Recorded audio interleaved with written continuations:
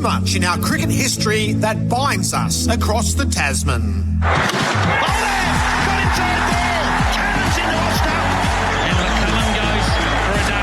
Richard Hadley must be really licking his lips at the moment. And he's gone in 15 for the match. They're going to lock an underarm. We haven't believed it. That's a disappointing finish. A rivalry fundamental to both our national characters. Line to Southey. Southey edge to Smith, and it's over. Australia ruthless to the end. He's gone. That's beautifully taken. He has got good hands. The New Zealand captain there, Jeremy Coney. Williamson's on 34. He faces Stark, and he's edging. He's caught magnificently. And goals it. There it is. There's the win for New Zealand. And we meet in this theatre as the two winners of the World Test Championship. It's a story that's akin to David versus Goliath, but Kane Williamson and his team now World Test champions. Scott Boland takes the catch to secures the World Test Championship final for Australia. Australia got most of what it wanted from a home summer. Jamal bowls and Marnus does it. Australia win the SCG Test and the series 3-0. Cummins gets a look at a Freedy, bowls to him, at him, popped up, caught. That's 5 in this second innings and 10 for the match. Although the end point raised queries in search of urgent answers. He lets fly. Hazel's bowled.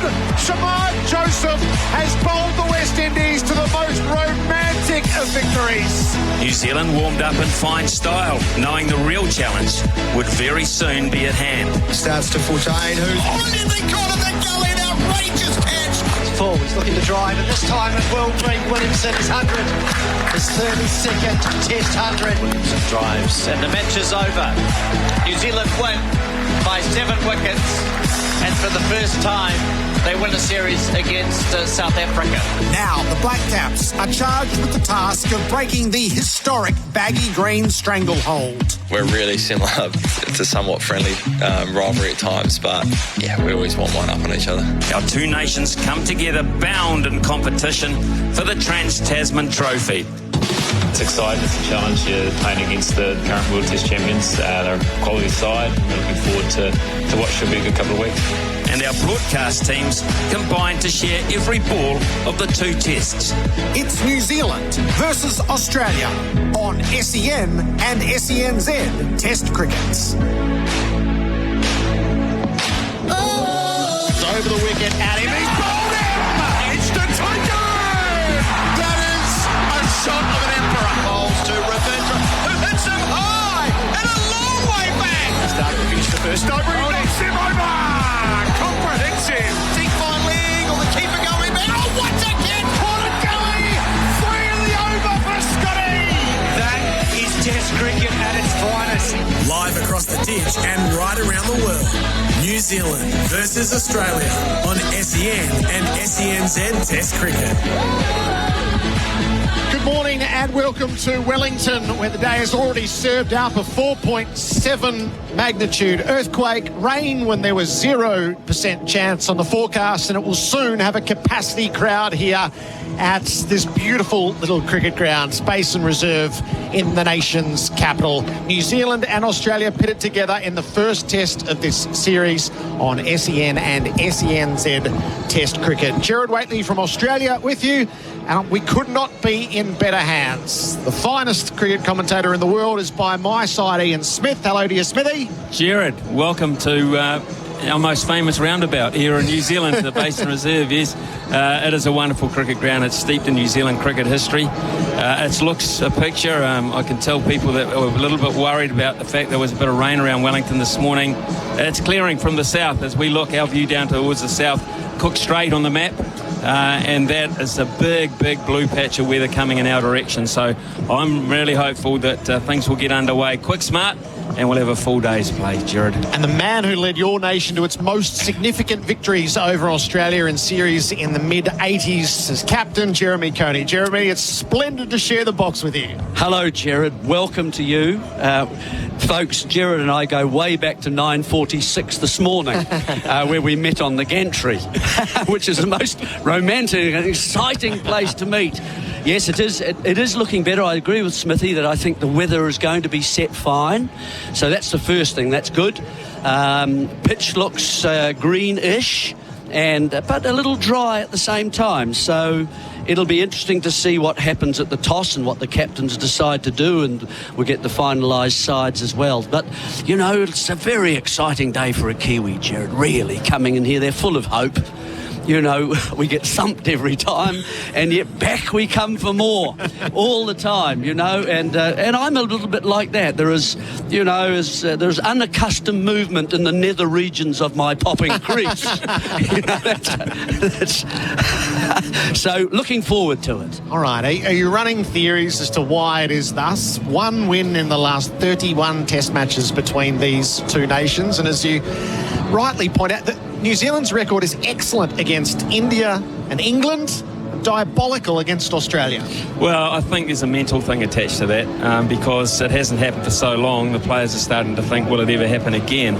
We were lucky enough in our era, as you pointed out, Jeremy captained us to a couple of significant wins over there. We've also enjoyed them over here. And I don't say we ever got used to beating Australia, but we got used to the idea that we could.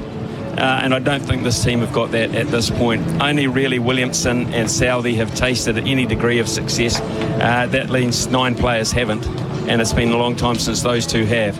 So I think belief is a big thing. Getting your nose in front and then staying in front is a big factor for this. They don't want to play catch up for this New Zealand cricket side in New Zealand, because this Australian side are hurting. We're all at the Gabba, Gerard. We're all at the Gabba. They got stung badly there. I watched the presentation. There was some nice little polite applause around the Australians as Shamar, Joseph and co got up and got their accolades. But deep down you were thinking, right, when can we put this right? And they can put it right here at the Basin. Yeah, it is an interesting one, isn't it? It's like sibling rivalry going on, you know, a public. It's like public bull rush in the backyard, and you can never. And you're against your older brother. Yeah, he gets you every time. And, and they're merciless, your older brothers. You know, I used to play rugby against mine. You know, they were tough. Every Thursday. So, yeah, no, I don't know either, really. Belief is an interesting one, isn't it? I was lucky enough to be in 73, 74 on that side that for the very first time we beat Australia. And it is a big step to take. You can talk overly a lot about it, I think, but, you know, we managed to get through at that time, and we thought that it might sort of change a bit, but it didn't. They've just always been a bit better, haven't they? I think you could also look at it this way, Gerard. You just had better players. We could nail it. We could nail it. Well, you got more players too. More to better choose players. from. More better. Can't say more better, Gerard. No, you can't. That's a terrible thing. Yes, First stint. I'll say more better. But I think you have more better players. Yep. Okay, forget my drift. It's the comma. Yes. Yeah. Our experts are in place for in-place living, specialist disability accommodation designed for you. It felt like the classic New Zealand. Since my first day of cricket in New Zealand, and look down and it's green, and look up and it's grey.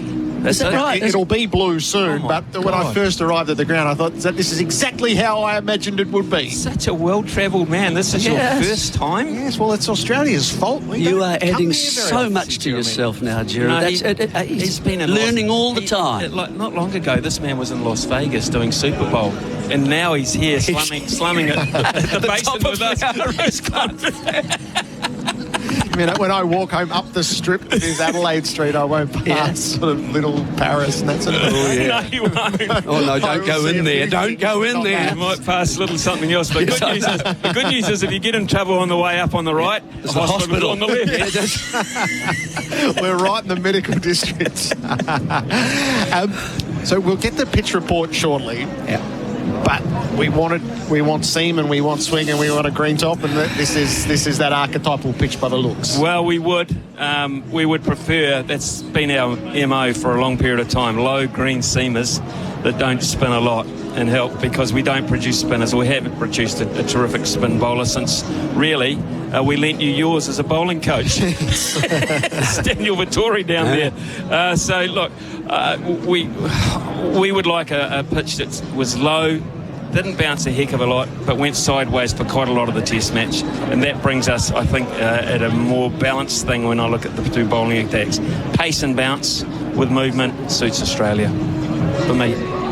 Yeah, and unfortunately, I think we've got a wee bit away from our point of difference. You know, New Zealand, if you look at the first 25, say, the highest number of wicket takers for New Zealand, obviously Hadley sits atop that, and then down, you'll find most of them are either seam bowlers or they're swing bowlers. There's, the Vittori would be up there. And John Bracewell would be. They'd be the only two spinners who would be up in that 25. The other 23 are going to be seam bowlers and swing bowlers. Look at the ground out here. We grow grass well. Yes. We are a large farm, and that's basically what we do. This surface, to me, I don't know whether you guys are seeing it the same as me, but look, it looks like blotchy, doesn't it, down the centre of this pitch? Well, we are elevated, and to look down on it, as we literally are, Jerry, you're right, it does look a little bit patchy, and then we bring a player in, Gerard, who we haven't even mentioned just yet. We're talking about swing and sideways movement, etc., Nathan Lyon. And to be honest, we do not have anything like a Nathan Lyon in this country. We will probably look to play two spinners to try and compensate for the one that we haven't got, and we will still not match Nathan Lyon. I've watched Nathan Lyon. I've been lucky to watch him, and over the last couple of years, he's a genius. They call him the GOAT for a reason. He is the best to me.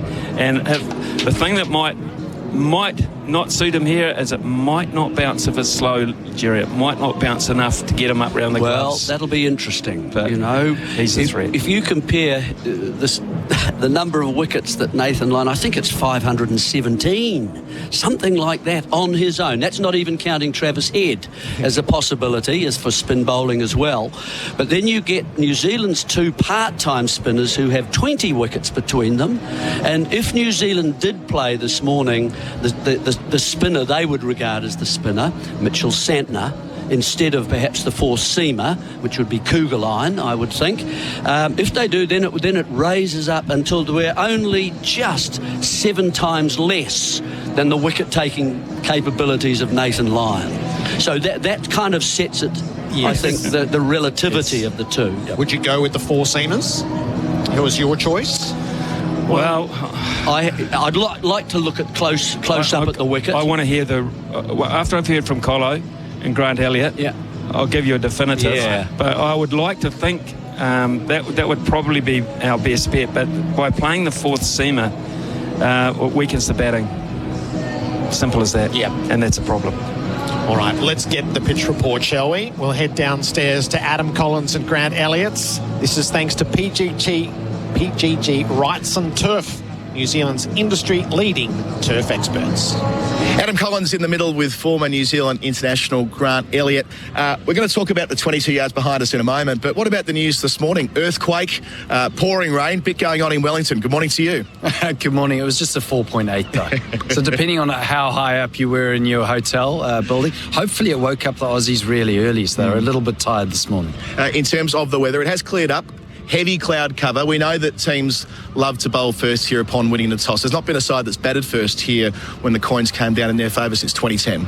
Yeah, I think, it's a gutsy captain that'll look at this pitch and go, I'll have a bat. Because if it's going to do anything, it's going to do it in the first day. It's going to do it in the first session. The only thing is you win the toss. Sometimes it can be a little bit slow. That's the only thing that can favour a team batting first. But it's a gutsy captain that'll do that. Because when you see green wicket, you want to get that new cherry in your hand, don't you? And it is so green. I mean, that's part of the cricketing culture here in New Zealand. On morning one, you see the surface, and it's hard to distinguish which is the pitch and which are the ones alongside it on the square. But it can be deceptive as well, too. Big scores on the first day here last year at the Basin Reserve. Yeah, well, when you say deceptive, 16 mils of cut grass on the pitch, 12 mils on the outfield. So there's more grass in the pitch than the outfield. But, it provides bounce, provides pace, which means that if the bowlers do get it wrong, you do see free-flowing strokes. So, there's a bit in it for the batters if the bowlers get it wrong, but they want to be up, they want to be full. And I guess the thing is, with a bit of cloud cover this morning, will it swing? That's when it gets dangerous. Yeah, Josh Hazlewood last time around in 2016 here picked up 4 wickets on the first day with Australia bowling out New Zealand for 183. Grant, it's going to be brilliant here. The grass banks will be packed, the stands will be as well. Can't wait to get upstairs. Yeah, me too. Looking forward to having a call with you, mate. The pitch report thanks to PGG Wrightson Turf. Righto, you've heard it. What are you thinking, Smithy? Look, I'm thinking as the weather gets better and better, as they spoke, the sun became even more prominent on their backs. And as I look out there now, there's a lot of people out there, but there's a lot of shadows, which means there's a lot of sunshine. And I don't think it's going to go away. The cloud that is above now will burn off. The sun will get its way. And I would be thinking, even now, Australia might be thinking about batting. I'm not sure about Tim Southee just yet. It would be need a lot more sun on the back for him. I think Tim Southee thinks his best chance of getting into Australia is when the wicket is doing plenty. Australia might go the long thought about perhaps winning it towards the end with Nathan Lyon. It's a very slight sou'easter too, Smithy. Now that historically has always prompted swing bowling. You remember Simon Dool coming up against India down here, Smithy, when he got those seven for. I remember Frank Cameron, who used to be our old selector, always talking about how he used to love to come in from the Adelaide Road end when there was a light southerly bowling. So keep that in mind as well. Australia's top order, Smithy, you spent the summer with us. Australia won its test matches on the quality of its bowling. There was only the one century from an incumbent, as Dave Warner made one to start. Travis Head made one in the middle, but the rest of it was a bit underwhelming. Australia spent a lot of time rationalising why their engine room doesn't make as many runs as they have historically. You can rationalise it out of existence, or you can face up to they're just not making the runs that they need to make. No, they're not. I will say there's a couple of pitches that were out of character, I thought, this summer. I didn't think the Adelaide Oval, which is usually 100 for anyone, and Travis Head did get his there, by the way. Usually that's the one they line up, get off the bus and say, just put a number on my name on the board there. So that was out of character. It would pretty hard as the test wore on to get 100 in Perth. But there were a couple of opportunities where I thought Australia would go big against particularly the West Indies, and they didn't do that. And the West Indies exploited them. I thought Shamar Joseph, what was his secret? Well, he bowled quite quick at times. In fact, he bowled long spells quite quickly. And he kept working away. And so when he got a wicket, new players came out that were facing genuine pace with a bit of bounce thrown in. And that's usually Australia's recipe. So they got a bit of their own, courtesy of Shamar Joseph. Look, I think there's a vulnerability about it at the moment because at their peak, terrific players, all of them. But when I left Australia, I thought some of these guys actually are not at their peak. And Cameron Green at 4. That's an interesting one. Cameron Green will be interesting on New Zealand pitches if they do a bit really well. Yeah, they're ranked one. Let's be honest about it, Smithy. They're ranked one at this stage. New Zealand 5. Now, if they were 1 and 3, you could say, maybe a bit close. But 1 and 5 is quite a gap, isn't it? Second thing is that they are the current holders, of the Test Championship. New Zealand haven't beaten them since 2011 over there, and it's been 8 years. Look, we know all those kinds of figures. You'd have to say, if you looked at their batting, it's generally a little bit stronger. They've got more experience, more hundreds, more runs because of the experience, perhaps. But they are stronger than New Zealand. If you look at the rankings from ICC, 2 New Zealanders in the top 11, 4 Aussies, and it goes on and on. And even if you run a sort of a very casual ruler over the sides, Australia would have to play quite badly or below par. And New Zealand would have to bring their A game if there's going to be some sort of surprise about this result. I think that's fair. We would both love, of course, New Zealand to do well, as will a lot of the crowd here. But I think that's the reality of the situation. So we can talk as much as we like about this and that, but that's the overall statistics for me. And just to finally put that, if we talk about underdog status, though, I think that New Zealand, going into this test, had have a better chance of beating Australia than the West Indies did. Yes. But they did. But they did. I'll finish on that. And it does add the sense of urgency, because for the world rankings, we now sort of are obliged with the World Test Championship. New Zealand is on top, having won 3 of their 4. Australia slip up at home, so they're back 3rd behind India. Australia, they have to win both Test matches here to fulfil their own ambition. And if New Zealand got a split or better, it would send them surging. Well, I knew exactly how serious Australia were about this when I saw the squad. And when I saw the Test 11 front and centre, staring me in the face, thinking that, 1, they don't want to give another bloke a chance. 2, they're going to make up for lost ground. So you got it wrong, you get it right. Simple. Ian Smith and Jeremy Coney in place in our SEN and SENZ Test cricket box. The players are going through their warm-ups for Ream manufacturing in Australia for more than 80 years. A big welcome to Ream, who join us for this series on SEN and SENZ Test cricket. Australia's first choice 11 is on duty. The bowlers have made it all the way through. This is the 6th Test match in a row. New Zealand's preparation's been a little bit disjointed with a few things that have gone wrong. So we'll play with that in a moment's time. And the toss is coming up here in Wellington. What will 2 fast bowling captains morning to bowl? Is that going to hold the day? Our pre-game is for Nilex, experts in watering. Forazine, quality paint and colours perfect for your summer projects. And GJ Gardner Homes, New Zealand's most trusted home builder. This is SENZ Test Cricket, the Black Caps against Australia. The first test, live from the Basin Reserve. I've always tried to make good choices for my family's future and their happiness. Having an enjoyable and safe building experience is about choosing the right builder. So put your family in safe hands and choose GJ's with their proven track record. In over 25 years of business and with close to 23,000 builds, GJ's has completed every home we've ever started, a fact we're very proud of. Make a wise choice and choose New Zealand's most trusted home builder. GJ's, here today and tomorrow. Get so much more with a great garage store from Gerard, Auckland. 10 years warranty, real security. Gerard, Auckland. Quality, real durability, servicing you since 62.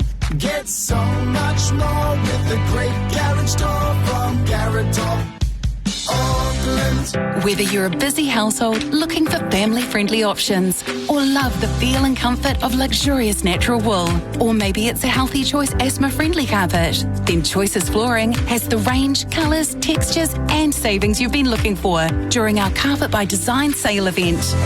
Go online at choicesflooring.co.nz and discover the carpet solution that's just right for you.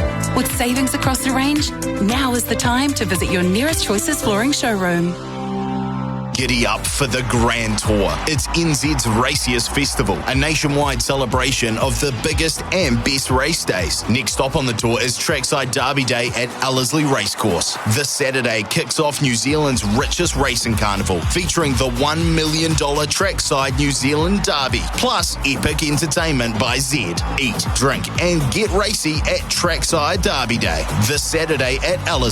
More info at thegrandtour.nz. Bet with the TAB, R18, bet safely. If it's time to sell your rural or lifestyle property, then Bailey's Country can help deliver you the best result. Bailey's Country is celebrating 25 years as New Zealand's leading multi-channel property campaign, showcasing rural and lifestyle properties for sale, delivering greater audience reach, more qualified and engaged buyers, and ultimately more sales, all within a highly cost-effective model. Bailey's are altogether better at rural real estate. Visit baileys.co.nz/country to learn more. Sold. Licensed under the REAA 2008. When it comes to farming, some things are easy to control.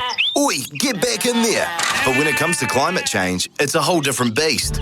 Overseer FM is a high-tech software tool that's designed to put farmers in control, to drive change by creating sustainable farms. In other words, it helps save the environment and your back pocket by taking the guesswork out of farming. Find out where your farm is at Overseer FM, and together we can help drive your farm forward. Overseer, choices for farmers. Looking for a big tractor to get the job done? Then you can't go past Kubota's M72. Available from 130 to 170 horsepower, there's a M72 that's right for you. And every new machine includes a big 5-year warranty, making the Kubota M72 the tractor of choice. Speak with your local Kubota dealer or visit kubota.co.nz to learn more. Kubota, shaping New Zealand. Big battle, your local liquor store. Big range, bigger deals. Hibiki Harmony Premium Japanese Whiskey, 700ml, $219.99. Scapegrace Dry Gin or Black Gin, 700ml, $74.99. And Bharat Dark or Spiced Rum, 1 litre, $46.99. Big barrel, big range, bigger deals. Big battle, your local liquor store. Summarisers, quality paint and colours perfect for your summer projects. And GJ Gardner Homes, New Zealand's most trusted home builder. This is SENZ Test Cricket. The Black Caps against Australia. The first test, live from the Basin Reserve. The pre-game show for Nilex. Water your garden with Nilex. Available at Bunnings Warehouse. The toss is a couple of minutes away. We'll take you out into the middle of Basin Reserve shortly when the two captains gather. This series features the two best batters in the world right now. Kane Williamson is 1, Steve Smith is 2. They both shared 32 centuries. Williamson's record against Australia is modest against his overall career record. Jeremy Coney and Ian Smith is... For all that he has achieved, how significant would it be if he could post home hundreds against Australia? Well, you know, in terms of his own development, Gerard, I mean, he's now, 32? Have he got a couple in this series? 34, we're talking fairly high in the echelon, aren't we? But he sets himself very high standards. He hasn't played a lot of cricket. In fact, he hasn't played cricket since South Africa because of the impending birth of his third child. But he is steely. Born now. Thank you, Jerry. Yeah. Born now, by the way. Thanks, Jerry, for that. Yeah, I didn't send a card. But I'm trying to be serious here. He's very, very determined to be very good against the very best. So satisfying. If he racks up 100 against Stark, Hazlewood, Cummins and Lyon, that'll mean a lot to him. And I think he might. Jerry? Well, yeah. I mean, he's obviously the key man for New Zealand, isn't he? It's a case of old Shakespeare, once more into the breach, dear friends. and it is a wee bit like that, actually. So if New Zealand happen to be batting, they have to go through their jobs. The openers must, be line players. Don't play it if you don't have to. It's hard to get out. So you really want to play you play your best innings when you're not playing the ball, which sounds a bit weird. But by doing that, you see off the first spells of the fast bowlers. And, that in itself is that's a win. And you've got to feel that about the game at that point. And if you can get through to 20 overs, you're then an hour and a quarter into the game. You can start to see it. Lunch as a possibility, and you're saving the key man and number 4. And that's then you're doing your job. I would rather be, I think, sort of 3 runs and over than 6 and 1 down, early on. I don't, because there's so much time to play in the game as well. We've got 5 days. How many tests last 5 days nowadays? They don't, do they? They go 4 days. There's plenty of time. Yeah. So use it as well as you can. The great Brian Lara, who I had the privilege of working with on 2 or 3 occasions, has interesting theories about batting for a man that he's accumulated so many milestones in his career. Interesting that they're so simple. So yeah, I say to Brian, tell us about how you got started in innings. He said, most of my very good starts were at the non-striker's end. Yes. Yeah. Simple as that. Yeah. Well, that's great. Yeah. That's it. Summed it up pretty well. Ian Smith and Jeremy Coney, our pre-gamers for Nilex, experts in watering. The coin toss is about to happen thanks to Red Energy. Switch to 100% Aussie-owned Red Energy at redenergy.com.au. So Daniel McHardy is downstairs with Bharat Sundaresan. They are pitch side. Daniel, good morning to you. And to you, welcome. Good to have you in Wellington, sir. Welcome to the middle of the Basin Reserve. Overcast day, quite a fresh southerly breeze. If you like swing bowling, Bharat, you probably want that breeze to come back a little bit as we've got the 2 skippers just exchanging the team sheets. But what a setting. We've got a sold-out venue for 4 days. It's filling in. Real test venue. It is, and the wind has picked up. My hair's flying all over the place, Daniel. And on both sides of us, you can see the Australian and New Zealand seamers just going through their routines. And I've been hearing the words wobble, swing in the background. So, yeah, the ball will do a bit. The pitch is interesting, though. Yeah, it might be more off the surface than through the air, because that's quite a gusty breeze. You might be picking it up in our effects mic. Coming from the south, southerly breezes, Jeremy Coney will tell us, especially nice and light, it's probably perfect for swing conditions. But overcast skies, but it's just wonderful to see the fans in nice and early. If we look away towards the northern end, there's a massive queue. But surely, whoever wins the toss bowls. That's what always happens at the Basin.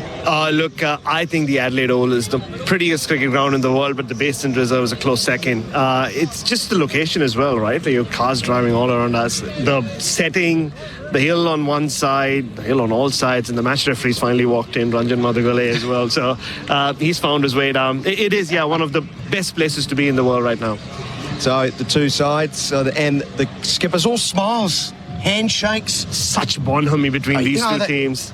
They get along so very well, don't they?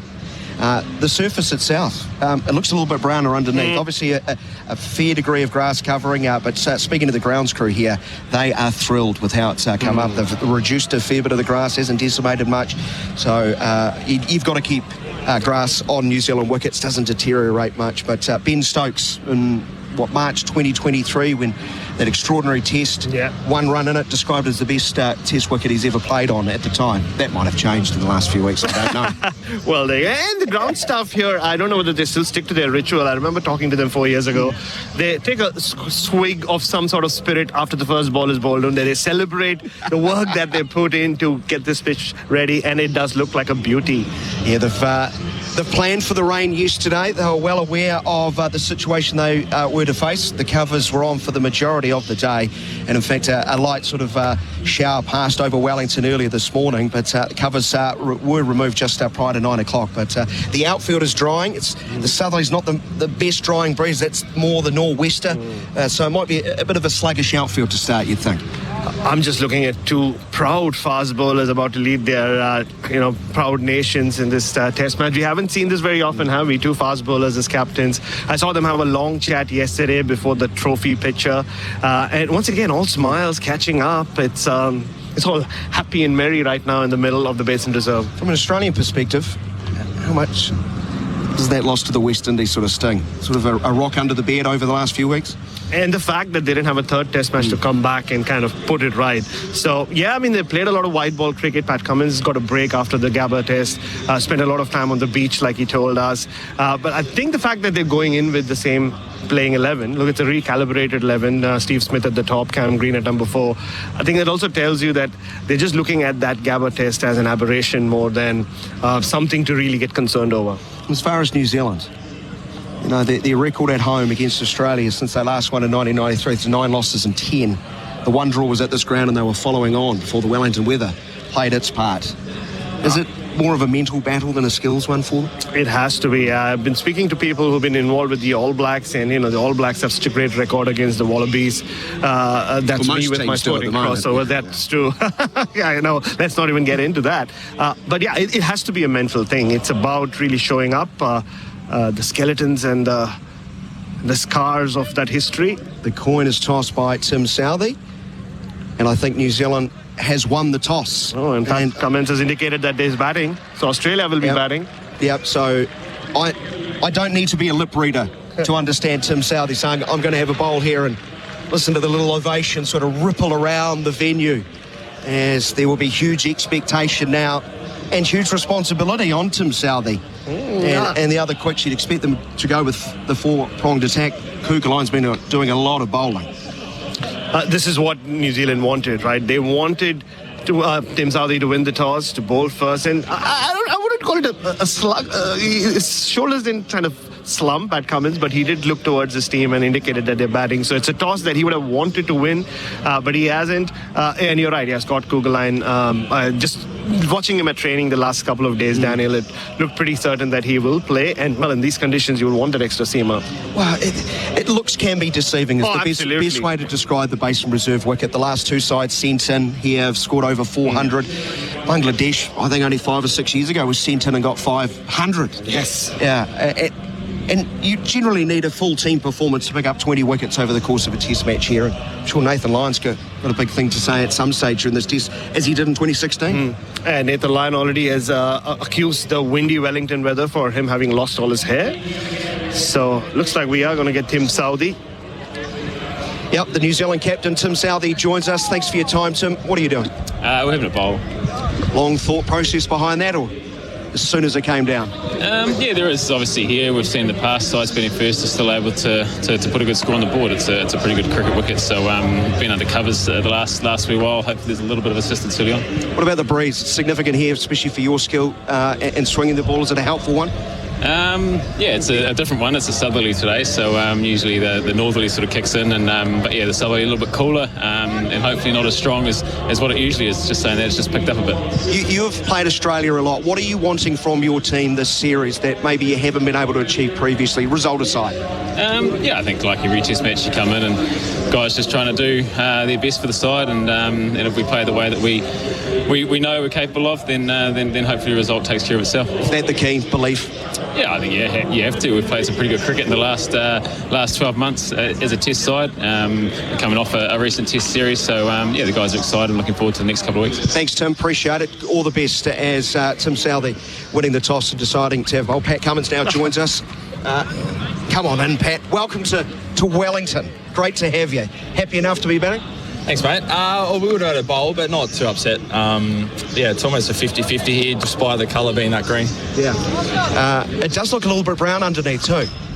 Yeah, that's right. I think, the colour can be a little bit deceiving here. Looking at some of the scores, there have been some big scores. So, yeah, we'll see. I've never played here, so not too sure.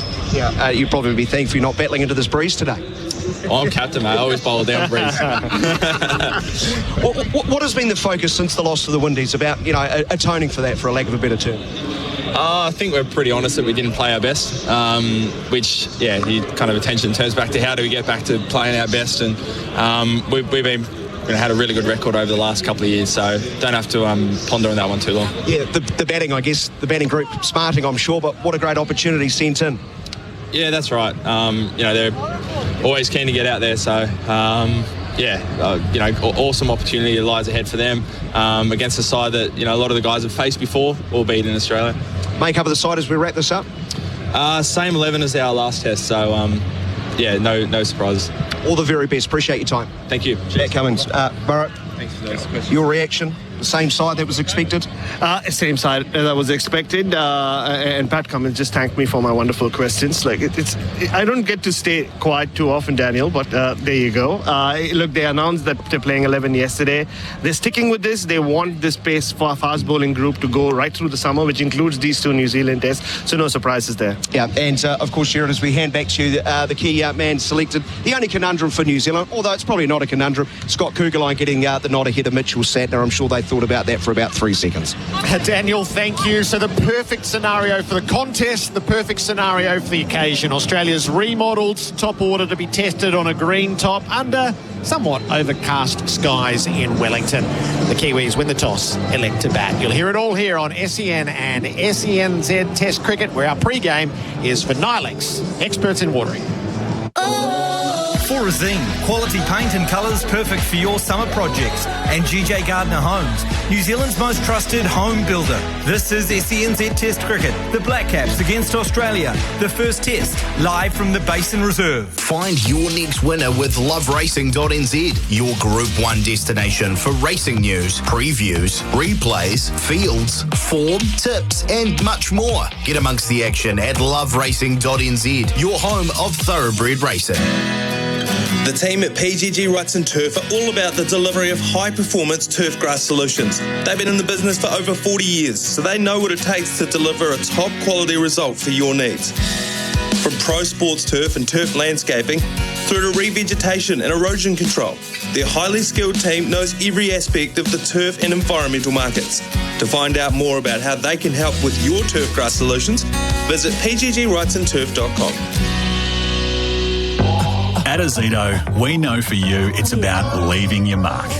It's a statement, making every task uniquely yours. Azito doesn't just have your back, We're right there with you, powering your DIY journey. With over 100 tools for your home and garden, all powered by one battery to make it happen. Because when it comes to getting things done, this is your moment. Do it yourself. Do it with a Zito. Do you? Every day, right across this great country, Kennard's Hire help loads of customers and their customers enjoy the feeling of a job made easy. Like Paul, who perfected the finish on his concreting job thanks to a vibrating handheld screen from Kennard's Hire. Happy, Paul? So whether you've got a big job or an even bigger job, get that Ken-Oath feeling.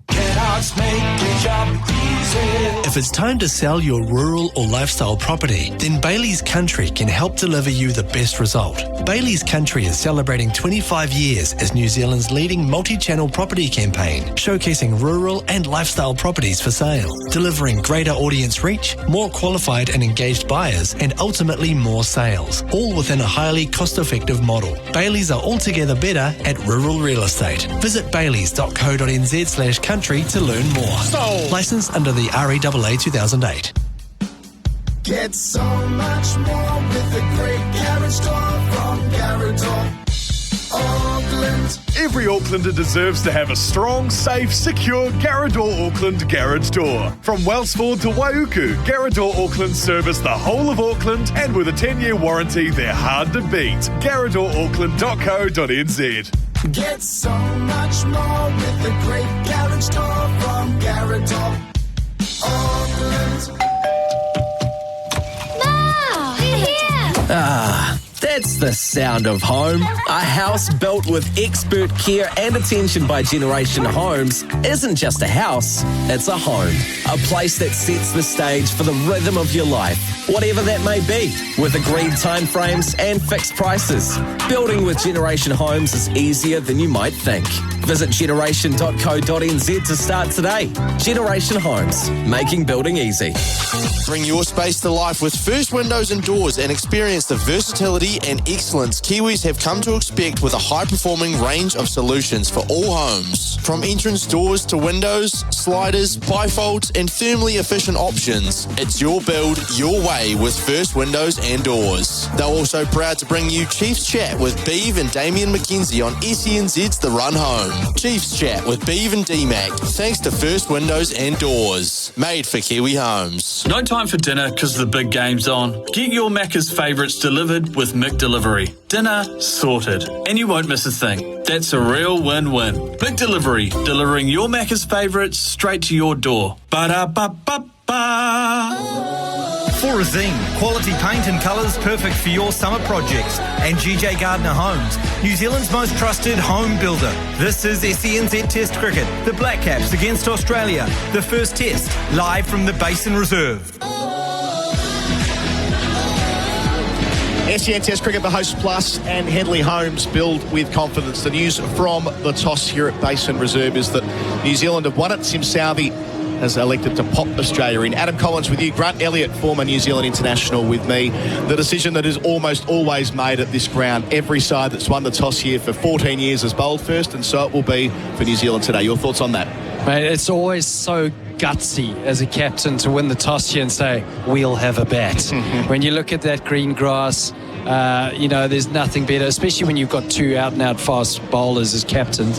I'm pretty sure that they both would have loved to have had a bowl on that. So no change for Australia from the side that lost at the Gabba a month ago. For New Zealand, Daryl Mitchell back. He had an injured foot for the second test match against South Africa. Scott Kugelheim into the side for his second match at the expense of Devon Conway, who injured his thumb during the T20s, and Mitchell Sartner, who has been overlooked for this test match. So 4 quicks for New Zealand. Kugelheim played at this ground against England last year. What have you seen of him through his domestic career so far? Scott Kugelheim actually started here in Wellington. I was his landlord. When he first started, he was raw. He had 2 deliveries. He had a bouncer and he had a slower ball that he pitched for. And Jamie Siddons, the coach, loved him because he was just raw and he ran in and he tried to just put the fear of terror or fear of God into these batters. But he started to swing the ball. He gets the ball a little bit fuller, and after his recent A tour to Australia, I think it's not surprising that he probably would have been picked for this, because I think he scored 100 and took 10 wickets in that game. So maybe good choice. He has got a lot more experience under the belt, and a little bit of a wild card, I thought, coming into this test match with Wagner out and then Jameson injured. So wasn't too sure which way they would have gone, but they've gone with pace. It was going to take a lot to overtake Neil Wagner in the New Zealand pecking order. What a marvellous career he's put it into it this week, having been overlooked. That's due to largely Will O'Rourke, who made his debut against South Africa a fortnight ago. The best ever figures for New Zealand on debut in a match, 9 for 93. He's tall, he's quick, he gets plenty of bounce. He'll love bowling on this. He looks like a rugby player. I saw him in domestic cricket and he was head and shoulders above everyone that was bowling that day. Keeper was taking the ball above shoulders, and you don't really see that in New Zealand that much, that raw pace. But he's got raw pace, he's got bounce. I think the question with O'Rourke, and he adapted so quickly. He got his length right. I actually questioned whether or not he'd get the right length, because he sort of bangs it in quite short, bowls that test length, but he hit the sticks. He asked questions with the LBW, bowled, made them play coming forward, and he'll be dangerous on this deck if he can get that length right. And watching him at training at the back a couple of days ago, he was working over one Kane Williamson, which takes some doing in the form that Williamson's in at the moment. This is filling up very nicely. The grass bank about 3/4 full. We're about 15 minutes before the first ball. The news again from the toss. New Zealand have won it. Tim Southey electing to field first.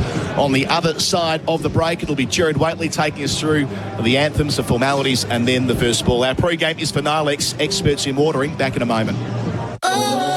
For Resine, quality paint and colours perfect for your summer projects. And GJ Gardner Homes, New Zealand's most trusted home builder. This is SENZ Test Cricket, the Black Caps against Australia. The first test, live from the Basin Reserve.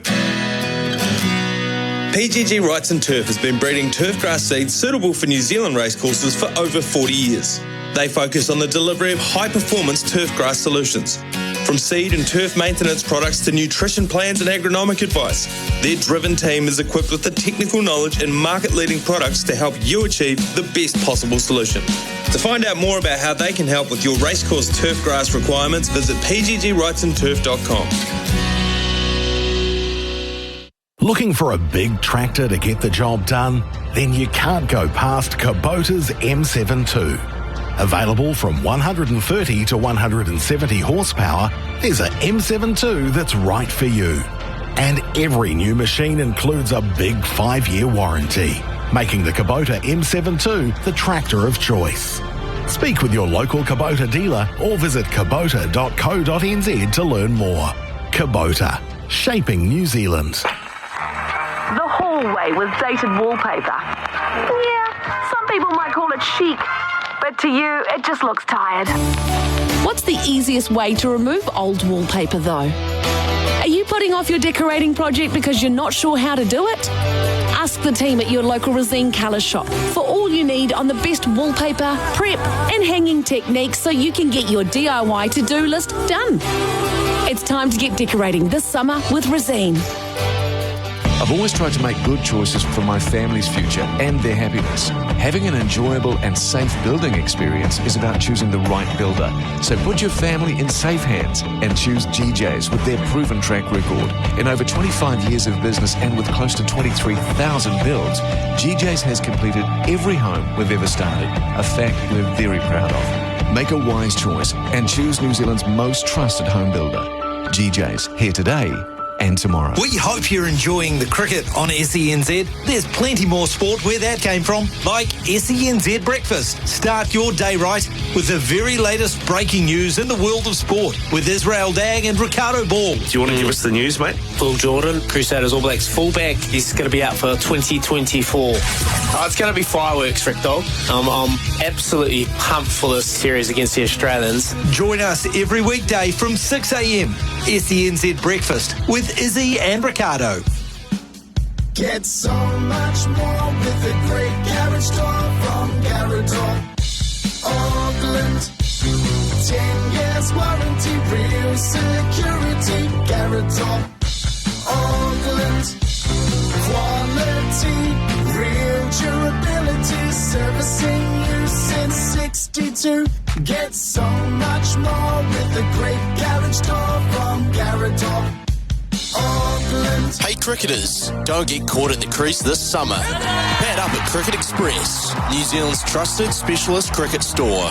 Their staff play and love cricket, so you can relax knowing you'll get the best advice. Visit any Cricket Express store and their experts can help fill your kit bag with the right gear for you. Whether you're a batter, bowler or a keeper at any level, now that's worth some runs. Visit Cricket Express's 6 pitches around New Zealand or cricketexpress.co.nz. At Azito, we know for you it's about leaving your mark.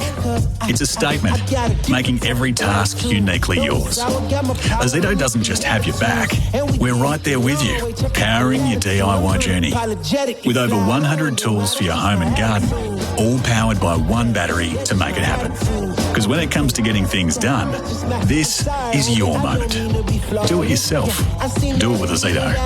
Do you? For Resine, quality paint and colours perfect for your summer projects. And GJ Gardner Homes, New Zealand's most trusted home builder. This is SENZ Test Cricket, the Black Caps against Australia. The first test, live from the Basin Reserve. The first session. Before you dig, lodge a free inquiry online. You could tell by the reaction of the crowd when the coin fell in Tim Southey's favour what New Zealand were up for, and that was to bowl and to test this remodelled top order of Australia. It is the most perfect result for the contest and for the occasion this Thursday here in Wellington. Very shortly, New Zealand with ball in hand to Australia's top order. Gerard, Whateley and Ian Smith with you. This first session will be, but before you dig, lodge a free inquiry online. Trophy's been placed out on its plinth and the players shortly to observe the anthems. Smithy, this is perfect. It is perfect now. The sun's getting more and more prominent. It might end up being not such a bad day to bat, but the first session will dictate that. New Zealand have got the advantage, they believe, and Pat Cummins obviously said he wanted to bowl first as well. So, bowling first was the preferred option. It's all very well, Gerard, but you've got to get it right. You've given your team the advantage. You're one of the bowlers yourself. You must make sure you bowl in the right areas. They'll have done a lot of homework on this Australian side. You cannot get away with sneaking up on the opposition these days because they use so much technology. They will have areas where they want to bowl to each individual batsman. They have to put it there. It's as simple as that. If they do, the other key factor, Gerard, as we saw against Australia in the summer over there, hold your catches. Yes. Hold your catches, particularly early on. Grab that first one. It was a bit worrying the way New Zealand fielded in the T20s, I must say. It was a bit off-putting from home. I don't think they were brilliant in the tests, to be honest. I think they were below par. And maybe they were saving their best for now. I would hope that, because New Zealand cricket sides over the years have always been able to pride themselves on being good in the park. As a group of 11, they generally mesh pretty well.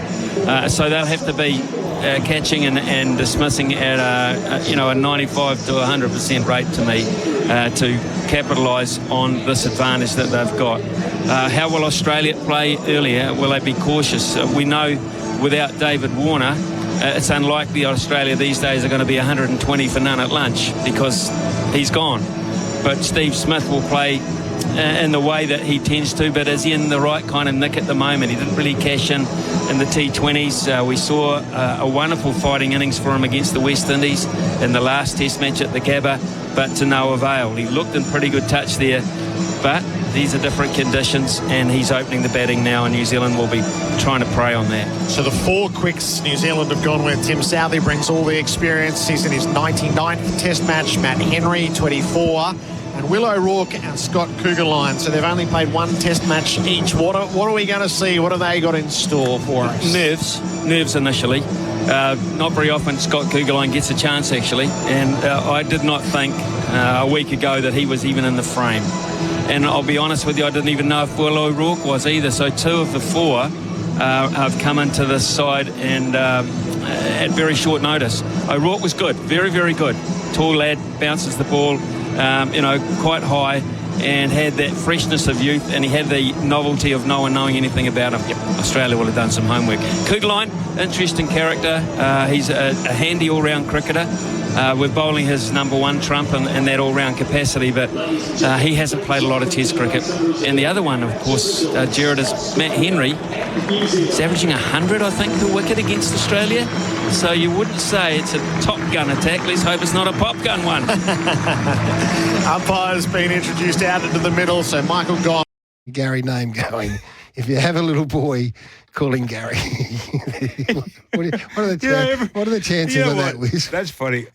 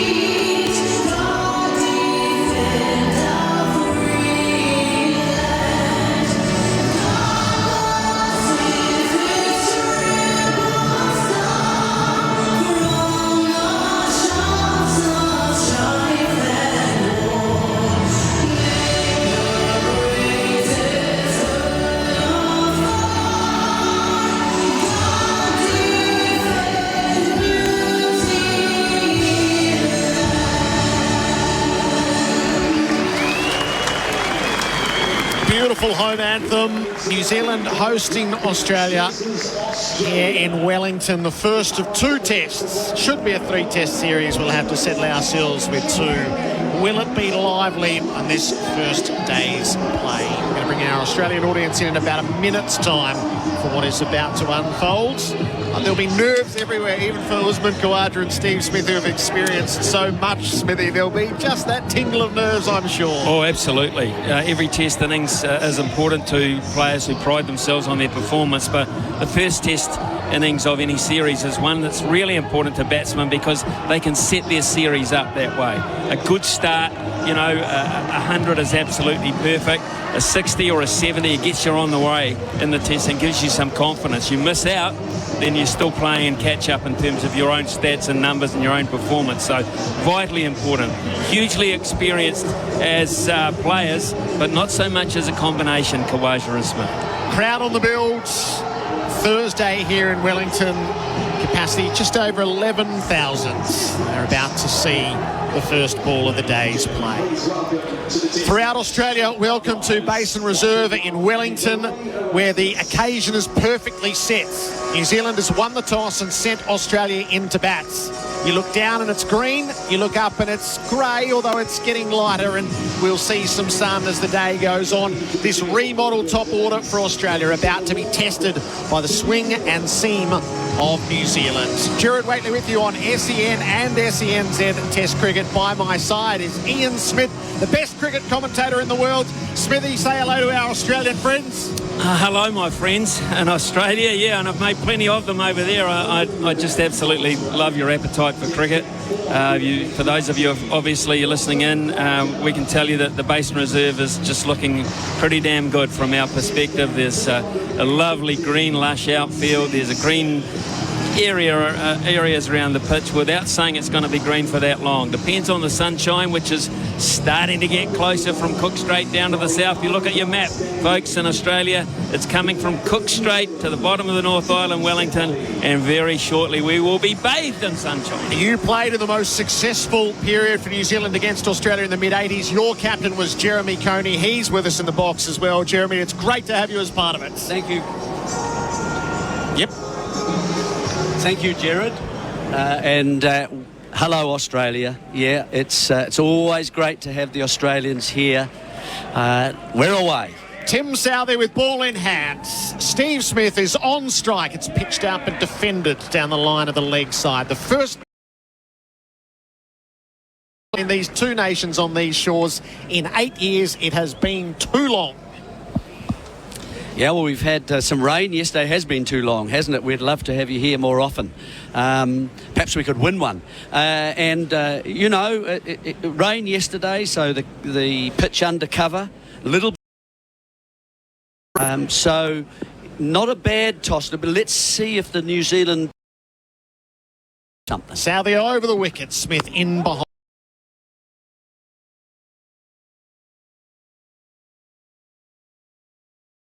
Tim Southey really, Gerard, has not been getting it through as quickly as one would like. He's sort of high 120s, early 130s at best.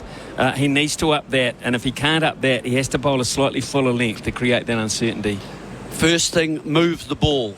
That's what I want to see from the New Zealand bowlers. Move the ball so the Australian batsman can't go into a drive with impunity. 3 slips and a gully in place. Smith faces up. It's down the leg side. It brushes something on the way past. So 3 too short. So make them watchful, make the batsman watchful and slightly uncertain. Can I, in Australia, Gerard, you can play through the line a little bit more. Here in New Zealand, you've got to be a bit more cautious about it if the ball is in the right place and moves. Second thing is the battle for length. And that's what we've already spoken about. The length at the moment has been too short. Try and bring them forward and uncertain and bring the slips into play. New Zealand's captain is in Test match number 99. He bowls to Steve Smith, who's in behind defending. Shiny red ball back down the pitch. 3 slips and a gully, very orthodox. Gerard, we always look to see in New Zealand if they have a short leg in place, just to see with a bit of sideways movement off the pitch. That is not the case. They would have Ravindra in there, possibly under the helmet. He's at a mid-wicket, orthodox mid-wicket, so by New Zealand standards, this is very, very orthodox, not too over-attacking. It's a wait-and-see kind of field. It's breezy, wind out of the south. It's such a pretty cricket ground that we look down upon as Smith is covering his stumps and finding the first run out near mid-wicket and tickled it away to his right. Ravindra comes around to do the fielding. First run on the board. I think that also says, it's a little bit short of a length again. So far, Smith has played every ball off the back foot. This one is, the two have been leg stump line-ish, haven't they? Mm-hmm. And so he's looking for outswing. That's his natural and instinctive delivery. I wonder whether it's not happening for him, whether it's just holding its line and continuing straight on. So short mid-wicket in for Khawaja. So 2 slips and a gully. This is where we'll see a little bit of creativity. And the short mid-wicket is 2 pitches away.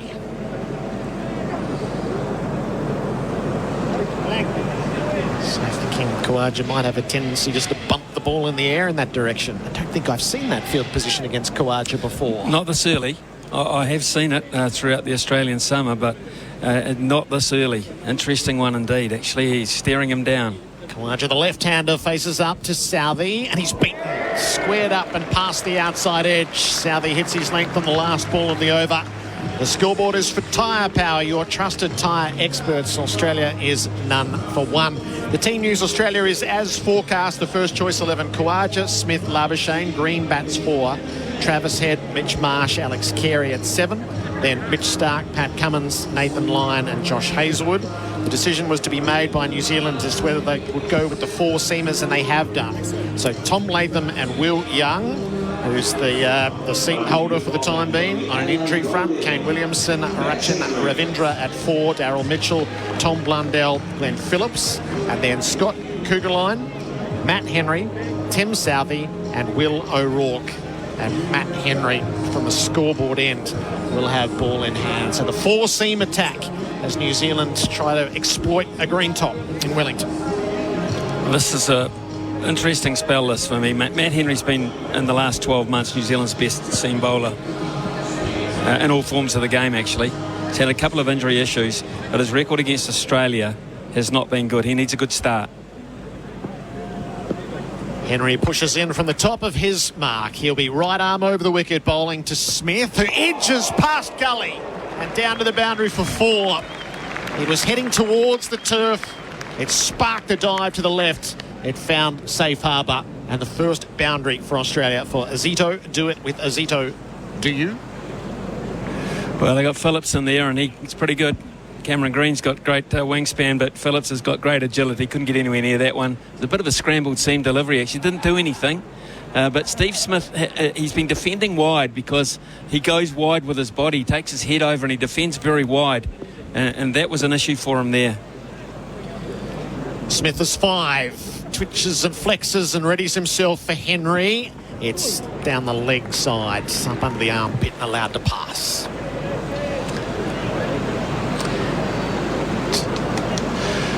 Just nice carry.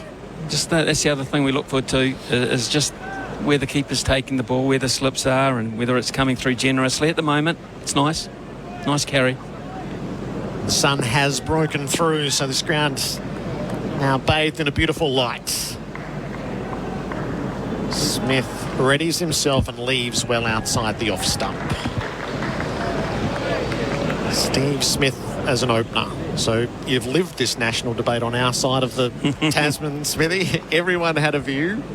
It didn't look good early. He carried his bat in the unsuccessful chase in Brisbane with 92. It is an interesting one because he took the ball by the horns and said, give it to me. Because he was a late candidate, wasn't he? He was. Henry bowls and Smith got tangled up as he tried to turn down the leg side, picks it up, tosses it back to the bowler. There was the other debate, and still the debate rages on as to should have been a specialist. So many specialists waiting in the wings who deserved either a crack or a second crack. There are a number of candidates there, and people saying, it's really. And then all of a sudden Steve said, what about the possibility of me opening and Greenie coming in at 4? Have we thought about that? Oh, okay. Smith across his stumps and he leaves well outside the off stump. Moves a long way, doesn't he, across his stumps, does Steve Smith? I mean, I knew he moved across, but I didn't think it was quite as significant a move as that. A lot of batsmen like to get underway before the bowler bowls, as long as you're still, I think, at the right time, so your eyes aren't moving and the head isn't moving is the key to it all. Those trigger movements. He starts quite wide, doesn't he, and leg stump sort of. It's across his stumps, edging into the turf, and it beats Phillips in the gully. Second boundary down to 3rd for the over as it touches the rope. Smith is 9. Henry troubled the outside edge. Australia none for 9. The Tyre Power scoreboard, your trusted tyre experts. Look out for the sunrise. Enjoy local service delivered with a friendly smile. Look out for the sunrise. Enjoy local choices, the best within a country mile. Next time you're refueling your car, look out for Sunny the Kookaburra at your local Sunrise, a trusted and independent local store. There's over 1,200 stores Australia-wide. Visit newsunrise.com.au and do what the locals do. Look out for the sunrise. Enjoy local service, the best within a country mile. SEN and SENZ Test cricket for Resine. The paint professionals use none for 9. Australia a couple of overs in. Gerard Whateley alongside Jeremy Coney and Ian Smith, our experts in place living specialist disability accommodation designed for you. Tim Southey in between overs, folks, has just put a little bit of sawdust on that landing spot with his left foot on the crease line, so he's just a little bit worried. And Tim Southey, when he does that, he covers a lot of the crease line because he uses a lot of the crease line as a bowler. He will tend to bowl wide of the stumps, wider than most, and then he'll come in close. Southey begins the new over. He delivers to Khawaja, who leaves tight to the off stump, a ball that nipped back in. Big wicket, Khawaja. Khawaja's the kind of guy who has the ability to not worry about the numbers going up against his name, but just to wear you down, to take the energy out of your attack, the hope out of your attack. So you get him, you feel like you've opened up a big end. New Zealand on a 5-match winning streak at this ground. Australia's only lost here once historically. Khawaja leaves outside the off stump. Khawaja's one of the 5 who survived from 8 years ago to be here, and he made 140 on this ground when Australia was victorious at the start of the previous series. Yeah, Southie's kind of high 120s, so it's not quick. It's more Mitch Marsh kind of territory, really, and that's a pace of of Southie nowadays.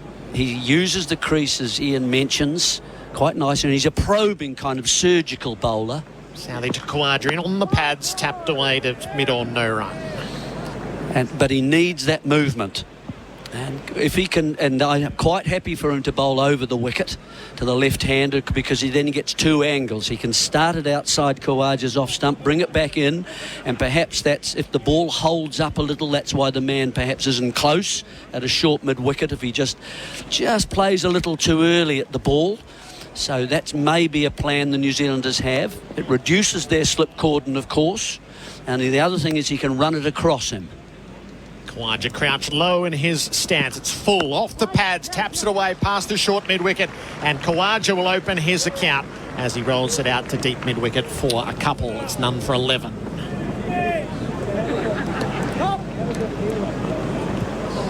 Nice buzz around the place, isn't there?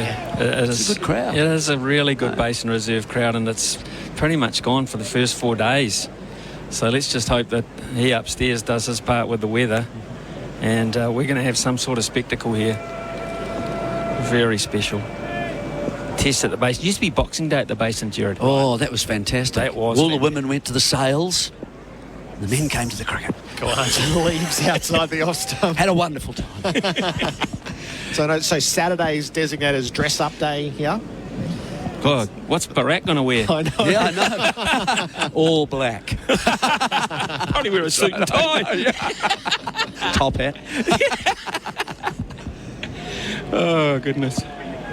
So we're in the grandstand. This is the Vance stand. So Southie's down below us, and then the scene is beautiful. As out to the left and all the way around is the hill. So a third of the ground is the hill. Khawaja is beaten again past the outside edge, a rising delivery outside the off stump. And then we've got the side screen and the scoreboards. We've got the view up Adelaide Street, and then out to the right is the bench terraces, 6 or 8 back. Think, if you're in Australia, think BFL Park back in the day, and then a stand behind that. So it's such a pretty ground. The museum stand is the old one. It was you weren't allowed to sit in it for a decade, Jerry? No, it was yellow stickered, wasn't it? It was yellow stickered because it was earthquake proof. Right. And underneath there is the New Zealand Cricket Museum. An essential stop before we leave, I think. Southie pitches up well outside the off stump, and it's not gloved. It got away from Blundell, and they'll pinch a bye, which is lucky not to be a wide. None for 13 at the end of the over. Tyre Power scoreboard, your trusted tyre experts. Look out for the sunrise. Enjoy local service delivered with a friendly smile. Look out for the sunrise. Enjoy local choices, the best within a country mile. Next time you're refueling your car, look out for Sunny the Kookaburra at your local Sunrise, a trusted and independent local store. There's over 1,200 stores Australia-wide. Visit newsunrise.com.au and do what the locals do. Look out for the sunrise. Enjoy local service, the best within a country mile. SEN and SENZ Test cricket for Resina. The paint professionals use. Australia sent into bat after Tim Southee won the toss. None for 13. Smith is 9. Khawaja is 2. And Matt Henry will be bowling from the scoreboard end with 3 slips and a gully in place. As Khawaja scratches out his mark. There's a point, a mid-off, a mid-on and a mid-wicket, as well as fine leg down below us. Khawaja just makes Henry wait a moment or two. Now the 32-year-old sets in and bowls. Khawaja beaten, squared up. They've got past the outside edge of Khawaja a few times already. I like this line. A lot of players these days tend to go round the wicket very early, but both of these New Zealand bowlers are bowling orthodox across Khawaja, and they're giving him problems.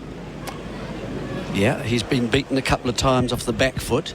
He's not getting... He doesn't really get a long way forward, does he? He's a crease player, and Gerry, that would encourage you, I think, as a bowler to pitch the ball up a wee bit more. And if you're beating the bat too often, then you're too short. Henry hits the crease bowls. Khawaja squared up. That's in off all sorts of body and pad, and falls down in front of him. He looks a bit uncomfortable. And the reason why I like it is because if you can find that area on the pitch and the uncertainty of not knowing whether it's going to seam or not, Khawaja is generally quite a good lever. But even he is entertaining the thought of having to play that line at the moment. So Henry challenging Khawaja, who leaves outside the off stump. Henry can't believe that. Henry's hands have gone to his head. It's gone in pretty close. Oh, that's nip back. That's a nip back. But that is Khawaja. He will hover around the crease line. He's not like Warner. He used to bat out of his crease and was a nightmare for bowlers. I mean, two left-handers. One bat's coming at you a foot out of his crease. The other just doesn't leave his crease. That's the conundrum. It's like bowling to one huge tall man out of his crease and one short guy. The Bunnings trade replay screen drew a good gasp from the crowd. Khawaja in behind, solidly defending. Back to Matt Henry. You wonder if there is some movement, Ian, just whether there should be someone in close there early on. There's sufficient bounce, isn't there?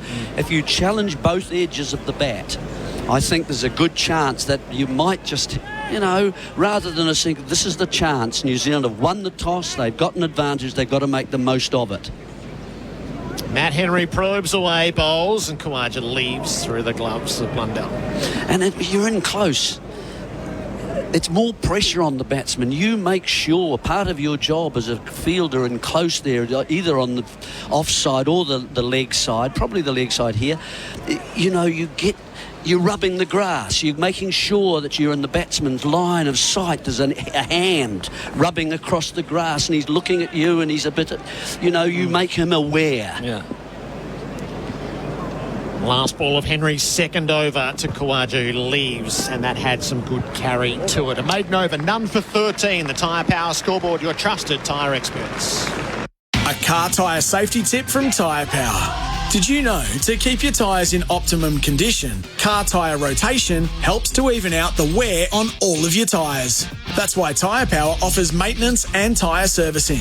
Also this month, selected Falcon passenger and SUV tyres are the equivalent of 25% off when you get 4 for the price of 3. The Big Brands Better Buy sale is on now. To find your Aussie-owned local independent Tyre Power dealer, visit tyrepower.com.au. This opening session of play before you dig Australia.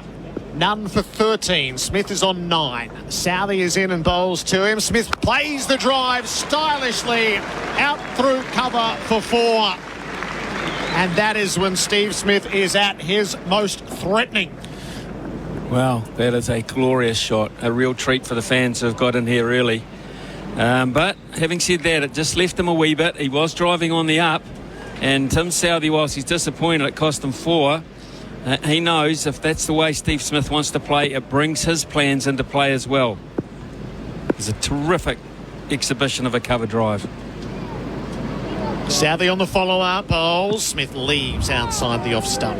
See, I would rather, in a way, see that as a bowler, with an outswing bowler with your 3 slips and a sort of a finer gully in.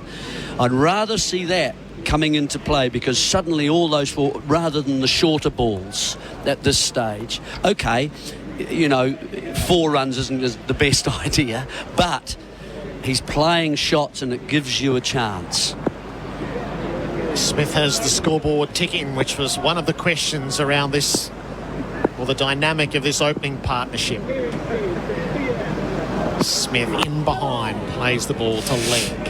And there's another opportunity for New Zealand there, because if you can bowl full enough, Steve Smith is such an exaggerated mover across to the offside. Sometimes he goes so far with his head that I think he loses sight of where his off stump is.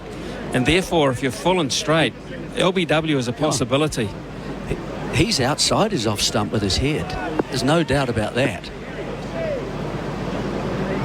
He's playing at balls he could let go.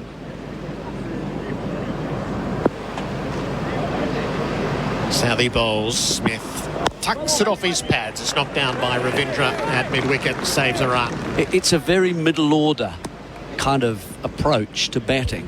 Middle order players differ from openers in the sense that they like to hit the ball. They like to feel the bat on the ball, and they like to get their runs and keep collecting runs all the time, manipulating or playing big shots. Openers miss out on sometimes a half volley because they're looking to let go first. Smith's 13 from 15. Southey to him, and Smith leaves a wide delivery. Busy, isn't he, Steve Smith? New Zealand fans at the ground here will be looking at him and they marvel at his numbers. He's a bit of a like him, hate him sort of a character over here. But he, cricket purists, you've got to admire someone with a record like this. But they're looking at him first time in a long time live and they're thinking, boy, he is a cat on a hot tin roof. Australian fans say, well, no, that's Steve Smith. That is Steve Smith. We're used to that movement, that exaggerated movement. His peculiar mind as well. Smith had his way outside the off stump and moving further away from Southey. He's just lost the radar at the end of the over. None for 17. The Tyre Power scoreboard, your trusted tyre experts. So I hear you guys have started to build your new home. Yeah, that's right. But I thought you were waiting until interest rates came down. Don't need to. Henley have a fund to pay $1,000 a month off our home loan for 2 years. What? Wow, that's 24 grand off your mortgage payments. Yeah, and it includes all new builds. Wait a minute, where are you going? To get Amy and visit Henley. Henley's Mortgage Fund. $1,000 a month off your home loan for 2 years. All backed by Henley's $7 billion parent, Sumitomo Forestry Group. SEN and SENZ Test cricket for Resina. The paint professionals use none for 17. Australia sent in to bat. Henry bowls. Khawaja leaves up over the off stump. Bharat Sundaresan has slid in alongside Ian Smith, our experts for in-place living specialist disability accommodation designed for you. Bharat, lovely to see you. Lovely to see you, Gerard. Good morning. Good morning, Smithy. Thank you for having us here in your wonderful country. How have you liked the basin so far? I've seen you walking around. You've been out to the middle. You've had a bit of a stroll around the joint. What are you thinking? It's classic basin. Yeah, I call it Wellington green, the colour of the pitch. Okay. Henry to Khawaja leaves. Yeah, and it is the most deceptive green you'll find in the world, and I'm sure you guys have spoken a lot about what this pitch could do, but just the basin overall. I was seeing a picture downstairs, Smithy, of the basin from 1986. Hasn't changed a bit. It's an overhead shot. It looks just the same. And that's what you want from a ground, right? A classical cricket ground like the Adelaide Oval has still managed to keep a lot of it even now. Khawaja readies himself. Henry to him and he leaves again. And so far, what we've seen from New Zealand is they haven't bowled full enough. And on paper, Steve Smith's faced 17 balls, but I think he's faced close to 45 balls because every time he's been at the non-striker's end, he's literally and virtually faced every ball that Usman Khawaja has faced as well. You can see him replaying that ball in his head. He's in that zone. He's in that Steve Smith zone this morning. Henry to Khawaja again leaves. But yeah, my only concern every time I come to Wellington is the wind. My hair, it was hair wash day yesterday, Smithy, and kind of gets messed up here. The wind does get to you. So I pack a lot more hair products than usual. And for those New Zealand people who are listening thinking, really? Yes, really. Priorities. Henry's got a tight line going and Khawaja obliges by that in a pass. I must say, I'm less worried about the wind and more worried about the 4.7 earthquake kick readiness this morning. It's just a little welcome. Just a little wake up. Just g'day, fellas. Yeah, I didn't feel it. I felt a little unhappy with myself that I didn't feel it, and I bumped into Marnus Labuschagne. And that's the contrast between Marnus and Steve Smith, right? He doesn't sleep at all, Steve Smith. He would have felt it. I told Marnus about the earthquake. What are you talking about, brother? There was no earthquake. Henry looking for his second maiden, and he beats Khawaja on the outside edge, drawing him to play at the last ball of the over. A couple of maidens from Henry. None for 17, the Tyre Power scoreboard, your trusted tyre experts. Right now at Macca's, go large or medium or small.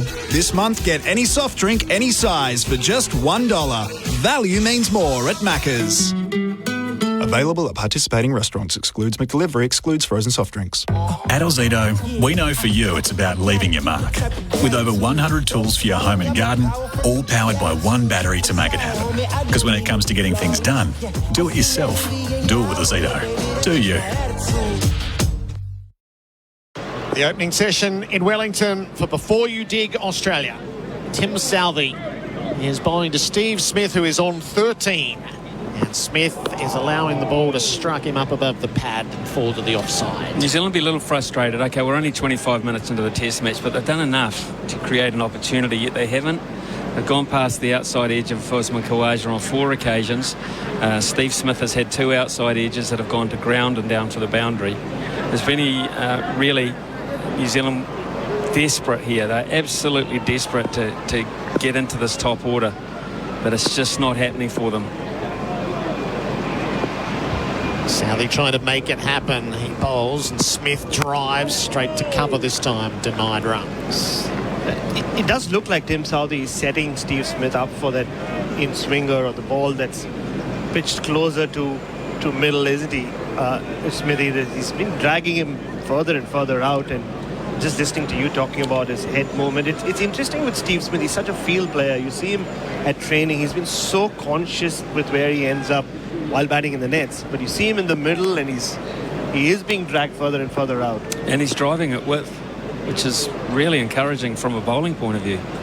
Smith sets himself. He defends the ball angled at the off stump. It's the pecking order of the New Zealand quick. So were you on alert to Wagner being overlooked and retiring before it happened, Smithy? No, I wasn't, because he played in the last test and I assumed he'd be very much in the mix. And then I got the bombshell announcement like everyone did. I'm finished, I'm done, I'm out. And he obviously was told at practice that you're not going to be playing in this test match. And he said, well, that's it for me. That's the straw that broke it. And which is a great shame. And we'll talk more about Wagner throughout this test match, even though he's not playing. So I was a little bit surprised that Smith leaves. That if they were going to play 4, he was told so early he wasn't in it. Yeah. You know, so that to me was... Because he does have history against Australia. He's maybe not the same Neil Wagner that created that history in terms of pace and bounce, but the plan was there. Australia would have done some homework on him. People were saying Steve Smith slept better because Neil Wagner retired. I'm not sure about that, but he probably would have looked forward to the challenging of having another go at him. But it would have been a contest. It would have been a contest. It's a shame, really, that it's finished for Neil Wagner the way it has. And notice on the bank a number of big Neil Wagner faces and posters already. Thanks, Wags, as prominent as Smith defends Southey down the line of the offside. The Australian support staff, I think, though, would have quietly celebrated Neil Wagner not being there, because otherwise Steve Smith and Marnus would have really made them go short at them for hours on end. So even the way Australia have trained for this test has been different just because of Neil Wagner. Just on Neil Wagner, Smithy, I was at the Prime Minister's reception event. I know you people are really chilled out in New Zealand, but he was trying to bounce out the Prime Minister in his own backyard, Neil Wagner. He's an angry man. He's an angry man. Last ball of Southey's over. He delivers to Smith, who's wrapped on the pads. They're up and asking. Umpires on the move, shaking it away immediately. And I don't think there'll be any prolonged conversation. A wrap on the pads. How's that? Shout. Get amongst it with Tinny's Craft Beer available at Liquorland. Choose to drink wise. It's none for 17. You wouldn't operate a chainsaw blindfolded. You wouldn't ride your dirt bike blindfolded. And you wouldn't walk on your roof blindfolded. Yet too many people dig without searching before you dig online first. Because if you don't search first, you're digging blind. Avoid high-pressure gas mains and high-voltage electricity cables every time. Search before you dig online every time. And never dig blind. The Bunnings trade replay screen, an inside edge from Smith onto his pads from the last ball of the previous. Khawaja faces up to Henry. Khawaja strokes him away, but straight to mid-off. Exactly what I thought Tim Southey was setting him up for, just outside off stump, and then he didn't come back appreciably, but it did come back enough. He was attacking his stumps, and that's how, if you remember, Smithy, we were there when Kemar Roach got Steve Smith out a couple of times early in his innings. I'm liking this battle, this Henry Khawaja battle. It's shaping up really, really nicely. Some good dot ball pressure going. Henry bowls and Khawaja edges short of second slip on the dive. It just didn't quite carry to Latham.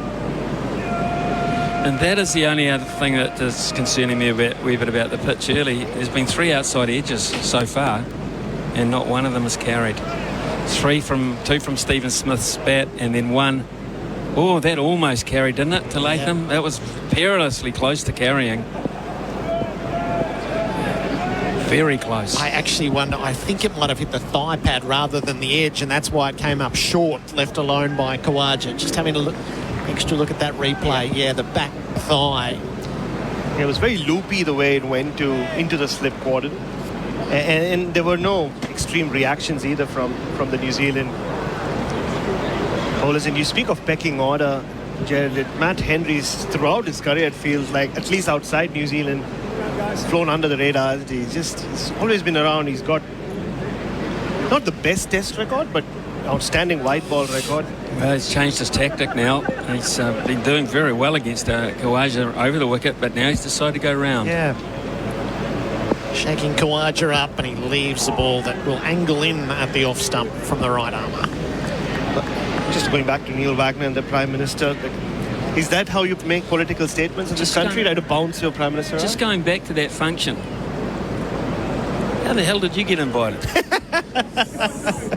Very good question. I did go formally dressed. What represents formally dressed in your book? It's a lot of colour on top. The top matched the bottom. That's what counts. So do my pyjamas. Henry bowled past the outside edge of Khawaja, who is living dangerously. But honestly, how long were we in Australia?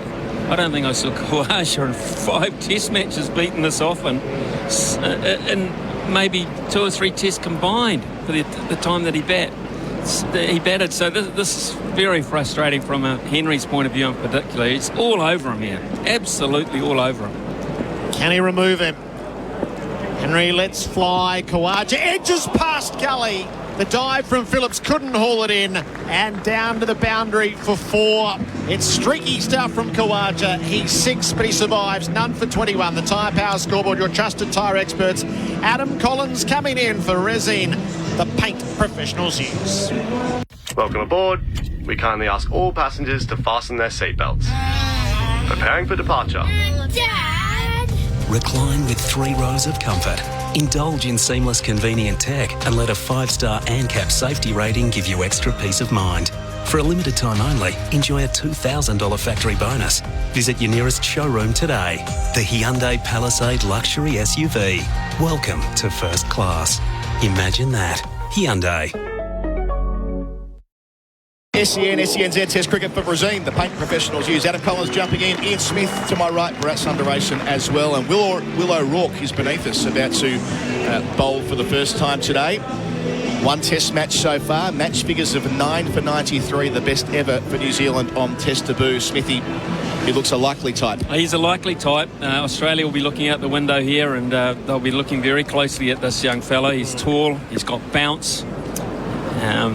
This is a step up from what he just did, though. 3 slips away from us. Bowls to Smith here, wide of the crease. Smith leaves alone. Flies through to the gloves of Blundell. A little bit wide, a little bit short, but a bit of pressure eased as well. Baz. Yeah, I remember 4 years ago when I was here, when Kyle Jamieson made his test debut right here against India. There was a bit of hype around him as well, the steep bounce, and what a start he made to his test career with that as well, but especially with the ball. And it was that bounce that troubled all the Indian batters. And we were there, Adam, 2 days ago watching him bowl to Kane Williamson in the nets, and he was all over him. Yeah, he worked him over. Can he do the same here to Australia's opener Smith? Wide of the crease again, bowls in a similar spot, wide of the off stump, leaves into the gloves. A different kind of bowler to Kyle Jamieson, despite the height, Smithy? Yes, he is. He's got the height, but I think he falls over a wee bit more. Jamison's a little bit more upright, a little bit more straighter bounce. This guy will bowl sort of around the corner a wee bit more at you. Just looking to see what kind of pace he's getting up to. Against South Africa, he was hitting close to 140 140 plus, and that's what New Zealand need as the variation in this attack. Pace and bounce. Yeah, that second ball was 135. He's up again, away from us. Delivers to Smith, and Smith takes it on straight to point. Smacks it down to Will Young, diving away to his right, saving a boundary. Yeah, it's that X factor that you lose when you don't have Neil Wagner, right? Yes, you know what he's going to throw at you, but he did it so well for so long that it remained an X factor throughout his career. So when you look at this New Zealand attack, that's like you look at who's going to be the difference, and it has to be Will O'Rourke. Slightly nervy start. 3 balls that have been all short. Third one cut. Has to pitch it up. Has to give himself a chance on this green top. Passes umpire Erasmus. Bowls here. Smith plays with the straight blade opened up. That's fuller and better, but there'll be runs. A couple of them out to deep backward point. Smith advances to 15, none for 23. And Steve Smith, as Steve Smith will do, he won't let him settle. If he does give him anything to hit, he will dispatch it. And that's like replacing the Warner type approach. Give him anything loose, deal to it, try to get fours, try to upset the youngster. And so Will O'Rourke will know there will be no settling in period here. It'll have to be line, length, bounce, and spot on. His A game has to come now. So 3 slips and the gully. O'Rourke bowls. Smith defends again after just shuffling across his stumps. Goes behind point. There won't be a run this time. He hasn't looked convincing every time they've tried to target the stumps. He's kind of played around his body, just in the positions he's been getting into well outside off stump. You can see there again in the replay. Almost getting squared up. His head well outside off stump, falling over. So Smith going through the process, tapping each pad, then smacking the bat on the turf 3 times, then once more. Waits for O'Rourke, bowls here, leaves alone, hits him on the pad, but it's too high for even the bowler to consider a meaningful appeal. End of the over, 2 runs coming from it. Australia, none for 23 on the Tyre Power scoreboard, your trusted tyre experts. Right now at Macca's, go large or medium or small. This month, get any soft drink, any size for just $1. Value means more at Macca's. Available at participating restaurants. Excludes McDelivery. Excludes frozen soft drinks. G'day, it's the Ox here. 2024 is the time for you or your loved one to get help at MyHab. Whether it's gambling, drugs or alcohol, MyHab is a private rehab facility for you. Cheryl is waiting for your call on 1300 190 370 or go to myhab.com.au. SENZ Test Cricket for Brazil, the paint professionals use. Our first session for Before You Dig, lodge a free inquiry online. Grant Elliott, former New Zealand international, jumping in for Ian Smith. Bharat Sundaresan here as well, and Matt Henry to continue his spell. He's bowled 4 overs, none for 12 so far, the most threatening of the Black Caps bowlers. Just waiting for Usman Khawaja to set himself. Henry from the scoreboard end. Right arm over, 3 slips to gully. Delivers here, Khawaja leaves on length over the top of the middle stump. Good morning, Grant. Yeah. What you've really made the first 40 minutes or so? Well, I was stuck in a queue with Daniel McHardy, actually, getting coffees for the lads. Thanks for that. Yeah, doing my junior apprenticeship, obviously. Thanks to Smithy providing the funds. But it was good. There's a good buzz out there. We did it over on, over off while we waited in the queue. And looks like they started off maybe feeling for it a touch, but now they've got the bounce of the pitch and they're leaving extremely well, Khawaja and Smith. Change of angle back round the wicket. Henry bowls forward to Khawaja, who clips out to mid-on. There won't be a single. Definitely the key in this first session is how well you leave it and what you decide to leave and play at. And here you're fortunate at Wellington at the Basin because you can leave on bounce. That's exactly what Smith did in their previous over. O'Rourke came in, bowled a decent delivery, but it was always missing the stumps going over, so he just let it go and hit the pads, but no real danger. Henry in, bowls, Khawaja full again, Yorker length, dug out. Henry collects it in his follow-through. I've always been fascinated by Matt Henry's test career. He's never played more than 4 matches in a single year, Baz. And overall his numbers are neither here nor there, but against Australia averaging 110. 3 test matches in 3 separate series. So he's been taken on tours and turned to where New Zealand have found themselves in strife and never quite got on top of the Australians, not even close. Henry passes umpire Goff. Round the wicket again, Khawaja hit on the thigh pad, plays it awkwardly, deflects into the offside, no run. And especially in Australian conditions, he's always been brought in for the flattest pitch of the series. Perth 2015, which is the pitch that was so flat that Mitchell Johnson retired after day 3. And Ross Taylor's still batting somewhere in Northern Universe.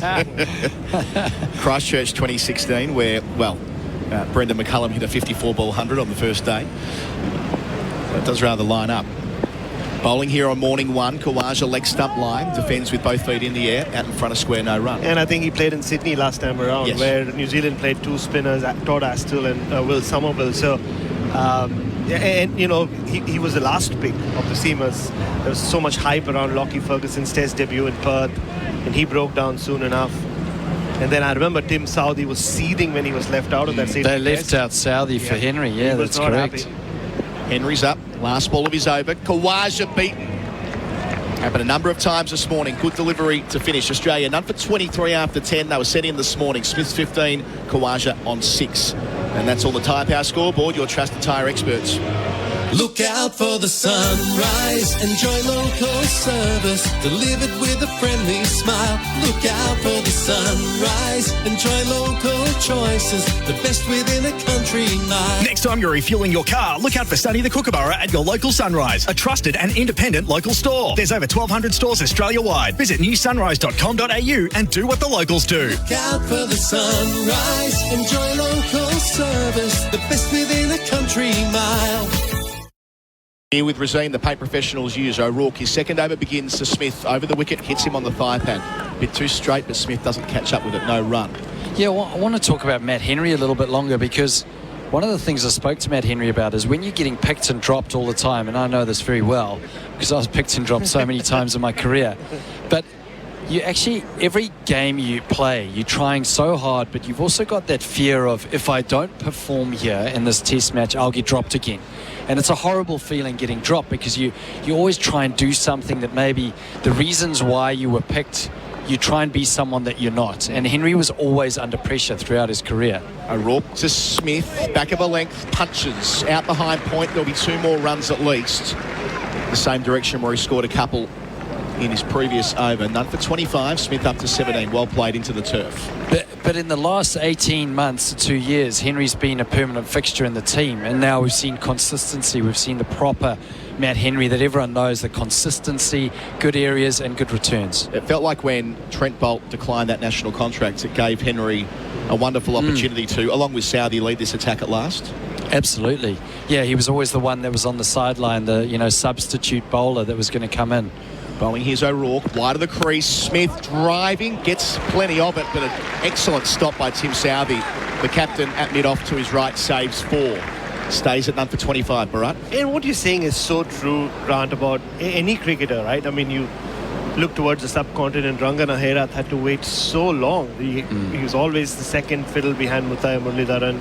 For the first 9 years of his career, he would be in and out, and his numbers were not very good at all. And then he finishes up with 400 test wickets. So it tells you everything you need to know. Once you get that clear run.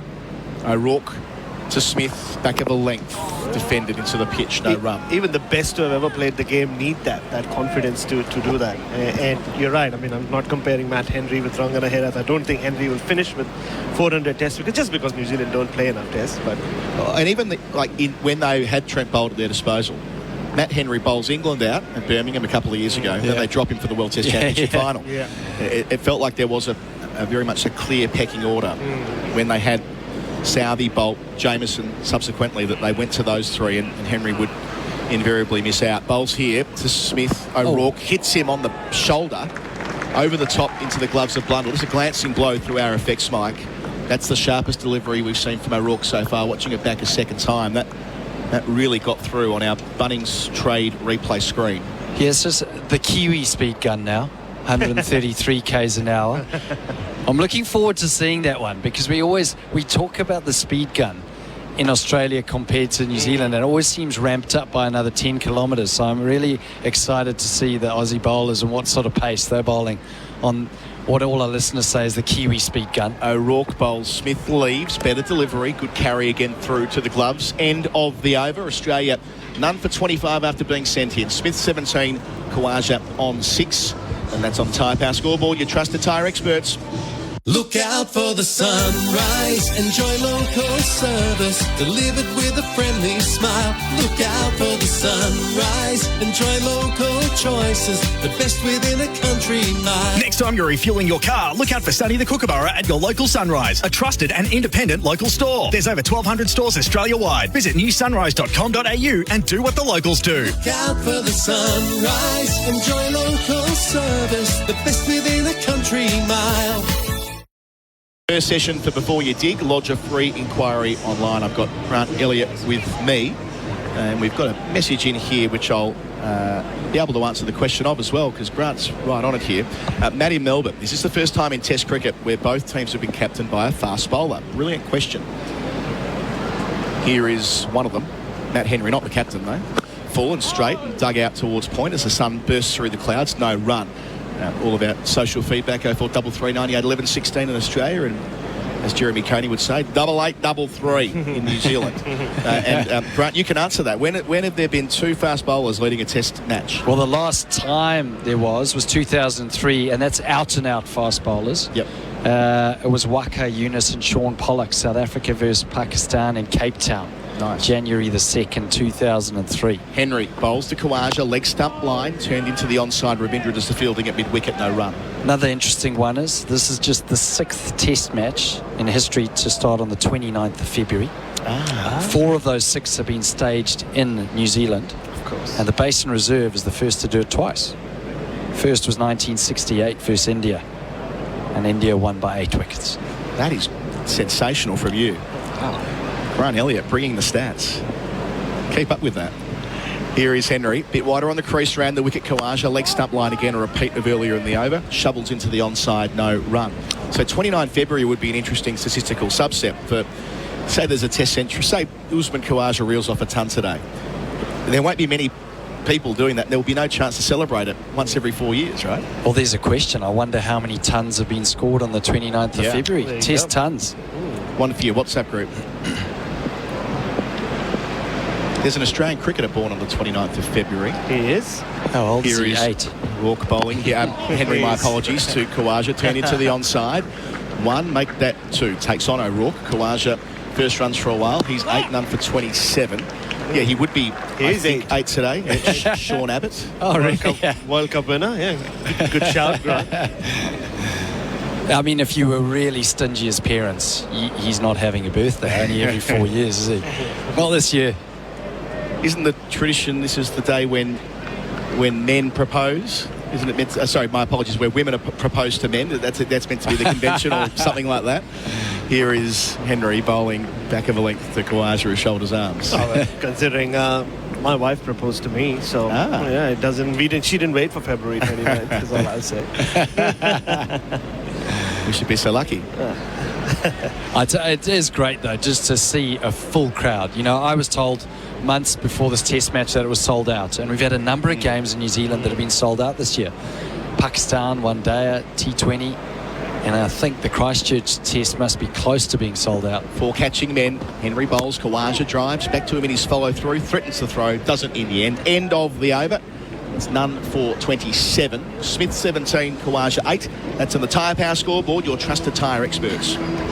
Right now at Macca's, go large or medium or small. This month, get any soft drink, any size for just $1. Value means more at Macca's. Available at participating restaurants. Excludes McDelivery. Excludes frozen soft drinks. The new AI Smoke Driver from Callaway has multiple sweet spots across the entire face. Intelligently mapped by AI using real swing data, making a driver that's an average of 7 yards longer. Be sweeter from every spot with the new AI Smoke Drivers from Callaway. Mentioned before all our social feedback, 0433 98 11 16 in Australia, 8833 in New Zealand. A few flooding in here. Now, this will be a point of controversy, I suspect, through the week. Trenton in Queensland. O'Rourke, away from us, bowls to Smith in a short sleeve jumper, down the leg side, doesn't catch up with it. You're in New Zealand. Pronounced to score correctly. 25 for none, not none for 25. Now, it is reasonable to say that everywhere in the world apart from Australia, it would be 25 for none. And this is a simulcast across the Australian SEN and the New Zealand SENZ. I don't think that's an unreasonable point from Trenton. You'll have to do it twice. You have to say none for 25 or 25 for no loss. You do. I agree. Yeah. I do get caught up when going from Australia to England each year with this hurdle. Rourke bowls and Smith drives, wants to get it through cover and points to extra cover, but off the inside part of the bat, it trickles out to mid-on. Well bowled, no run. He's building into this spell, Will O'Rourke. He's really short in his first over, but you can see he's hitting better lengths, maybe just a bit of early nerves. I've seen Steve Smith point in various directions a lot of times in my life. In fairness, watching it back on our replay screen, the Bunnings trade screen, that did come back off the seam quite a bit. That's what they need to do. Still inside the first hour. O'Rourke bowls, Smith leaves, too short. Hasn't made them play enough balls yet, Grant, since coming into the attack. No, well, the previous delivery was the first delivery that O'Rourke's really gone full, and Steve Smith's weight was back, which is why he didn't get a good connection. He didn't get his weight transferred through. The challenge for O'Rourke is going to be watching him in domestic cricket as he bowls a very short line. He bangs it in, gets the ball going through almost that hip height, like a Morno Morkel type height, which doesn't hit the stumps. In New Zealand, you have to hit the wickets. You have to bring LBW and bowls into play, and also bringing the player forward, try and get that edge. O'Rourke, number 2 on his back, bowls here, hits Smith on the pad, balloons up to third slip. No appeal for leg before, didn't touch the bat. Great length. That's the length. That is the exact length he wants to be at. Hitting the top of the off stump.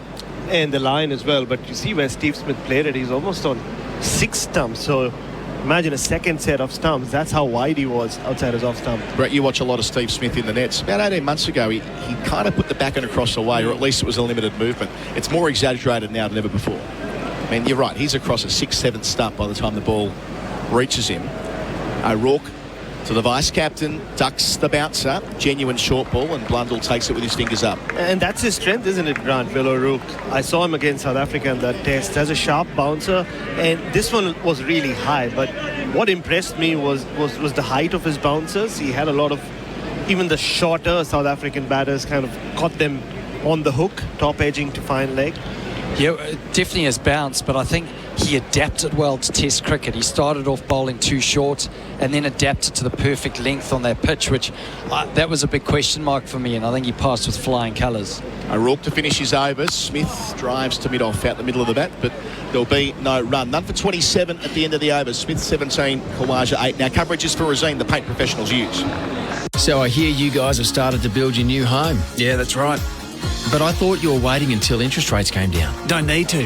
Henley have a fund to pay $1,000 a month off our home loan for 2 years. What? Wow, that's 24 grand off your mortgage payments. Yeah, and it includes all new builds.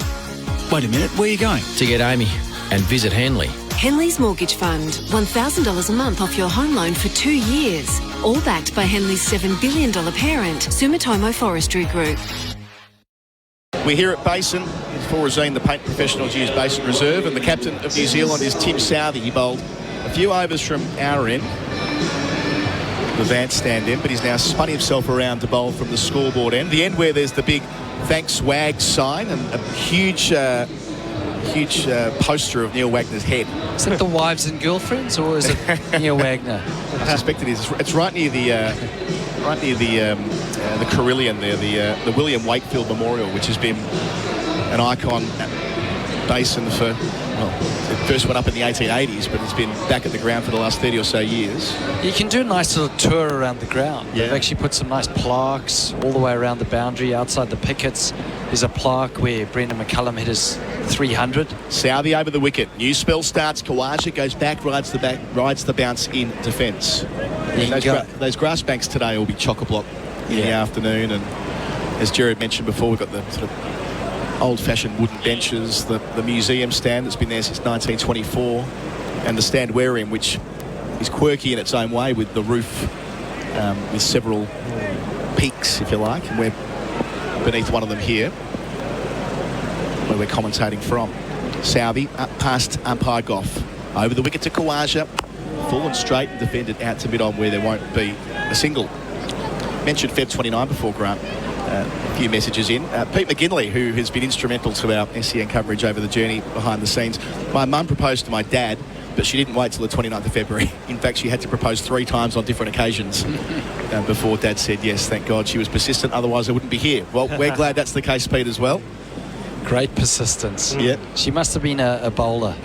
Just line and length, nice and disciplined. Just keep it in that area. Southey, the captain, to Khawaja, the opener, and beats in outside the line of the off stump. Khawaja was committed to the stroke. Enough movement away from the left-hander into the gloves of Blundell. Well bowled. That did move off the seam as well, seeing our screen, the Bunnings Trade replay screen. It's good move from Tim Southey, just bringing himself in. Usman Khawaja has not looked settled at all. Plenty of deliveries that have just gone past his outside edge. That was the wobble seam as well, Baz. Yeah, well, that's where he's dangerous, is because on that line that Khawaja played at, if it swings back, it brings the LBW into play. Southey, can he do it again? Khawaja shuffles forward before the ball reaches him, places it out to mid-on. There'll be no run. He stays at number 27. There've only been 2 runs in the 25 minutes I've been on commentary. Yeah, I'm surprised he hasn't done this earlier, Usman Khawaja. He nearly walked at Tim Southey just to try and disrupt the length. He's been a stationary object as he target, I should say, as he generally is. Usman Khawaja does very limited movements at the crease, but just trying to show some intent in terms of his body language and just trying to put Southey off his length. Such an important passage of play for Southey in New Zealand. Must break through here. Bowls to Khawaja, hits him on the front pad. Oh, Smith balls over. Run out, chance if Ravindra can ping the stumps down, but Smith's back in time with a diving effort. It was too much work for Ravindra to do anyway, racing around from mid-wicket. But when Smith turned on the pitch alongside the playing strip, ended up on his face. For the briefest moment, it looked like it was game on for the Black Caps. And for the briefest moment, I thought we were back in goal 2022, Adam Collins. You remember Steve Smith's reaction when Usman Khawaja and he got into a mix-up and he got run out? Oh. Yeah, he made it to halfway, and then suddenly just the heels dug in and he fell right on his butt. And then started leopard crawling for a couple of minutes. It's that panic that you have as a batter. Your heart in your throat. Ravindra didn't actually pick it up early, that Smith was on the ground, and then eventually sort of hesitated. Maybe if there's no hesitation, he could have actually had a chance, because Southey was running back to the stumps for the collection of it. A day for the long stops. Bit wet out there. Southey bowls and finishes to Khawaja, who rides the bounce again in defence. Out to backward point. End of the over. 14 gone. Australia number 27. Smith 17. Khawaja 8 on the Tyre Power scoreboard. Your trusted tyre experts. At Azito, we know for you it's about leaving your mark. It's a statement, making every task uniquely yours. Azito doesn't just have your back, we're right there with you, powering your DIY journey. With over 100 tools for your home and garden, all powered by one battery to make it happen. Because when it comes to getting things done, this is your moment. Do it yourself. Do it with Azito. Do you? Our coverage for Regine, the paint professionals use. O'Rourke, 4th over of the morning, away from us. Bowls to Smith, who leaves on length again, which he's been able to do far too many times this morning. Yeah, O'Rourke's been in operation. Oh, that length just a touch too short from O'Rourke. He's got to get it up, get him coming forward. There was that one delivery where Smith came forward and it just got the inside half of the bat. That's where he needs to live. He needs to live in there, which is an unnatural length for him. I don't know if you guys, are you both superstitious? I mean, everyone that's involved in cricket is superstitious. I mean, a little bit. Yeah, well, like one thing I never used to do was eat duck before a game. That was something I never used to do. 3 slips the gully. O'Rourke bowls to Smith, who leaves alone in the channel outside the off stump. A fraction fuller there. Like an absolute no-no. Duck on the menu, like you're tempting fate. And then if I saw a duck before a game, I thought I was in trouble. But today I was driving in, it was raining, and I saw a double rainbow. I don't know what a double rainbow means. Oh, wow. I don't know if it's very reminiscent of what you're wearing at the moment, Bharat, the double rainbow. Probably not quite as colourful as what you've got on today. Yeah, but just 7 colours there. Yeah, it must mean something. I don't know if some of our listeners will know what that means. O'Rourke to Smith, shuffles across, then leaves a ball that has to be left in the first hour, well outside the off stump. It's a sign, isn't it? Double rainbow. It must mean something. Let's ask. 0433 98 11 16 8833. Speaking of, we asked a question to the audience. It's been solved back in Melbourne. 6 players have scored Test centuries on February 29. A couple of South Africans in 1932, Jim Christie and the great Bruce Mitchell. Mark Greatbatch, New Zealand plunderer in 1988. Eunice Khan 2000. Neil McKenzie, another South African in 2008 with his captain Graham Smith.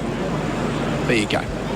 O'Rourke bowls, short ball bouncer, well wide of the leg stump. Smith out the way early, and Blundell does well to drag it down like a soccer goalkeeper. Looking for the wide signal there, but it doesn't come from umpire Asmus. Mark Greatbatch, you know you're in a good place in your life if you're talking about Mark Greatbatch on a Thursday morning. Oh, yeah. I mean, why is that? No, this is something about Mark Greatbatch. I saw him play cricket in the 1990s, but every time I saw him, there's just something so classical about him. He looked like he belonged to any other era but 1990.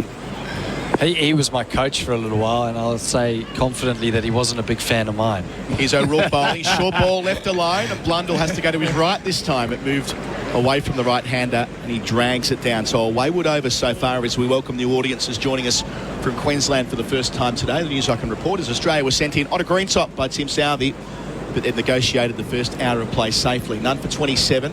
Smith has 17 of those, Khawaja 8, and New Zealand have not been good enough. You unpopular, Grant? I just can't imagine that. It was a turtleneck incident, and I never recovered after that.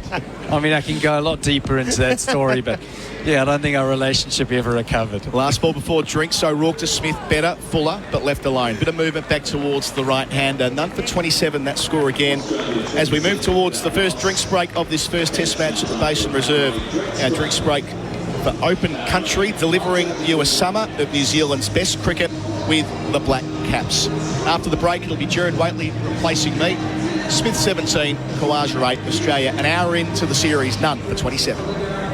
Right now at Macca's, go large or medium or small. This month, get any soft drink, any size for just $1. Value means more at Macca's. Available at participating restaurants. Excludes McDelivery. Excludes frozen soft drinks. At Ozito, we know for you it's about leaving your mark. With over 100 tools for your home and garden, all powered by one battery to make it happen. Because when it comes to getting things done, do it yourself. Do it with Ozito. Do you? For over 40 years, Kubota have worked the Australian landscape and faced its challenges. From first light to sunset, our agriculture and construction range works with power and versatility that you can rely on. From our mid-size to professional tractors, dependable mowers, zero tail swing or conventional excavators, and more. Kubota is building and shaping the future. Visit kubota.com.au or head to your nearest dealer to learn more.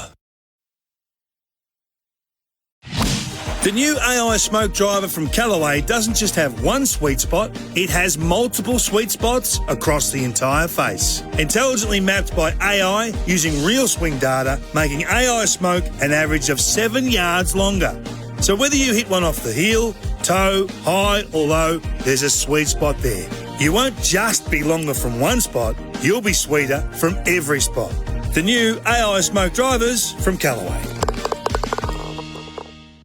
Right arm over the wicket, bowling to Smith, who edges past Gully and down to the boundary for 4. Aussie stumps hitching into the turf, and it beats Phillips in the gully. Second boundary down to third for the over. Southey is in and bowls to him. Smith plays the drive stylishly out through cover for 4. And that is when Steve Smith is at his most threatening. Henry lets fly. Khawaja edges past Gully. The dive from Phillips couldn't haul it in. And down to the boundary for 4. The highlights of the first hour of play, an hour that belongs to Australia. None for 27. They had an enterprising first half hour, and then the runs have dried up. But having been sent in on a green top, it's a good result for this new opening pair, Usman Khawaja and Steve Smith. The drinks break thanks to Open Country. Smith is 17, Khawaja is 8. At one point, Smith was 13 off as many balls, but he's now into the mid-40s. Gerard Whateley and Grant Elliott with you. SEN and SENZ Test Cricket for Resine, the paint professionals use. So first hour Australia's way, Grant. Yeah, absolutely. I think if there's one thing that stood out for me in that session, it was how well Australia have left. And on this wicket where there's a bit of green grass, a little bit of movement, I wouldn't say much swing movement through the air, but more nip off the pitch, they've had to leave on length. And I think that plays into Australia's hand, because they leave on length extremely well. Tim Southey to Usman Khawaja at the start of the fresh over, defended back down the pitch. So 3 consecutive maidens, and that's now 21 dot balls in a row. So New Zealand trying to build some pressure on that front. Yeah, I think it's one thing building pressure, but like we called it pretty bowling. Pretty bowling was like, you know, past hip height, the keeper takes it and goes through and everyone goes, well bowled, and there's no shot played, it's left alone. You want to be able to bring those pads into play, bring the top of the stumps into play and ask questions around that length, and I don't think they've quite settled in on that length. Khawaja's beaten past the outside edge, so that has been a repeated theme. The only edge that has been drawn from his bat flew wide of gully.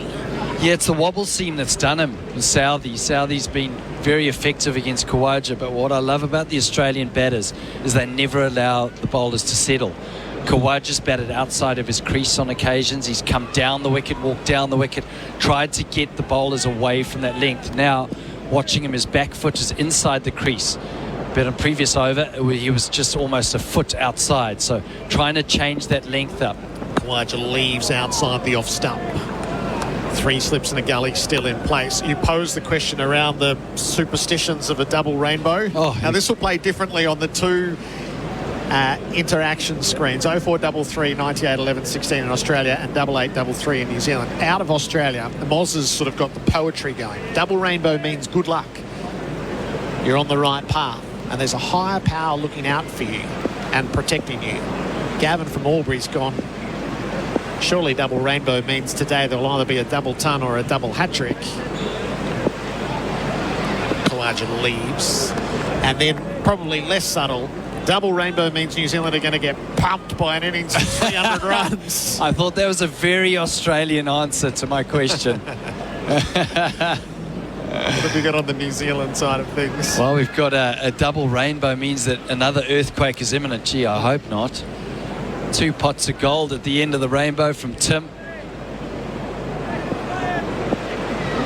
But yeah, very Australian there. That New Zealand are going to get pumped by an innings of 300 runs, unfortunately.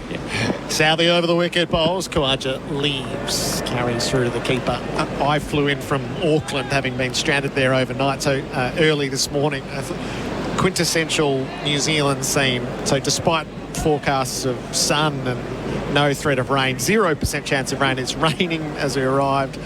Grey sky, heavy grey skies, a lot of mist over the mountain. Then landed, walked through the gates, and the first sign I see is Great Batch. So someone's there to pick up Mark Great Batch. I thought, what a great way to start a cricket tour, to walk off and know that Mark Great Batch was on your plane and was about to jump into his car. Khawaja off his pads, flicks it away, but there's no run for him there either.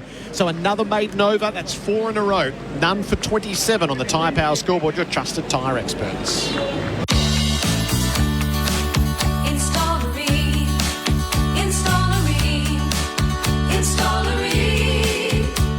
For the hottest of hot butter you've ever seen. Rain comes on steady, hot and strong. It just keeps on and on. Rheem AmbiHeat, the advanced energy-saving heat pump that's made in Australia. Install a Rheem. Accept nothing less than Australia's best. Australia none for 27. SEN and SENZ Test cricket for Resina. The paint professionals use. Scott Kugelheim has been tossed the ball at our broadcast end. So he's going to get his first look at things. Will O'Rourke, I liked his first over, but after that, 4 overs, 2 maidens, none for 4, but he didn't bowl with any sort of real threat beyond his raw pace. It's Kugelheim in his second Test match also.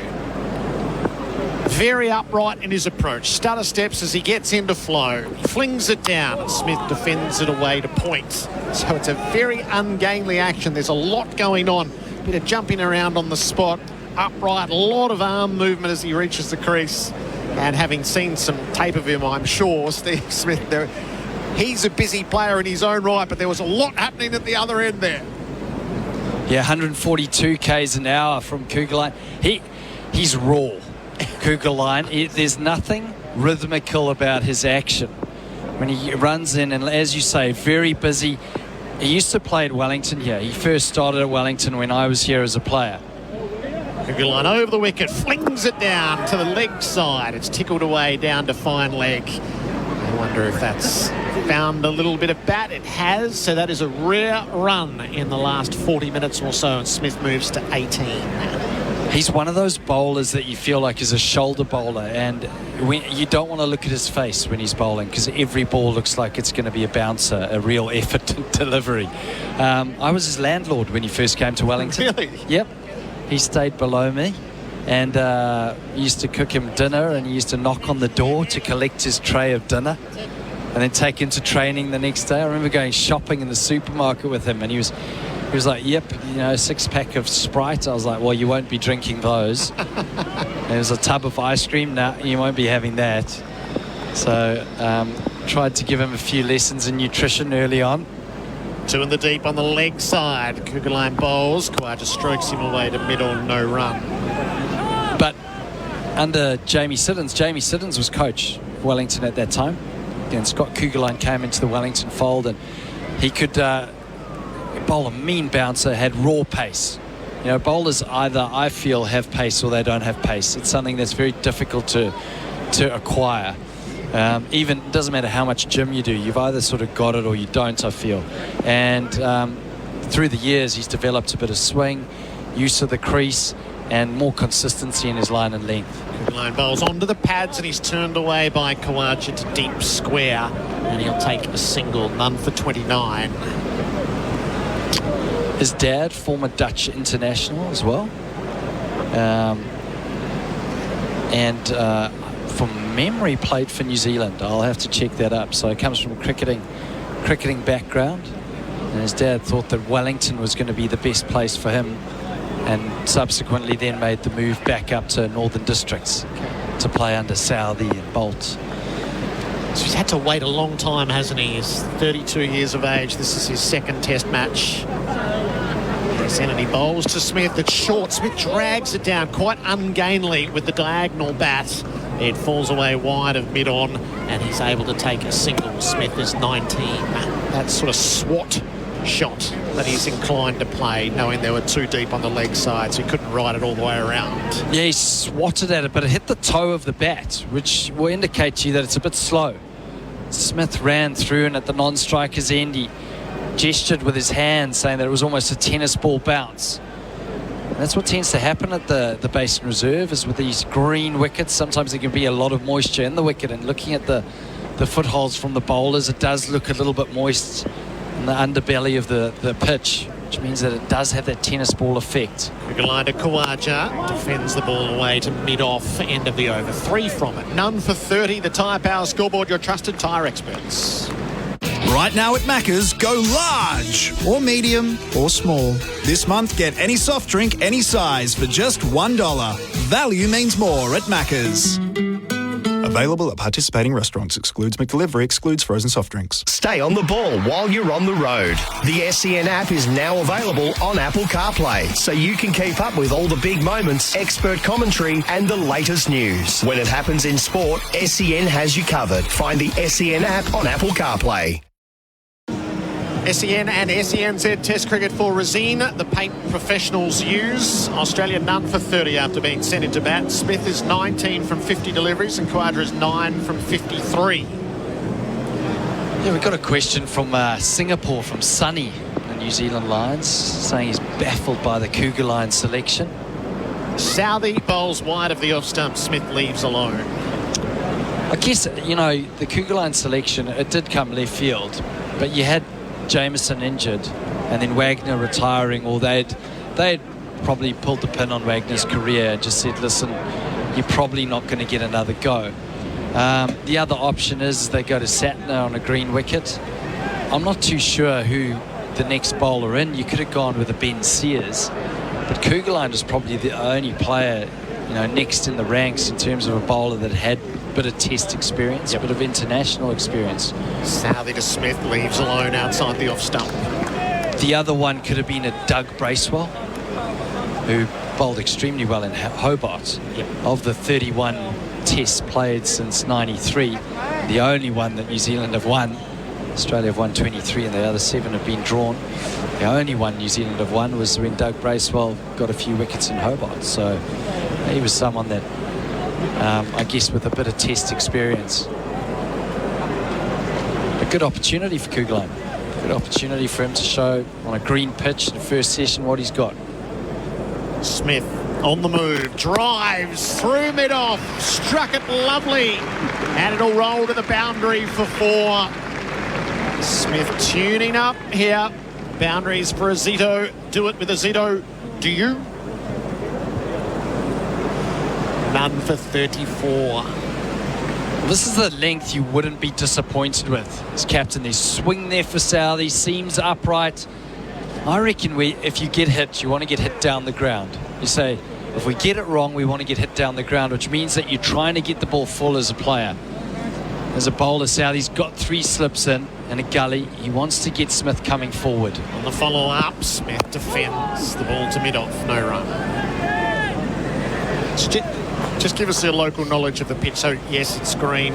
From talking to the Australians, so they felt it was quite firm a couple of days ago, but then with the 2 days under covers, there was moisture in it, and they were getting told by the locals it probably won't dry out now, as the temperatures are only expected in the high teens, maybe 20, 21, and there'll be cloud as well as which will protect from the sun for a lot of it. Yeah, under covers for the whole day yesterday, from what I understand, so there will be moisture there, but it just gets better to bat on as it goes on, and it doesn't really... Southey to Smith left alone. Doesn't give much to spinners. It'll give bounce. I know Harbhajan loved bowling here because he could bowl into the wind. So generally an off spinner would bowl into the wind and get the ball drifting away.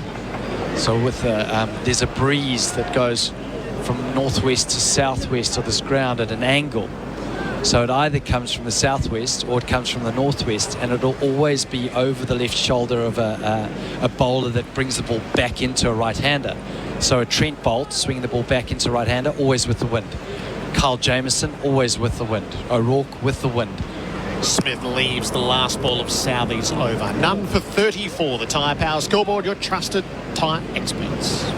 There's nothing like Razorback 4x4. They make Australia's best four-wheel drive seat covers, which offer protection like no other. So you can get out and about knowing that the interior is protected from spills, mud, sand, dogs, even messy family members. Razorback 4x4 have the strongest, most comfy seat covers this side of the black stump, and they're customisable with free shipping Australia-wide. Head to razorback4x4.com.au and grab some for your four-wheel drive today. That's razorback4x4.com.au.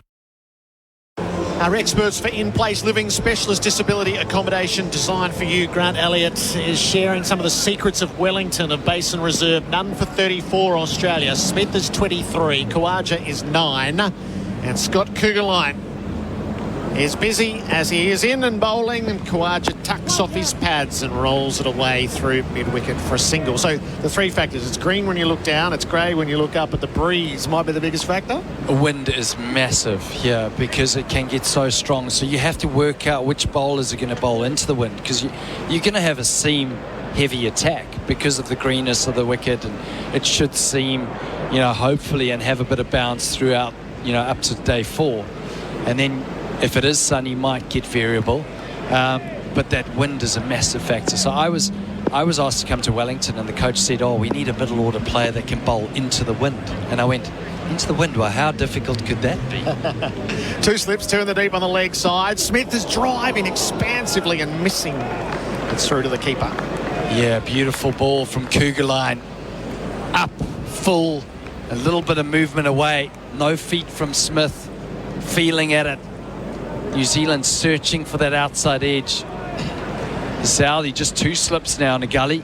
It's a little bit more defensive. Yeah, so I spent my first year of my career for Wellington bowling into the wind, and my goodness, Gerard, I don't wish that upon my worst enemy. Fortunately, I'm built like an Italian racing snake, so I just sliced through it. Kugelheim to Smith, tucks it away off his hip, and he'll get a single out at mid-wicket. Smith's to 24, none for 36. But what was the trick to bowling into the wind? You're leaning forward, massive, conserving your energy, trying to find rhythm. and just stability at the crease. You really had to make sure that in your gather, when you jumped, and you were very stable and quite compact, because the gusty nature of the wind as well could just blow you off track, and just your balance at delivery. But with the wind is a dream. If you're an in-swing bowler, like Chris Martin would always bowl with the wind here, so you'd think that Southey and Henry would probably be into the wind a lot in this test.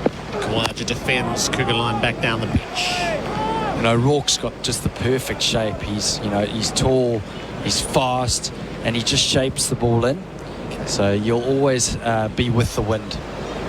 But who would be Australia's, of the three quicks, Stark, Hazlewood, Cummins? Who would be best suited into the wind? You'd go Hazlewood, you'd have to. Yep. And then you'd go Cummins and Stark with it. So you'd go Hazlewood and a Lyon. Lyon can just camp at one end, you hope, into the wind, get a bit of drift and bounce, especially when, you know, the seam quietens down. Kawaja off his pads through backward square. They have one, and they'll just settle for that. None for 37. I can feel Mitch Marsh being told to bowl into the wind. Yeah, and Daryl Mitchell's another one. So I was like a gentle away swing bowler. Mark Richardson used to say they were like autumn leaves coming down from the sky. But on these wickets, it's actually almost the perfect pace. That's sort of like 120, 125 Ks. We can just get it full enough, get it swinging away, get the player coming forward, which is what I'm wishing New Zealand can do, is just try and find that length a little bit more consistently this morning. Kuggeleijn to Smith. He cuts into the turf, short of gully, threw his head back. That was an interesting moment. Phillips is able to bunt it down. He might have worn that as well. It was struck rather fiercely. None for 37 at the end of the Over the Tyre Power scoreboard. Your trusted tyre experts. When Macca's decided to drop the McCrispy burger with 100% Aussie chicken, a soft glazed bun, crunchy lettuce, and a new signature sauce, they thought, straight to the permanent menu you go. The McCrispy, Macca's next big thing. Available after 10:30am. At Ozito, we know for you it's about leaving your mark. With over 100 tools for your home and garden, all powered by one battery to make it happen. Because when it comes to getting things done, do it yourself. Do it with Ozito. Do you? First session of the opening day of the first test match, New Zealand and Australia in Wellington. For Before You Dig, lodge a free inquiry online. None for 37 after being sent into bat. Smith is 24, Kawaja is 11. Tim Southey is bowling from the scoreboard end. Kawaja pulls him into the deep, and he'll pick up a boundary as it races through backwards square. A rare moment of attack from Kawaja. He profits from it. The boundary for Ozito. Do it with Ozito, do you? Ian Smith, welcome back. Thanks, Gerard. Yeah, a bit of a tired delivery that from Tim Southey. I mean, if you're going to bowl short to Usman Khawaja, you have to be bowling it slightly quicker than that, and it has to be higher. It has to get around about helmet. So, of course, there is memories for Usman Khawaja. He was hit, wasn't he, in Adelaide by Shamar Joseph, and that hurt. He was in doubt for the next Test match because of that. But Tim Southey he really could not get that up high enough at his pace. I think it's more an O'Rourke type tactic. Yep. Jeremy Coney has come back to join us as well. In-place living specialist disability accommodation designed for you. Jeremy, hello.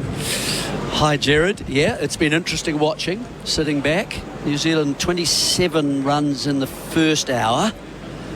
And I think it was we're holding things up at the moment. Was it 6? Was it 4? Oh, right. Oh, 6 is it was 6. Okay. So, yeah, Southey just hasn't the pace to bowl short on a pitch like this. Full toll for Khawaja, who follows up getting beaten past the outside edge. So Khawaja is 17. Gerard, you've seen a lot of Khawaja. I don't think I've seen him beaten so many times. No. He's normally a good judge of line. You know, it says that New Zealand are, finding something from the surface, but it also is saying maybe they're a wee bit short. We're talking about small margins, everybody. It's not as if they're way short at all. And they've probed away, and they've gone past the bat probably, at least a dozen times. Khawaja readies himself. He leaves on this occasion. So have you seen him play and miss so often? No. It's he sort of half fools you as to whether he's coming inside the line of them. He's doing it so regularly, but he's not. He's legitimately getting beaten on the outside edge. It's one of those things where New Zealand might go, if they don't get any wickets prior to lunch, that they could say to themselves, gee, we could have had 2 or 3 there. You know, we bowled okay. I think they've been very unlucky. I think they've bowled enough deliveries to get wickets here, and they just haven't. Southey over the wicket. Khawaja drives. He stroked it to mid-off, though. He won't get a run.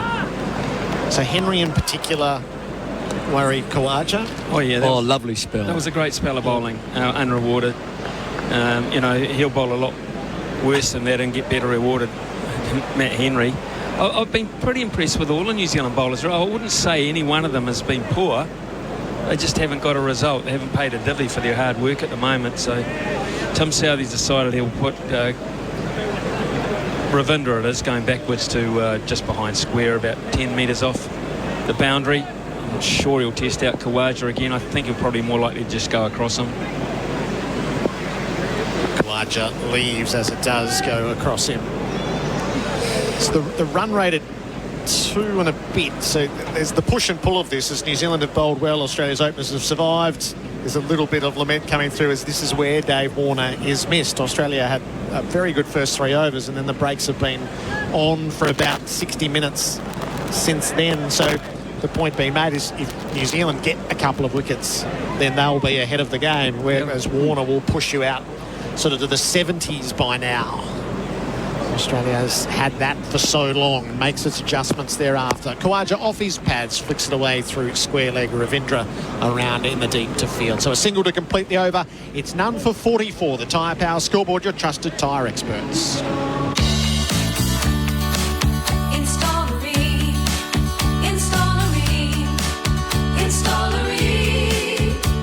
For the hottest of hot party you've ever seen. Ream comes on steady, hot and strong. It just keeps on and on. Ream Ambi-Heat, the advanced energy-saving heat pump that's made in Australia. Install the Ream. Accept nothing less than Australia's best.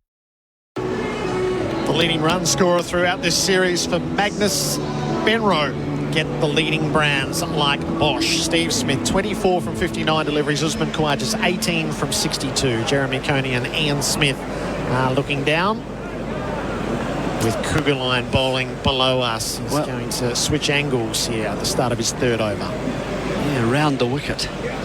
Well, to the left-hander, of course, so you're bringing the ball back in from a different angle. You get to see it better, I think, as a left-hander, from where it actually comes from, and if it's Southey, if it's straight, anything that moves is straight from the arm. Kugelheim, none for 6 from his 2 overs. Yorker in onto the pads, they're asking. Didn't like it, the bowler. The Corden was much more keen. I'll come and have a chat. Kugelheim might be a reserved man on these things. It's a swinging Yorker. Blundell Southey. Southey's going to have a go. Well, this might be a little bit of a glimmer of hope for New Zealand on the basis that might be hitting a clipping's no good for them. That'll be umpire. Third umpire to director. We have a player review for LBW. Original decision is not out. I have checked the feet. It's a fair delivery. Front on spin vision, please. Menon doing the work for IMAR Insurance. Tradies trust IMAR for insurance. Call 13-IMAR. All eyes to the screens. Okay, ball seems to miss the bat. Can we have ultra edge, please? It's the angle that'll be the problem for him. I think that's missing leg stump. Do you? I do. I think it is, yeah. I think it swung just a little bit more. I think Kugelheim knew that. Players behind wouldn't have seen the prodigious movement there, but it's, for me, it's missed the bat. And it's between bat and ball, no bat involved. Ball tracking, please. To me, it's hitting leg side, Gerard. At very best, I think umpire's call, but even copy. Murray, we are waiting for ball tracking. Missing, probably. If that was over the wicket, then it might be hitting the stumps. But of course, the angle that he's bowling from the first time coming round the wicket causes that to miss leg. So the crowd's about to see, as the players are as well. It is Pitching in line, impact in line, wickets missing. Thank you. I'll go back to Murray on field. Murray, you can stay with your decision. You're on screen now. You can signal not out. The replay screen, the Bunnings trade replay screen means Khawaja can continue on. So the bowler was the best judge of that. The enthusiasm probably gets the best of New Zealand. They're desperately striving for something. Yeah, and he's pretty easily convinced him. He likes a review. He does. He loves a burning out. But again, I mean, Khawaja beaten again, genuinely beaten again, and gets away with it. Score stays none for 44. The Tyre Power scoreboard, your trusted tyre experts. Cougar line for underneath, arse bowls down the leg side. Gets away. Blundell dives away to prevent any buys. Wee bit of movement from the arm from Cougar line. I haven't seen him bowl with a lot of movement before, Smithy. The memory I have is of him bowling short against the... Yeah, he's a bounce bowler. Yeah, you're right. And that's what comes back to that original point I was making about our point of difference as a nation in terms of selecting bowlers. We've normally had seamers and swing bowlers. Cougar line to Khawaja, who plays away from his body, out through backward points. Leant on it, timed it beautifully, and it touches the rope for 4. Khawaja with a second boundary. I'm loving it, Maccas, I'm loving it moment. More cricket, less cooking.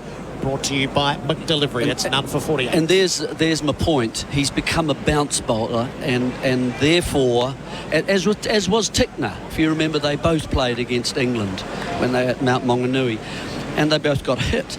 And I would have thought a bounce bowler, to select a bounce bowler against the Australians, doesn't kind of match up for me in terms of danger. You would think of any players would like a bouncing ball at you once you get in, and these two are kind of half in now at least. Khawaja pulls, dragged it away beautifully. 2 in the deep on the leg side. Neither had any chance. Crisply struck to backward square. Khawaja back-to-back boundaries. He's 26 and the 50 up for Australia in the 21st over. So that's, again, another example of what I'm talking about, just going short, and it's just not quick enough and it's not high enough. And really, it's in the green conditions, it's also not the length to be operating from. Khawaja now 3 4s and a 6. He's running hot for Ream, Australia's favourite hot water. That's steady, hot and strong. Cougar Lions had to revert back over the wicket as he bowls, and Khawaja tickles him off the pads down to fine leg, and he'll pick up another run. None for 53. Well, dangerous time now, because if Australia get a quick 30 or 40 now, then of course it's their session, firmly their session. If they don't lose a wicket before lunch, it's their session anyway when you've been asked to bat first. But at New Zealand, at the very least, if they don't get anyone out, they do not want a procession of boundaries here in this last half hour of this session. No, it's the patience that's required when things haven't quite gone your way, when you've been given an advantage, you've had your choice on greenish surface. You've got to just be calm and keep going, keep what was working and beating the bat. You know, you've just got to do it. Campbell on the 4th seamer. Cougar Lion bowls, and Smith turns him down to fine leg. So 3 overs, none for 16. Cougar Lion. Australia none for 54 at the end of the over. SEN and SENZ Test cricket for Resine. Quality paint and colours perfect for your summer projects. Daniel McHardy is coming in. Welcome to Officer Fields, your new home in Melbourne's southeast. Land now selling from $467,000. Officer Fields, life as it should be. Register your interest now at officerfields.com.au. Here's another powerful reason to choose Tyre Power. We're 100% Aussie owned and 100% independent. And we reckon that's more important than ever. Visit tyrepower.com.au or call 13 21 91 for your local independent owner. International cricket on SEN and SENZ with Resine. Quality painted colours perfect for your summer projects. Will be Will O'Rourke back into the attack from the Adelaide Road end, or southern part of the Basin Reserve. From over the wicket bowling to Smith. Drop short outside of off stump. Drop in the hands of Smith through to the keeper. Good afternoon. everybody. Hello, Smithy. Hello, Gerard. Danielle. Yeah. Nice to have the New Zealand captain in just prior to lunch. Just, well, Wellingtonian. Quite a lot of Australians around, haven't I got to say? Back. What's he doing? Nipping into his dominated the things, haven't they? Snack in there or something. Coming over here and taking over. It's a bit of a coup. Do they call it? Yeah, they do, with a P. Here is the large figure of O'Rourke. Asked the umpire. Jags back, but again, too short, left alone outside of off stump. 54 without loss. New Zealand winning the toss, sending Australia in. We're into the 22nd over. I don't mind one bounce bowler who's a wee bit more pacey and that sort of thing, but I don't think we need two. I'd rather have a player like Duffy who swings the ball, a la Southey, but at more pace. And even, I suppose you might say, Doug Bracewell is a name who, if you really want to go the batting insurance way, but I don't think he's quite quick enough now. Yeah, which they tend to enjoy. The batting insurance, that is. Here's O'Rourke in his second test. On the drive is Smith, but gets a thick inside edge. Who goes through mid-wicket. They've got one. They'll come back for two. So Smith advances his total to 27. It's 56 without loss. Wasn't a shot, though, that he meant to go into the leg side, was it? And so there is still something in this surface. It's actually nipped back, taken an inside middle, and gone out to a sort of vacant mid-wicket area and picked up a couple. But it wasn't a stroke that you'd feel really happy with as a batsman. I think the movement will stay for a lot of today. Well, let's hope for New Zealand's sake. They'll need it. 3 slips in a gully. Awaits behind the wicket as O'Rourke bowling Fuller once more inside part of the bat. More in control from Smith. Flies out towards the deep backward square. They'll come back for two more. 58 without loss. Well, Mark's texted in and he agrees with you, Jerry. He says we're bowled too short. The full balls have not been often just enough. A wee bit. Yeah, and Mark's probably right. We're only talking about a foot, you know. My argument is that from a New Zealand point of view, they've gone past the bat often enough to think and look at the scoreboard and think that we have. We deserved a bit better than 58 for none. O'Rourke none for 8, 2 balls remaining in his fifth over. First siren of the day, is it? Short outside of off stump, left alone. Great buzz inside the Basin Reserve, I must admit. Being fashionably late to the commentary box like a true Wellingtonian. Smith, he wandered around with the people. There's a great buzz Man inside of the people. Here. Man of the people. Oh. Yeah. Your lap of honour, was it? Yeah, basically. No, you're leaving us. Well, you might remember in Hamilton we got an invitation by one of the listeners.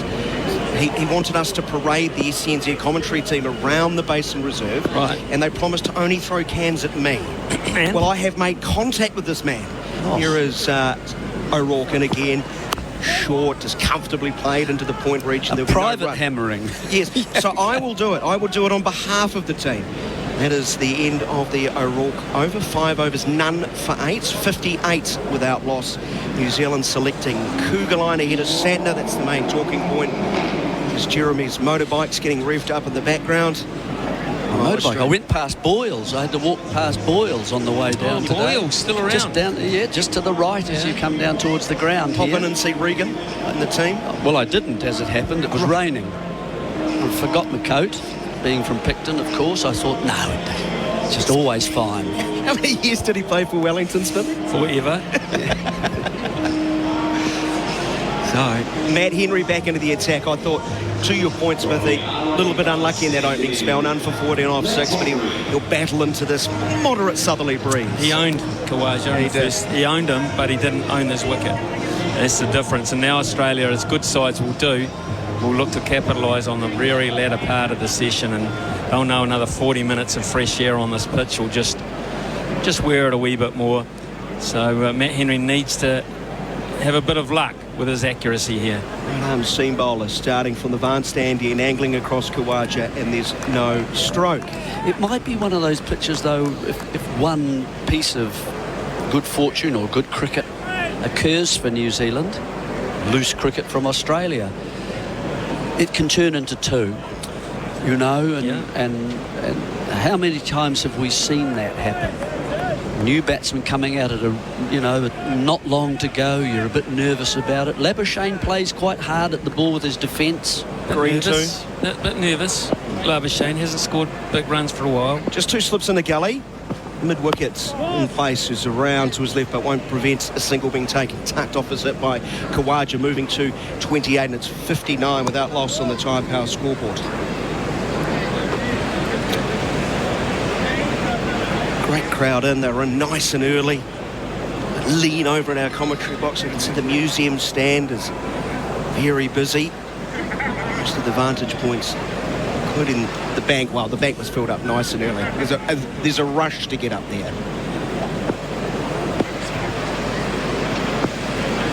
The right-hander Smith waits. Henry a little bit wider of the crease, angling away, full of leg, but wide of off stump, and so good. It's a late reaction of Smith, leaving alone once more.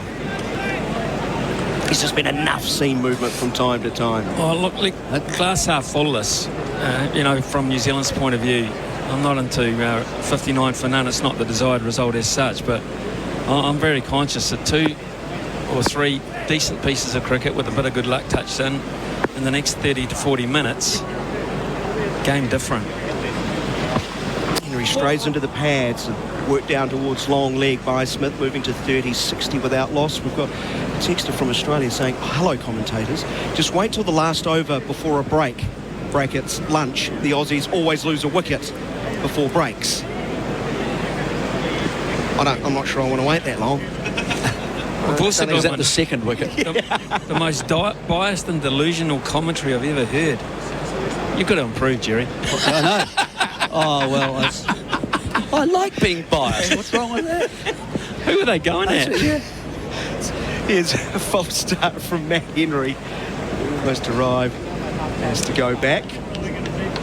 Ree's just coming and going. As he adjusts to pushing into the southerly.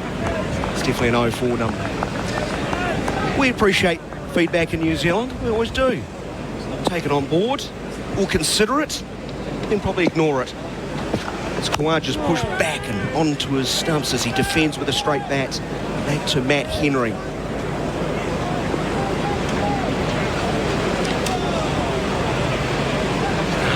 .5k. Can be sharper. But it's his ability to hit the surface. Get the ball nipping away and back in. He bowls to the left-hander. Good leave outside of off stump. Keeps a little bit low as Bundle takes it around his ankles. And that is the end of the over. Australia on the Tyre Power scoreboard. 60 without loss. Elevate your lifestyle with the Platinum Promotion by Mimosa Homes. Experience luxury with exclusive upgrades, including evaporative cooling, 40mm stone bench tops to your kitchen, and brick infills. And for a limited time, up to 100% off fixed site costs for the first 200 buyers. View one of Mimosa Homes' 50 displays across Melbourne and discover the difference that makes a house a home. T's and C's apply. M Collection Homes only. Mimosa Homes. The Basin Reserve, the setting for the first test of 2. Great to have your company. All with Rosine, the Paint Kiwis Trust. Right, rejoins. Smithy's taken the advice of our texter early, Jeremy. He's going to go work on his delusional self. Okay. See if he can come back fitter and stronger. He's already bled for New Zealand today, Smithy. Yes. Cutting his arm on the way up. Oh, yes. I think he's a graze, I would call it. Yeah, theatre of the mind, Jerry. O'Rourke continuing from the Adelaide Road end, going past the outside edge of Steve Smith, has nibbled away, squared up the right-hander. Still not full enough? Yeah. Still not full enough, Jeremy? They've just been a wee bit short the whole morning, really. Leg gully has gone in. That's Williamson there now, so whether they're going to try and attack Smith sort of to the shoulder area, ribs, get him to try and tuck one round the corner there, catching of course. Small Canterbury fast bowler. That's a nasty one into the armpit of Smith, who's deflected it very fine. Around to his right, Kugelheim Fields. Another run to the scoreboard. Might have more here as the throw went past Blundell. The New Zealand captain reacted very well at mid-off. Around to his left to prevent any extra. It's a 61 loss on the Tyre Power scoreboard. It's a tactic that Steve Smith's got so used to in the last 4 or 5 years. Teams targeting that area. It's off the glove, I think. This one? Yeah. It was. Yeah. Run given to Smith. Yeah. So O'Rourke, the sun breaking through the high cloud. Bowls on leg stump. Awkward sort of length as Kawaja jumps as he defends awkwardly to the onside. No run. O'Rourke's the only one causing that level of discomfort, isn't he? And that's really with his height and I think his pace. Just a few more Ks for him. He'd be in the 130s at least, high 130s maybe. He's done okay this morning. He's only had one test. Long approach. Tall man. High release point. That's another lifting delivery, chest height, sailing over the top of off stump. Good leave though. Squadron rocks back. And we saw this throughout the Australian home summer, where every time you had a fast bowler, Amir Jamal from Pakistan who made his debut, and then Shamar Joseph, they weren't out and out quicks, they weren't hitting 150. But it's not that they had the Australians rattled, but they did rush them. They did get into some awkward positions throughout the summer.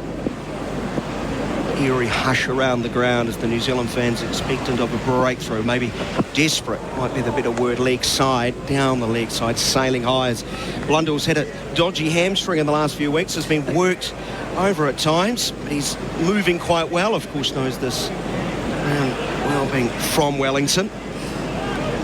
I mean, you'd also have to say and give a pat on the back to both the openers, wouldn't you? The ball has nipped about a bit and they've been able to cope with things. They haven't followed the ball too much with their hands. They've judged the height of the deliveries. New Zealand haven't really brought the stumps into play quite enough for an LBW as well. Last ball of the O'Rourke over, fuller this time on middle stump, squared up and pushing straight out of the middle of the bat is Kawaja, and there will be no run. The end of the over, Australia 61 without loss. Work youth ransacked overnight, locks for force, doors left ajar, all your tools gone out of sight. Good thing you're with IMA, the ones that aren't just by your side but always have your back. They're the tradies, mate. That's IMA. IMA covers all you need, and tradies, yep, they all agree. They're the tradies, mate. They're the tradies, mate. That's IMA.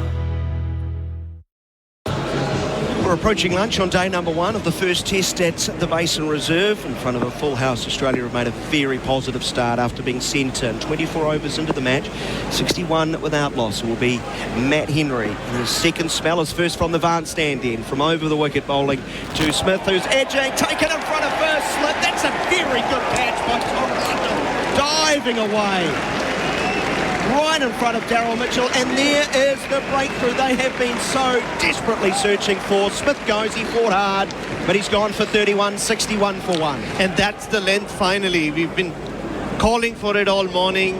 We've been dragging Steve Smith out. Well outside off stump. Finally Matt Henry just nails the length. And Smith was walking literally as he edged it. Wonderful catch from Tom Blundell, but saw Steve Smith's body language. He got the edge and walked off. Yeah, it was a delivery angled back in slightly towards Smith, so he had to play at it, and it's just left the bat taken quite high towards the shoulder and then moved away from there. And Blundell's gone a long way and used the right hand. He is a right-handed catcher and a right-handed batsman, and he's gone really right in front of Mitchell. Mitchell, if he's going to cover that area, then Mitchell can go just a tad wider, I think. So, yeah, good catch, good height, a catch that you'd expect a wicketkeeper to take, but he has done it, and New Zealand have grabbed the first one. And the wicket that felt was always on with a chance because they were going past the bat has actually occurred for New Zealand, so they feel a lot better about that. Henry's probably the deserving bowler, I'd have to say, of all the compliment that we've seen. He's been at the batsman just a little bit more than the others, and it's been from the surface that he's done the damage. So New Zealand now have an opportunity to bring this whole session back now. Can they put pressure now on Marnus Labuschagne? Well, let's get some Wellington bias in here. good catch, Macca's catch of the summer. Cricket, I'm loving it. Nothing can top that. The bar might be set a little bit low, but that's okay. No, it was a terrific catch, and Jeremy, you're very right. Marnus is anyway under a lot of pressure. His test average has taken quite a beating in the last 14 or so months. Just over 50 now. There was a time when he was sitting pretty in the 60s for a long time. It's dropped from around 61 to 50.82 in just that period of 14 months. And like always with Marnus Labuschagne, he likes to take a lot of time before he gets into his stance, and always allowed to do so as well.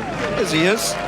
New Zealand fans energised. Henry from over the wicket, left alone theatrically outside of off stump. Labuschagne trying to be assertive with the footwork, coming down, then leaving. Yeah, that's interesting, isn't it? He's starting outside the popping crease, so when he takes his stance, and then he's taken a little step as well, trying to take the LBW out of play. New Zealand that might, in a way, strangely, the length they've been bowling might bring the edge into play a little bit more instead of going past it. Henry with his tail up, moving in again. Short, wide of off stump, disappointing. You want to challenge the new batsman. There's lots of smiles in the slip quarter now. There's one wicket, beaming smiles as 3 slips await eagerly. Yep, they've added that third slip. They had a cover while Smith and Khawaja were there. Now, of course, they've strengthened that cordon. Just 2 out now, just sort of almost the old-fashioned point and a mid-off. Henry in again, full, wide of off stump, no stroke. It's been the length delivery just on around 4th or 5th stump that's troubled Marnus Labuschagne right since the Ashes. Jeremy, you and I spent a lot of time talking about him during the Ashes. And he has changed his approach to training, finally, some might say. He's doing shorter sessions now, just 35-minute sessions. He's trying to bring more energy than time into his training sessions, he said. But you can see he's, at the moment, not very settled. Not yet anyway. Henry looking to finish off this good over. He gets into the hip of Labuschagne, glide him down. Very soft hands to long leg to get off the mark. 62 for the loss of 1 on the Tyre Power scoreboard. It's not a criticism, but he's taken his guard, I reckon, 10 times in 2 balls. He is really working on, I don't know where my off stump is. And so he is marking his off stump, and it's an absolute giveaway for anybody who has played enough that this chap doesn't know where his off stump is right now. He wants to know exactly, and you see him practicing his just movement, his foot movement, to cover that off stump at the moment. So that makes sense to have the extra slip in there. Just 2 slips for Khawaja. He gets a ball that nips back. He's wanting to leave. The ball sails over middle stump and through to Blundell. The end of a successful over for Matt Henry and New Zealand. They got rid of Steve Smith. Caught Blundell diving in front of first slip for 31-62 for the loss of 1. But he's so energetic, and I've only been around very short periods of time. You were at Premier House. Spending a lot of time with the Prime Minister the other night. They made any changes to our policy at all? Yes. But, okay. Dress code to start with. Yeah. But they sorted out the smoking problems. All those things. They had all the first 11 captains, Jeremy, from all the colleges around Wellington. Nice. And the young'uns were out on the mode in a backyard cricket pitch. And then the official welcome, ends, you turn your head and there's Marnus already with the ball in his hand bowling at the young kids. Great. Yeah. He even got a wicket and he was celebrating it. And then he got smashed for a 6 and he said, I'm done. The wicket still counts, brother. Khawaja was great with the kids. He was great with the kids, wasn't he? As we wait an eternity for him to take his guard. It's amazing how he gets away with it at every level of cricket he plays, Marnus. Doesn't help our famous over rates. We are all continuing from the Adelaide Road ends, or whistles around waist height, down the leg side though, hands out of the way. Blundell takes to his left. And he changed his guard at least 4 times in the space of 5 tests during the Ashes. Yes, every test he had a new guard. And what he did say in that interview I did with him a couple of days ago, Jeremy, is apparently he's found that he's been spending so much time at his end, like over focusing on his technique, that he's kind of forgotten that you need to focus more at what's happening at the other end. And the ball. Yeah. Ball released. And Blundell tumbling away to his left. Good stop. I'm not sure if that flicked the thigh pad or it's just got accuracy. We're not completely straight on here at the Basin Reserve. Just, I think, swung as it went down the leg side. And New Zealand can't afford this. Like, they have a nervous batter out there. It's not in the best of nicks. Not coming off a lot of test runs. They can't waste any deliveries for 6 more minutes. The Manas would be thinking about that lunch break. They have to get everything on the money, and there is a possibility of a wicket here. O'Rourke into his 7th over, none for 9. Oh, that's very wide outside of off stump. He's really trying to let it go. A little bit too. Yeah, one of the things about O'Rourke is that, if anything, at delivery, his head just moves away to the offside a bit. And if you could just get that sort of corrected to straighten the head and you bowl round your head a bit more. Think of Richard Hadley's head just kept on aiming towards the target and right throughout his whole delivery. So everything's going at where he wants it to bowl. And then you get more pace and you get more accuracy. The big boots come thumping it again. He arrives at the wicket, bowls fuller. Anything, just slightly over-pitched, cushioned into the offside. There's no run. Because the impression I had when I watched him playing against the South Africans at Hamilton was that a lot of balls went wide of the stumps, either wide of off or wide of leg, and he needs to try and reduce those and put more pressure on the batsman. I think just his 3rd ball in Test cricket that would have hit the stumps. What about the dismissal of Neil Brandt? Oh, the LBW that was trimming the bails. Yeah. It was John Bracewell talked about. He needs to find that international length. Often it's New Zealand domestic sides, back of a length is good enough when you bowl this quick. Similar length outside of off stump, no stroke. Better line from O'Rourke, still a bit too wide. That's the length. To Manas, you don't need to go really full. You need to hit that length. He does get caught in his stride. That front foot can be slightly elevated. Instead of planted. Yep. And that's been his downfall quite often in the last 8 or 9 months. What he's been trying to work on. A slightly open stance, the right-hander. Raises the bat nice and high. He waits for O'Rourke, who once again can't lull him into a stroke. The end of the over, 62 for the loss of 1. Imagine if you could transport yourself from your car to this one. Discover the Hyundai Santa Fe. Serenity in the front, harmony in the back. With Lane Keep Assist, avoid the horns and the headaches. Not to mention the choice of 6 or 7 seats to suit all your family's needs. Enjoy a $2,000 factory bonus for a limited time only at your local dealership today. Imagine that. Hyundai.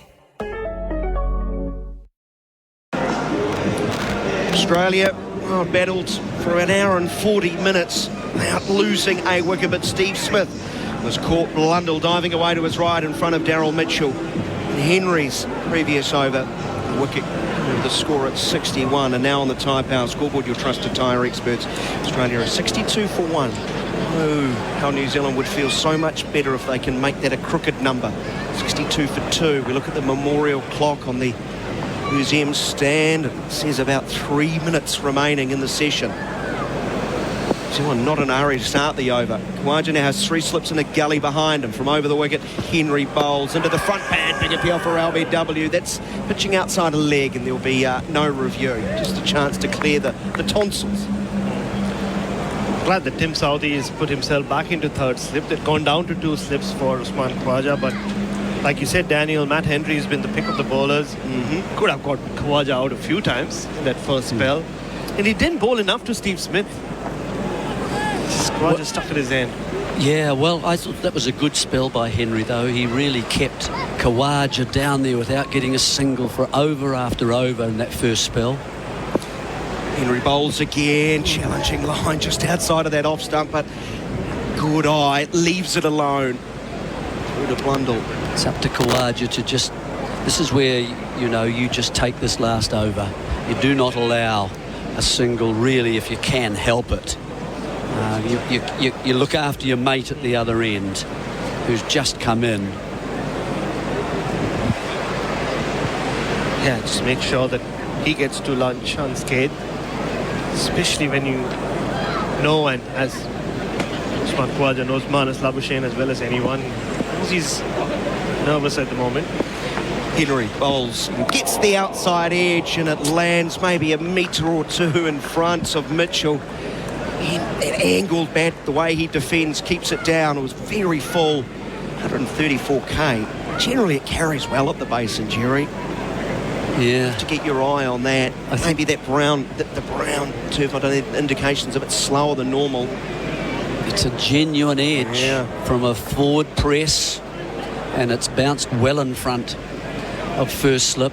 I mean, it's one of those ones you think very quickly about. Am I too deep, obviously? Left alone, similar line and length. Adjusting his Khawaja. Yeah, once again, where Blundell collected that ball, hit his shin.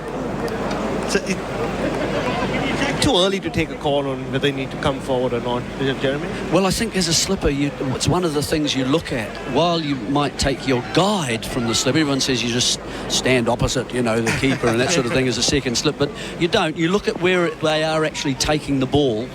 Right arm, winning fast. Good leave this, on length more than anything. Sails over the top of off stump through to Blundell. He's doing that a lot now, Khawaja.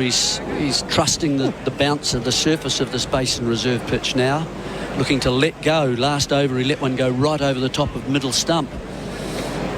Man coming in now from deep backward square into the cordon to save a single. Well, into the circle to save a single. Henry getting the ball to bend back into the left-hander on a couple of occasions this over.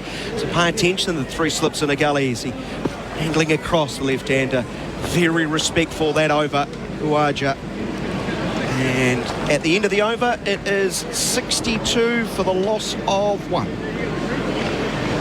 When Macca's decided to drop the McCrispy burger with 100% Aussie chicken, a soft glazed bun, crunchy lettuce, and a new signature sauce, they thought, straight to the permanent menu you go. The McCrispy, Macca's next big thing. Available after 10:30am. Here's another powerful reason to choose Tyre Power. You can trust Tyre Power to have the tyre to suit you and your budget. So get the power at Tyre Power for whatever you drive. Visit tyrepower.com.au or call 13 21 91 for your local independent owner.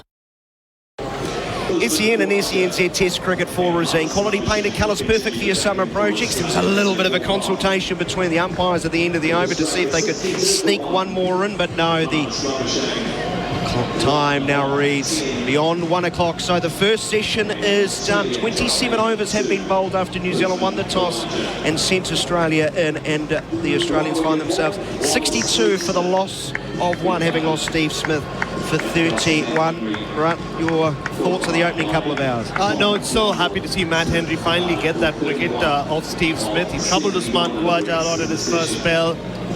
New Zealand maybe will look back at this session and say they could have bowled slightly fuller, but there were periods where they looked dangerous, they looked threatening. Kuggeleijn was a little disappointing, let the pressure off. O'Rourke built into his two spells, built into this innings, but from an Australian perspective, Usman Khawaja, like he always seems to be, he's still there. After a session, he's played out another session in Test cricket. Steve Smith looked good, looked positive, but New Zealand striking, kept dragging him away and then finally getting that outside edge. New Zealand will be happy with the way the session finished, but Australia will take it overall after being put in. Khawaja, just a fine player. He's able to put those play and misses out of his mind, just get into sort of his routine. He set himself up for a profitable afternoon, he's thinking. Oh, he's the Buddha of cricket batting, isn't he? He just gets into a trance. He always speaks about it once he's there in the middle. And he seemed like he's been in a trance today. It's not been easy. It's never easy at the Basin Reserve against the new ball, but he's seen it off. He's be happy with the 6 that he pulled off with the pull shot. The one time New Zealand went short to him. But this is how he builds into his innings. So he's got his eye in.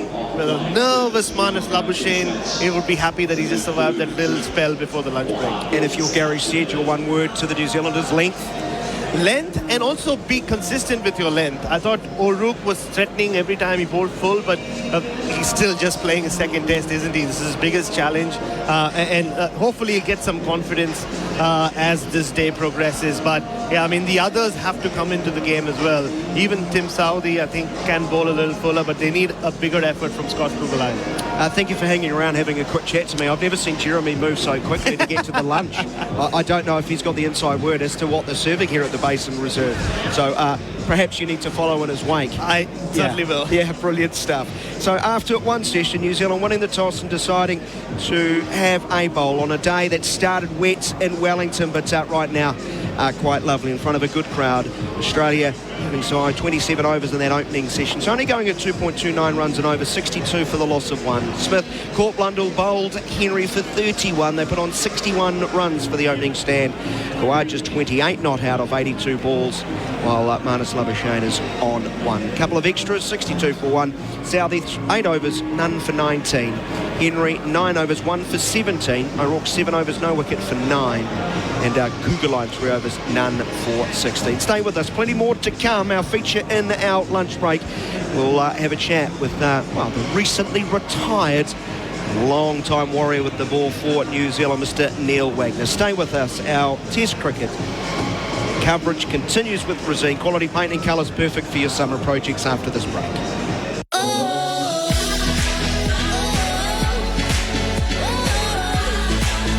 For Henley Homes, paying $1,000 a month off your home loan for 2 years. New Zealand versus Australia on SEN Test Cricket. Tyre Power gives you the power to save with better buys on big brands. Like buy 3 and get 1 free on selected Falcon tyres. Better buys and better for your safety too. Visit tyrepower.com.au. When Macca's decided to drop the McCrispy burger with 100% Aussie chicken, a soft glazed bun, crunchy lettuce, and a new signature sauce, they thought, straight to the permanent menu you go. The McCrispy, Macca's next big thing. Available after 10:30am. At Ozito, we know for you it's about leaving your mark. With over 100 tools for your home and garden, all powered by one battery to make it happen. Because when it comes to getting things done, do it yourself. Do it with Ozito. Do you? Welcome to Officer Fields, your new home in Melbourne's southeast. Land now selling from $467,000. Officer Fields, life as it should be. Register your interest now at officerfields.com.au. Hi, it's the Ox here. If you've lost control of gambling, drugs or alcohol, then MyHab is the place for you. A fully private facility with a team dedicated to every client. Cheryl is waiting for your call on 1300 190 370 or go to myhab.com.au. When it happens in sport, SEN has you covered, no matter where you are. Whether it's happening here. Into English. Oh, that's a massive strike from English. Here. The Penrith Panthers three-peat. We've witnessed one of the most remarkable comeback games you'll ever see. Or even over there. It's chips in Vegas. Kickoff in Super Bowl 58. All around the country and the world. SEN is right there for the big moments. Collingwood are your premiers. Expert commentary and analysis. Could you imagine having Kalen Ponga wearing the 13 jersey and just having them both sitting out the back? What? On both sides. Podcasts. Every episode of The Rabbit Hole with myself and Tim Watson. And the latest breaking news. Sam Kerr ruptured her ACL on a training camp with Chelsea. So whether it's epic victories in Victoria, crucial clashes in Queensland, or anything in between, remember, SEN has you covered everywhere. Find your channel on the SEN app today. SEN, your home of sport. As cost of living explodes, fuel is going up, food skyrocketing, inflation, groceries. It's time to take control. Manage your finances with Humanity, a simple budgeting app where you can also earn extra money. Link your savings, super and investment accounts. Learn where you can save by tracking your spending. Earn extra money by taking part in short online surveys. Link, learn and earn with Humanity. Download now and use the referral code SEN at sign up. Humanity with an I. WD-40 helps fix almost anything. That's why they're passionate about repairing, not replacing. Sign up to WD-40's Repair Challenge. Show off your repair project and you could share in $4,000 worth of prizes. Visit WD-40.com.au.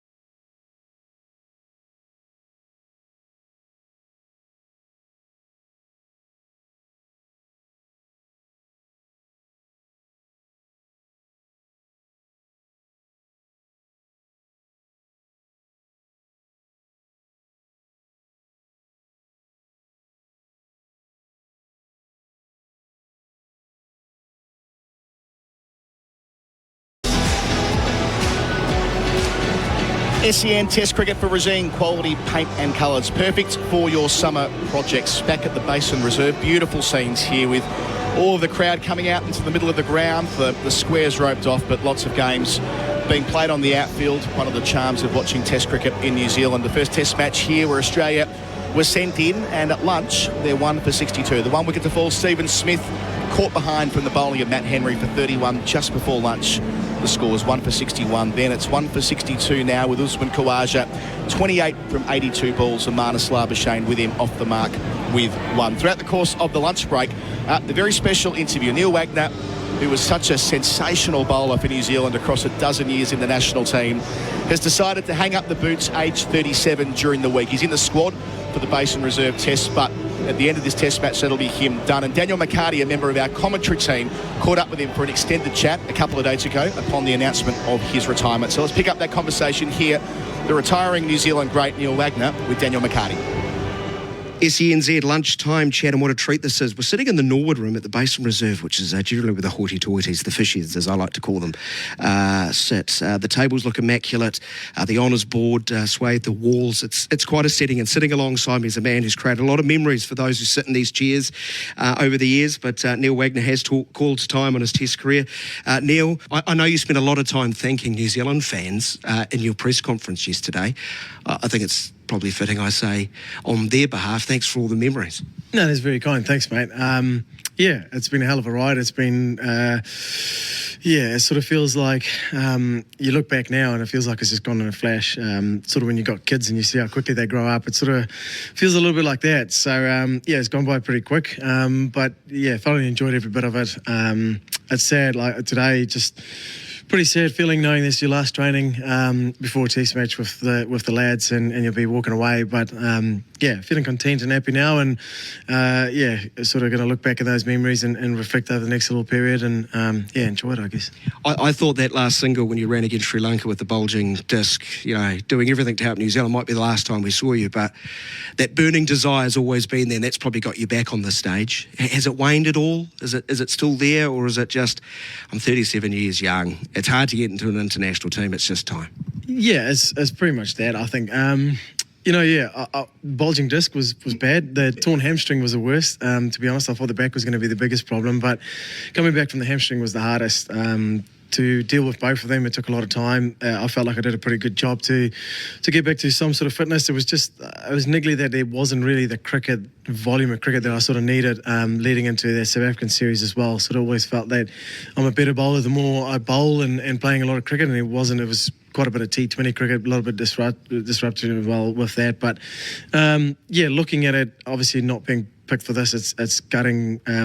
It's a bitter pill to swallow, but it's international sport, and you sort of got to take it on the chin. You got to move with that, and then we sort of spoke and looked at the decision, and hey, you're 37 years old. You're looking at, got to come back. Where are you going to get more cricket? Where are you going to get the loading that you need and to be at your best, and to be able to knock on the door? And then tours to the subcontinent, there's only going to be one, maybe two seamers being picked in that. And when you're not going to play those, or you're going to sit on the side and carry the drinks, you sort of feel like, I don't know if you're going to be much of a value, I guess. And then one or two tests, maybe against England.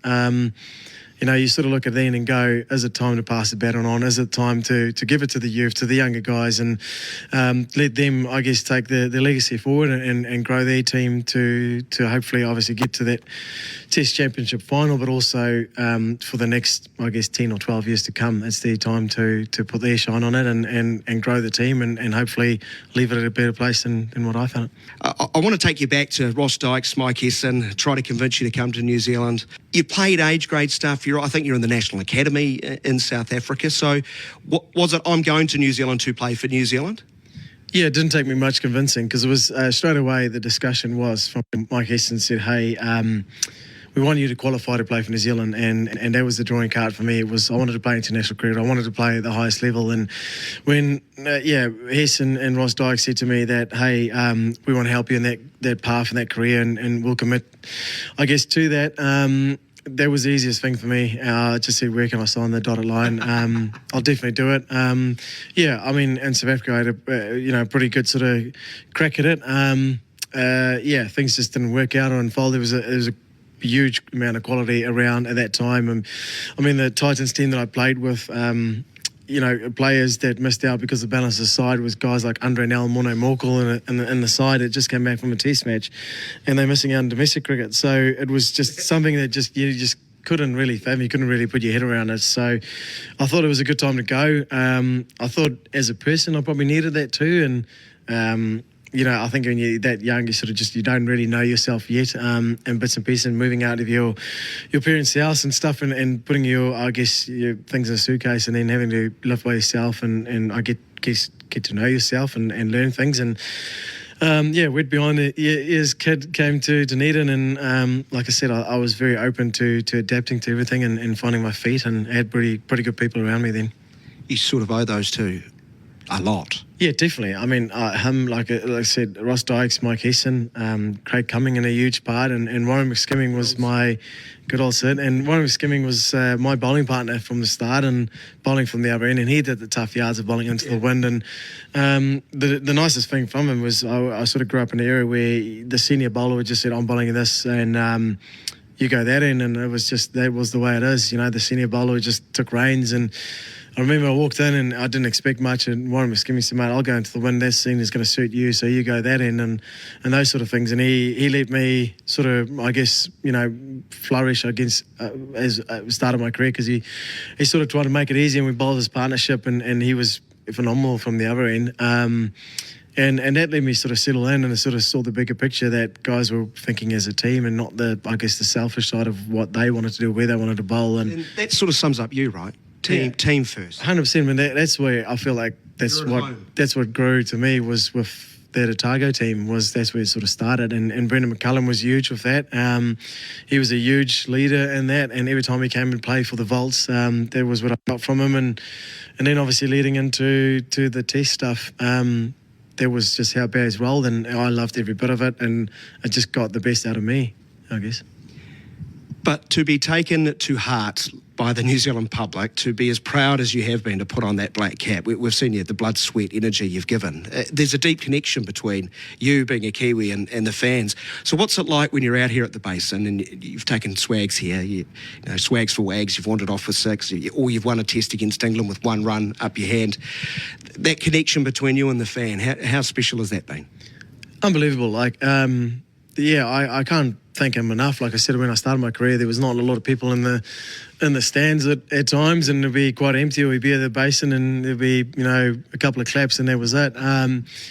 Seeing how the fans fell in love with Test cricket and obviously with the team and supported us and got amongst it, it's been bloody awesome. Like I said, there's times where you're running in, especially at the Basin, when it's a gustly wind, like when you sit down a fine leg or you stand there, the wind isn't blowing as much as what it does in the middle, I can give you that, and people won't feel it, but it's pretty gustly out in the middle, and you're running in trying to bowl, everything's hurting, your toes are bleeding, and the guys are lifting you up, the people in the stand and the guys in the team, those are the guys that get amongst you, and the chants and the stuff they sing and the appreciation you felt like when you bowl a good over or spell and people clapping you on, it always helped. It was definitely something that was really getting you up for, and knowing that you're trying to make these people proud, and proud of this team, and proud to be Kiwis. So the first part of Daniel McHardy's chat there with the retiring star of New Zealand fast bowling, Neil Wagner, who pulled the pin this week after 64 test matches and 270 wickets, talking there about dedication to the cause, how tough it is, but how much it's all meant to him. We're going to take a break here at lunch, where Australia 1 for 62 after being sent in. The 1 wicket to fall was Stephen Smith, caught behind from the bowling, and Matt Henry for 31. There are people all over the outfield at the moment. It's a beautiful scene here at Wellington. On the other side of the break, it'll be Daniel McHardy and part 2 of his chat with Neil Wagner. SEN Test Cricket for Rosine, quality paint and colours, perfect for your summer projects.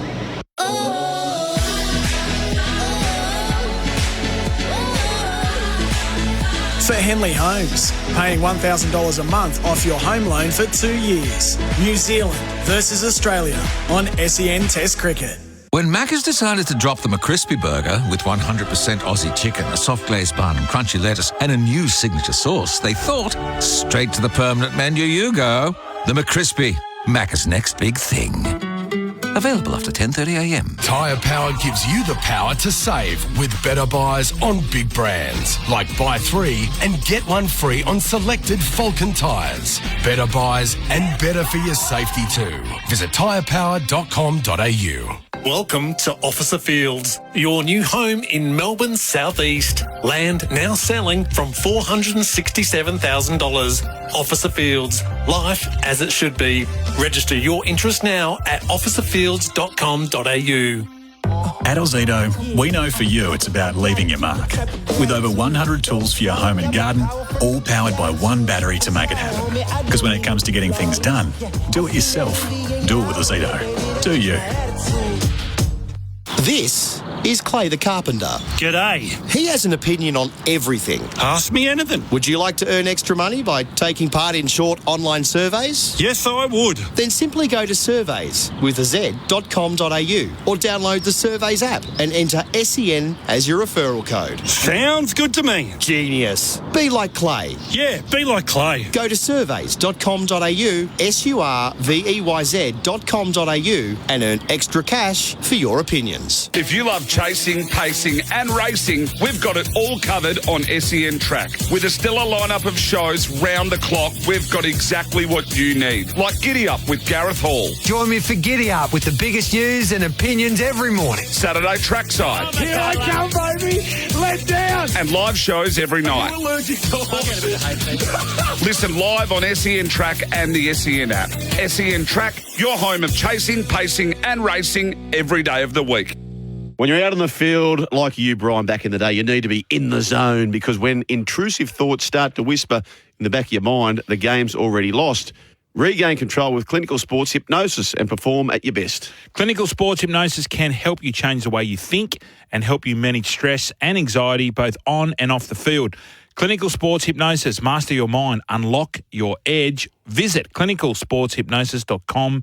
Hi, I'm Patrick Dangerfield. How good is getting out on the water? But what if something happens to your boat or jet ski? You want to know that you can count on your insurance. That's why I choose Club Marine. Boat insurance by people who know boats. Club Marine is Australia's largest provider of boat insurance with more than 50 years experience. So if you're looking for flexible cover options, exclusive member benefits and fantastic claim service, look no further. Get a quote at clubmarine.com.au and discover why boating's just better with Club Marine. TMD available at clubmarine.com.au. Read the PDS to see if this insurance is right for you. Culverts, waste chutes, concealed downpipes, stacks, cooling tower pipework, fire services. If something flows through it or goes through it and it's cracked, broken or needs repairing, you can call the Drain Man to reline it. Yes, the Drain Man. We can reline almost anything from 100 mil up to 2 metres in diameter. Round, square or any shape. It's a long-term solution to rehabilitate your assets. Call 1-800-843-372.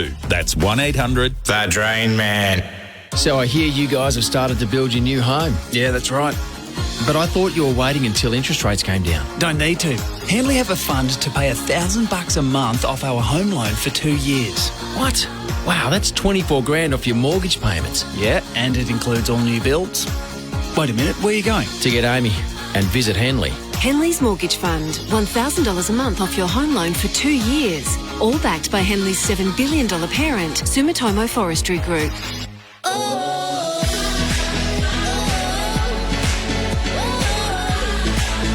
For Henley Homes, paying $1,000 a month off your home loan for 2 years. New Zealand versus Australia on SEN Test Cricket. SENZ Test Cricket for Razine. Quality paint and colours, perfect for your summer projects. Let's get straight back into it. Our lunchtime conversation today. Daniel McHardy with Neil Wagner, the great New Zealand quick who retired this week, picking up their chat after he pulled the pin on his Test career a couple of days ago. Just want to talk about some of the brighter moments of a Test career that's been full of them. 260 Test wickets. Tell me if I've got one or two wrong there. I look back though, maybe I think it was about your third year, maybe second full season in the national. So I remember Eden Park against India. You picking out 4 wickets. That they look like they're almost chasing down 400. Was that kind of your breakout game where you felt right? Test cricket. I'm the real deal. I'm here for a long time. Yeah, I sort of felt like that's where I sort of found my niche a little bit and Brendan always said at that time too. I think that's where I started bowling quite a lot of short balls, and there was some bounces in between. There was some obviously swinging, pitching up, and a few bits and pieces. But it was a test match where it was just swinging around the whole time in the balance, and the way they play, they are obviously a very strong team, and with a lot of gun players in it. And I thought that is where we sort of came together as a team and played some really good cricket, and I sort of felt like now I sort of feel like I sort of belong and found my feet, I guess, in my role, not trying to compete against other guys and trying to swing it more, be better than Tim and Trent. It was more like, how can I be effective in this team and make them better, and I think that's where it sort of hit me, and I sort of started feeling confident, I guess, in the role that I played. If I took that test and then rolled it out through, I think, the end of 2021, you take 190 test wickets at 24. That's world class. Everyone's got a sentence to say, a paragraph to write about Neil Wagner's bowling style. I want to hear it from you. What are your plans? Why were you so successful, like world-class levels through what, 6 or 7 years? It's a really long peak. Like I said, I think some of it could be one of my best traits, but also my worst weakness in a way is wanting to be a bit of a people pleaser at times. So whenever the team required me to do something or ask something from me, it was always a pleasure to do it, and I wanted to do it and wanted to do it the best of my ability. There's times where I didn't feel like bowling short was going to be the best method or way, but when Tim or Kane, whoever's captain at the time, wanted me to do it, and I had to buy into that plan, was just to find a way of doing it the best to make them happy and I guess to contribute.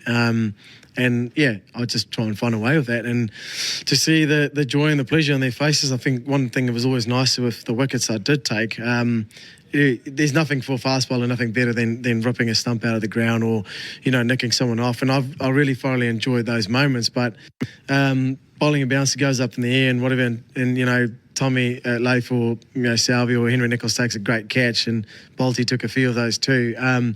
It sort of felt like a team wicket and everyone's involved, and the celebration felt like everyone was involved, and I sort of always enjoyed that because I sort of felt like it was a proper team wicket. It wasn't just about the individual, about me. It was a collective sort of thing. Someone still had to take a catch in a pretty tough sort of light or tough way, and when they took the catch, we sort of felt like, okay, gosh, we finally got that wicket or that breakthrough, and everyone was involved in that. So it's something I thoroughly enjoyed of that, and the way I played. And obviously we had two of the best swinging bowlers in the world, I feel, in my opinion.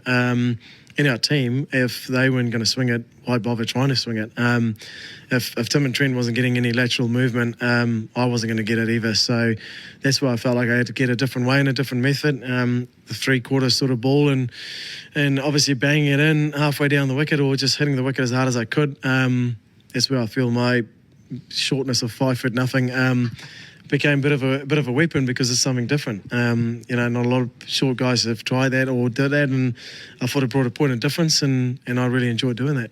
I think you're being selfless to the end.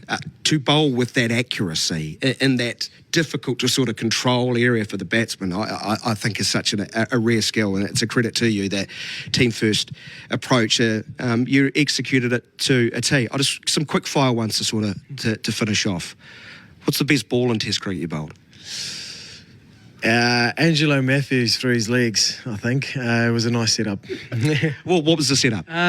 We had the short ball field, and I think Tim Salvi came running to me and said, hey, don't be shy of throwing a Yorker in there, and bowl the perfect leg stump Yorker, and he tried to sort of leave it or kick it away with his pads and went right through his legs.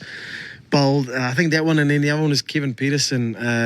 I was bowling in Dunedin, and Brendan McCullum asked me if I had a big in-swinging Yorker in me, and I said yes, 100%. And he said, make sure it's full. It was pretty half volley full, and swung in, hit him on the pads, first ball out LBW. I think that's right up there in the memory box. Yeah, because you had a lot in your toolkit. Favourite ground to bowl at? Good question. Not here. And I'm a Wellingtonian, you know that. I won't be offended. I loved Mount Maunganui. I do. That's my home ground. I definitely do love bowling there, but I love bowling in the Basin. I always felt like the wind was tough as hell to run into, but it could be your friend at times too, especially with the short stuff, because it just, the change of pace, and I felt like if I did pull you, it sort of hung up in the air and it's there to catch. So although it's the hardest ground to bowl at and take wickets on sometimes, I felt like I enjoyed the most the challenges that came with it, because it gave you an option or opportunity to get a wicket with that. Your first test, you batted in the middle order. People need to remember that. But funny enough, someone gave me the stat. I'm the only guy, and I want to know if it's true, but someone tweeted me the stat. I'm the only person to have, in both innings, debuted first class and test to bat in the top order, winning night watchman on both innings of first class and test debut, and apparently the only person to have ever done that. So when you look at my debut, you think I'm the top order batter, so it was quite cool. Favourite shot though? Is it? A pull shot, 100%. Yeah, it's got to be the pull shot. I bowled that many bounces that people wanted to bowl back at you, that I had to work on the short ball, and I love playing a pull shot, yeah. One batsman you're thrilled you'll never bowl a bouncer to again? Who's the best at playing it? Harry Brook and Faf du Plessis, yeah. They see it like a beach ball through binoculars, don't they? They pick up the length so quickly. Yeah, no, I thought Harry Brook, the way he played it was hard because he moved around the whole time. You just couldn't hit him where I wanted to. He just never stood still, and he had a pretty good eye in the way he played it. And then I feel like, Faf du Plessis had so much time. He just had it on the top of it, played it sort of down, and it was pretty good. Alistair Cook is another one. He played it pretty well. One bowler you're happy you'll never face a bouncer from? Dale Steyn. Dale Steyn is up there.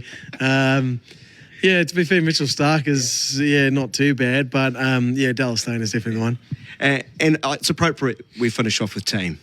Is there a test win or two or a series that are going to live long in your memory above others, rather? I think England at home 2018, I think it was. Ish and myself batted it out. I think that series is definitely the one that would always stick. And then the one in England where we won at Edgbaston was, I reckon, pretty special series that will always stay.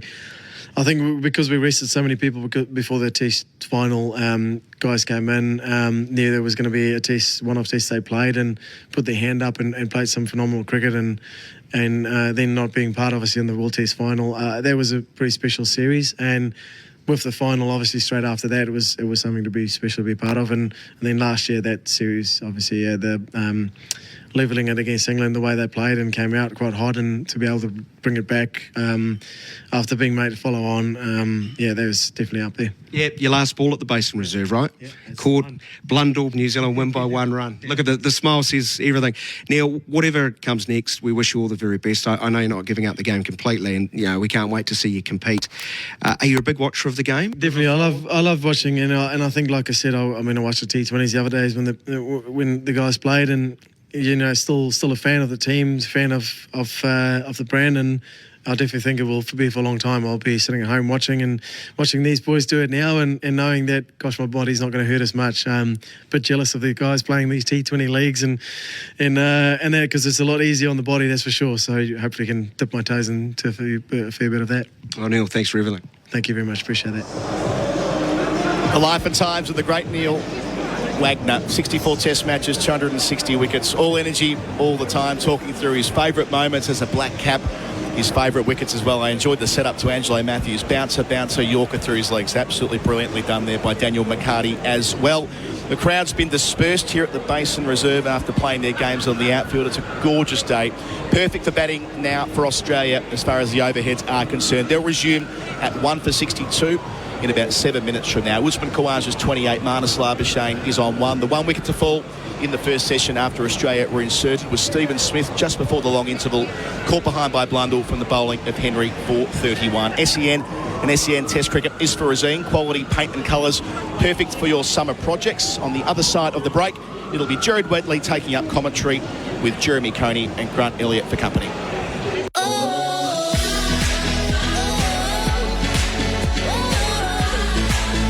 For Henley Homes, paying $1,000 a month off your home loan for 2 years. New Zealand versus Australia on SEN Test Cricket. When Macca's decided to drop the McCrispy burger with 100% Aussie chicken, a soft glazed bun, crunchy lettuce and a new signature sauce, they thought, straight to the permanent menu you go. The McCrispy, Macca's next big thing. Available after 10:30am. Tyre Power gives you the power to save with better buys on big brands. Like buy 3 and get 1 free on selected Falcon tyres. Better buys and better for your safety too. Visit tyrepower.com.au. Welcome to Officer Fields, your new home in Melbourne's southeast. Land now selling from $467,000. Officer Fields, life as it should be. Register your interest now at officerfields.com.au. So I hear you guys have started to build your new home. Yeah, that's right. But I thought you were waiting until interest rates came down. Don't need to. Henley have a fund to pay $1,000 a month off our home loan for 2 years. What? Wow, that's 24 grand off your mortgage payments. Yeah, and it includes all new builds. Wait a minute, where are you going? To get Amy and visit Henley. Henley's Mortgage Fund. $1,000 a month off your home loan for 2 years. All backed by Henley's $7 billion parent, Sumitomo Forestry Group. As cost of living explodes, fuel is going up, food skyrocketing, inflation, groceries. There's now a little app that can help. Welcome to Surveys, where you can earn extra money every week. Simply sign up, then complete short online surveys and earn real dollars into your account. Go to surveyz.com.au or download now and use the referral code SEN at sign up. Surveys. Turn your opinions into cash. Download the SEN app from the Apple and Google App Stores. Then get set for all your big moments in sports. It's in corner gully! 3 in the open! Oh, what a wonderful finish! Magnificent kick! What a goal! He's a grand final specialist! Listen to any SEN shows. Gary Lyon and Tim Watson. Joel Kane and Brian Fletcher. Off the bench. This is Sports Day. Plus, it's now available on Apple CarPlay. The SEN app, your home of sport, from wherever you are on the planet. G'day, it's the Ox here. 2024 is the time for you or your loved one to get help at MyHab. Whether it's gambling, drugs or alcohol, MyHab is a private rehab facility for you. Cheryl is waiting for your call on 1300 190 370 or go to myhab.com.au. From country to city, Ringers Western takes you there. Doesn't matter where you are, you can stand out and make a statement. Because when you wear one of their iconic work shirts, durable boots or premium cowboy hats, you'll be an icon of the Outback from head to toe, wherever you go. So, make a statement with Ringers Western, your one-stop shop for rugged style and unbeatable quality. Visit them today at ringerswestern.com or your nearest store. Every day, 53 Australians hear the words, "You have blood cancer." But together, we can ensure that they don't go through it alone. If we all band together and sign up to shave, cut or colour our hair during the world's greatest shave, every dollar we raise for the Leukemia Foundation will help fund cutting-edge research in addition to providing support services to patients and families, which keeps them together when they need each other most. And that's bloody beautiful. Sign up today at worldsgreatestshave.com. A special footy player can make a difference on the field. But off-field, there's a team making a difference for footy families in need. Family of League. Consider becoming a member in 2024. Your support allows Family of League to do things like pay a retired rugby league couple's rent and even assist with transport and food costs for an unwell ex-footy pensioner. And more. In 2024, your Family of League membership makes a difference and starts at only $25. Visit familyofleague.org.au.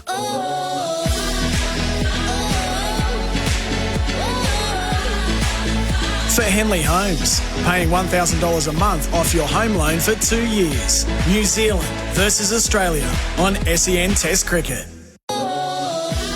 The second session. It's a glorious Thursday afternoon now in Wellington. All the cloud is burnt off. It's clear blue skies and the sun beating down. It's about 18 degrees. It'll be a lovely afternoon on the hill, I suspect. Fans on the field at lunch.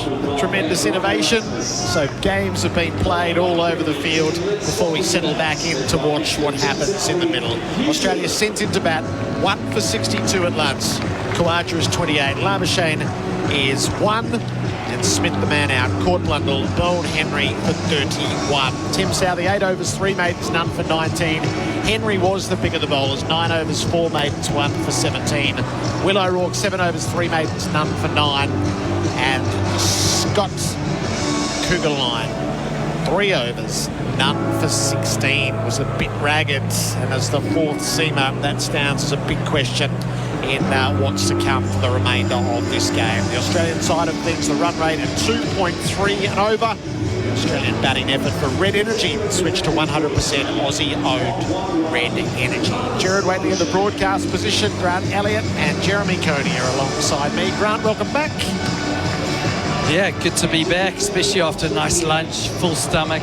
Jeremy Coney on my right, Gerard Whateley on my left. I'm glad you didn't include me in lunch. Hey? No, I didn't see you down there. We weren't very social, were we? But it was decent lunch, and I think the New Zealand players, they would have gone into the change room and they would have discussed the lengths that they bowled. Did they bowl good enough lengths? Did they bowl the correct length, the correct line? Maybe what they're going to do to Labuschagne, who's been pretty proactive around the crease. He's been looking to move forward. He's batting outside of his crease. And Khawaja, who's been in the crease and sometimes out, he's been trying to find a bit of rhythm. I wouldn't say that Khawaja's looked as rhythmical as Smith did at the crease, but he's still there. Tim Southey to open up after the adjournment. He'll be bowling from the Adelaide Road end, the far end as we look at it. Marnus Labuschagne settles himself. He's 1 from 10 balls. There's 3 slips and a gully in place, and Labuschagne is leaving outside the off stump. I think I'd have started with O'Rourke. I know he finished, but I think he's looked the most likely in terms of delivering a bit of a blow for the Kiwis. As I look at the sky here now, I reckon in an hour and a half this will be a nice pitch to bat on. There might still be a wee bit of movement, but as soon as that starts changing colour out there, and instead of the grass being totally live, it's starting to, not access the wells of moisture, if you like, beneath. Southey's over the wicket. Labuschagne leaves tight to the off stump. This is going to get better for batting.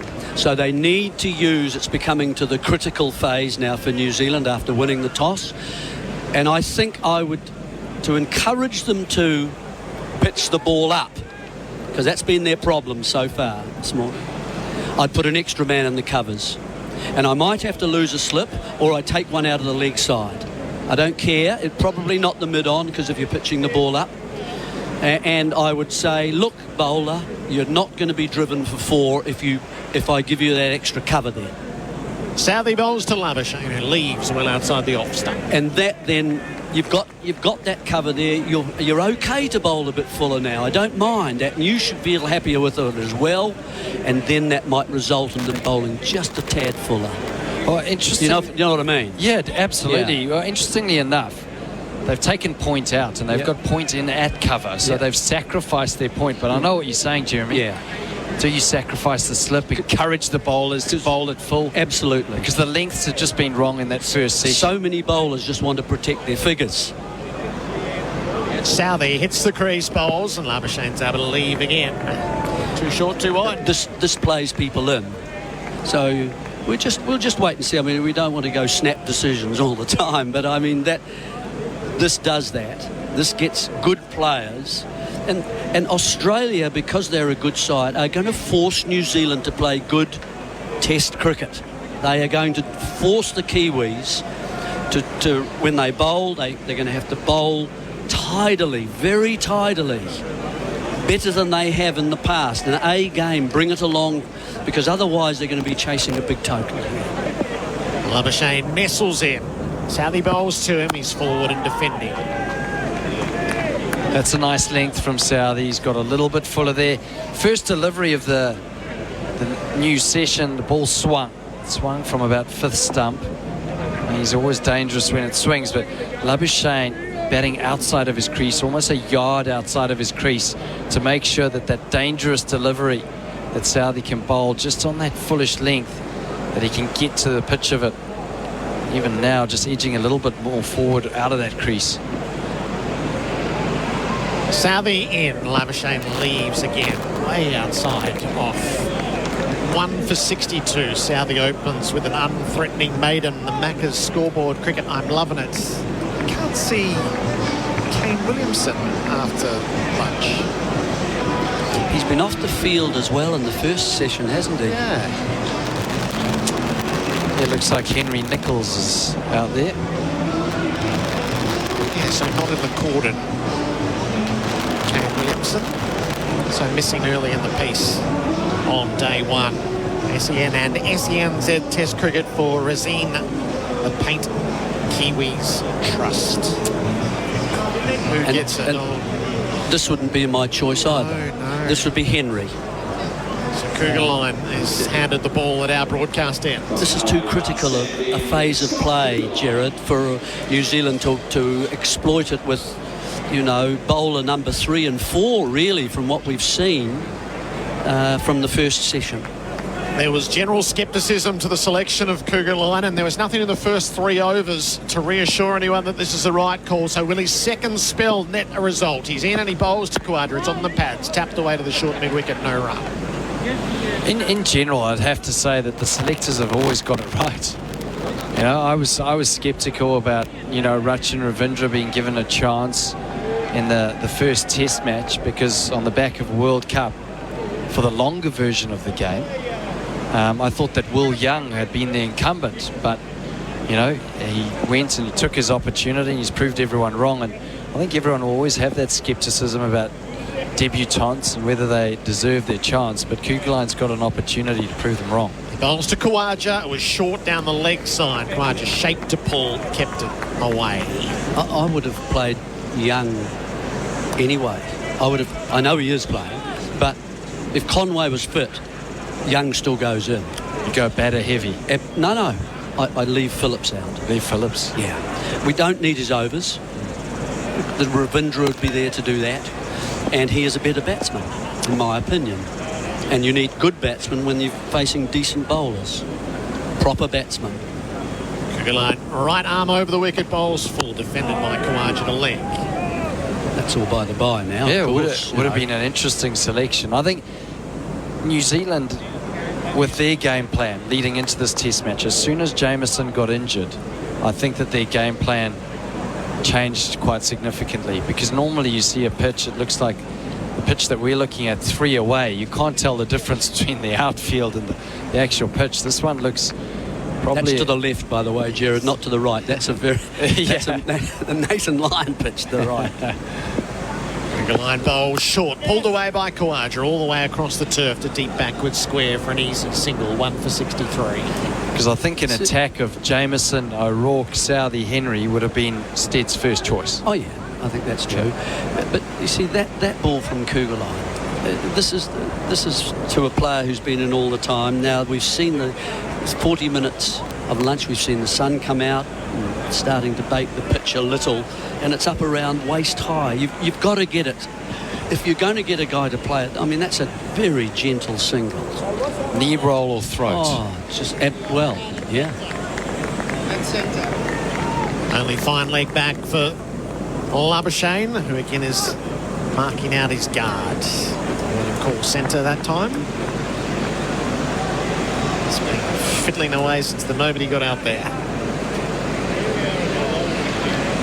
Here he is, checking that guard again and trying a new guard as well.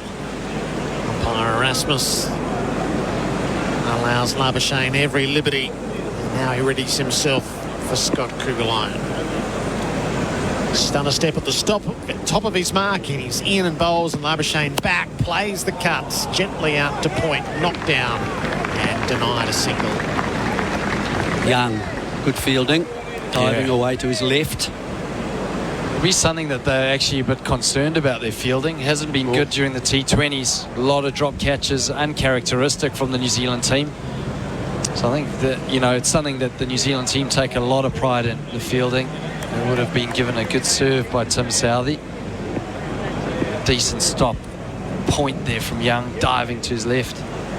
Southey's gone into the coordinate third slip as Labuschagne leaves outside the off stump. And that is the end of Kugelheim's fourth over. He's none for 17, 1 for 63 on the Macca's scoreboard. Cricket, I'm loving it. When Macca's decided to drop the McCrispy burger with 100% Aussie chicken, a soft glazed bun, crunchy lettuce, and a new signature sauce, they thought, straight to the permanent menu you go. The McCrispy, Macca's next big thing.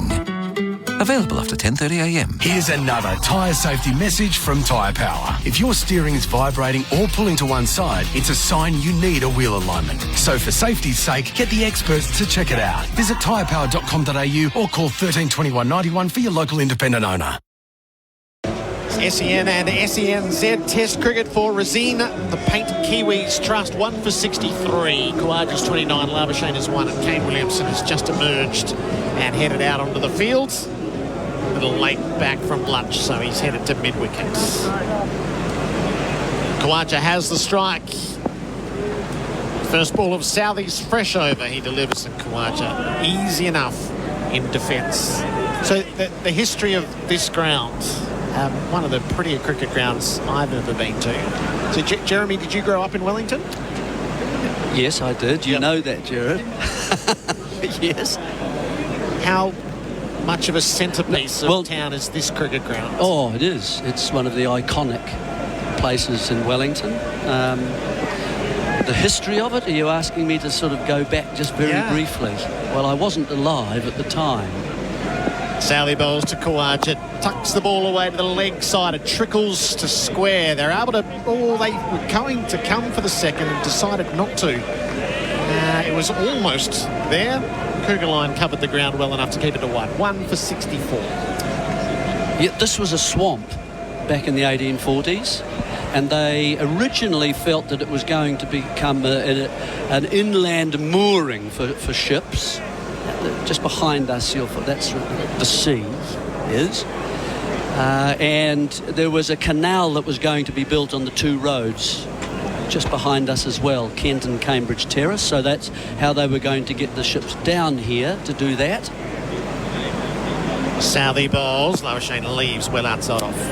In the 1850s, at some stage, there was an earthquake in Wellington which raised all the land around it, away to our right from where we are, a place called Tiaro, and also it drained the swamp, and as it was lifted, it was still swampy, and they fixed that in the 1860s by going to the Mount Cook jail, getting the few prisoners out, and said, come on lads, let's go and get here's a spade, make sure you use it to dig.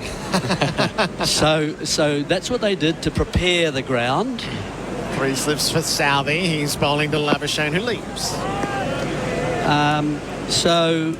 And then the first cricket game actually here was in the 60s, and that was between what the team called the Volunteers, which doesn't sound as if they've been practising a lot, does it? Who represented Wellington against the men from the HMS Falcon, which was a boat which was parked away down, didn't come up, and they've never used, this is an inland kind of mooring spot at all. Since that earthquake, it became a place for recreation at that point, for the utility of the public, it said.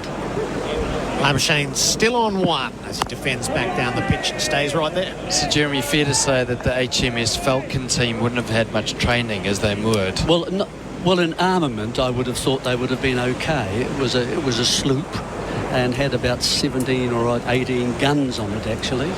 But it travelled around New Zealand quite a lot during the Maori Wars and was, carrying troops, the government troops, when the Maori Wars started to occur around New Zealand, dropping them off, take the Maoris on, kind of thing. Southey pushes in from the top of his mark, past the umpire, and bowls to Labuschagne, who leaves.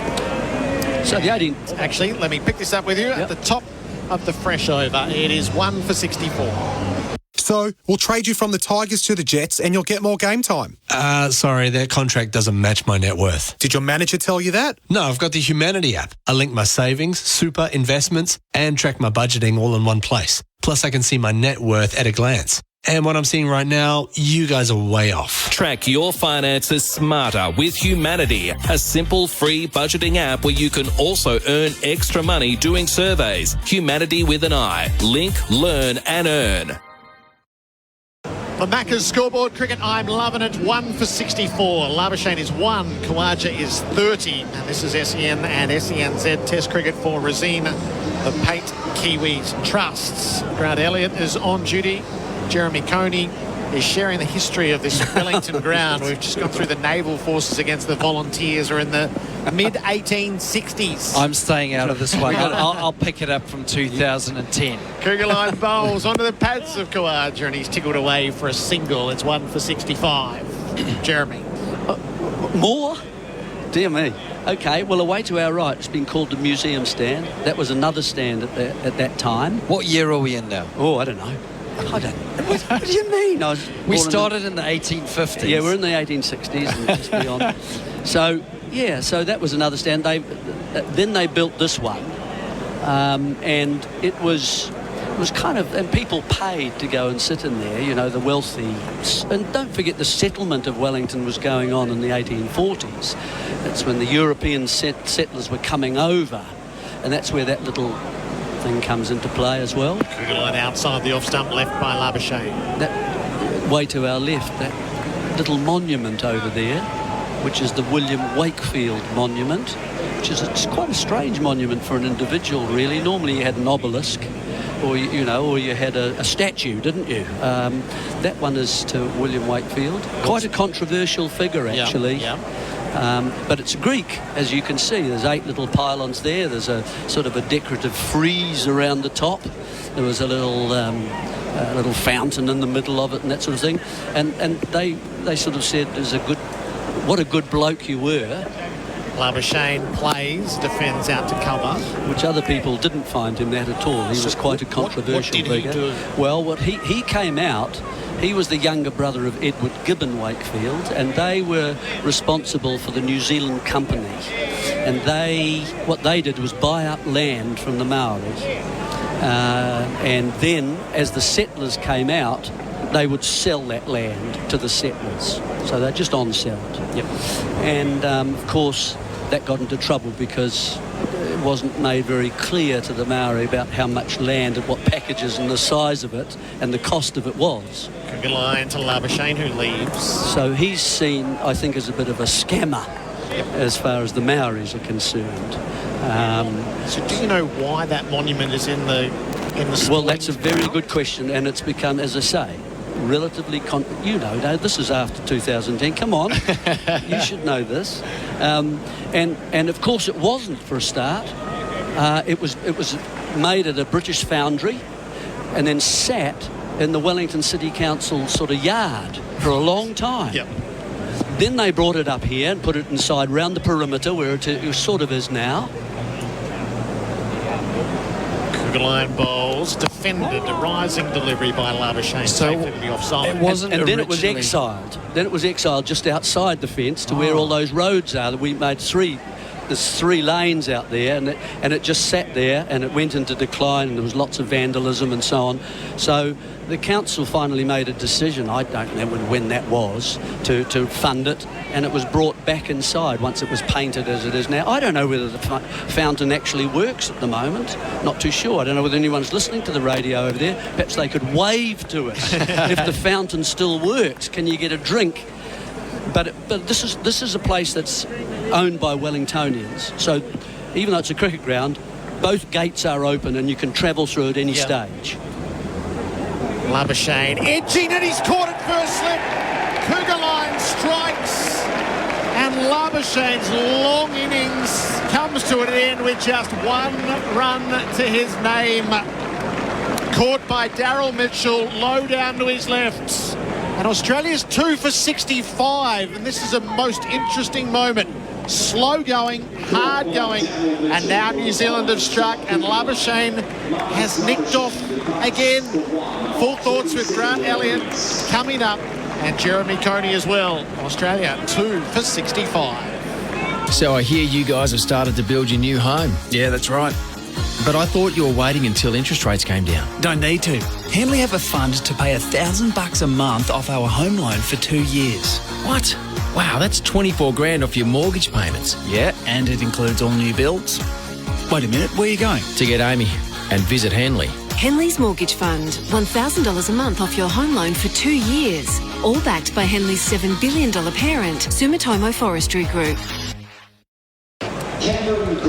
SEN and SENZ Test Cricket for Resine the Paint Kiwis Trust. This is such an interesting moment. Cameron Green comes out with not a whole lot on the scoreboard. And to me, Marnus Labuschagne is getting further and further away from good form. Jeremy and Grant.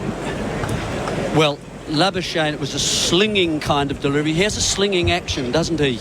And it was just going across the bows, if you like, of Labuschagne. A reasonable length delivery. And again, He's been concerned about the position of that off stump. He played it, got the edge, and it carried quite low through to the left of first slip, Daryl Mitchell, and he took it two hands nice and low and safely. So it hasn't been a great innings from Labuschagne, has it? It's been one of occupation only rather than getting myself in, watching the ball closely, knocking it about, and then attacking from there. Southey picks it up short. Underneath goes Khawaja. Not the innings of a number 3 in form and confident. Well, just one century in his last 36 now innings. So Labuschagne, who prior to that run, he had 4 centuries in 5 innings, which included a triple hundred, and that was at Perth. So, you know, we talk about Latham's form, and we were talking about Blundell. Well, Labuschagne's someone in the Australian team that you definitely question his form at the moment. Khawaja readies himself for Southey. Khawaja runs the ball to point, no run. So he's a bit of a head case at the moment, Labuschagne. Maybe he always has been, but he's a tortured perfectionist. Bharat's been trying to counsel him through a whole lot of things. He's as far... Well, there's the problem right there. He's as far from form, I reckon, as he's ever been at the moment.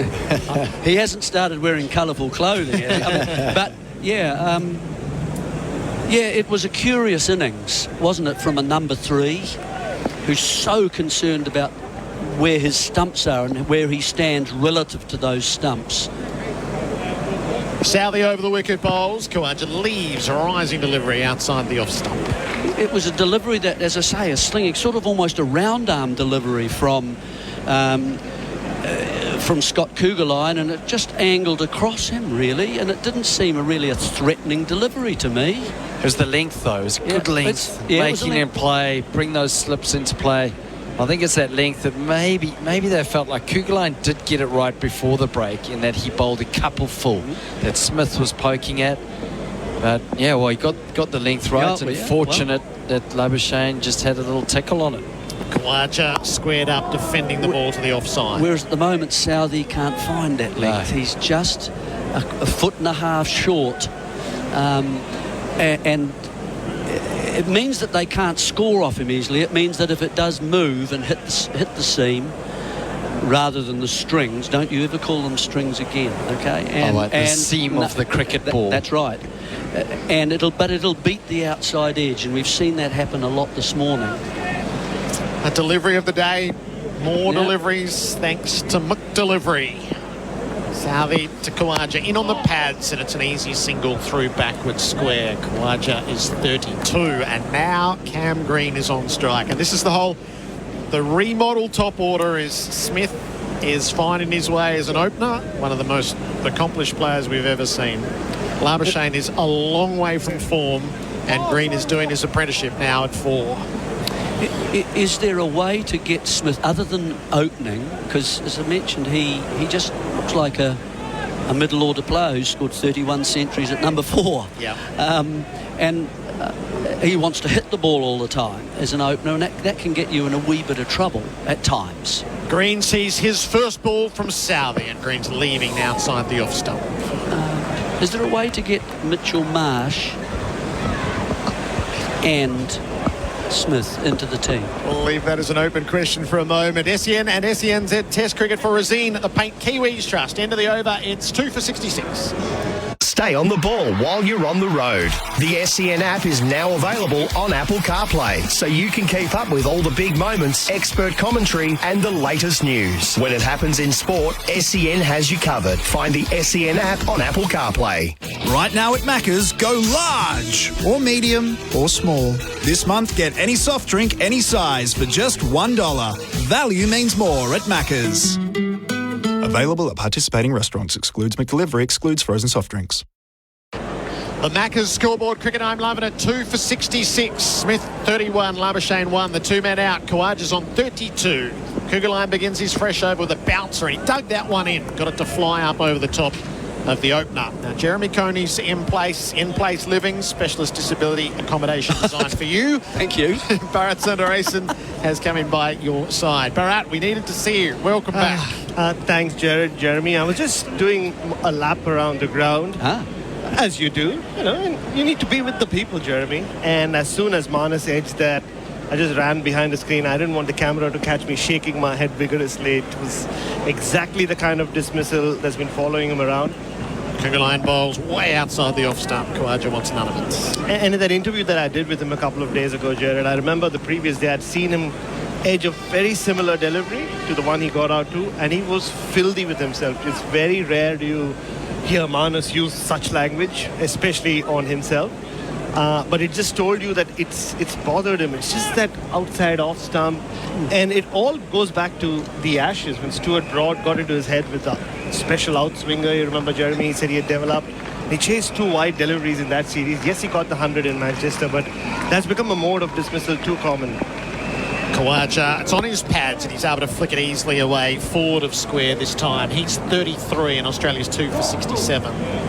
And the test average now is just over 50. It's just 50.2. It was 50.8 before here.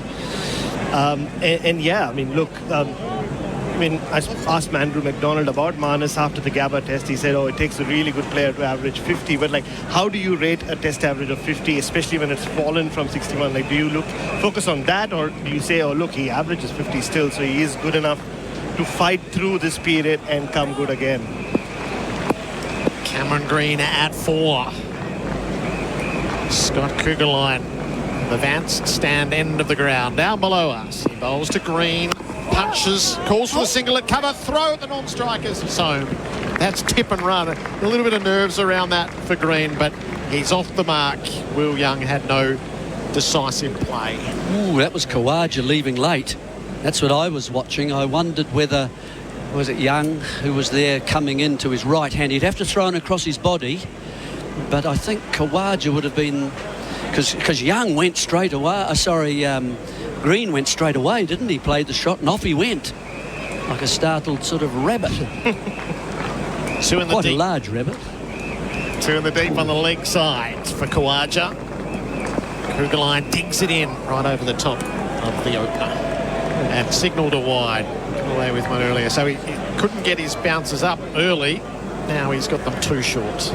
And just on Manas, Gerard, he's tried a different approach. He said, no, I need to bring more energy to my net sessions.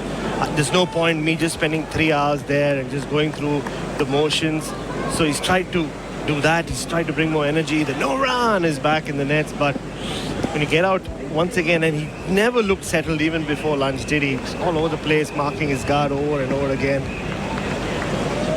Kugelheim bowls. Khawaja just had a little nibble outside the off stump. Passes through untouched. And to your point, Jeremy, about where does Steve Smith fit in if not as opener? I mean, there might come a point. I'll be the last person to say that Manas is on borrowed time. But if this form continues, do you say, okay, fine, at least give him a break and push Steve Smith down to number 3, a position he loved before he moved down to number 4 after he became captain? So maybe that option opens up. He's in a troubling rut.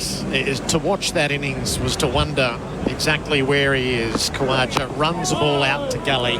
No single to be had. 2 for 69 on the Macca's scoreboard cricket. I'm loving it. This year, no matter your favourite sport, you'll score a flavour, try, goal, ton or match point at Winghouse. It's a wing-packed, sauce-smacked sports bar with big screens where you can catch all the big games live and loud. Now, if that doesn't sound like the perfect game night with mates, what does?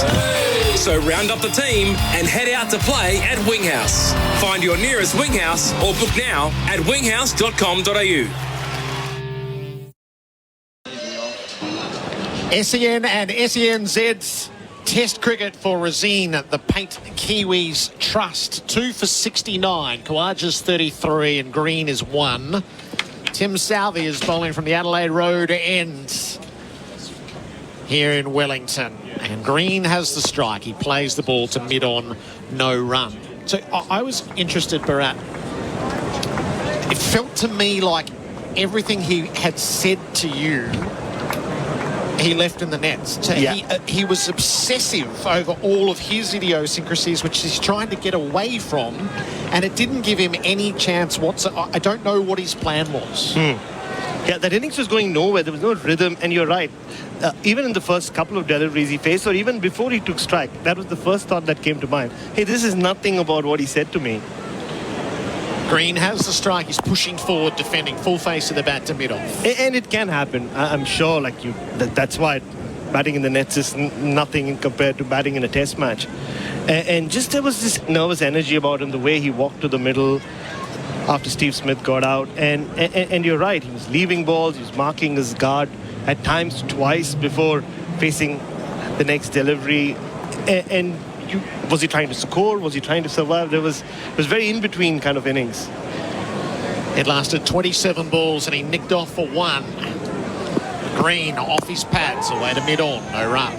And that's exactly what he said in that interview. He's spent so much time over focusing and analysing his technique, where his hands are, where his head is, that he'd moved on from focusing more on scoring runs. Like, how does he score runs of Southee and Henry? And that's exactly what he spoke about. But it almost felt like once he was back there in the middle, the doubts in his head around everything else, he went back to the old Manas, or the Manas we saw against the West Indies. And has it almost reached a point, Gerard, where Andrew McDonald and the coaching staff just pull him aside and maybe don't leave him to his own devices, maybe formulate a plan for him, how he approaches preparing for a test match? Not sure. 2 in the deep now on the leg side with Green facing up to Southee. He pushes out to point. No run to be had. And that's so much then falls on 4. You've got an opener in his 3rd test in that position. You've got a number 3 a long way out of form. You've got to get big runs out of 4. And what has he had, 2 or 3 tests? Yeah, just the 2 against the West Indies. 2 against the okay. He looks very keen to get a single. I think I'd be very lively in the covers, mid-on, mid-off. Southee bowls and Green pushes hard away from mid-off, and he takes the single and he'll get more as the dive was forlorn. It rolls out under the scoreboard. They take 2. And Green is 3. He did go back and made 100 in the Sheffield Shield. Very aggressive innings, very attacking innings, something we rarely see from Cameron Green in Test cricket. But again, him as well, just see him prepare for this test. It looked like he was trying to be more positive, like get at the ball. This is Green. Yeah, well, if Southee can get one to start on 4th stump and just shape away a little bit, because he's a bit of a thruster, he's going hard at it. Green thrusting almost the nick that Jeremy Coney had forecast. It goes through. Southee's last one's a good one. 2 for 71. The Macca's scoreboard. Cricket, I'm loving it. Daniel McHardy is coming in. If somebody hits you from behind, daydreaming, they just couldn't stop in time. If it's not your fault and you need a ride, call Right to Drive. Accidents happen when we least expect them, but why should you be stuck without a car? That's why Right to Drive provides replacement vehicles to not-at-fault drivers. And here's the best part, it won't cost you a thing. If it's not your fault and you need a ride, call Right to Drive. T's and C's apply. SEN and SENZ Test Cricket with Rosine. Quality painted colours, perfect for your summer projects. Perfect site, the Basin Reserve. The sun now starting to dominate. The high cloud breaking away. And New Zealand have a breakthrough shortly after lunch. 71 for the loss of 2. Kawaja's 33 not out. He's on strike. Cougar line. Drops his length short into the hip, tucked away to Williamson, who's back on the field after not appearing after lunch. Afternoon, gentlemen. Afternoon, Daniel. And Jerry. 10 for 1. Decent start to the a critical session, I think, for this match. This batting is going to become easier throughout this session. Labuschagne out. Kawaja's the wicket now that New Zealand really needs. Yeah, he's been so good at leaving around that off stump and place on the crease line, gliding it straight down into the ground, on the bounce into the gully, no run. It's such a interesting mix, this Australian batting lineup. You have the top 4 who bat in more conventional fashion, and then you get into the roller coaster ride. with Travis Head, Mitchell Marsh and Alex Carey. It's Glenn Phillips in the gully, Jerry. The guy who took the 2 screaming catches in the last test. One to his left, one to his right. Extraordinary how he looks a little bit like Henry Nichols. This little flick into the mid-wicket region, and there's no run. Much bigger bottom on Glenn Phillips. Well, what I've noticed. Well, I wasn't watching that. I'm always stood behind in the nets, Jeremy. Well, I stand corrected, because Jeremy Coney's seen it from a mile away. What? It's Henry Nichols. Yeah. Oh, there you go. Yeah. He's got a good base. He's got a good base to work hard from. to get a good ball by baller, everybody, I tell you. You look to them to try and assist you in difficulties. Just here to make you feel better about yourself. 71 for 2. Here's a beauty from Cougar line, bowling wide of the crease and squared up as Khawaja, playing just away from his eyes, a touch and through to Blundell. Strangely enough, at the moment, it seems more difficult facing Scott Cougar line than Saudi because of how inconsistent he's been. Yes. He bowls short, he bowls full on the pads and then produces a delivery like that. Another play and miss for Khawaja. Again, could have left that alone, you would think. Well wide of off stump. A hop at the top of his mark. He's away, pushing into this moderate southerly breeze. And this is a gnarly one that's Khawaja tries to pull. It might have flicked his back hip. It's gone past Blundell. Blundell's sort of surprised. It's a beaut. It's going to be a bye. Add 1 to the total on the Thai Power scoreboard. 72 for 2. He's got good rhythm at the moment, hasn't he? That surprised Khawaja with pace and the bounce that he got, and he pulled out or tried to pull out halfway through that. There's that slingy action that we've seen. He thought he could just pick it up, but in fact it's actually on the offside of his body, isn't it? As he's swiveled to play the pull shot, it's hit the back. It's hit his back as it's gone through. A bit of bowling.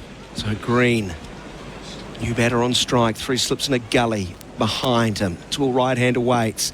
It's a bouncer, slow ball bouncer, I think, the way it bounces through to Blundell. And what a follow. That, my friend, all right, is Scott Cougar line in 2 balls. If you want to describe him as a bowler, those 2. The end of the over sees Australia 72 for the loss of 2.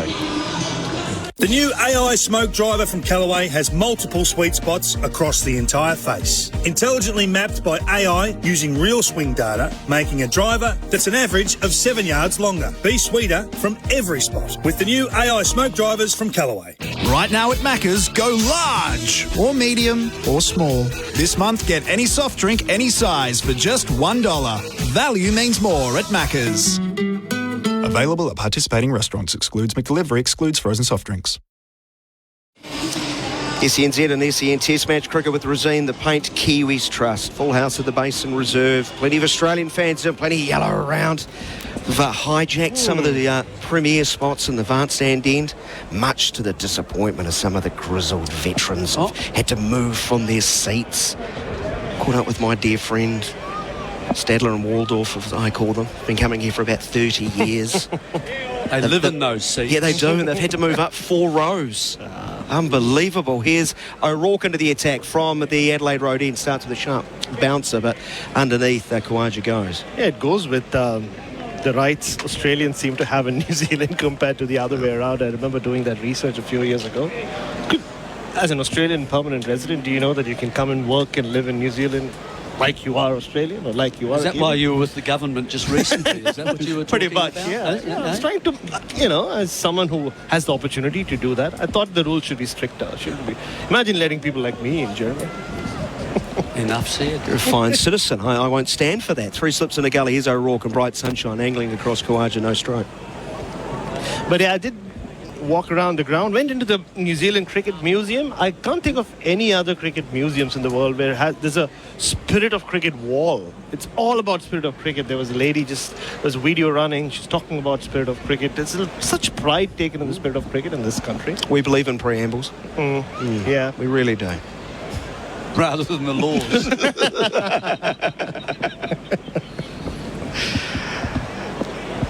New Zealand have caught well, taken their 2 chances. O'Rourke looking for a third. Here's a slippery bouncer, but once more Khawaja has to go underneath. But long follow through as O'Rourke does his best to catch the eye of the left-hander. He's just looked a little bit rattled in the last couple of overs. Yeah, he was hit by Shamar Joseph towards the end of the Adelaide Test, and that was a painful blow. It's like blood coming out of his mouth, and he walked off.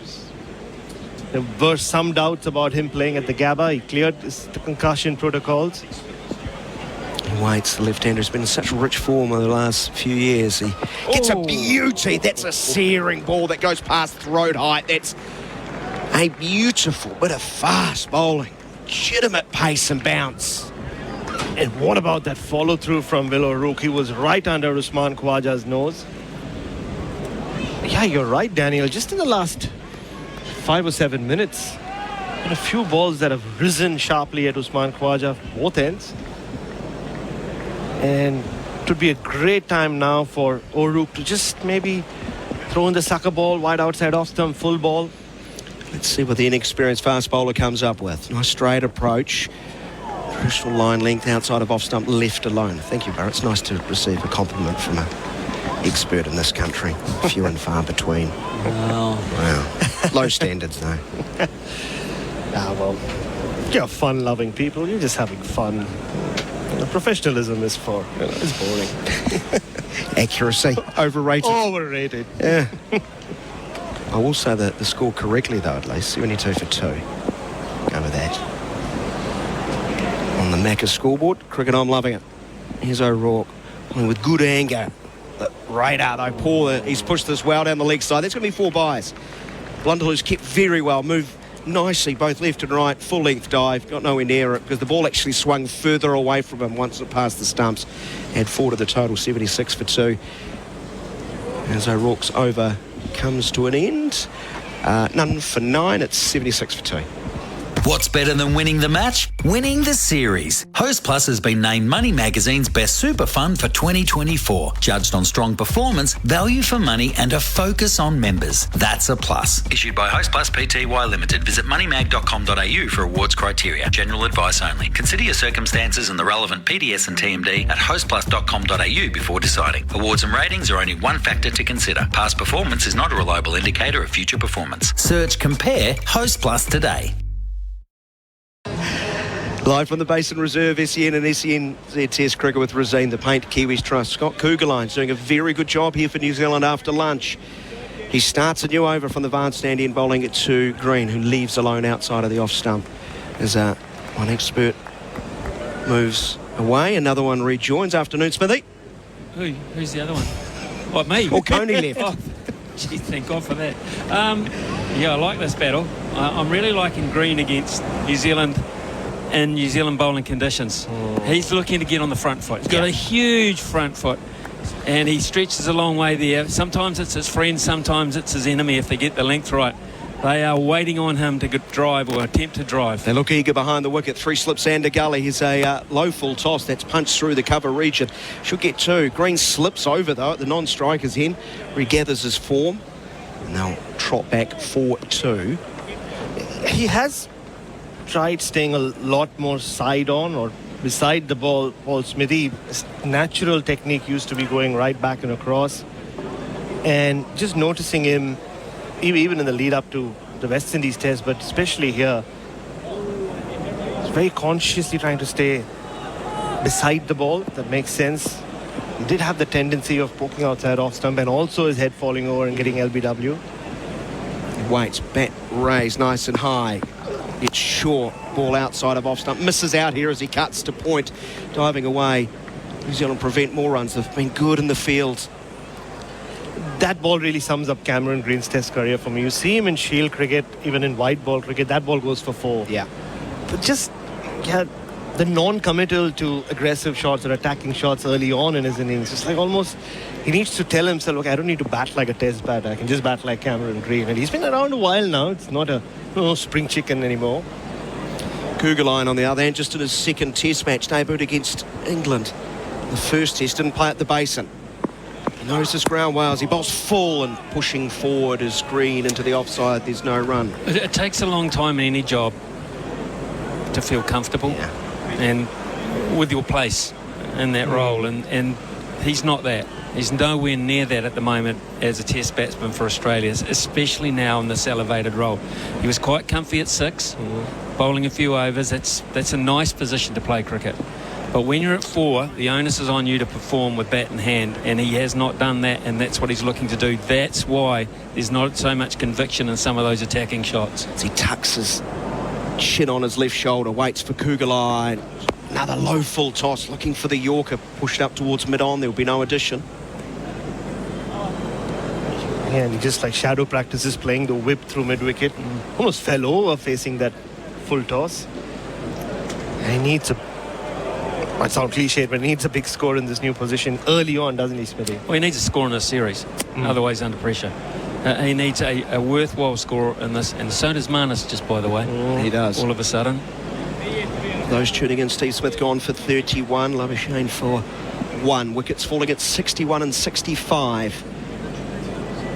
Sun goes behind the cloud as Kugelai releases, ball bounces into the thigh pad, deflects to the onside, and there will be no run. I know the Australian audience, it's the end of the overs, 6 balls. Yeah, that's 6 balls. We had our issues counting a couple of tests ago. Not so much we. Yeah. It was the collective we. We're a team. We're a team. I struggled to even get to 5, put it that way. I know the Australian audience is a long way further down the road than we are, but it's still quite... It's so strange to see Smith at the top of the innings, isn't it? One of the most prolific middle order players we've ever seen. If I look at a scoreboard and I'm a fielding captain against Australia, I quite like Smith at the top of the order with a brand spanking new ball in my hand. But if I don't, it doesn't work for me, and Smith's at 4, I'm very, very worried. Very worried. It was he who put his hand up, and in fact nobody took him seriously within the team that he wanted to open. It was only after Sydney Test and David Warner had retired that they said, oh, are you serious? You really want to do it? Here's O'Rourke bowling and squaring Khawaja up as he defends from the crease line into the point region. This is one of those innings for Usman Khawaja, which I think he quite enjoys this kind of fight. Yeah. But I would also say, if you ask him right at this point, do you feel in? He'd probably say, no, actually, I don't. I don't really feel as if I'm in yet. I'm coming up to 3 hours at the crease. And what New Zealand have done here is they have worked away at the short pitch theory because he was hit by Shamar Joseph in Adelaide, and it took a while to make up his mind whether he'd play in the next test after that.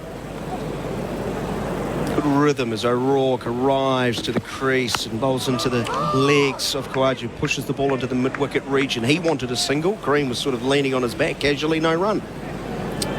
Probably was a run there. It is Matt Henry at mid-on. I think it's quite a long single there. So they're not quite getting on in that capacity, the Australians, but the Khawaja theory is basically for the right arm is to go across him, to work across him, and just keep feeding that channel across him. And boy, he's had some luck. They have beaten him untold times in this innings so far. 78 for the loss of 2, it remains. This will be 4 runs, very fine. Into the hit once more of the left-hander. No bat on it, leg by. 4 of them, 82 for the loss of 2 on the Macca's scorebook cricket. I'm loving it. Yeah, he finished the previous over with a wide ball outside Khawaja's leg stump that flew for 4 byes. Yeah, just seems to miss his line on and off, and looks like he's coming around the wicket now. Change of angle, will he go short again? Maybe throw a short leg in for a couple of overs. He's going to go round the wicket now. And Tom Southey has said, right, okay, let's just put a little leg gully in there. Kane Williamson across there. I enjoy bowling to the left-handers of South Africa. Neil Wright is a very tall man, bowled him an absolute snarler. I asked him about that at the end of a test match. He gave me like a quarter of a smile, a fast bowler smile. He bowls full though, and it's dug out, pushed into the cover region. There will be no run. He is a tall guy, Will O'Rourke. I was walking around the ground. There's a little child asking him for his autograph, and it was a long way from the rope, but he just could just stretch out, and very impressed with his flexibility and his height. 197. Of course, New Zealand missing Jameson at 2 metres 03. What could have been that type of career for Jameson. Around the wicket, that's a shocker down the leg side. It's short and it's wide. Should be called wide is. Right call, really getting away on O'Rourke. He's been pretty miserly. He's only conceded 9 runs and 8.4 overs, but 86 for the loss of 2. That's an Azito boundary. Do it with Azito, do you? How many extras now? It's way too many. The percentage of extras in this innings already. It's terrible. They're free runs for Australia that they don't. You've got to make them earn the runs. You just don't give them runs. It was only 2 at lunch, Smithy, so now 12. They've added 10 extras this session. Yeah. In O'Rourke's, I think, last 4 or 5 balls, really. Yeah. Score now 87 for the loss of 2. 38th over. So O'Rourke gets the ball to zip away from the left-hander from wide of off stump. Kawaja. Oh, I've been really impressed that discipline outside of off stump. He's left very well. And that's all that's angling into him from around the wicket, but then shapes away. Doesn't follow the ball. As long as the batsman at the other end isn't scoring very quickly, he's not hurting you though. No. Kawaja's not hurting New Zealand. 33 runs for 115 deliveries. Run rate at 2.3. Adelaide Road end, full of length, played off the back foot on the crease line, pushing up towards mid-off. The end of the over, 87 for the loss of 2. So I hear you guys have started to build your new home. Yeah, that's right. But I thought you were waiting until interest rates came down. Don't need to. Henley have a fund to pay $1,000 a month off our home loan for 2 years. What? Wow, that's 24 grand off your mortgage payments. Yeah, and it includes all new builds. Wait a minute, where are you going? To get Amy and visit Henley. Henley's Mortgage Fund. $1,000 a month off your home loan for 2 years. All backed by Henley's $7 billion parent, Sumitomo Forestry Group. Test match cricket with SEN and SENZ with Resine. Quality paint and colours, perfect for your summer projects. 87 on the board, the loss of 2 wickets. Smith gone for 31, Labuschagne 1. Kawaja's 33 not out of 116. And Cameron Green's 5 of 15. Matt Henry has one of the wickets. I like this. Yeah, this is quite a big spell, this. Matt Henry's been New Zealand's most accurate bowler today. He's bowled without luck, hasn't got a wicket. I think his battle with Green here, trying to play him off the front foot, will be nice. Southey's countered it with 3 slips and a gully, so he's given Henry that support behind the wicket to bowl that fullish length. Green will try to hit him down the ground. We'll see. Slips weight with hands on knee as Henry starts with a good one that catches the outside edge of a probing bat of Green. It goes straight to ground. Southey moves across to his right, prevents a run. Yeah, Matt Henry is exactly the kind of bowler who's troubled Cam Green. They think around the world. In his first series, I remember Mohammad Siraj had him in all sorts with the ball, just nibbling off that length. And just played at that one. And Matt Henry makes you play at these deliveries, doesn't he? More often than some of the others. Past the umpire once more is Henry. Gets past the outside edge of Green's bat. He's trying to force the ball back down the ground, and it leaps and beats them all ends up. I'll tell you, New Zealand bowled very well since lunch. They really have, apart from the odd over that's cost them a few extras. This has been concerted. They've got the wicket of Labuschagne, and now they've got Green exactly where they want him, except he's still out there. They want him back in the pavilion, but they've got him playing around that crease line, and what's more important, they've got him playing away from his body. There's a lot of excitement amongst the field. They're all moving with great pace as Green, judicious now outside of off stump as the ball just nips back towards him. So a lot for him to ponder, moving the ball away and back in as Henry. Good bowling, that's sharply seen back. And Cam Green's not the kind of batter, at least not yet in Test cricket, where he's going to change what he's doing. It's not that he's going to bat outside his crease or walk at the bowler. He'll still try to play you from the crease. Henry away from us at the Vance stand end. So behind the clouds, long stride forward, pushing up towards mid-off, no run.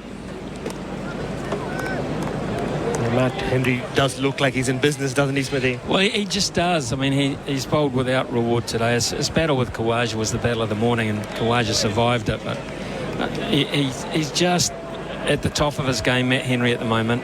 I mean, he is just so demanding.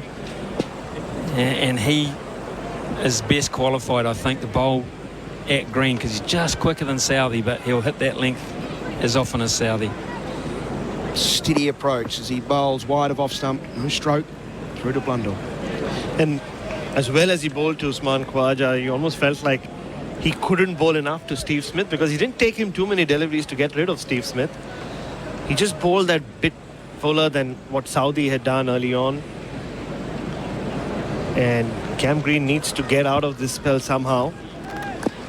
Maybe also find a couple of ways of scoring runs. Henry from over the wicket. It's a little bit too straight into the pad to flick backward a square on the onside for a leg by 88 for the loss of 2 wickets. I've just noticed you two gentlemen sort of leaning further forward with Matt Henry and that over. Demanding stuff as looking down, seeing if drinks. No.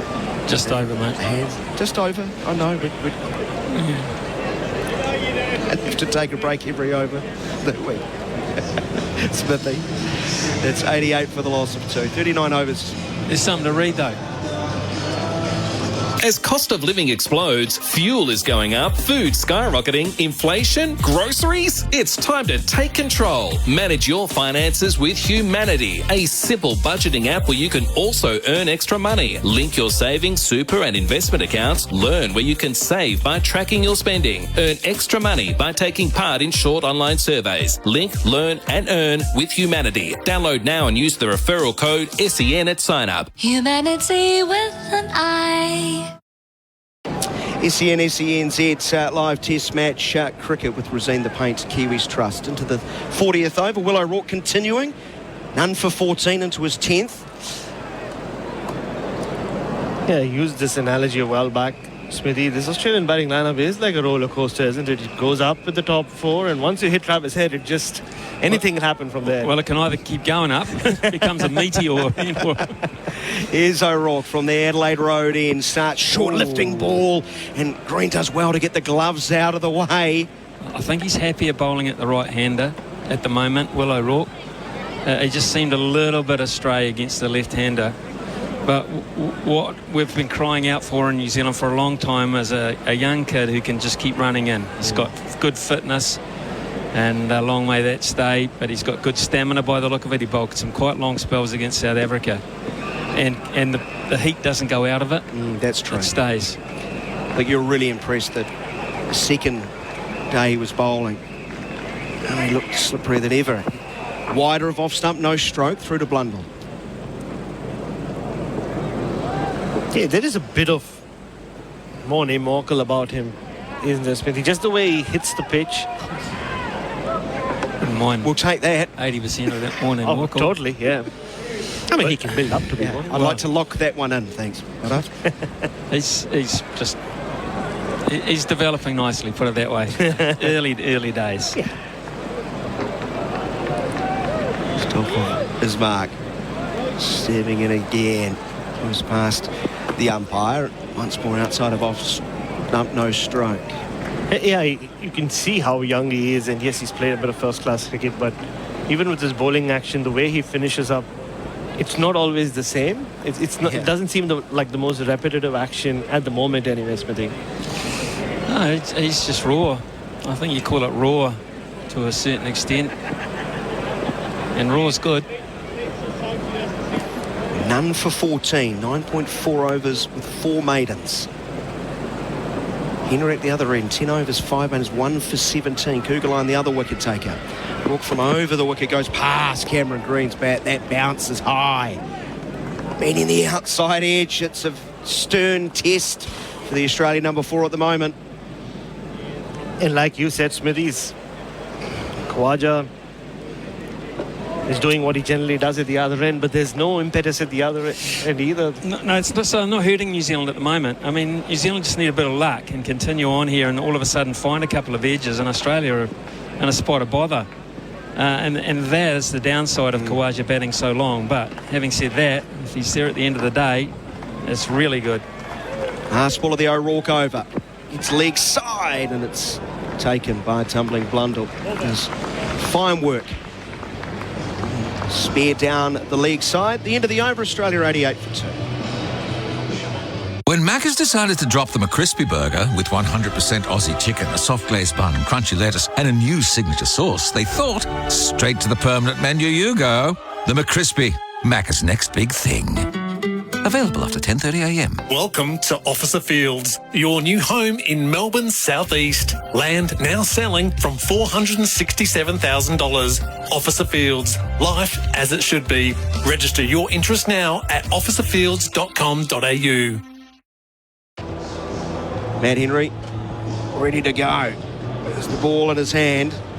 From as the New Zealand captain, ambling back to his position at third slip. It's congested behind the wicket, 3 slips. And Phillips, and the gully's coming a little bit finer. As Khawaja waits, Henry starts. Left alone, tight outside of off stump. That game within a game, Khawaja and off stump. He's doing ever so well. He remains 33. Boys working overtime, wasn't Khawaja here. This is really hard stuff for him. So experienced, such a great player. But if you spoke to him now, if you get a microphone out there now, he'd be going, man, this is tough. He'll get a refreshment with drinks after this over as he goes full and he's bowled! Maybe an inside edge. Khawaja has failed the exam. He's gone out. And Matt Henry has bowled an absolute gem. Gone for 33, 88 for the loss of 3. Another plan comes to fruition for New Zealand. They bowl full, they get him to leave. He was never going to hurt them at that rate, and now he has not hurt them.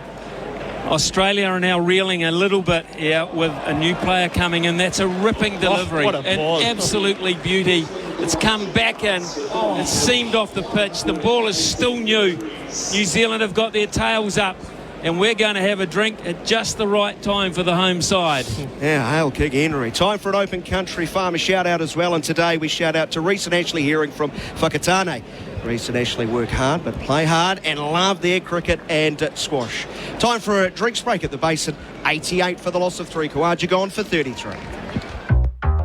Been in an accident that wasn't your fault? Why should you be inconvenienced? Right to Drive will get you back on the road in no time with a like-for-like replacement vehicle. Doesn't matter if it's your work van or ute, they'll deliver straight to your door at no cost to you. Search Right to Drive today. If it's not your fault and you need a ride, call Right to Drive.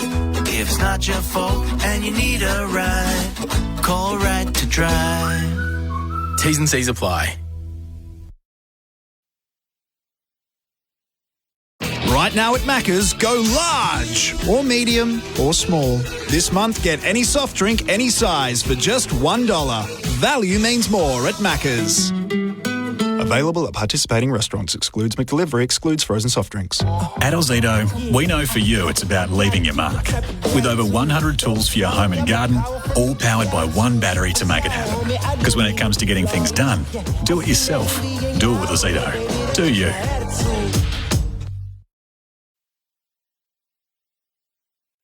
This year, no matter your favourite sport, you'll score a flavour try, goal, ton or match point at Winghouse. It's a wing-packed, sauce-smacked sports bar with big screens where you can catch all the big games live and loud. Now, if that doesn't sound like the perfect game night with mates, what does? So round up the team and head out to play at Winghouse. Find your nearest Winghouse or book now at winghouse.com.au. Shane edging and he's caught it first slip. Cougar line strikes and Labuschagne's long innings comes to an end with just 1 run to his name. Caught by Daryl Mitchell, low down to his left. Get a refreshment with drinks after this over as he goes full and he's bowled! Maybe an inside edge. Khawaja has failed the exam. He's gone, and Matt Henry has bowled an absolute gem. Gone for 33, 88 for the loss of 3. We're at the Open Country Drinks Break, delivering you a summer of New Zealand's best cricket with the Black Caps. And thanks to Open Country, what a time to take it. Matt Henry has looked the man most likely throughout the course of the day so far. Through to the fences of Usman Khawaja with an absolute beauty. Khawaja, one hand off the bat, as if to symbolise the fact that he could do nothing about it. Bowled for 33. Henry to Travis Head, King pair, at Brisbane a month ago. First ball here from Henry. Plays inside the line just. Smithy, they would have been quite interested in Travis Headman walking out to the middle. New Zealand a chance to press home their advantage. Oh, look, and someone would have said something to him. There's no doubt about that. And that's just gamesmanship. But honestly, I love watching Travis head bat, but I also love watching the opportunity to get him out because he's that kind of player. And New Zealand they're finally getting a dividend for some really consistent work here. They've finally got a scoreline that suggests they're as good as Australia to this point. Leg slip the head as well. 3 slips the gully on the other side. Bowls here, head.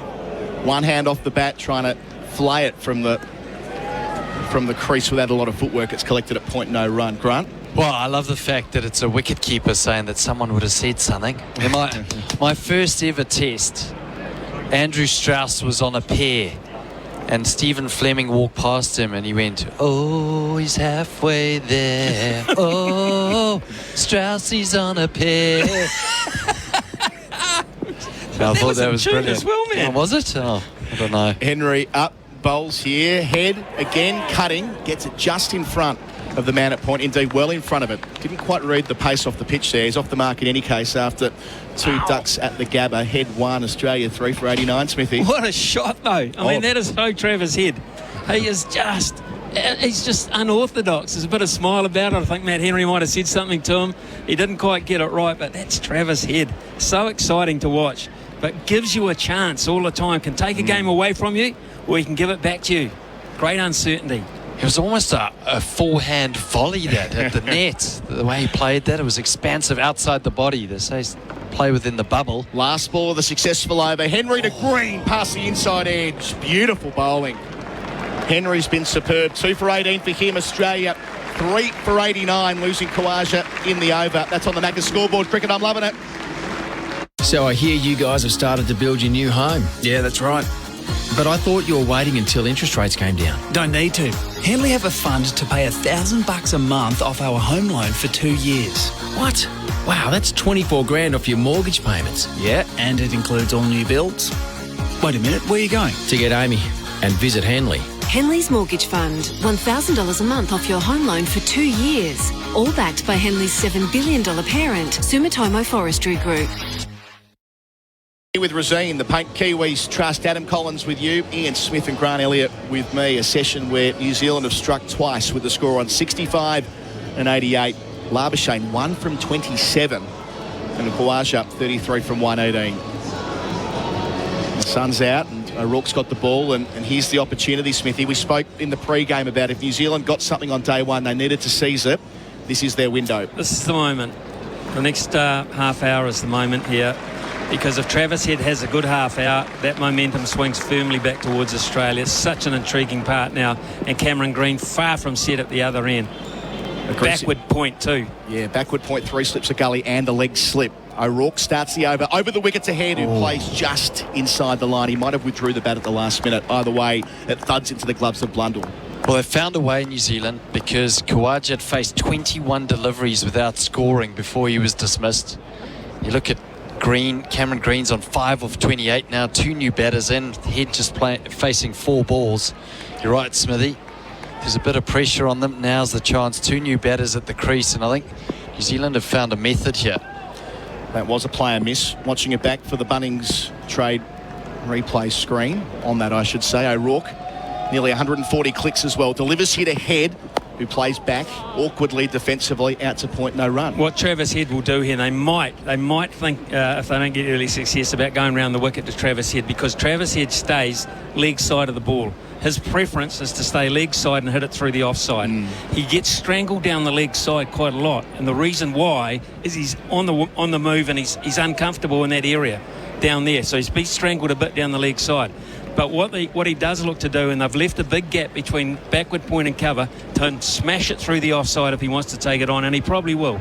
O'Rourke passes umpire, Goff and bowls, and Head pushes at 1. He's missed it. He's caught behind for 1. O'Rourke is in the book at the perfect time. Travis Head from the get-go was trying to get bat on ball, get a feel for the game and get the game moving again in his direction. But playing at 1, he should have been leaving. 4 for 89, New Zealand right on top. Grant Elliott. Yeah, O'Rourke, brilliant. was back of a length. It was probably a delivery that Travis Head didn't need to play it. He could have left it alone. Couldn't leave it alone. Got a little tickle on it straight to Tom Blundell as keeper, and O'Rourke is on the board. And New Zealand, well, another Australian wicket.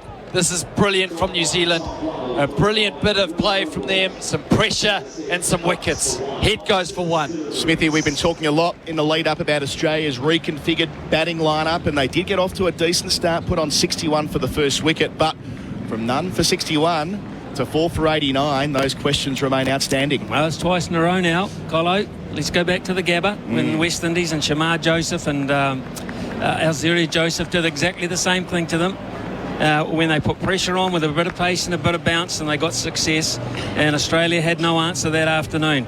Now they have the Bison, the big man, coming to the crease, but he's a chance too, because this pitch is doing enough. There's still enough in the air to suggest that his expansive play could either work or it could fail really quickly. The two giants really in the Australian order in terms of stature together, Green and Marsh, pivotal point. Marsh, who averaged 54 through the home summer, 4 half-centuries, including a couple of 90s. And, yes, since returning to the Test side at Leeds last year with that stunning century, he's averaged 53. So he's been the player in form for the Aussies, and they need him now. Yeah, both these players love to feel bat on ball, which is perfect for New Zealand because they've created pressure. Khawaja, 21 deliveries without scoring before he was dismissed. Lots of pressure out there since this lunchtime break, and they've found the area where they can ask some questions. Matt Henry with a full one, rocketing into Khawaja's middle stump. Found a decent method with 3 slips in for O'Rourke. So O'Rourke in the game. 3 slips to gully for Mitchell Marsh. 6-3 field. In from the scoreboard end. Marsh's first ball, leg stump, turns it straight to the man at fine leg for 4. Looked like it was going to drift into the hands of the man sweeping in that direction. A little bit straight from the big quick. It's a boundary for Azito. Do it with Azito. Do you? Marsh, boundary straight away. 4 for 93, Smithy. And he's such a dangerous player, Mitchell Marsh, and that's for that reason. You make half a mistake and he's a boundary hitter. It might be first ball, might be second ball. I mean, that is his attitude. You make half a mistake, I'm going to get you. But what he does do generally is he goes hard. He goes very, very hard at the ball, and he's got immense strength. But that brings you into it with that attitude. So O'Rourke to the crease. Bowls, and Marsh leaves the line well wide of the off stump. A tempter through to the gloves of Blundell. I just thought the very quick working over of Travis Head was brilliant. I love the fact that Tim Southee left him all that space at cover, because that's in his mind. He's a run scorer. And then he gets a delivery he doesn't quite know and nicks it. I mean, I just think New Zealand finally getting reward here for some decent plans. Yeah, there'll be a chance to reflect on Travis Head, I suppose, through the course of the day, but boy, he's blown hot and cold of late. That century at Adelaide, 119, but other than that, it's the only 50-plus score in the last, since England. O'Rourke bowls here. Marsh hit on the pad on the way through to the gloves. Shout for caught behind. Umpire Goff says no. O'Rourke likes it though. He's spooled all the way back in his appeal. He'll consult his captain, Tim Southee. Smithy, first impression? No, I don't think there's enough from a consensus here. They're going committee-wise. I don't think they're going to go. O'Rourke's too young to influence at this point. It's unfortunate. It's the end of the over, but what a terrific over that was. End of the over. Another successful one for New Zealand. 4 for 93, Australia. Right now at Macca's, go large or medium or small. This month, get any soft drink, any size for just $1. Value means more at Macca's. Available at participating restaurants. Excludes McDelivery. Excludes frozen soft drinks. Hi, it's the Oxia. If you've lost control of gambling, drugs or alcohol, then MyHab is the place for you. A fully private facility with a team dedicated to every client. Cheryl is waiting for your call on 1300 190 370 or go to myhab.com.au.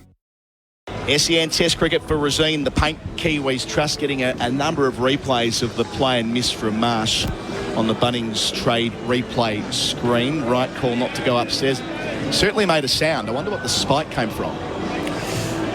Certainly not bad, I don't think. I think more likely bat hitting something on the way through, or did it even clip a bail?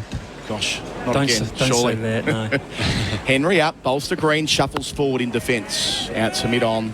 no run. We've seen a disproportionate number of balls hit stumps with bails not falling off of late, Grant. We don't want another controversy on that. No. Well, there's enough controversy between Australia and New Zealand for any more to happen out there. But I think both these players, I almost feel that they're quite similar to Daryl Mitchell, the way that they go after the bowlers, and it's a perfect sort of situation in terms of the pitch because the bowlers want to settle into a rhythm on that line and length. Henry delivers, Green leaves alone on length.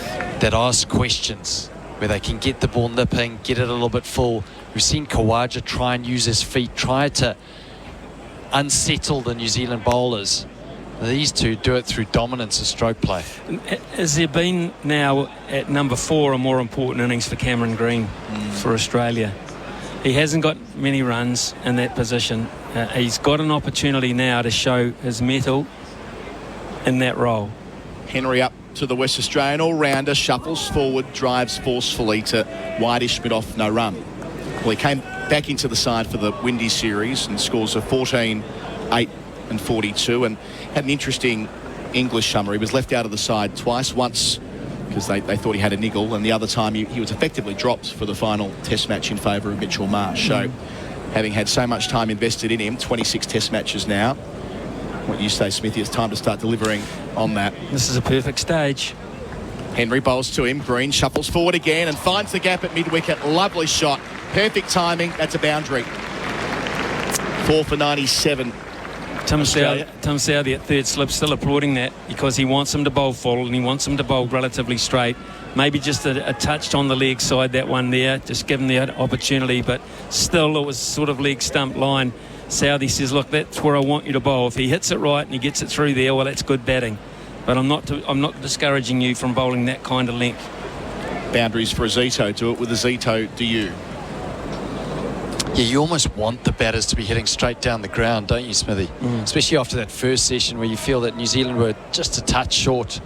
Not enough drive balls, and Matt Henry's proven if you get the ball full, do something. Henry to Green, taking his time, working this off his hip. There'll be more runs here, out towards the old scoreboard. They collect 2. That moves Australia to 4 for 99. Green into double figures. He's 11. He's been out there for 33 deliveries.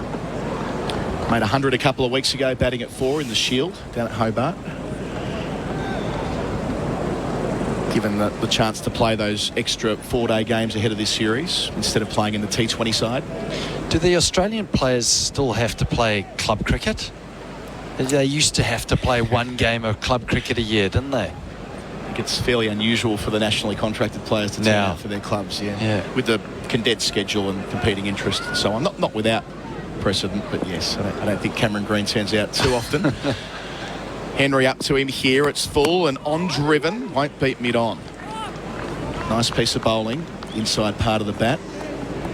Completes the over as well. 4 for 99 Australia. Green 11, Marsh 4. And that is on the Macca scoreboard. Cricket, I'm loving it.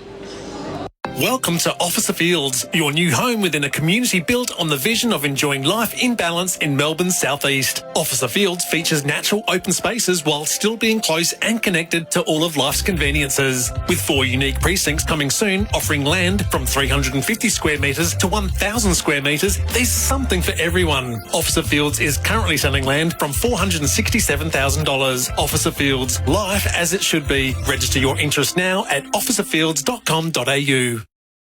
Basin Reserve for Rosine, the Paint Kiwis Trust. Wickets falling at 65, 88 and 89 in the session. The West Australians did the patch-up job. O'Rourke bowls to Marsh in the short-sleeve jumper and he plays it from the crease out through point for 4.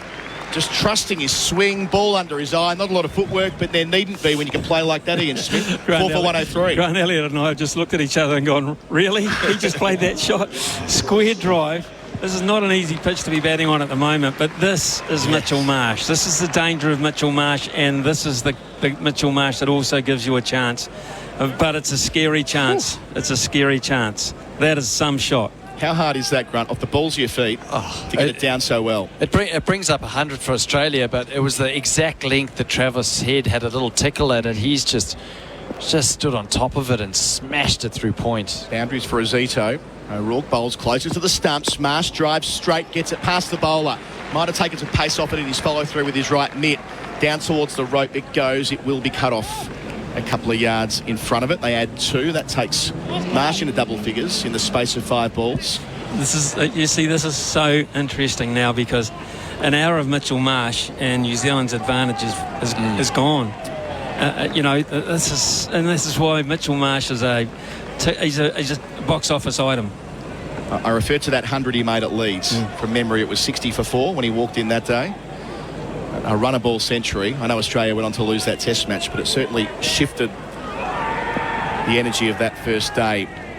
O'Rourke bowls, Marsh off stump line, defends out to cover. No runs the call. What's that eternal question when you go out there and you're on a green pitch? Do I just wait for the bowler to get it wrong, or do I go at the bowler and put them under pressure? And already Southey's thrown back square leg, Rachin Ravindra's back at square leg, and you almost feel that, in a way, New Zealand have gone on the defensive just a touch. The bowler's under a little bit more pressure. If you allow bowlers to bowl to you on a wicket like this, like Khawaja did, eventually one's got your number on it. 2 back for the short ball. 3 slips in a gully behind Marsh. O'Rourke to him here, and he leaves alone on length. That's really ballooned through to Blundell, who takes it with the fingers up against Smithy. The other option they could look at here, Grant, is which I saw a couple of times in Australia, is you put a deep backward point and you bowl that width outside off stump and let him go, because he'll have a crack, Mitchell Marsh. And that brings that guy in as a catcher, a catching player, and he did succumb at the Melbourne Cricket Ground in exactly that fashion.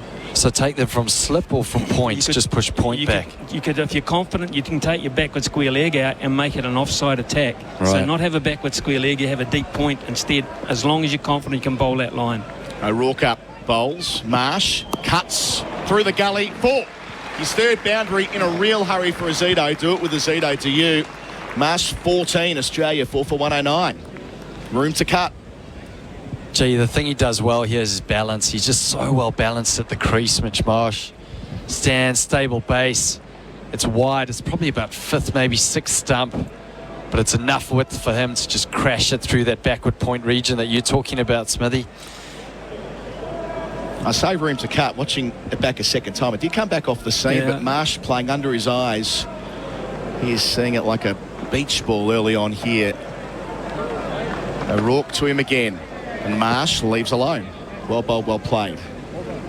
And that completes the over as well. 44 gone, Australia 4 for 109. Green's 11, Marsh is 14. That's on the Macca's scoreboard. Cricket, I'm loving it. A lot of Daryl Mitchell about that. A lot of Daryl Mitchell about it. So I hear you guys have started to build your new home. Yeah, that's right. But I thought you were waiting until interest rates came down. Don't need to. Henley have a fund to pay $1,000 a month off our home loan for 2 years. What? Wow, that's 24 grand off your mortgage payments. Yeah, and it includes all new builds. Wait a minute, where are you going? To get Amy and visit Henley. Henley's Mortgage Fund. $1,000 a month off your home loan for 2 years. All backed by Henley's $7 billion parent, Sumitomo Forestry Group. SEN Test Cricket for Resine. Quality paint and colours, perfect for your summer projects. A man who loves Resine's Jeremy Coney is coming in a sec. Grant Elliott with me. Yeah, Matt Henry bowling, shimmying forward and edging his green and not quite carrying the third slip. It was in and around the diving arc of Tim Southey, but just ballooned out of his right hand, took it on the half volley. They had a couple. Green, made one, my apologies. Green's 12, 4 for 110. Oh, he's had a couple like this, Matt Henry, where it's just fallen short, and he took a wide arc after he bowled the ball. Frustration to talk to Kane Williamson about it. He had one early on against Khawaja as well. To be fair, it was soft hands from Green. Played it with some nice soft hands. Such an important spell here, Matt Henry. Putting in a shift from our end, away from us here. Bowls to Marsh, who plays defensively into the track. Doesn't go far, no run. It's an example of exactly what Marsh does. Like, he's almost walking at Matt Henry. Matt Henry now thinking, do I need to adjust my line, my length? Puts the bowler under pressure, doesn't allow him to settle on a pitch like this. If you allow a bowler to settle into line and length, eventually one just might nip, and playing a little bit too defensively. Marsh is all out attack. He's facing Henry, wider on the crease, plays it late, down to gully from the back foot. No run. Marsh had a Fair to say a poor time of it against New Zealand earlier in his Test career. Played 5 matches and averaged 12, the highest score of 34, but playing a slightly different role in that era. And he was always someone that was in and out of the team. We spoke about Matt Henry and how he was always in and out of the team. Injuries as well. And would often come in at 4 for lots, as he did here at the Basin after Adam Voges and Usman Khawaja batted for about a day. Marsh came in and got a duck, caught and bowled to Trent Bolt. Henry bowls, Marsh leaves a short ball, thought about swinging at it through the offside, but it was well wide of the off stump and withdrew the blade at the last moment. That's when Adam Voges was in just this ripe or rich vein of form, wasn't he? He was purple patch of note. Made 239 not out in this fixture 8 years ago. Voges, one of a couple of Test double tons, as we welcome the man who led New Zealand to victory against Australia in 2 series in 85 and 86, Jeremy Vernon Coney. Hello, Jerry. Hello, Adam. How are you? So much better for seeing you. Yeah. Here's Henry. Bowls to Marsh, who, again, sees better of the short ball. He wants to play the cut shot, we know that, but that's just ballooned up over the top of his blade. Our experts for in-place living, specialist disability accommodation designed for you. Sorry, Adam, I'm having a little ear problem. That's all. It's not an age thing. I think it's more the cans, but that's all right. Noted. Okay. We're on the same page. Well, interesting session, boys. Yeah. The game's moving along a bit. Marsh looks as if he wants to play a few shots, doesn't he? Could change the game. Henry to him. Marsh shimmies forward and defends back to the bowler. As Grant pointed out, Jeremy, both men are trying to do exactly that. That completes the over. They will come back to it. 4 for 110. Green 12, Marsh 14. On the Macca's scoreboard, cricket, I'm loving it. Right now at Macca's, go large or medium or small. This month, get any soft drink, any size for just $1. Value means more at Macca's. Available at participating restaurants. Excludes McDelivery. Excludes frozen soft drinks. The new AI smoke driver from Callaway has multiple sweet spots across the entire face. Intelligently mapped by AI using real swing data, making a driver that's an average of 7 yards longer. Be sweeter from every spot with the new AI smoke drivers from Callaway. We're here for Rosine, the Paint Kiwis Trust, Jeremy. Yes, of course. Excited. I hope you're painting your room with Rosine. Rosine.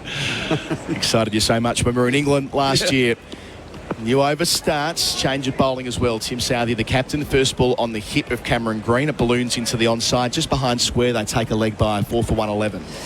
This is an interesting phase now because Henry's had 5. O'Rourke has now been taken off and replaced by Southey. And Australia, the game could go through a period of Australia get away a bit on New Zealand. Because I do, as I said right at the start, I think New Zealand are now going to have to confront to bowl their 2 lesser bowlers, if I could call them that, as of today. Southey up, bowls to Marsh, top edge, over the top of second slip in the end. How far's that gone? Gone all the way. What do you know? Beneath that commentary box, just carried and carried and carried. And into the advertising boards, it went nowhere near where Mitchell Marsh wanted it to go, but nevertheless, 4 for 117. Marsh is 20 from just 15 balls. That's a Macca's I'm loving it moment. Don't miss a single delivery with McDelivery. Jeremy. Followed it round, didn't he? Just a short ball from Southey and just followed it round.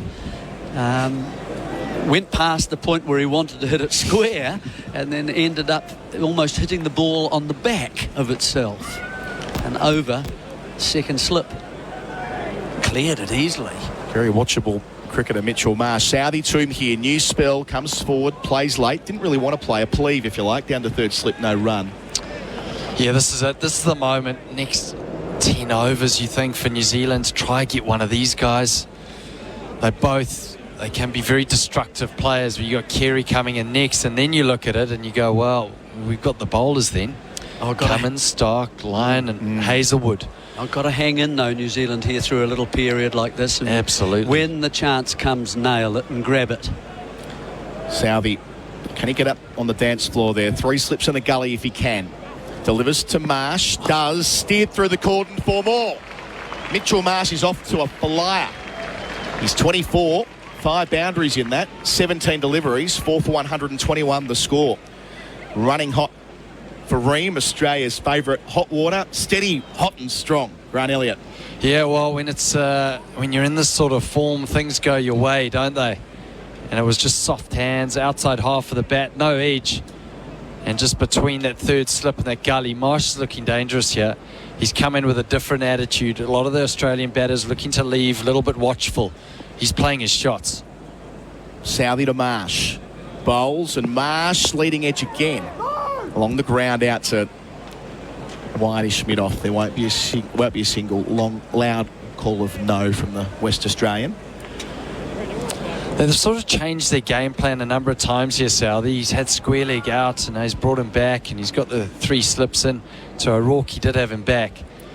But I think they just have to settle in. They had a great period there at one stage when Khawaja was batting. They built up some pressure. Need to go back to that, find that line and length, build the pressure, wait for that mistake. You always say put 2 wickets on it. 121 for 6. Can say is the situation that you're in as a New Zealand team. Can feel buoyed by that. Hung on tight, and they're making the most of it. Southey to finish the over. Marsh tucks it behind square for more runs. Could be 2. He's weighted it well. Wants it and gets it. Throw comes in from long leg, but Marsh was home regardless. He's busy. He's 26. Green's 12. End of the over. Australia 4 for 124. On the other side of the break, it'll be Gerard Whateley replacing me. You wouldn't operate a chainsaw blindfolded.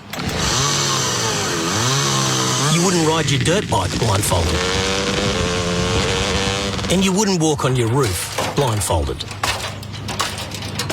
Yet too many people dig without searching before you dig online first. Because if you don't search first, you're digging blind. Avoid high-pressure gas mains and high-voltage electricity cables every time. Search before you dig online every time. And never dig blind. The Macca's scoreboard cricket, I'm loving it. Australia was crawling along at barely 2 and over. And then the infusion of Mitch Marsh, 4 for 123.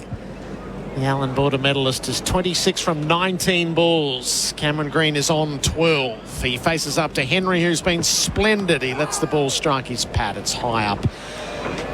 Bobbles away into the cordon. Grant, Jeremy, lovely to see you again. Yeah. Welcome back into the hot seat. What a great session it's been. This is what we came for. Well, we are ganging up on you here.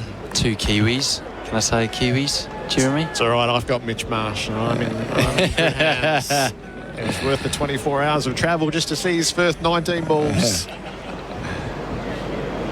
Henry over the wicket. Bowls. Green's on the move. He leaves the ball up over the stumps. It's good, isn't it? The attitude of the Australians has been at a time when things were getting a bit difficult, at a time when runs weren't coming easily. They've responded by coming at the bowlers, both batsmen. That's Green as well. Green at the moment still not really settled, but he is also trying to use his feet to change the bowlers' line and their length particularly. He wants them to bowl a bit shorter. Henry's been terrific. He's over the wicket. He bowls and Green runs him away to cover. No run. Jeremy and I were talking off air about this spell from Henry. This is his 6th over now.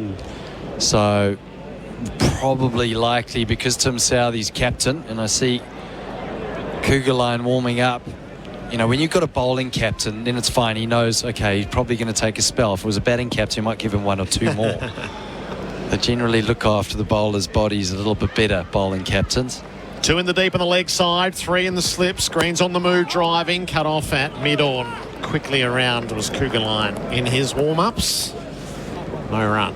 And Cougar line's only bowled 8 overs now, so he's got to do his fair share of the work, so he'll likely come on. Yeah, quite hard sometimes to manage 4 seamers. You know, what happens usually is that one of them gets the wickets, the other 2 rotate at the other end, and the 4th one doesn't get the full complement. Green forward and defending now to the bowler. That's unless, of course, the opposition get 500 and get a big total. Yeah. Then you get equality returning. Yeah, they'll be looking around the seamers at Cougie and going, well, when are you going to bowl your share? That's it. But they've also got Daryl Mitchell. And on this wicket, I wonder how he's going injury-wise. I know there was an issue with his heel, or whether or not we will see him at the crease. Henry, last ball of the over, a short one. It hurried Green, who was on the advance. He got underneath it. End of the over, 4 for 123. A maiden on the Macca's scoreboard. Cricket, I'm loving it. Today, make it your day to get out and save.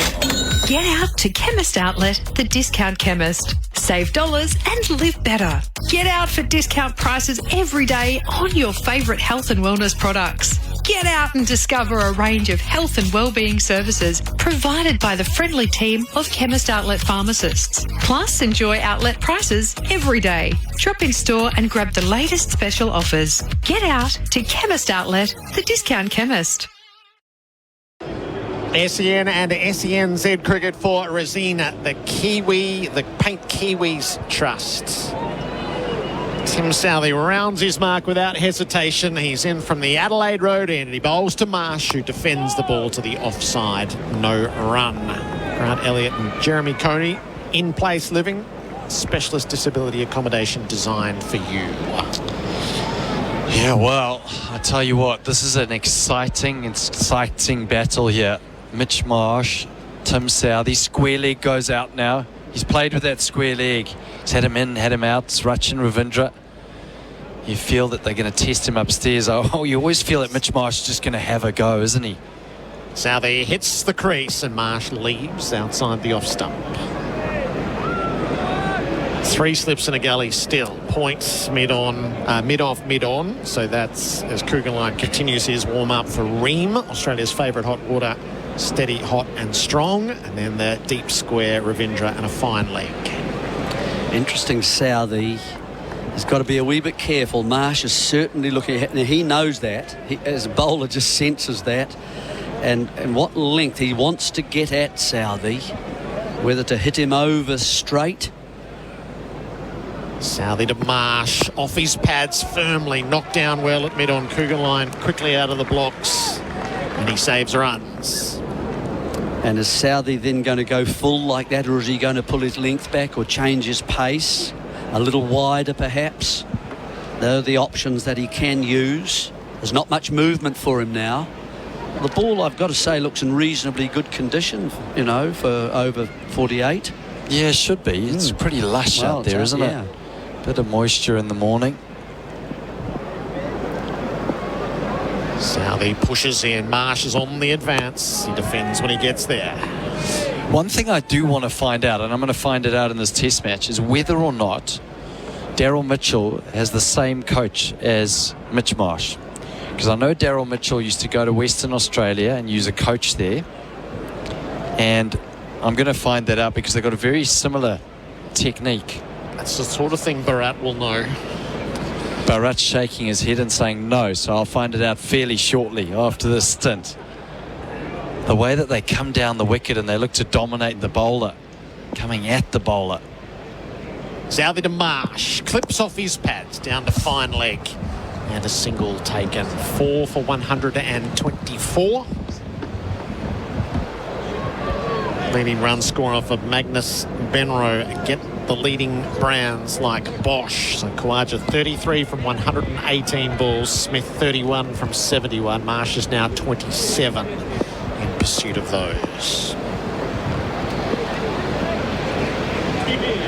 This is the sort of wicket that Brendan McCullum would just decide, well, I'm not going to defend today. I'm going to play an attacking brand. I'm going to go at the bowlers. You remember that innings he played against Australia at Hagley Oval, down the wicket. Green leaves outside the off stump. End of the over, just one from it. 4 for 124, the Macca's scoreboard. Cricket, I'm loving it. At Ozito, we know for you it's about leaving your mark. With over 100 tools for your home and garden, all powered by one battery to make it happen. Because when it comes to getting things done, do it yourself. Do it with Ozito. Do you? Right now at Macca's, go large or medium or small. This month, get any soft drink, any size for just $1. Value means more at Macca's. Available at participating restaurants. Excludes McDelivery. Excludes frozen soft drinks. SEN Test Cricket for Resine. Quality paint and colours, perfect for your summer projects. Australia sent into bat at lunch, 1 for 62. Smith was the man out for 31. And then in this session, 3 wickets for 62. It's 4 for 124. Labuschagne caught Mitchell, bowled Cougarline for 1.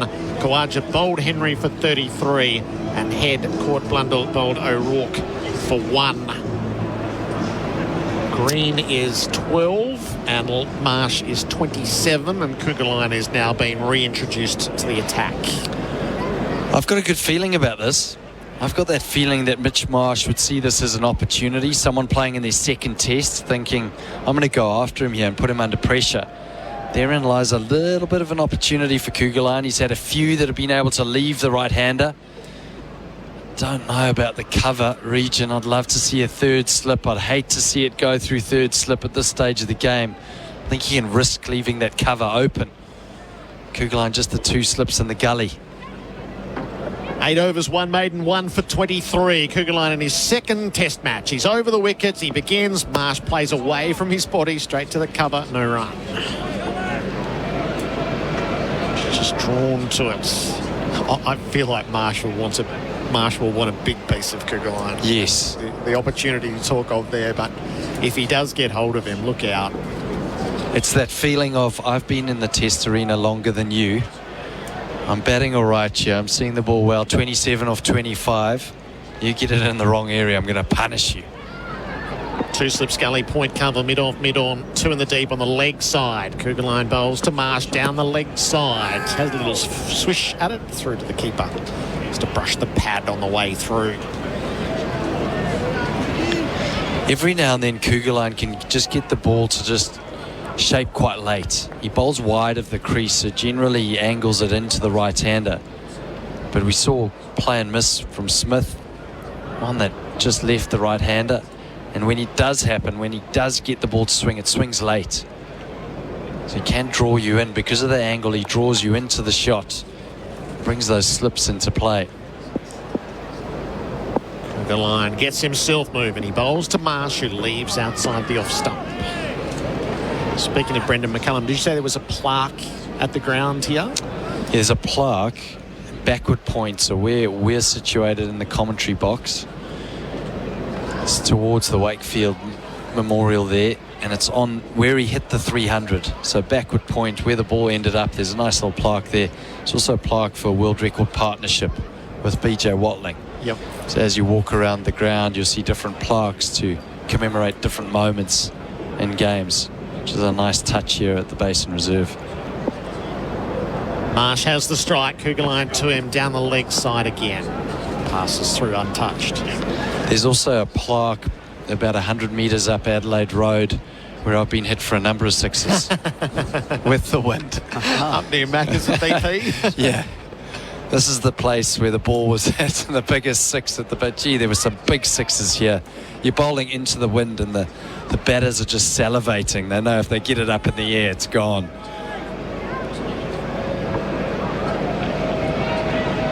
Cougarline just a little false start. Now he's in and he bowls to Marsh, who's on the back foot, punching a bit hollow out to mid-off. No run. It's an interesting start to his bowling action, isn't it? It looks as if he's like a Fijian firewalker, you know, and on those hot stones, and the old feet are going up. They're not staying on the stones very long. Tooty-toot, off he goes. Yeah, I said earlier, Cougarline, he doesn't look like a very rhythmical bowler. Everything is just power and shoulder and anger.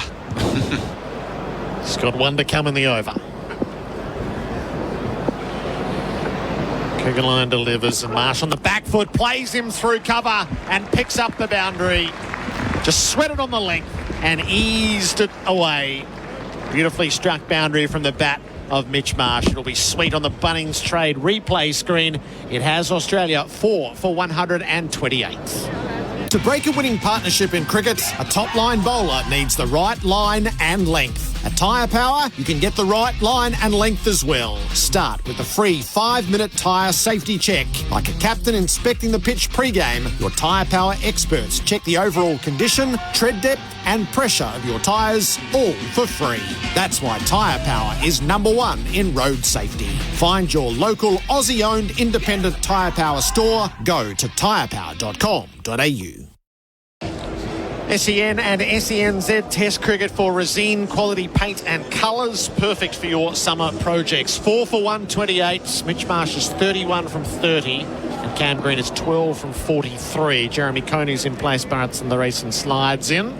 We are watching Tim Southey bowl to Cam Green. He's left outside the off stump. Welcome back, Bharat. Good afternoon, Gerard, Jeremy. And this has been the running movie for Australian cricket this summer, the Mitch Marsh counter-attack. And it's becoming a concern. They were 6 for 150, Gerard, in 3 out of 4 innings against the West Indies. And the 4th time was when they were chasing 22 or 23 to win in Adelaide. And the number of times or frequency with which Mitchell Marsh is walking out, having to play an innings like this. They were, 4 for 22 in Melbourne against Pakistan as well. Southey to Green, leaving. And yes, it's coming off and it's great. And we're all Mitch Marsh fans in this box, none more than you. The fact that it's happening so often, especially it's happened during a summer where this is supposed to be the cash-in summer, wasn't it, Gerard? I just think there are questions around the chemistry of the batting lineup.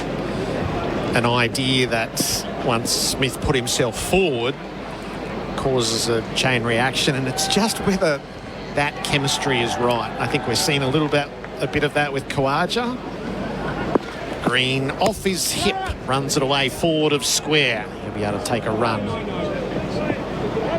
as Ravindra gets around to field. 4 for 129. So you've got Smith at the top of the order now, Khawaja, you've got horribly bogged down. You've got Labuschagne, who's a long way from form. It puts a lot on Green. Head likes to play at everything. That's Sydney or the Bush sometimes. Today it was the Bush. And then Marsh with Carey, the stroke maker. They haven't got enough evidence yet, but I reckon there's enough to sit there and go, is the chemistry of this batting lineup right? Not necessarily the problem with the personnel, but when it all meshes together. Marsh runs the ball past Gully. Phillips quickly out of the spots. Will he be able to keep it to 1? He slides in, had assistance, and does just that. So Marsh kept to the single. He's 32. It's 4 for 130. Yeah, you're right. And it kind of puts so much impetus and onus on the likes of Mitch Marsh and Alex Carey to come in and, yes, play their way, but also back themselves to do that over and over again. Southey has kept the cordon stacked. Bowls and Green leaves. And the only time Australia did make 400, Jeremy, during the summer was in the first innings of the first test when David Warner made 164. After that, they haven't come very close to getting to that 400. Khawaja got the delivery of the day from Henry, swinging full into the stumps. More deliveries thanks to McDelivery.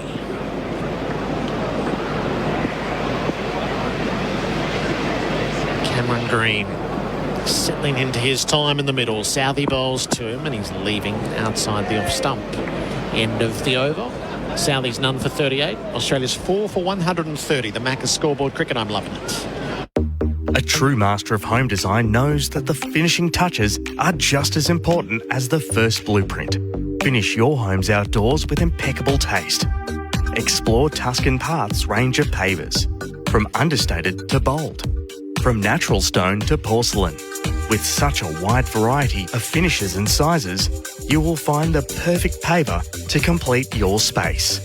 Tuscan Path pavers are available at Bunnings Warehouse. The Macca's scoreboard cricket. I'm loving it. 4 for 130 Australia. That's 50 overs bowled. New Zealand won the toss, chose to go themselves with the ball. Daryl Mitchell is going to be introduced into the attack.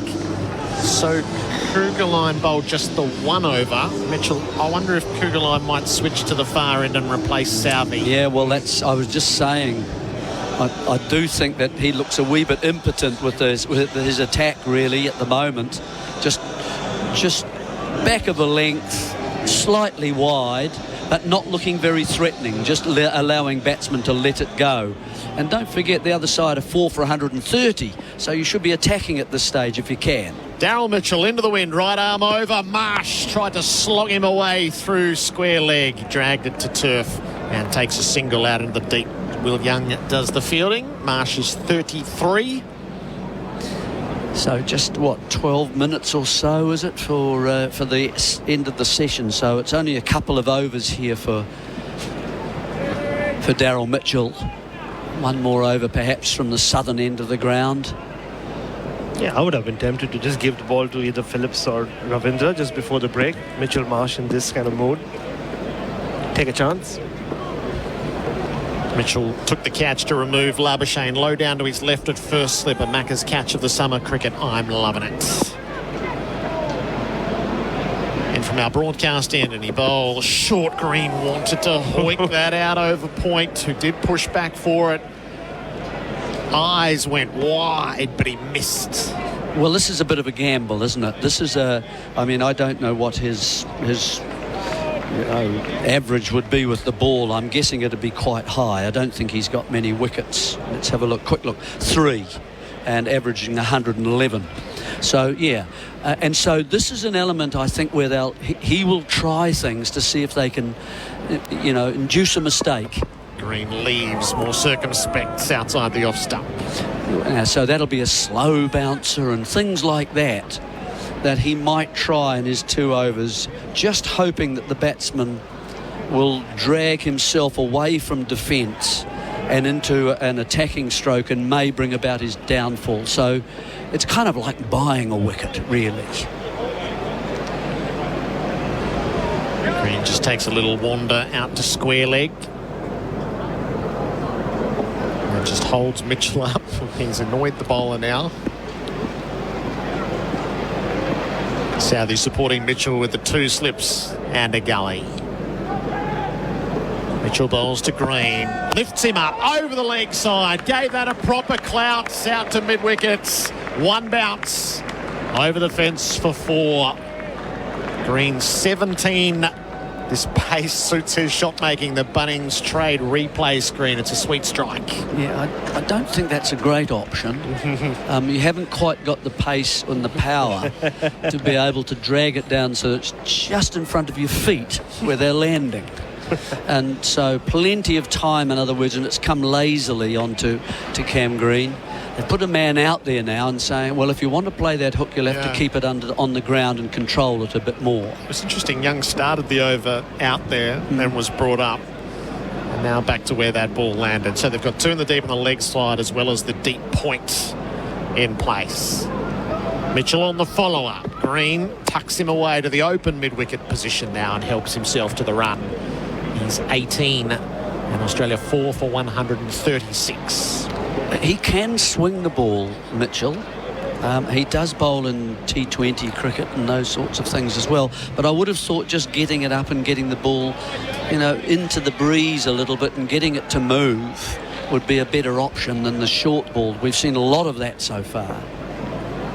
Yeah, it's been a nothing over really from him. It could well be the only over he bowls. Yes, it's probably another part-timer to go to rather than this. Well, there's quite a few part-timers. Yep. Mitchell finishes the over. Marsh came forward but then just harmlessly ran him to gully. 4 for 136. The Macca's scoreboard cricket. I'm loving it. Mimosa Homes V Collection is redefining what's possible on a budget. With V Collection homes starting from $189K and now includes free site costs. Discover full turnkey options ready to move in, including driveway, landscaping, fencing and more. Build your own personalised quote online. Visit mimosahomes.com.au. Mimosa Homes V Collection, where quality is made affordable. T's and C's apply. V Collection homes only. Mimosa Homes. Our experts on SEN and SENZ Test Cricket for in-place living, specialist disability accommodation designed for you. Bharat Sundaresan and Jeremy Coney. They saw it well. Scott's Cougar line has switched ends, so he'll go to the Adelaide Road end, to the far end as we look at it, after bowling 1 from the Vance stand end.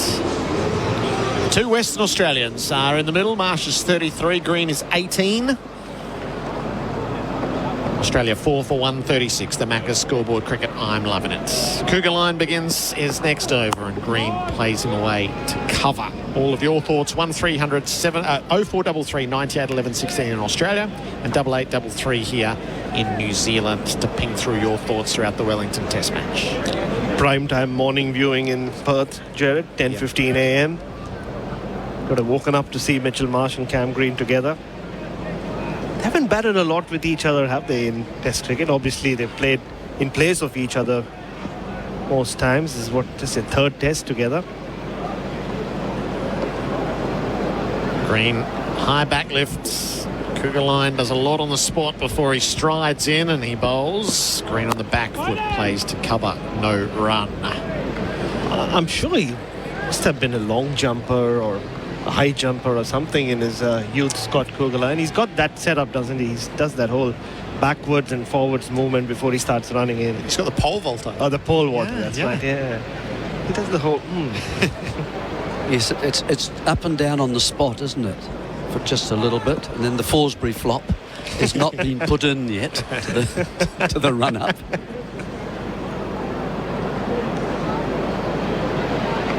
Cougar line is bowling to Green, who leaves tight to the off stump. Well, it's interesting you should talk about pole vault, Gerard. A few years ago, obviously India's first ever individual Olympic gold medalist is a pole vaulter, and I'd done a story about fast bowling in pole vault. I'd spoken to the likes of Mitchell Johnson and many others who at various stages of their life participated in pole vault. The mechanics are quite similar with fast bowling in pole vault, just the way you release the hip, the way it goes through. Very different outcomes, of course. Southey just over to have a word to his fast bowling comrade. Scott Kugelin in his second Test match. This is his 10th over of the day. He bowls down the leg side to Green. He doesn't have full control. He's had a few fling down the leg side along the way. Well, Cam Green has survived that tough period, Gerard. So, and he looked pretty good in that second innings at the Gabba, didn't he? I mean, we speak a lot about Shamar Joseph, but Steve Smith and Cam Green, during that partnership, was driving Shamar down the ground before he got out, and then the collapse happened. Looked like he was getting his head around number 4. 2 boundaries in his 18 so far.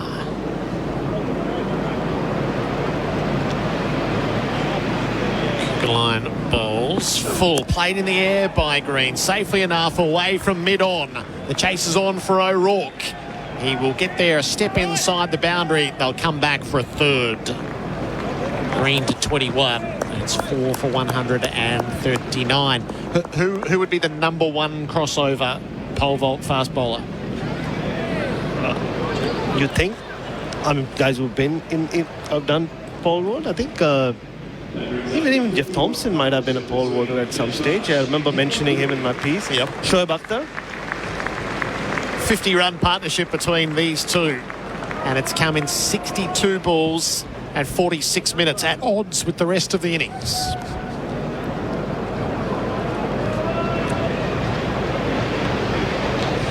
Marsh has a little wander away. He's 33. He's going at a runner ball. Line bowls to him. It's full, clipped away, forward of square, but there's plenty of protection in the deep. A single added by Marsh. End of the over. 4 for 140. The Macca's scoreboard. Cricket, I'm loving it. Right now at Macca's, go large or medium or small. This month, get any soft drink, any size for just $1. Value means more at Macca's. Available at participating restaurants. Excludes McDelivery. Excludes frozen soft drinks. Doing up Dad's Mustang? Now that's a WD-40 challenge. Sign up to WD-40's Repair Challenge. Document your repair project's progress, share it with WD-40, and you can share in $4,000 worth of prizes. Visit WD-40.com.au. Both batters have decided their shoelaces need to be tied. There's 2 minutes till tea. Umpire Erasmus, come on. I hope there's not going to be another over tie anyway. them to the right foot. Well, exactly. The pitch, by the way, everybody, looks to me as if it's more dull than it was. It was never fluorescent green, was it? It was vibrant enough, but not fluorescent. No, that's right. But here it is now. It's certainly the sun is having its effect. Just a bit murky, a murky green.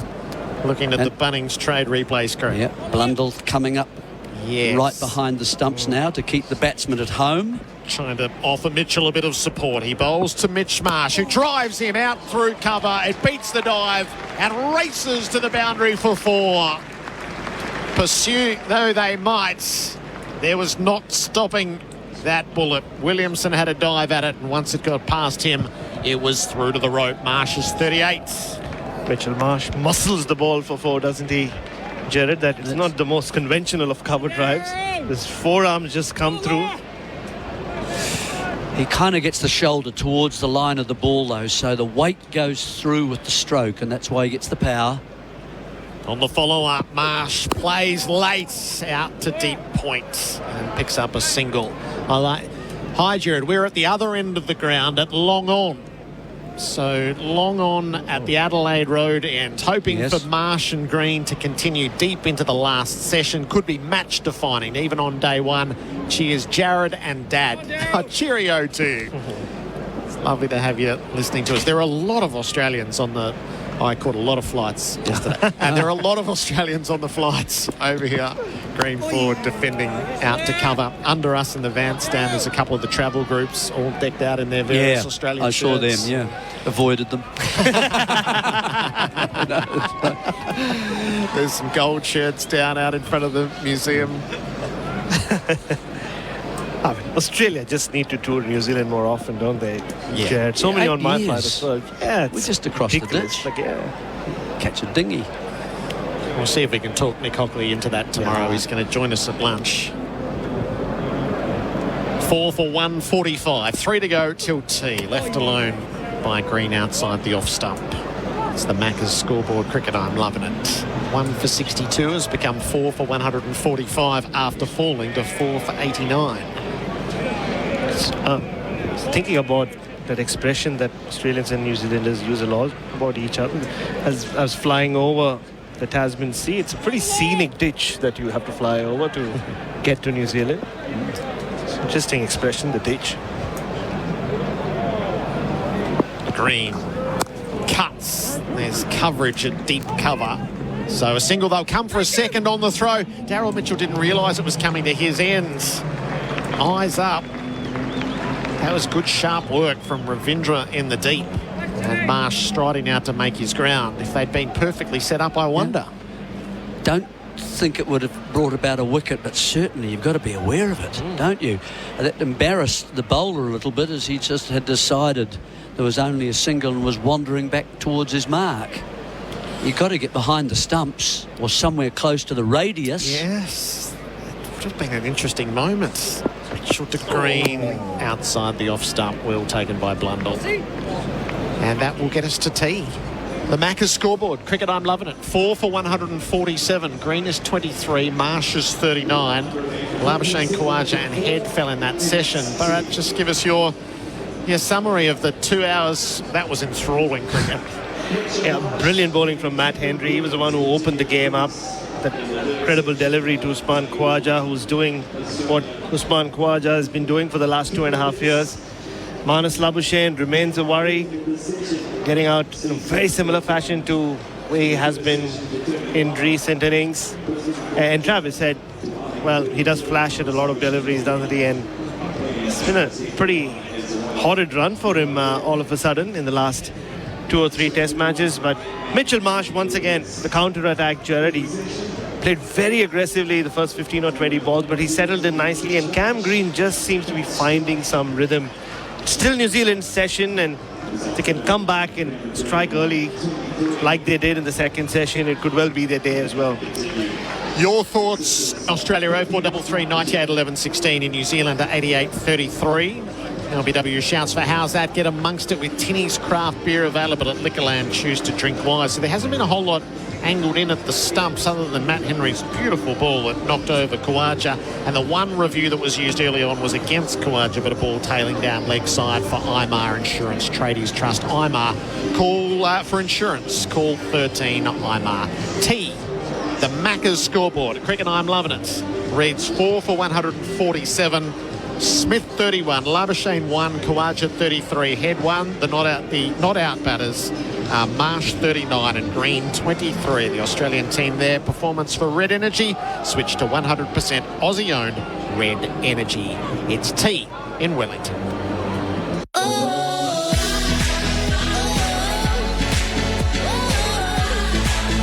For Henley Homes, paying $1,000 a month off your home loan for 2 years. New Zealand versus Australia on SEN Test Cricket. Don't miss SEN's #1 athletics show, House of Aths. Thanks to Chemist Warehouse. Join former Olympian track star John Stephenson as he chats with emerging athletes, wellness experts and more as we approach Paris 2024. House of Aths. Only on SEN this Thursday from 9 p.m. Right now at Macca's, go large or medium or small. This month, get any soft drink, any size for just $1. Value means more at Macca's. Available at participating restaurants. Excludes McDelivery. Excludes frozen soft drinks. For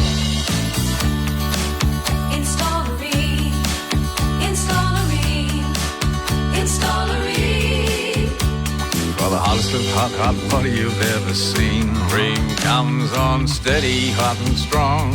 It just keeps on and on. Ream AmbiHeat, the advanced energy-saving heat pump that's made in Australia. Install the Ream. Except nothing less than Australia's best. Work youth ransacked overnight. Locks for force, doors left ajar. All your tools gone out of sight. Good thing you're with IMAR. The ones that aren't just by your side, but always have your back. They're the tradies, mate. That's IMAR. IMAR covers all you need. And tradies, yep, they all agree. They're the tradies, mate. They're the tradies, mate. That's IMAR. At Azito, we know for you it's about leaving your mark. It's a statement, making every task uniquely yours. Azito doesn't just have your back, we're right there with you, powering your DIY journey. With over 100 tools for your home and garden, all powered by one battery to make it happen. Because when it comes to getting things done, this is your moment. Do it yourself. Do it with Azito. Do you? For over 40 years, Kubota have worked the Australian landscape and faced its challenges. From first light to sunset, our agriculture and construction range works with power and versatility that you can rely on. From our mid-size to professional tractors, dependable mowers, zero tail swing or conventional excavators and more. Kubota is building and shaping the future. Visit kubota.com.au or head to your nearest dealer to learn more. Looking for something more than toast and cereal? How does a buffet brekkie sound? With a smorgasbord of New Zealand racing, satisfy your racing hunger now at loveracing.nz. Fields, form, tips, news, replays, profiles and much more. Everything you need to find your next Kiwi winner. It's the perfect way to start your day. Have breakfast with the Kiwis. Loveracing.nz. Your home of New Zealand thoroughbred racing. So I hear you guys have started to build your new home. Yeah, that's right. But I thought you were waiting until interest rates came down. Don't need to. Henley have a fund to pay $1,000 a month off our home loan for 2 years. What? Wow, that's 24 grand off your mortgage payments. Yeah, and it includes all new builds. Wait a minute, where are you going? To get Amy and visit Henley. Henley's Mortgage Fund. $1,000 a month off your home loan for 2 years. All backed by Henley's $7 billion parent, Sumitomo Forestry Group.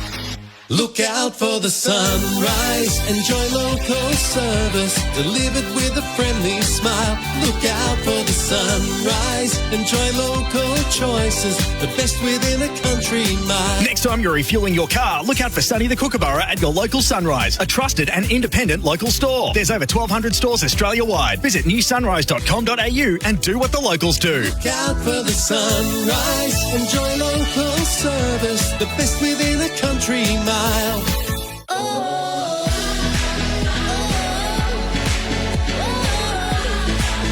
For Henley Homes, paying $1,000 a month off your home loan for 2 years. New Zealand versus Australia on SEN Test Cricket.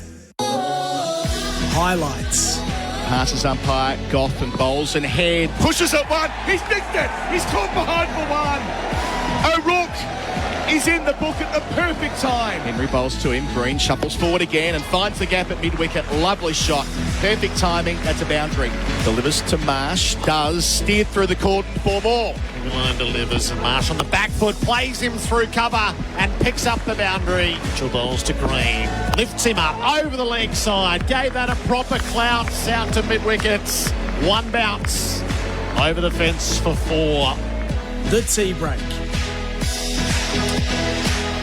SEN and SENZ Test Cricket for Resine Quality Paint and colours, perfect for your summer projects. The middle session of day number 1, Australia advancing from 62 for the loss of 1 through to 147 for the loss of 4. They've lost Usman Khawaja, bowled brilliantly by Matt Henry, a ball that swung back in, cannoned into middle stump halfway up, gone for 33. Also dismissed, of course, Travis Head for 1. But Marnus Labuschagne was the first to go. Ian Smith caught Mitchell bowled cougar line. He seems to be a bit of an ongoing problem for the Australians. We know how prolific he has been. Seems a while ago. It's hard to imagine a player with that kind of background and that kind of record would be struggling to the extent that he is. But this has been ongoing for a while now. This has been a situation where in Australia they have been genuinely concerned about the fact that he just can't make a score. He's trying his best to occupy, but whilst you're not scoring runs, you're not taking any pressure off yourself to make that score. So he's really he's really betwixt and between at the moment. He's a player that thinks so technically about his game. He works, he sleeps, he takes his bat home. You know, he thinks about batting all the time, much as a golfer takes his putter home if it's not working and get the balls out on the carpet at home. You can imagine that Marnus Labuschagne is shadow batting in his room, just trying to get the backlift right and everything right, but you can't simulate what you cop in the middle. And until he gets a run of scores again, I'm not sure where that confidence is going to come from and how long they're going to persevere. And on the other side of the corner, you've got Mitch Marsh, of course, who's just in great touch. 39 off 36, a really important knock as he's combined with Green for a 58-run partnership and just 69 balls. Well, Allen bought a medal winner. Yeah. And he got that ahead of Pat Cummins, who was the World Cricketer of the Year. So it says what Australians think of him and what he can do for the Australian cricket team. He plays with such confidence and such freedom that this is not an unusual innings that he's playing now. It's perfectly suited for him to counter-attack. They've got their backs against the wall. Mitchell Marsh comes in. If he gets out, so be it. They've got Alex Carey, who plays in an aggressive fashion as well. But if he comes off, he redresses the balance very quickly. And he's on the way to doing that. Having said that, if you'd have said to Tim Southey at lunch, you'll have Australia at tea, 147 for 4, he'd have said, show me where to sign on that document, and that's exactly where he's got now. Keep cool this summer with the Ream branded Kookaburra or Ream Budgie Smugglers. To register now for your chance to win, visit icanwin.com.au. We're in the tea break, 147 for 4 from a New Zealand perspective. I thought they were excellent after lunch. Matt Henry especially. I didn't think they were that bad before lunch. A tad short, but boy, they went past Usman Khawaja's bat on a number of occasions. And I thought that they were perhaps worthy of two more wickets in the morning session. They didn't come, but they played the waiting game and they came very quickly afterwards. And at the point that they got Travis Head, Australia were in a situation where they could have bowled out very cheaply. Cameron Green's actually playing quite a good innings. Yeah. This is the kind of innings at number 4 which could set him up for the future because it's a fighting innings. It's an innings where he has to display a bit of resilience. He has to be selective. He has to bat with those players at the other end who are a bit more aggressive than he is. It's working well with Mitchell Marsh at the moment. He'll play the same way for quite some time if he occupies the crease. Quite a defining innings. This for Cameron Green under pressure. They've been able to counterpunch quite nicely. That scoring rate over the last hour substantially higher than what we saw in 3 hours prior. Well, that's what Marsh can do. And New Zealand are very lucky to get Travis Head because he can do that too. So they've got a 5-6 combo at the moment that can be really harsh on your bowling attack. So to get rid of Travis Head was really good, and he's battling now, King pair, and followed up by a 1. He needs a score. Having said that, the innings before that, he got 100 at the Adelaide Oval. So that's the kind of player Travis Head is. But, the problem that New Zealand have now is what about the energy levels? They've still got 27 overs before they got the new ball available. Wow. 27 overs. 37 left in the day. 37 left in the day if they get through them, but 27, that's almost 2 hours of bowling before they get the new ball available to them. If they do it right, that might not be necessary. But they've got to come back out after tea, and I think they've got to be operating with their best bowlers, who for me would be, I think, O'Rourke and Henry at the moment. O'Rourke and Henry have a crack after tea for half an hour.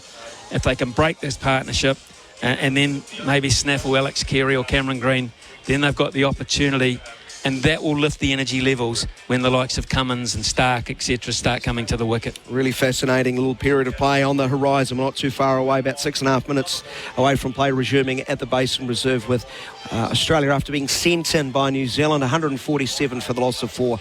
Green 23, Marsh on 39. They've lost Smith for 31, Kawaja 33, Labuschagne for 1, and Head for 1. For New Zealand, the wicket takers, Henry 14 over 6 maidens, 2 for 25. Excellent he has been. Will O'Rourke in just a second test, 12 overs 5 maidens, 1 for 28, and also Scott Kugelheim in just a second test. It's an inexperienced bowling attack, numbers 3 and 4, that is, 10 overs 1 maiden, 1 for 31. Stay with us. SEN and SENZ Test Cricket for Resene, quality paint and colours, perfect for your summer projects.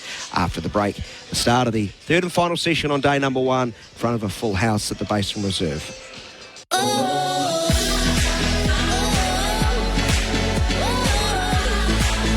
For Henley Homes, paying $1,000 a month off your home loan for 2 years. New Zealand versus Australia on SEN Test Cricket. Welcome to Officer Fields, your new home in Melbourne's southeast. Land now selling from $467,000. Officer Fields, life as it should be. Register your interest now at officerfields.com.au. Right now at Macca's, go large or medium or small. This month, get any soft drink, any size for just $1. Value means more at Macca's. Available at participating restaurants. Excludes McDelivery. Excludes frozen soft drinks.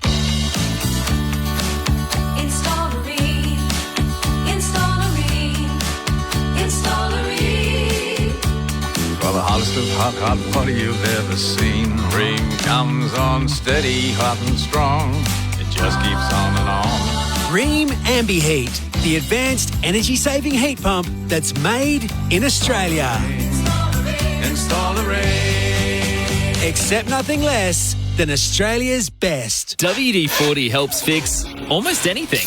That's why they're passionate about repairing, not replacing. Sign up to WD-40's Repair Challenge. Show off your repair project and you could share in $4,000 worth of prizes. Visit WD-40.com.au. Drop everything you're doing and rush to Chemist Warehouse for massive savings. Hydrolite Electrolyte Effervescent Orange 60 tablets are just $21.49.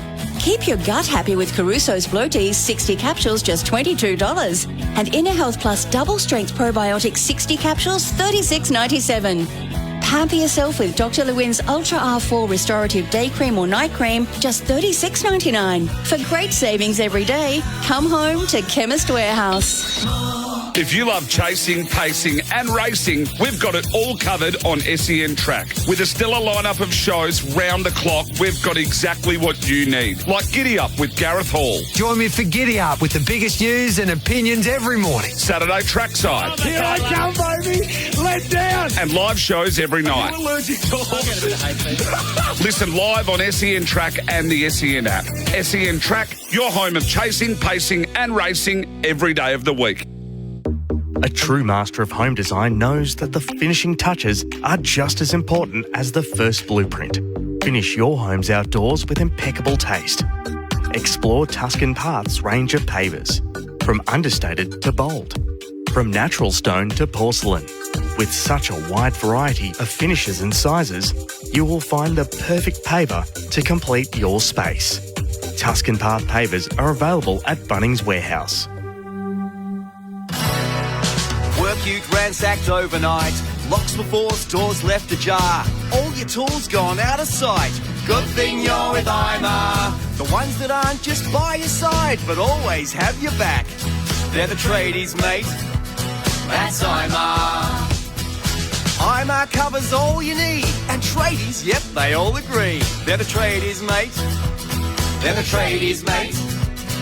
timer.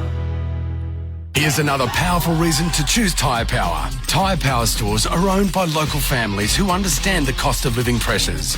We're here to help you save on your tyres. Visit tyrepower.com.au or call 13 21 91 for your local independent owner. So I hear you guys have started to build your new home. Yeah, that's right.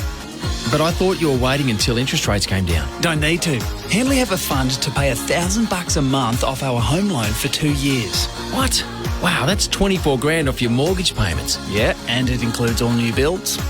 Wait a minute, where are you going? To get Amy and visit Henley. Henley's Mortgage Fund. $1,000 a month off your home loan for 2 years. All backed by Henley's $7 billion parent, Sumitomo Forestry Group.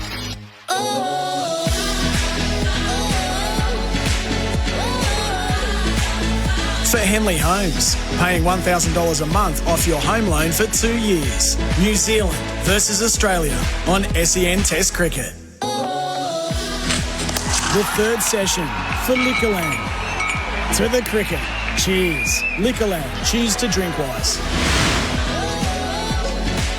SENZ and SEN Live Test Match Cricket from the Basin Reserve in the capital city of Aotearoa, where New Zealand have grabbed 4 wickets through the opening 2 sessions, 147 on the board for the Australians. Good partnership though, counter-punching over the last hour were Green and in particular Mr. Mitchell Marsh, the Allan Border medal winner, 39 off 36. Green's 23 off 61. Kawaja and Smith gone for 33 and 31. Labuschagne and Head each made 1. The New Zealand team in a huddle on the boundary rope. The 2 Australian right-handers ready to go. The umpires wandering to the middle. Mr. Goff and Erasmus. The crowd full of expectation. They were feeling great about an hour ago, but Australia fighting back. Grant Elliott and Bharat alongside me in our commentary position. Not a bad spot up here, is it, Bharat? Not bad, little bad spot in the roof of the Vance stand. Yeah, you do feel like you're on the roof of something. It is a long way up. Yeah, not for those with height sickness. I'm not one of those. No, I was about to ask. My life, I'm always on a high. Yeah. More ways than one. So, it's a beautiful spot, beautiful venue. And the best part about this spot is this massive view you get of not just the ground, but everything in the background. I see traffic picking up. There's been more traffic in Wellington than I assumed there would be for some reason. It's a compact city. It's not the biggest. Only 200.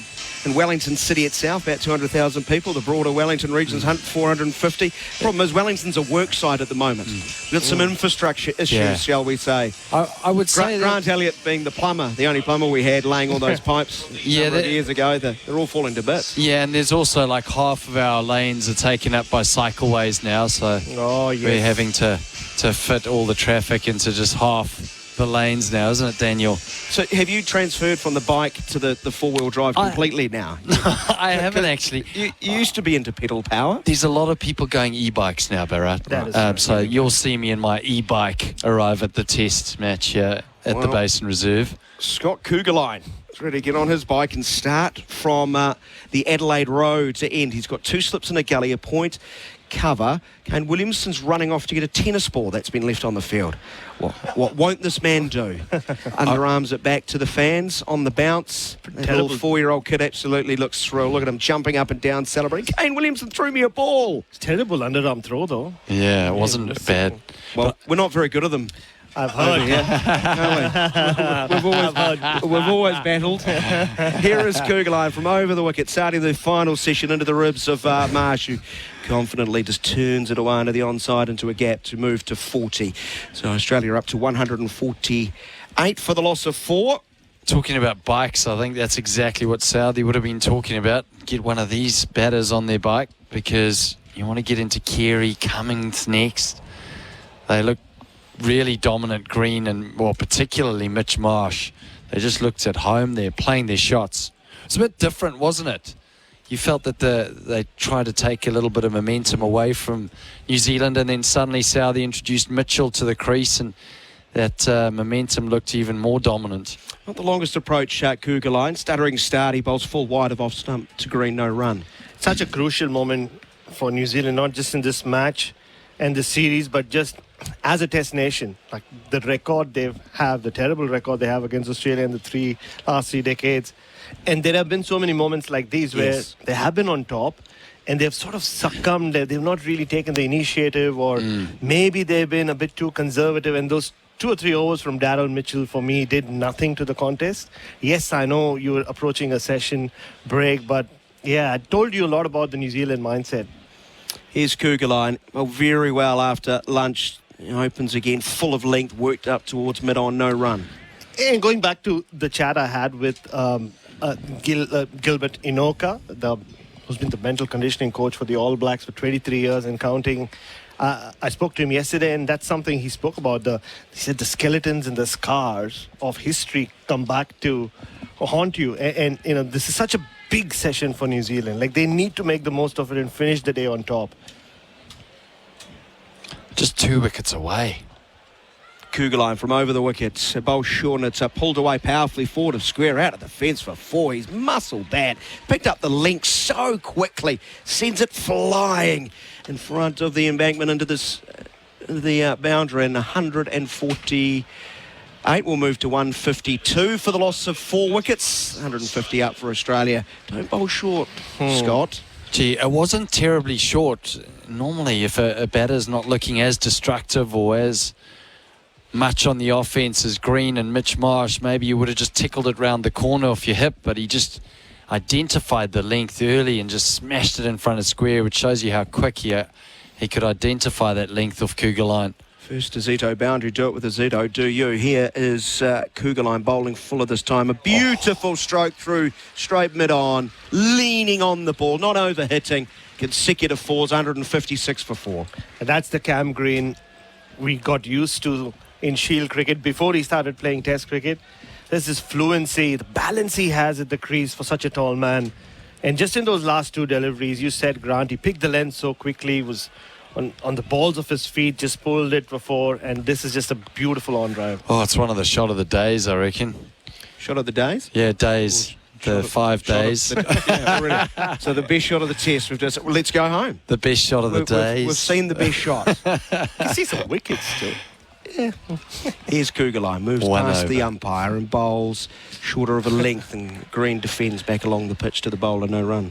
Just took 1 over, Bharat, for Daniel to start getting stuck into me. I'm here to protect you. Don't you worry. Now. That is the end of the over on the Tyre Power scoreboard. Australia 156 for 4. Yeah, and it's so important that, that wasn't a flash over from Scott Kugelheim. Just bowled both lengths, 2 short and 2 full. And I'm happy to see Matt Henry taking up the attack at the other end. He's been by far the best bowler of the day. Tim Southee, Jeremy Coney and I were talking about it. He's almost bowled as a holding bowler, like what you would see from, say, the 4th seamer in the attack. It's just not attacked enough. And this has to be the Matt Henry spell. He's got 2 wickets to his name, but the way he's bowled, he could easily have had a few more. But this is where he needs to strike. The next 4 or 5 overs from Matt Henry need to be the one where New Zealand take 2 wickets and really grab the initiative. If Australia can survive this, they might just turn this around, and it could well be Australia on top. Yeah, I think you're right. I think Matt Henry bowled a spell of 6 overs in his last spell, so I think you're right. Maybe 4 overs max, maybe this spell. He needs to get that breakthrough, 2 slips and a gully. As he bowls from over the wickets, and Marsh shuffling across to off stump, defends, and there is no run yet. Tim Southee, 2024 has not started well. No. 72 overs for just 2 wickets. Average 110. The economy is also going at over 3 runs and over. So if you want him to be a holding bowler, you want him to hold a little bit tighter. Yeah, and then the responsibility of captaincy as well. It's all lots on his shoulders for sure, but no Trent Bolt, no Neil Wagner. Here's Henry in bright sunshine as it's pulled top edge straight up, should be taken as by the keeper. I thought it was coming straight to me at long on. No, it's gone straight up and back, and Matt Henry gets more rewards for a brilliant day. He now has 3, and they're very dangerous. Marsh must go, caught Blundell. bowled Henry for 40, 156 for 5. No, I think we weren't the only ones looking for that ball. It just went straight up, and Tom Blundell thankfully knew exactly where it was going. And like we were calling for, Matt Henry comes back and strikes in his first over. He bowls a slippery short ball, and it kind of rushed Mitchell Marsh. Rarely do you see him getting rushed on the back foot. And he looks very dejected with himself. Such a dominant start to this innings. And the wicket has come at a great time for New Zealand. It's so important to get rid of that player. Such good touch he has been. A delivery of the day, delivering your Macca's favourites straight to your door. Now I can answer this text that we've received many a time. Someone asking if we Kiwis know what Macca's is. I think we do. Yeah. Considering look at me. I definitely have found Macca's over the years. And the Golden Arches are there on Adelaide Road. It's just above one of my favourites, Chorizo, curry on a pizza. Oh yeah, that's right. Controversial. Very controversial. Yeah. I mean, I almost feel offended by that. I thought nobody would mention it. I know I've blocked it out of you. I've tasted it, Bharat. It's not bad. I'll get you a slice on a spice on a slice. Can I be there when you present it to Bharat and it comes flying back at you? You can smell it before it gets you. It'll be wafting through the gates. I can smell it from here. So New Zealand have the breakthrough soon after the tea adjournment. And Matt Henry's got a beautiful big smile going right now, and understandably so. 14.2 overs, 6 runs, 3 for 25, and he deserves everything he gets today. Went past Kawaja's bat numerous times, took him a while. He bowls to the left-hander Gary, who will work the ball backward a square on the onside. A look to the umpire. Was there bat? Yes. I think he gets a run. He's off the mark. Green's 31, 157 for the loss of 5 on the Kubota scoreboard, shaping and building Australia and New Zealand. Yeah, earlier in the day I compared, on social media anyway, Matt Henry to like a cool rhythm guitarist, to kind of honest rhythm guitarist at the back. You know what to expect from, but he's shown today he's good enough to be the lead now. I mean, he can play at the riff. He can play a few solos. The delivery to get rid of Usman Khawaja was right up there. One of the best balls you'll ever see. Oh, the crowd's back. Here is Henry nipping the ball back in to the right-hander. He's hurried as he defends. No run. Yeah, he is. Well, he's a senior fixture in the team now. He's been, in most of the tests, whereas we spoke about previously at the start of his career, he's in and out. But now, like you say, a rhythmical guitar player, consistent in the background. He doesn't really get the plaudits that the likes of Southey and Bolt did, but he's doing a great job for New Zealand. Goes a little bit wider of the crease, bowl short, and it's pulled away with no power. Cramped up as Green can muscle the ball away at a deep backward square for a single, 158 for 5. And it's because of that consistency that you talk about. He puts the ball in that area where it's hitting the top of the off stump, and he's got the ability to nibble it both ways. So on his day, when he's getting the ball to move off the seam, he can get a lot of wickets. Other days, he's just always there and thereabouts, low economy rate, building pressure. I'm not even sure he's the rhythm guitarist. He's more of a session guitarist. He just turns up and they need to record something. Yeah, that's correct. He has been. Yeah, if he plays in Christchurch, it'll be his 4th test of the year as he bowls again, angling across the left-hander, and there's no run. And that will be the most tests he's played in one calendar year. The end of the over. Matt Henry, another breakthrough, 158 for 5. Right now at Macca's, go large or medium or small. This month, get any soft drink, any size for just $1. Value means more at Macca's. Available at participating restaurants. Excludes McDelivery. Excludes frozen soft drinks. Welcome to Officer Fields, your new home in Melbourne's southeast. Land now selling from $467,000. Officer Fields, life as it should be. Register your interest now at officerfields.com.au. SEN and SENZ Test Cricket with Resine. Quality painted colours perfect for your summer projects. The perfect start to the final session for the home side, New Zealand. They've got rid of the danger man Marsh for 40.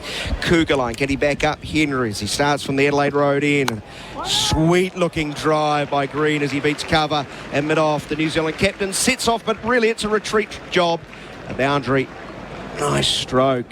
Seen some glimpses of the talent this man has. 162 for 5. Yeah, he's earned the right to open up and play more freely, Cameron Green. Really had to fight it out against Matt Henry and Tim Southey when he just walked out to bat. But now he's flowing. You can see even the way he's moving his feet, he's moving at the ball. And timing is back as well. Kugelijn in his 12th over is 1 for 44. So going at just under 4 runs and over. Bowls full and straight, push back to the bowler, there's no run. It's always dangerous when a player is playing dominantly off the front foot, and then he's also taken a ball that's back of a length and pumped it through forward of mid-wicket. So he's picking up the length really quickly, Cameron Green, and I actually can't fault him this innings. It doesn't look like there's a way, one set way that you could get him out. He's played a really, really disciplined innings here. He's picked up the bad ball and put it away on quite a few occasions now. Kugelijn from over the wicket will continue. Short ball into the ribcage of the right-hander, tucks him up towards mid-on. Don't know what's happening in the bank, but I don't know if someone's being escorted. I think it's just Rachin Ravindra running up and down signing autographs. And it's pretty vocal. Have you been on the bank? It won't be that, my friend. Oh, once again, though. It's on the other end. Just getting Kane Williamson and some of the other black caps too. That's the joy of this commentary position so high. Got a great vantage point looking down on them. Fuller this time and dug out by Green, pushing back to Kugelijn. This is a lot more professional, this commentary box, than the one we had in Tauranga. What do you mean?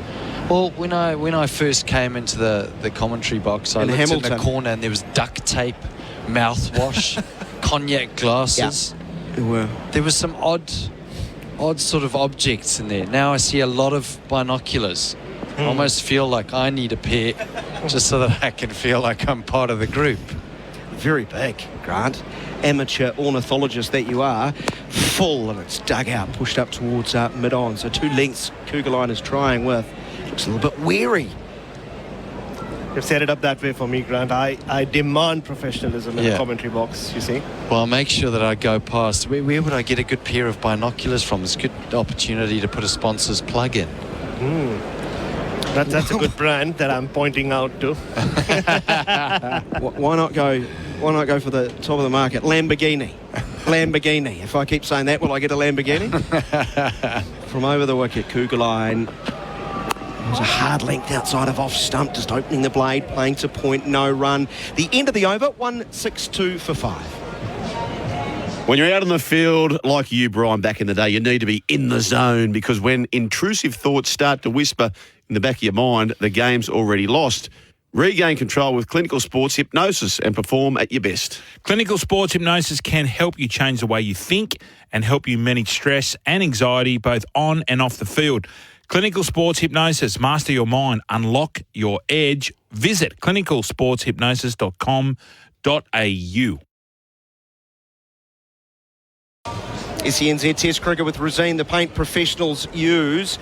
If you're talking about our test performance in Hamilton, Grant, you'd be happy to know we've got a message from Big Slime. Oh, yeah. Big Slime has rejoined us. He's also with Big Poodle.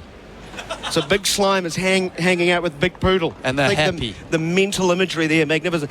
Big Henry is making Big Slime and Big Poodle happy, he writes.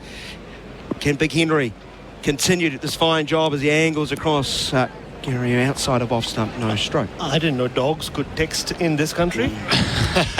Big Slime. Yeah, Big Slime. Big Slime. Yeah, I'm going to call my dog that. Yeah.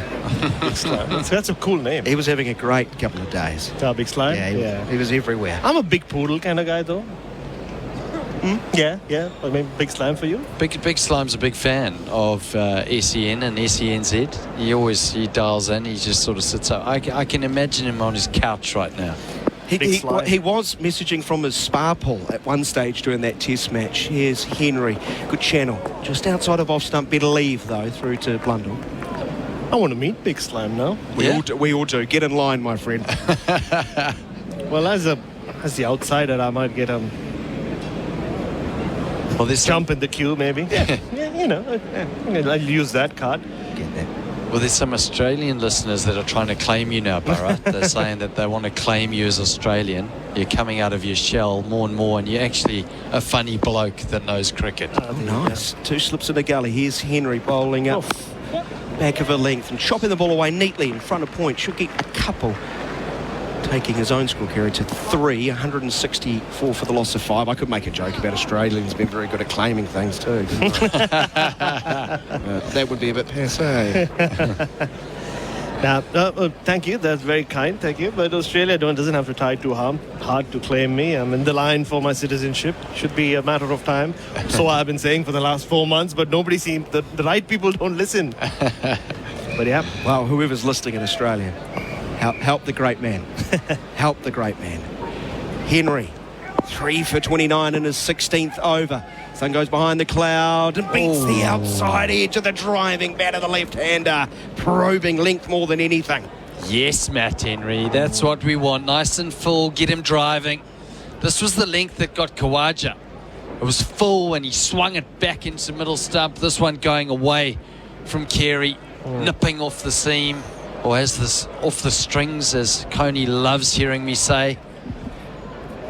And that's such a natural shot for Alex Carey as well. He just so strong through the offside. He will drive at any delivery that he thinks he can get on top of. Henry bowls. This one's a little bit straighter past. I thought past the stumps from the inside edge. It's gone much squarer, and they'll get a run. Again, just deceiving the batsman. He's looking to punch through the offside. Single takes the score to 165 for the loss of 5. That ball to Khawaja, I thought it was an inside edge, but it just bent back. And you wouldn't associate, swing out of the hand into a left-hander with Matt Henry. He's a guy who hits the pitch hard and tends to go either way. Yeah, I was about to say, he just nips the ball. Just nips it. Whereas that one was heavy swing. And that's the ball I said. That's the rhythm guitarist suddenly learning to play at the solo. Earning the stage, owning the stage. Henry, number 21 on his back, bowls to the right-hander, Green, who leaves alone outside of the off-stump. I sense Mitch is stitching me up here. It's a kind of producer extraordinaire. He sent me a note that I will tell you all about after this break, because it's the end of the over, 165 for 5. So I hear you guys have started to build your new home. Yeah, that's right. But I thought you were waiting until interest rates came down. Don't need to. Henley have a fund to pay $1,000 a month off our home loan for 2 years. What? Wow, that's 24 grand off your mortgage payments. Yeah, and it includes all new builds. Wait a minute, where are you going? To get Amy and visit Henley. Henley's Mortgage Fund. $1,000 a month off your home loan for 2 years. All backed by Henley's $7 billion parent, Sumitomo Forestry Group. Right, first things first, our coverage with Rosine, the Paint Kiwis Trust. And Will O'Rourke is back into the attack. I like this. I thought Kugelheim looked a little leg weary, did a good job after lunch, not as threatening, starting from the Adelaide Road end, which is downwind. He'll be bowling to the left-hander, who's got 3 slips and a gully. His 13th over of the day. He starts getting into the hip of the... Danny Carey works the ball to square leg. There's going to be no run. Firstly, I don't know how to say the text line properly, Mick, so my apologies. 0433 981116. 1116 is probably what you say. 8833, we're a little bit short at, straight to the point in New Zealand. But Mitch would like me to ask, what has Australia claimed over the years? Question mark.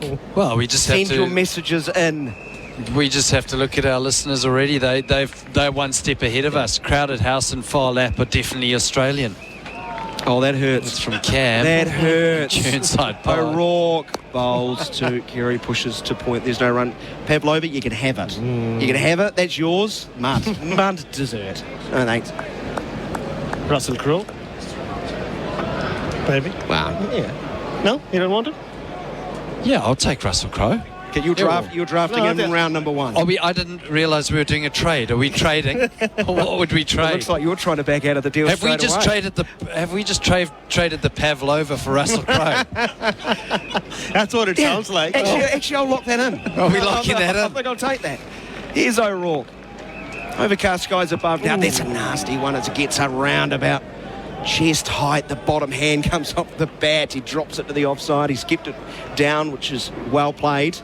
But O'Rourke's just one of those bowlers, the height. just everything looks a little bit painful when you defend. It's high on the background. I can see you grimacing already. Yeah, I mean, when I watched him in his first test, he's one of those bowlers that you're so happy you don't play anymore because everything is a rib tickler. It's just in at you with the angle as a right-hander, and even as a left-hander now for Carey, the line that he bowls is always tight and at the body. Morne Morkalish. Steaming in again.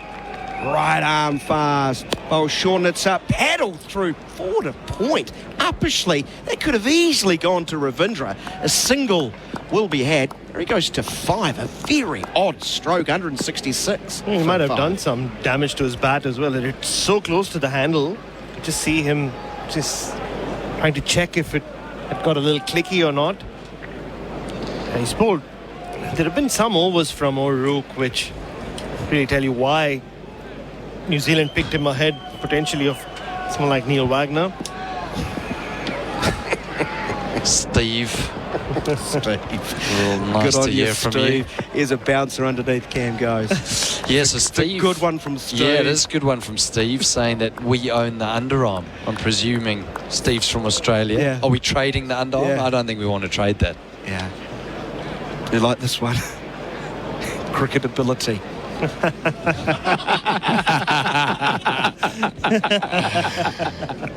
we trading the underarm for cricket ability? Did you steal it in 1947? That's why you turned your back on your cousins for 30 years. 166 for 5. Great fun. Last ball of the O'Rourke over. Oh, and it's quick. It nips back, and Green doesn't know anything about this. Hits the inside edge, goes up towards mid-on. Fiery last ball from the big right arm quick. The end of the over. Australia 166 for the loss of 5 at the Basin Reserve. Right now at Macca's, go large or medium or small. This month, get any soft drink, any size for just $1. Value means more at Macca's. Available at participating restaurants. Excludes McDelivery. Excludes frozen soft drinks. Stay on the ball while you're on the road. The SEN app is now available on Apple CarPlay, so you can keep up with all the big moments, expert commentary, and the latest news. When it happens in sport, SEN has you covered. Find the SEN app on Apple CarPlay.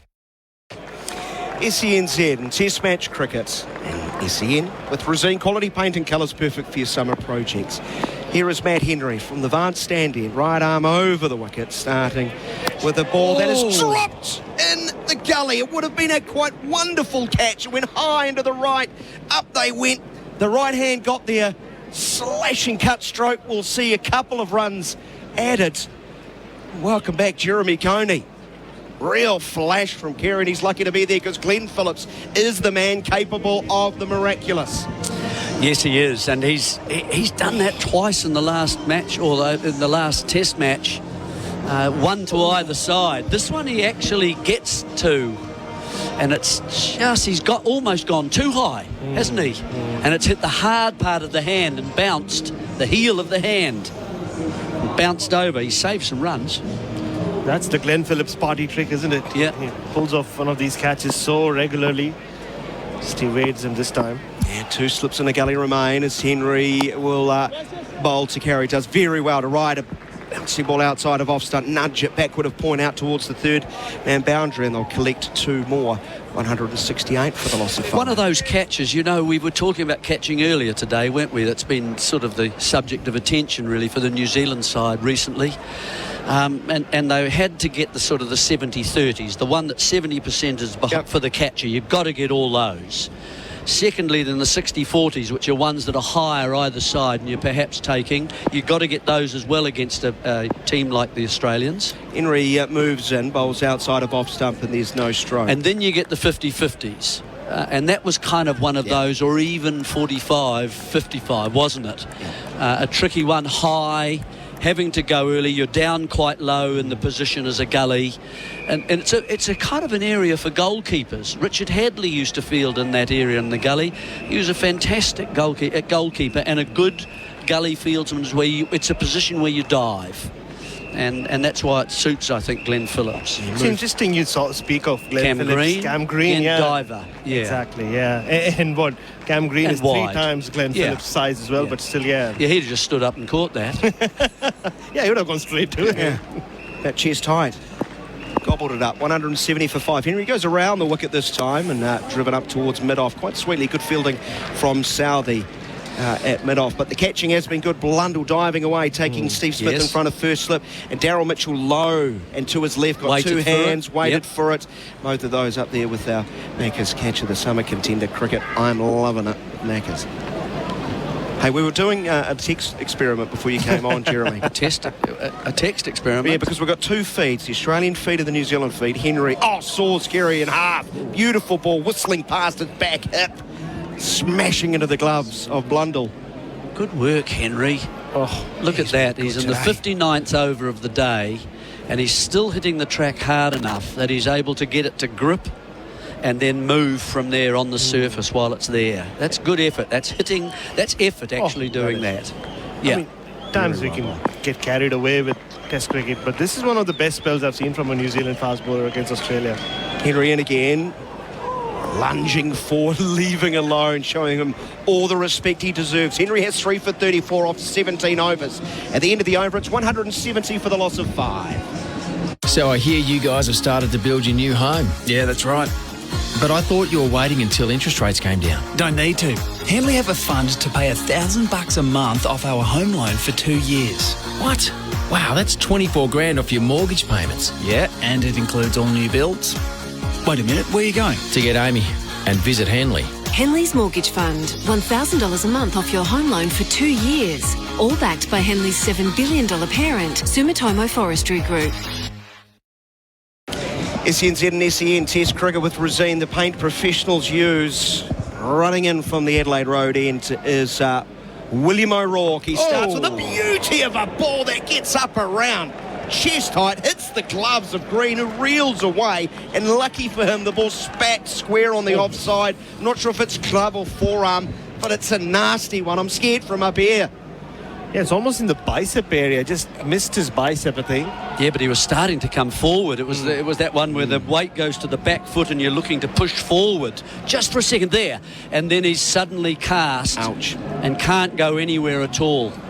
It's a very good, accurate, short-pitched ball. I call him William O'Rourke. He's taken it kind every of ball. If he continues like that.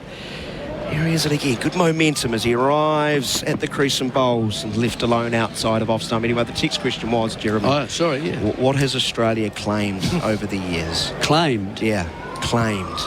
So you've got this Australian feed. Well, it's the horse from Timaru. You appreciate this one. Someone's gone deep into the memory banks. I do like those. John Clark. Clary Grimmett. Oh, yeah. Clary was Grimmett. a New Zealander who played for Wellington. Came from just down Adelaide Road and used to climb over the fence in his suit, a new suit that he had to play before he could play. Although he was born, as Garth pointed out, down south. Yeah, well, but we don't. Caversham. We count that out. Dunedin. He left that. Yeah, he got out of there in a hurry. Yeah. Wide of off stump, left alone. So basically came so down. Clary Grimmett, yeah. So he came down Adelaide Road and then just moved to Adelaide. Is that how it worked? Down here, just climbed over the fence. Yep. And played for Wellington. Yep, I know. A leg spinner, as you know. You know that. Yeah, do. Yeah, good. And I know exactly where his plaque is in Adelaide as well, right outside the Indian grocery store. The plaque should be moved to here, around the promenade, to go with all the other plaques. Right outside the Cariza, it'll be apt. There should also be a statue of his dog. His dog used to go and collect the ball when he was bowling. O'Rourke from over the wicket. It was wide of off stump, no stroke from Green. The man who discovered thee. He was the founder of what particular delivery? The googly. The flipper. The flipper, exactly. Came out from underneath the hand. Yeah, good, excellent. You've just passed it. That's okay. Just you said the googly first. Everyone heard it. Everyone heard it. It was the googly. Yeah. Pretty sure that would be a fail on most exams. If you I think so. One I and think then, you and would. then another one underneath. If it was the $1 million, you've failed. Yeah. You're locking it in. It's too much tough love. O'Rourke full of length, driven up towards mid-on. There's no run. But the most important thing, Bharat, there's love in there, and that's all that matters. It might be tough, but there's love. That's the overriding thing we hope you feel. Oh, listen to this. If I can't bear it. I would have just stayed back. Can I be? I could have just stayed back in Australia if it is just tough love. That's where you get tough love. Oh, is it? Yeah, this is soft love in New Zealand. Hold on. Someone on the Australian text feed's trying to claim Sir Edmund Hillary. I'm not having that. Cut the cord to Australia. Here's a bouncer that sails over Blundell and he gets a fingertip on it. Stop it going to the boundary for 4. That will be another bye. 171 for the loss of I'm out of words after that. Adam Collins after this break.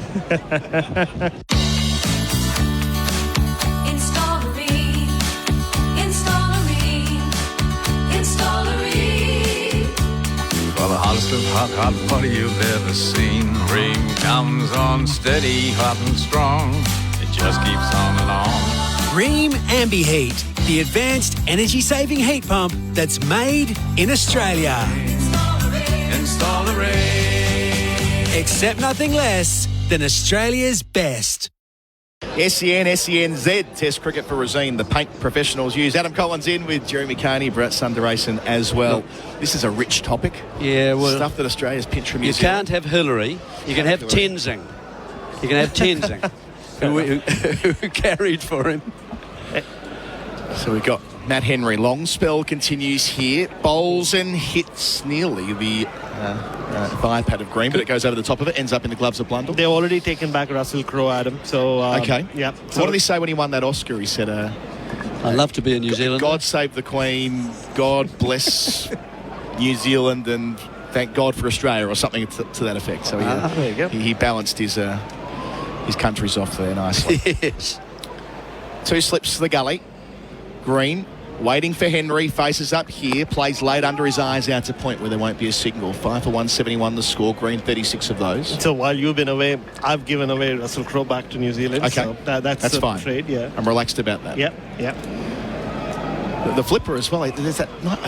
There should be a book written about how the flipper went from Grimmett and how it's something in between. Ends up with Doug Ring, who teaches Richie Benno, has a hand in what happens with Shane Warne. At some stage, there's something there. Henry bowls again to Green, bumps him, ducks it. Just not far away. The periscope up there as well, Green. It's been one of his better test innings of late, hasn't it, from Cameron Green? He's didn't look very settled to start with, but he's grown into this innings. Really borrowed a lot of confidence from his fellow Western Australian Mitchell Marsh while he was there. And at the moment, looks like he's in control of all his faculties. Just the way he's moving in the crease as well, moving towards the ball. It's a lot of confidence. And we saw Alex Carey go from looking completely out of sorts against Pakistan and gain his technique back. A couple more nominations here. Sam Neill, not a bad one. Dan Vittori, I suppose that counts given what he does for a living now. Henry again to Green, who shuffles forward and drives forcefully. It's a mid-off. It's cut off. No run. Danny Morrison, I think he lives in Brisbane. Yeah. Brisbane. I don't know whether New Zealand won Danny. What are you starting to go? No, you can have Danny. But, I mean, we're just starting to name random names now. You can't start doing that. Well, I mean, you've mentioned the food, haven't you? The pavlova. Yep. Yeah, well, that's definitely ours. There's competing... Oh, no, the pavlova, Russell Crowe was the swap. So Australia has got pavlova while you were away. Well, we'll have the pavlova instead. Henry bowls to Green, who wants to leave and deflects it down towards second slip. Not overly convincingly either. That was a last-minute decision from the West Australian. He's faced 88 balls for his 36. There's still a debate about who owns the flat white, right? Is it Wellington? Is it Melbourne? Not sure whether that's been totally resolved, but who was the horse from Timaru again? It wasn't Sir Tristram, was it Farlap? Yeah, Farlap. Farlap? Yeah. Well, he's definitely ours. Henry to finish, and Green past the edge. An excellent over is completed with a ball that was ever so close to finding a sixth wicket rather for New Zealand. Instead, Australia 5 for 171, Green 36, Carey 9 on the Kubota scoreboard, shaping and building Australia and New Zealand. Right now at Macca's, go large or medium or small. This month, get any soft drink, any size for just $1. Value means more at Macca's. Available at participating restaurants. Excludes McDelivery. Excludes frozen soft drinks. At Ozito, we know for you it's about leaving your mark. With over 100 tools for your home and garden, all powered by one battery to make it happen. Because when it comes to getting things done, do it yourself. Do it with Ozito. Do you? Good session on day one for Liquorland. Cheers. Choose to drink wise. O'Rourke is going to continue. He's bowled 14 overs, 1 for 29. The wicket of head. 3 slips of gully, backward point. Wideish mid-off. Wideish mid-on. Square leg, fine leg beneath us. So O'Rourke delivers over the wicket. And Carey's beaten. Just about. Looks like it was going to fly above the gloves, but it ended up in the offside. It's the third time already that O'Rourke has kind of rushed Alex Carey, hit him on the glove or on the arm. Just got the back glove on the way down, didn't it? Well bowled. There just seems to be a different level in the game, doesn't there, when O'Rourke and when Henry are bowling, as opposed to Southey and Kugelheim. It just seems the intensity seems to rise slightly. More happening off the surface, more bounce, movement. We're behind Carey at our end, watching it back there. That hit him on the back arm towards the shoulder, so nasty. And Carey's just going to take a moment here. And I think, is he getting some treatment or this short leg coming in? Yeah, the helmet's coming out for short leg, so not a bad shout there. We're seeing it on the Bunnings Trade replay screen. Crowded house. There you go. Now they're a New Zealand band. Would you say New Zealanders? Definitely. Would you say New Zealanders in an Australian band though? Would that be a reasonable compromise, given there were Australians in Crowded House as well? They lived in Australia when the band started. Thin brothers though, Tiao and Mutu. True. Here's O'Rourke again, bowling to Carey. Defends under his eyes, out to point, quickest shingle through comfortably. 5 for 172, Carey into double figures. But we should leave all this now, I think. That's been an interesting discussion that we can return to. We can, I'm sure we will. What I will say while we're drifting is that this is the nicest lap to do in world cricket. It must be, as I see a police car race up Adelaide Street now. There's trouble up there. Kind of breaking with the theme I was going to go on, but idyllic to say the least. I mean, there are so many supporter groups here, and up at the top of the grass bank makes for a beautiful photo. Heard transistor radios, people listening to our coverage up there. O'Rourke passes umpire, bowls and he's beating the bat of Green, umpire whose name I've immediately forgotten. Goff, who's standing at the scoreboard end. Either way, fine piece of bowling. The shame of it is that we're so late in the year. If you come at sort of Christmas and over sort of Boxing Day time, all the Pahuta Kawas would be out right around the ground. It's just a beautiful sight. We did have it for a couple of years, the Boxing Day test, same as you guys, and that's yours. So O'Rourke up, bowling well to Green, leaves this one nice and early, shouldering arms. Just in the way Blundell collected that ball, he's actually wringing his hand. You're so right, Jeremy. Every time O'Rourke or Henry have hit the pitch, he's carried to Blundell differently to Southee's ball, like floaty when Southee is bowled.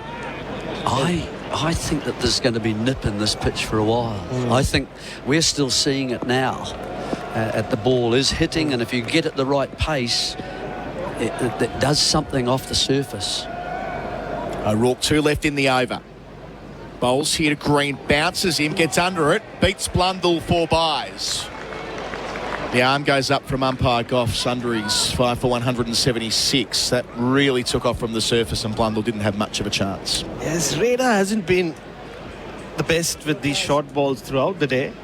It's otherwise been pretty consistent, but I guess when you're trying to bounce Cam Green, you do end up bending your back even more and landing it shorter than you want to. What I will say, 142 kilometres an hour that was. Yeah. He was 146 in the last test match. Some stage.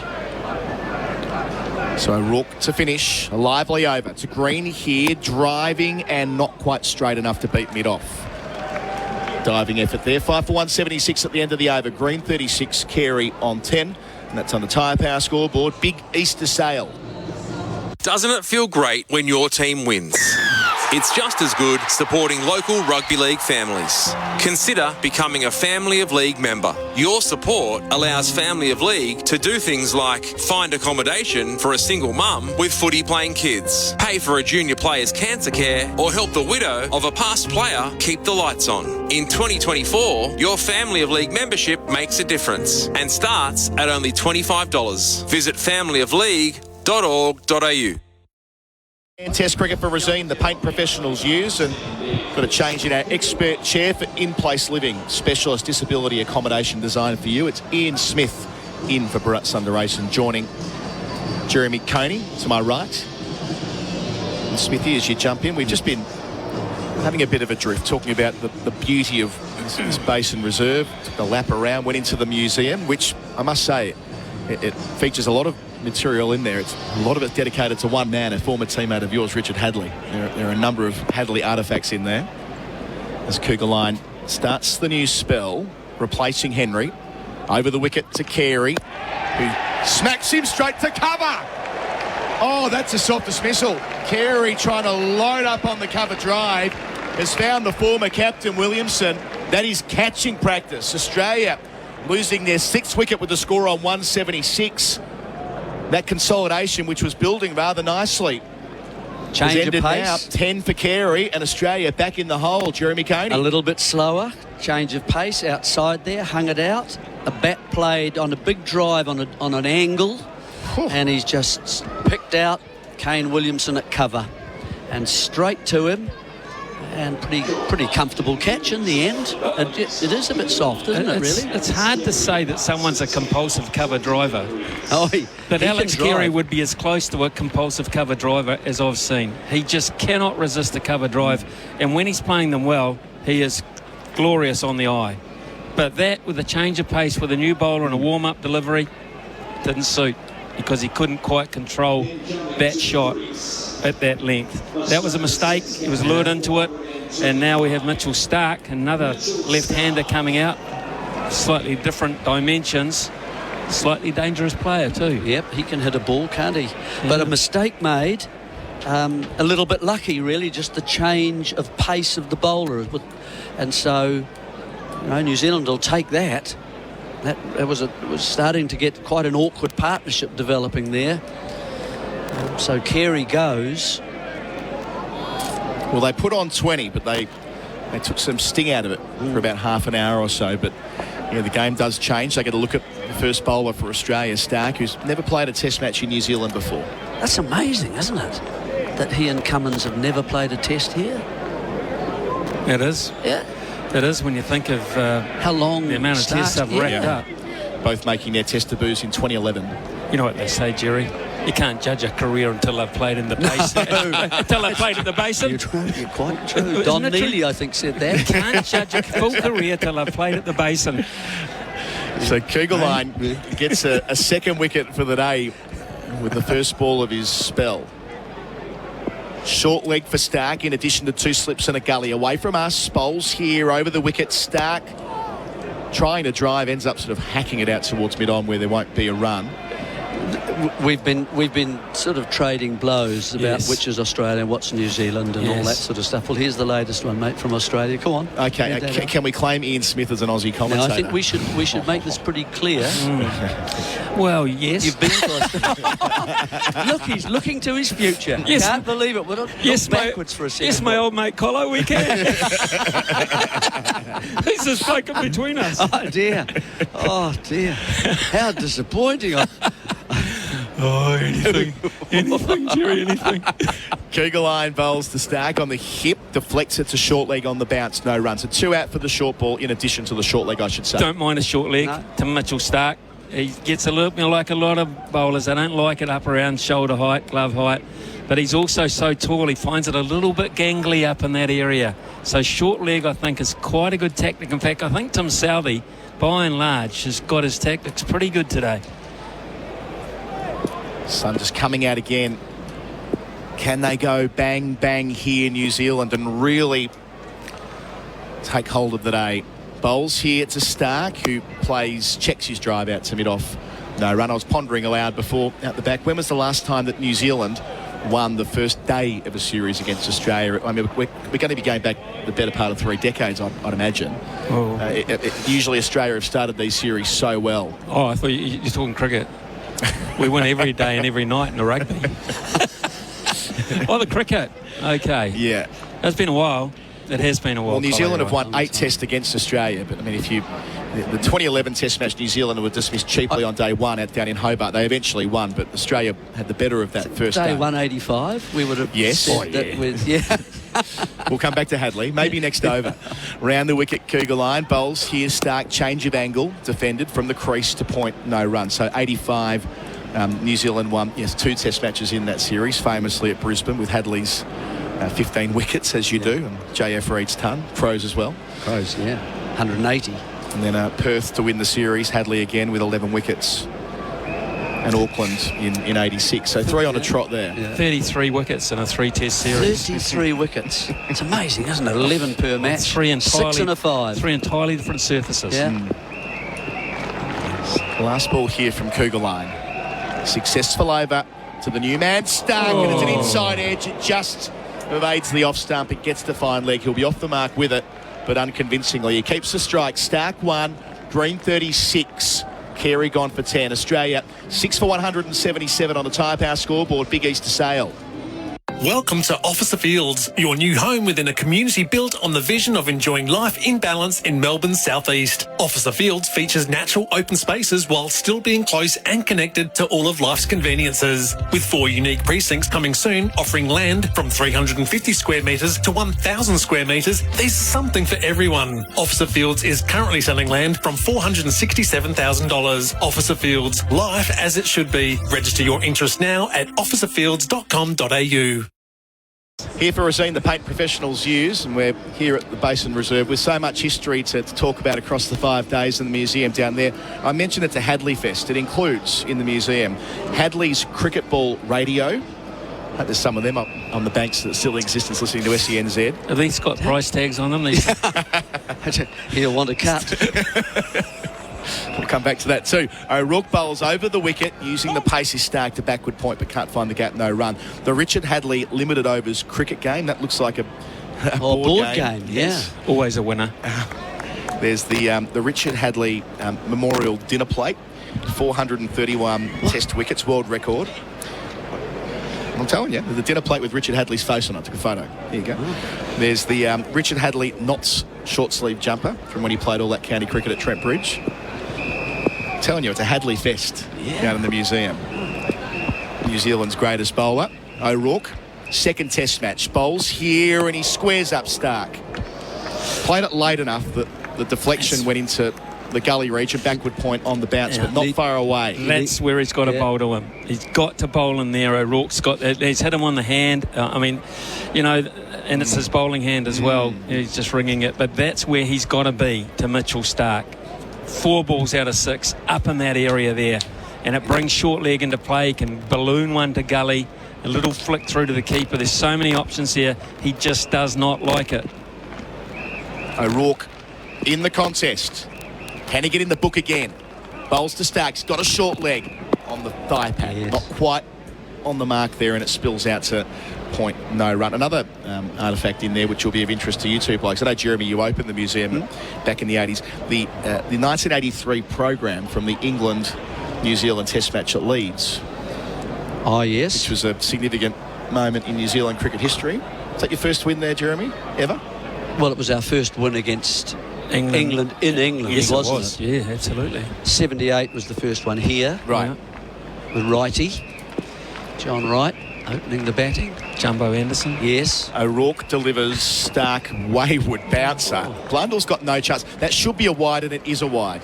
There are too many of those that gotten away with. So 5 runs added to Australia's total. 6 for 182. Way down the leg side, way above the head. It's just a little bit of greenness about O'Rourke, the intense there. I'm the one that's sitting up here calling for that kind of height, but not that high. Not that wide. No, he's just got to find his range a wee bit better, but the thinking is quite clear. And, you can't knock a plan if it's a genuinely good plan. It just has to be implemented. So O'Rourke blowing a bit hot and cold here, but when he gets it right, he's a real threat. Third slip, jumps in. Bowls to Stark. Stark drives out to mid-wicket, gets a single. Ravindra was away to his right and cut it off. And get off 6 for 183. Stark's got a couple over to Green. Yeah, he's pretty keen to get down the other end. And Tim Southey, being Tim Southey, is letting them know about it because Tim loves it short. No, he doesn't. So you'd like your trip into the museum, that's what you're saying? Oh, I just think that it was Daniel Vittori's glasses are in there. What? A pair of his specs when he's a teenager. No wonder he can't see.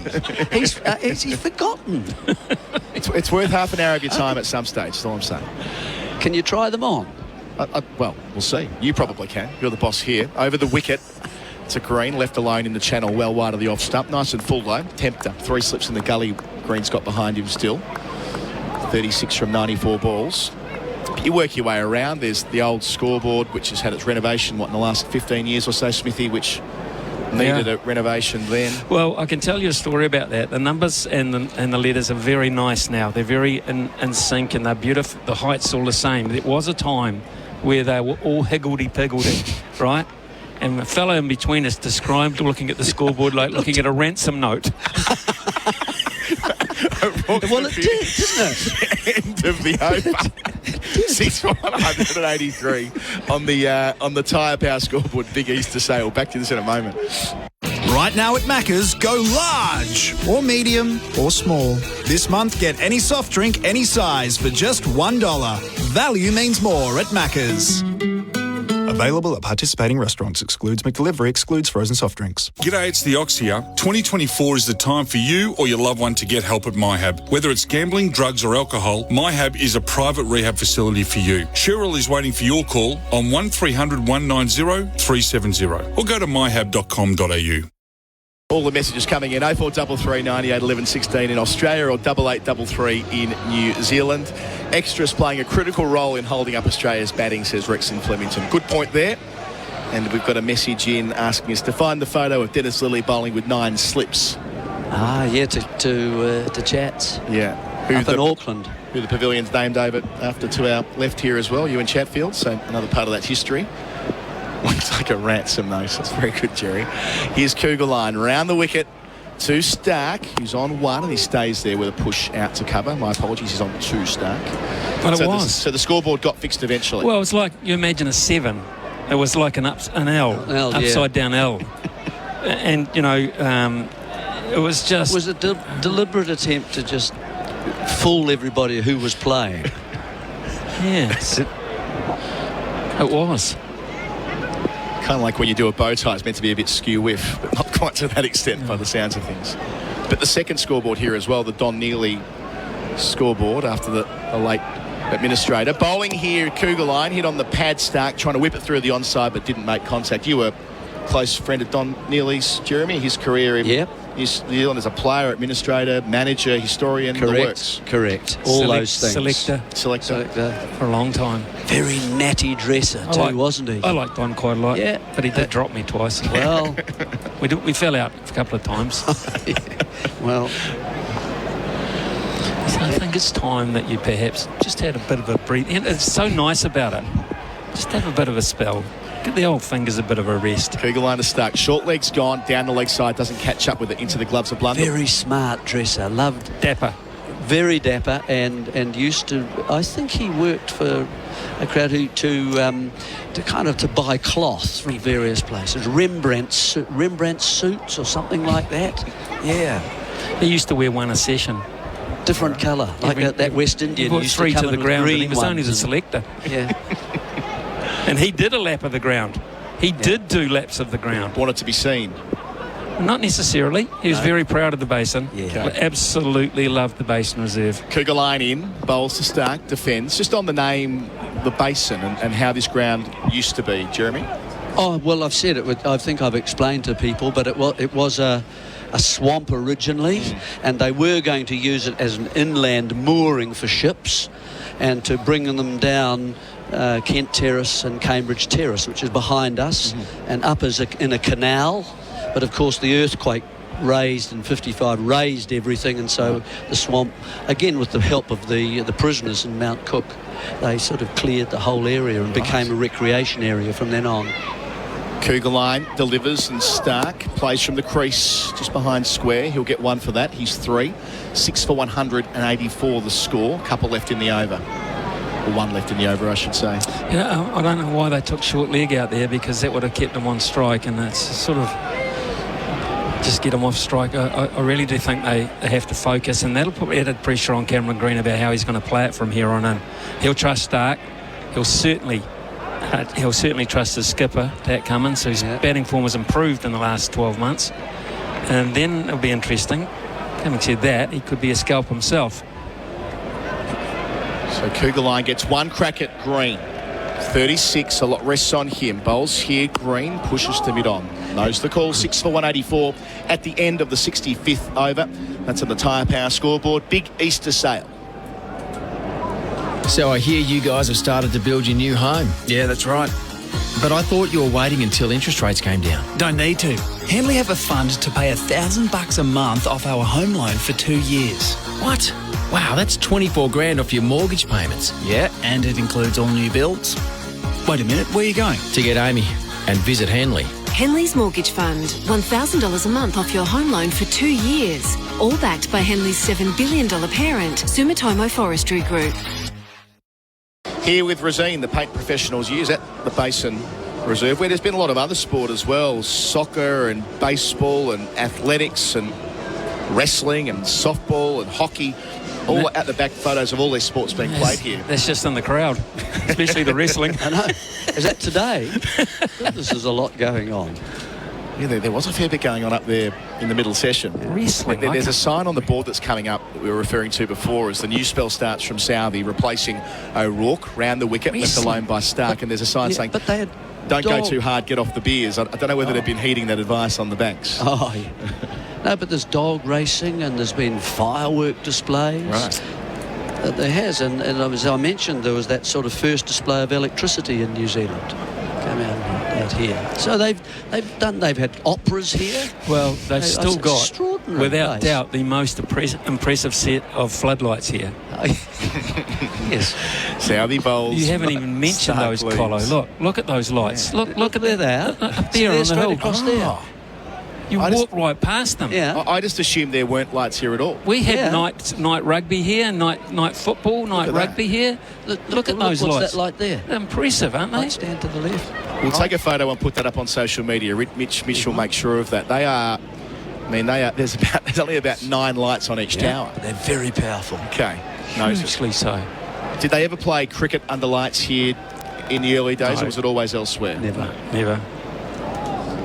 2 slips for Southey in this new spell. Bowls here and Stark's able to leave that well alone. Southey wicketless today so far. So it's been an amazing ground. I once saw a Chatham Cup final here in football, which is our domestic competition football and the most treasured trophy in football at the time. And from the southern end, I was in the grandstand, and from the southern end, the goalkeeper took a goal kick, right? And the wind was so big from the north, he had to save it. Just tipped it over the bar. Southey round the wicket. Stark takes on the short ball, takes it on well, but there's a sweeper at deep square leg. 1 for the left-hander. He's 4. 6 for 185. I thought you were going to go the other way there, Smithy, and said the goal kick with the wind was going to go all the way for a goal. He kicked it as hard as he could into the teeth of the northerly and had to save it. They were joking in the lead up to the test. That's how Nathan Lyon lost his hair bowling here in 2016. Yeah. I think he might have lost most of it before then, to be fair. He might enjoy this pitch too, actually. He will. And a wee bit of breeze. Yes. He likes that. Yeah. So here's Southey back over the wicket to Green. He cuts and he gets it through the gap between backward point and gully. Not a lot of room to work with, but bisects those fielders and gets 2 runs for it. Out towards the aforementioned Cricket Museum. 6 for 187. Takes Green on to 38. Nice control there. A ball that was there to be hit. Southey hasn't been at his probing best today, Jerry. No, just that lack of pace, I think, as well. With the new ball, he had to be watchful because he did swing it a little. Just a wee bit short, I think. Southey to finish the over. to Green again. It's on leg stump, but he finds the gap at mid-wicket this time, albeit just for one. So that takes Green to 39 at the end of the over. Stark down the other end on 4. Australia 6 for 188 on the Tyre Power scoreboard. Big Easter sale, and after the break, Gerard Whateley replacing me. At Azito, we know for you it's about leaving your mark. It's a statement, making every task uniquely yours. Azito doesn't just have your back, we're right there with you, powering your DIY journey. With over 100 tools for your home and garden, all powered by one battery to make it happen. Because when it comes to getting things done, this is your moment. Do it yourself. Do it with Azito. Do you? SEN and SENZ Test cricket for Resine. The paint professionals use 6 for 188, 66 overs into Australia's innings. Green is 39. He has the strike. Stark is 4. Klugerline is in from our broadcast end. He bowls and Green stays out of a bouncer. Good sharp flyer through. Ian Smith, hello. Gerard. Tell me about the oyster fritters down here. Oh, there's oyster and whitebait fritters down there. They'll run out because they'll be such a delicacy.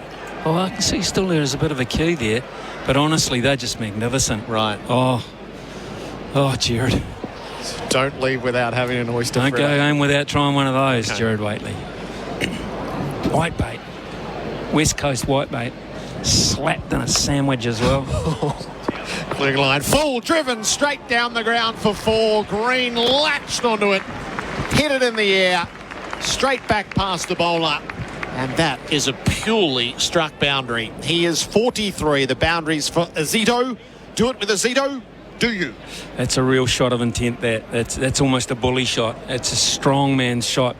In this situation, which is a bit tenuous for Australia at this point, Cameron Green has decided if I get an opportunity, I've got to be a little bit more forceful now, and there's evidence of that. That's a superbly hit shot. 2 slips and a gully. They're deep square of the wicket. Green back, went for the big cut shot, missed it on the way through. Ravindra is out at point.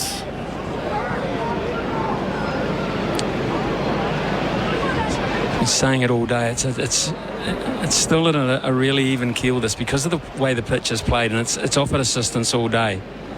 You know, I think Australia will feel they're very much in it. 250, 260, I think. It might just be one of those low scorers, this Test match. Yep. So New Zealand have got to be very careful here that they don't get away on them. Klugerline over the wicket, bowls. Green tried to turn to the leg, it ballooned past the bowler and lands safely. As Louise is in Heathcote, the Australian bowlers will have to get quick wickets, as this isn't their best batting performance. No, well, it isn't. You're absolutely right. And it's Louise, it's their second pretty average one in a row. Second innings at the Gabba, we all saw that. And now, again, they've been exposed a wee bit, I think it's fair to say.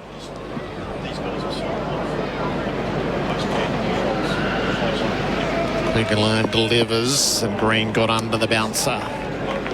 Since lunch, they've used the bouncer very well and an aggressive intent. I think they have. I mean, it's not like they've been hooked that often, or they've been cut in the air behind point, which is one of the modern day shots these days, but haven't been ramped or anything of that nature. It's mostly been evasive stuff, which is a sign that it's pretty well directed. The only times it's really been bad is when it's too high and got away from Tom Blundell. Yeah. Cost extras. O'Rourke he's raw. He's bounced it all around the place. Last ball of Klugerline's 15th over. He has 2 wickets. Green under the bouncer, which was too high for him. The Kubota scoreboard shaping and building Australia and New Zealand. 6 for 192. Right now at Macca's, go large or medium or small. This month, get any soft drink, any size for just $1. Value means more at Macca's. Available at participating restaurants. Excludes McDelivery. Excludes frozen soft drinks. Welcome to Officer Fields, your new home in Melbourne's southeast. Land now selling from $467,000. Officer Fields, life as it should be. Register your interest now at officerfields.com.au. The final session of day one is for Liquorland. Cheers. Choose to drink wise. 6 for 192. Green's 43 and Stark is 4. Marsh went for 40 straight after tea and Carey followed soon after for 10. Southey is the wicketless bowler. Henry 3 for 34, O'Rourke 1 for 36, Klugerline 2 for 50. Stark has the strike. He defends the first ball of the over from Southey to mid-off. He's given Mitchell Stark a great area of territory to drive through the offside. So Ravindra is at a very square point, and he's got Matt Henry down there next to him as he walks back now, which he'll go a little bit wider, but there's acres of space, and Mitchell Stark can bat. This guy can bat, and he can play a nice cover drive, and he's given him every opportunity with the 2 slips, the keeper and the gully. Stark readies himself. He played across the line. It's into the pad. Southey knew it wasn't there. They appealed at the cordon. You grew up in Wellington, Smithy? Yes. Well, I wasn't born here. I was born just across Cook Strait in Nelson, but spent a bit of time in a place called Wanganui. It was when I lived there. It's now called Whanganui, and then moved here at about the age of 6 or 7. Went to school over by the airport at Miramar South School, then Evans Bay Intermediate, and then Rongotai College, also over there. Southey bowls to Stark. He pulls safely into the turf, out into the deep for 4. He bisected the 2 fielders, placed it through backward square. And Stark doubles his score. The boundary for Azito. Do it with Azito. Do you? Just not quick enough, Tim Southey, to be playing those tricks at the moment, I'm afraid. And whilst he can get it up to a decent height, it's just not quick enough. Unless he's got a shock bouncer somewhere in the system which is going to rifle on through. It's not a decent option for him. All he's looking there for is a massive mistime shot. Southey around the wicket. Stark drives. Oh, he hit Green on the bounce. Cannon into his pads. Knocked the big man over. No, you don't see that very often, do you? I mean, that is just cannoned into him. Knocked him off his feet. I mean, that was another boundary, wasn't it? Yeah. It was hit so hard. It was never, ever going to be stopped at mid-on. He clubbed it. Oh. A right smile from Mitch Stark. And he has belted this. And Cameron Green, it's hit him in the, jumping, it's hit him in the leg. A giraffe-like effort trying to get out of the way of that. Bouncer, Stark got inside it. That's the Bunnings trade replay screen. That'll go around a little bit. Field, guys. Chop down the non-striker. So yes, my first memories of this ground were the West Indies. In the mid-60s. West Indies with Sobers, Charlie Davis, Pauline Griffiths. Good time, dude. Basil Butcher, Seymour Nurse. Oh, Seymour Nurse. Last ball of Southey's over. Stark plays and misses. 6 for 196, an eventful over the Kubota scoreboard shaping and building Australia and New Zealand. There's nothing like Razorback 4x4. They make Australia's best four-wheel drive seat covers, which offer protection like no other. So you can get out and about knowing that the interior is protected from spills, mud, sand, dogs, even messy family members. Razorback 4x4 have the strongest, most comfy seat covers this side of the black stump, and they're customisable with free shipping Australia-wide. Head to razorback4x4.com.au and grab some for your four-wheel drive today. That's razorback4x4.com.au. SEN Test Cricket and SENZ Test Cricket for Resine quality paint and colours, perfect for your summer projects. 6 for 196. Green is 43. Stark is 8. Klugerliner is bowling from the Vance stand end down below our broadcast position. Hops along on the spot, gets himself moving. Klugerline bowls and Green off his pads plays it away to deep square for a single. So the impression that the West Indies team of the late 60s left on a young boy. Maroon caps, suave sort of characters, calypso cricket, flamboyant, colourful, just the most beautiful sight. And a New Zealand side battling against them. So that was I think, one of the reasons I fell. Now, there's a big ovation down there at the far end, and you'll wonder why it is. You'll hear it coming through. But Neil Wagner's actually on the field as a sub-fielder down there, and he's getting the biggest ovation that anyone's ever got, having retired and come back on the field. That's a lovely moment. There's the thanks Wags signs that have been out on the hill throughout the day, and they're going to chant for him as well. How many retired cricketers have been the sub-fielder stuck under a bouncer? There's a few have retired and come back, like Caldry and Simpson, and those guys came back, didn't they? But this is an indication of just how popular this fellow has been in New Zealand cricket, because every one of those people on the bank, and they're clapping for all around the bank, know that he gave his heart and his soul to his adopted country. So his image now features on the big screen, and the ground announcer drawing everybody else's attention to what's going on. Neil Wagner down at fine leg. Klugerline is bowling. Stark fends at a ball into the gully. All we want now is for Mitch Stark to mistime a hook. Yep. And Wags to get underneath it and catch it. Great moment. Oh, boy. Publicans will be great happiness tonight in Wellington if that happens. But yeah, I mean, he's just been so good, and Australians who they'll know him. Yeah. Matthew Wade, the battle with Matthew Wade. They talk about the Steve Smith one, but the Matthew Wade battle, that was unbelievably good. It was mad. Wasn't it? It was mad. Have you ever seen a batter just use his body instead of his blade? Yeah, he the wholehearted performance. He won Australia over on that tour. Around the wicket comes Klugerline. He bowls a slower ball in on the pads of Stark. It rolls away to the leg side. Batters looked at each other for a moment, wondering if they should be hurrying through. Decided no. Yes, it's if there was a top edge went flying and he came running in, we'd have retired cricketer takes classic catch. That sort of thing. It had to go in the book. I suppose it's caught sub, but it could be caught RET. RET. Gosh. And so showing some highlights now of Wags getting some wickets. And this is the wicket he got to beat England. And the last ball when he flicked Jimmy Anderson's gloves down the leg side. What a moment that was at the Basin. Stark on the back foot defends the rising delivery. Must be as famous a finish as there's been at this ground. Test matches dating back to 1930 here. Absolutely. I well remember when New Zealand beat England for the first time. I can't remember the year. It might have been about 76. And New Zealand, it was a relatively low-scoring test match, and New Zealand won that, and there was just dancing, all sorts of dancing in the streets. Yeah. We never thought we'd ever beat England, let alone Australia. We weren't even invited to play Australia at that point, I don't think. No. We played in the Gillette Cup, if you let us. We have mistreated you throughout history, I think it's fair to say. Klugerline, last ball of the over. Stark defends back down the pitch. 6 for 197 on the Kubota scoreboard, shaping and building Australia and New Zealand. Yep, it's one over.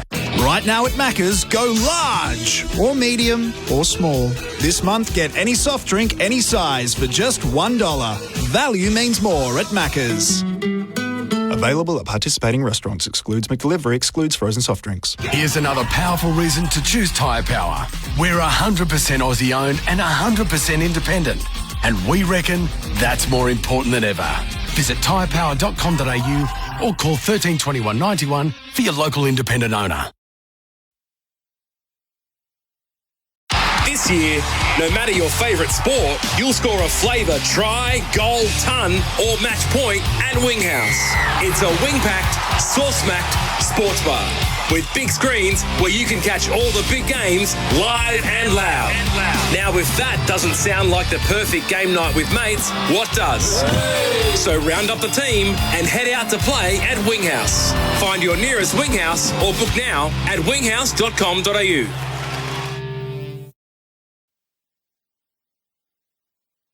Right now at Macca's, go large or medium or small.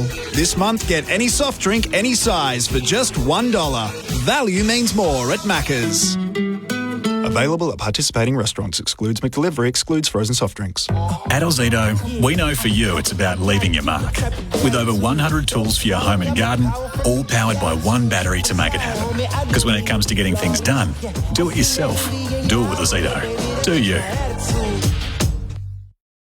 Bowling full of this time. A beautiful stroke through straight mid-on, leaning on the ball, not overhitting. It's Henry and Bright. Sunshine is its pole. Top edge, straight up, should be taken as by the keeper. And Matt Henry gets more rewards. He now has 3. Cougar line, can he back up Henry as he starts from the Adelaide Road end? Sweet looking drive by Green as he beats cover. Over the wicket to Carey, who smacks him straight to cover. Oh, that's a soft dismissal. Carey trying to load up on the cover drive has found the former captain Williamson. That is catching practice.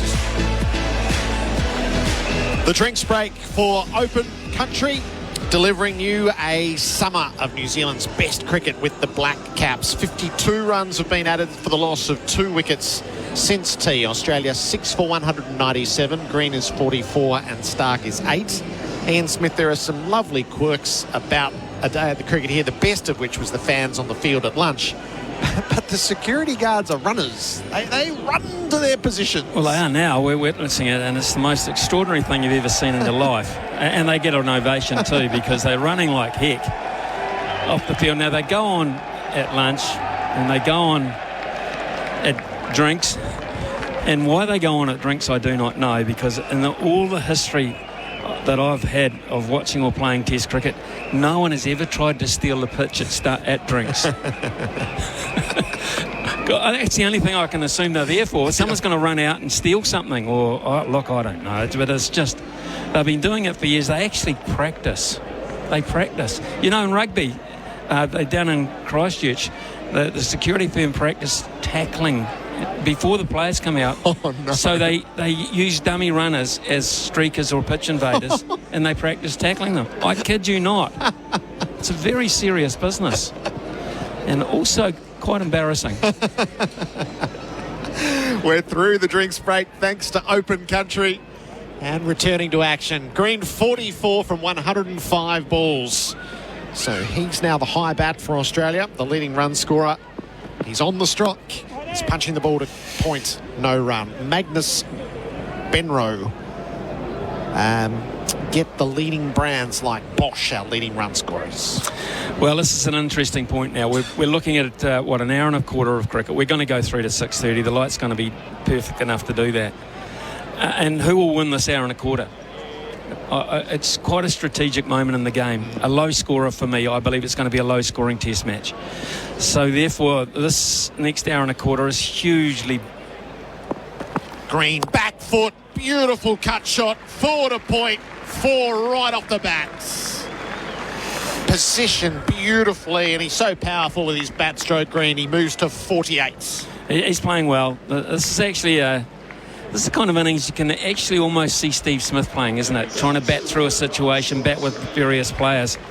And, of course, that's a number 4 position. Yep. And this is probably, of all the innings that he's played, whilst he's been given this honour of batting at 4 for Australia, been the best.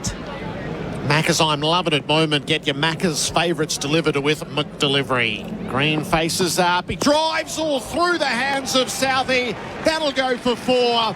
It's a half century for Cam Green as he grows into this prime position in the Australian batting lineup. And he gets a good ovation from the Basin Reserve. They've been here to watch a day where ballers dominated bat. But this is quite an innings starting to develop here for Cam Green. What it's doing for Australia in this Test match is handy. What it's doing for Cam Green as an individual might be more than that. Driving on the up, so not without chance. How these hands flinging up over his head. I don't think he made contact. Green hustles along to 52. He drives to cover. Williamson around to his right. So 52 from 108 balls, Smithy. Twice, Gerard, he's driven in the air, intentionally in the air down the ground. with real power. And it's a really good sign for Cameron Green. And this is a gnarly little partnership starting to develop now. And New Zealand will be fully aware of the fact that they're pushing up towards, 30 runs, these two. Little partnerships now of 40 and 50, hugely vital. Green back, plays late, bunts the ball to Gully. Phillips up high, hauls it in. 8 boundaries for Azito. Do it with Azito. Do you? In the half century of Cam Green.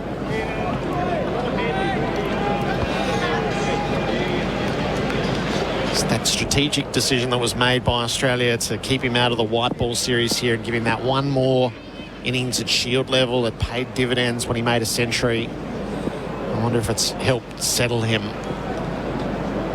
as he's come here to Wellington. The New Zealand captain bowls to him. Green goes after the short ball, didn't get all of it, pulls it away to deep square. Takes a single. 6 for 206 at the end of the over. The Kubota scoreboard shaping and building Australia and New Zealand. This week at Chemist Warehouse, the savings keep getting bigger and better. Like Caruso's Hair, Skin and Nails 60 tablets, only $14.50. Kickstart your health goals with Wagner Turmeric Max 900mg 40 capsules, $17.54. And Swiss Adult Probiotic and Prebiotic Gummies 45-pack, just $18.99. And get Nature's Way High Strength Magnesium 300 tablets, only $24.99. For great savings every day, come home to Chemist Warehouse. SEN and SENZ Test cricket for Resine. The paint professionals use 9 from the previous over. Cam Green is 53. Mitch Stark is 8 at 6 for 206. Klugerline is going to continue his work from the bandstand end. Green kept the strike with a single off the last ball of the over. Down the leg side, Klugerline doesn't carry through. The danger is that New Zealand just run out of gas a wee bit here. Didn't have to work overly hard at times against South Africa, so a lot of those spells, those elongated spells, didn't eventuate. Scott Klugerline, I'm not quite sure how often of late he's had to come in and bowl this many overs and this many spells in a day of cricket. And this is where, and O'Rourke for that matter as well, you wonder about the reserves of energy at a crucial stage. Yeah. We're approaching 5:30 in the evening here in Wellington. A bouncer from Klugerline, untouched by Green. Gerard, Elliott, welcome in. Yeah, welcome to myself. I've been in the other box with Jeremy Coney. We were discussing a few things, and I think Smithy's bang on here. The bowlers bowled a lot of overs. You always look at the bowlers and you go, okay, around 20 overs is kind of where you want to go for the day. And Southey's already at 18. Southey was looking pretty military around that 127 mark. He's normally up at around 132, 34. So down on pace. Klugerline bowls down the leg side, turned away by Green. He will get one down to fine leg and have a look at a second. Decisive in and out at the non-strikers to double up. And moves to 55 as a result. O'Rourke early on in his test career, he's at 16 overs. You want to use him when the new ball comes. So unless you use him for a spell or two, I see Glenn Phillips warming up. He's warming up at Gully. Maybe he's just showing a lot of intent. No, I think he's probably had the word. Just to get to the 80th over. Yeah. That new ball. Yep. He could bowl 3 cheap ones. That'd be good. And give the pace bowlers just a little bit of a reprieve before that new one comes. It's the 71st over. Klugerline bowls full driven. Doesn't beat mid-on. Green is really tuning up that drive. Such a good-looking shot for him. He looks so dominant when he plays it. I thought it was the shot of the day. He played it earlier on. Yeah, it's just straight down the ground. Big step forward. Imposing character at the crease.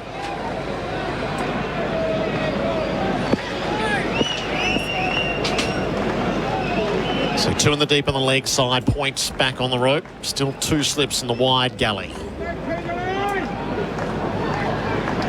Klugerline aborts. I think he might have a little problem here. Scott Klugerline, I noticed he was flexing his knee.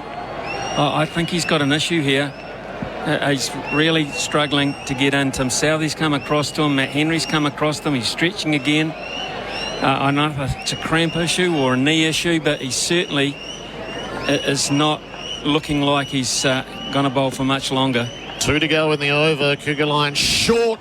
Green has a big piece of it. Top edge down to fine leg. Lands safely. Oh, he had a big old swipe at it, did Green. Had no control, but it does land short of the fielder. Gee, I think if O'Rourke had started going earlier, I think he could have taken this catch. He didn't really anticipate it quick enough. Where it bounced, just having a look at the replay now, it's almost like he was ambling in.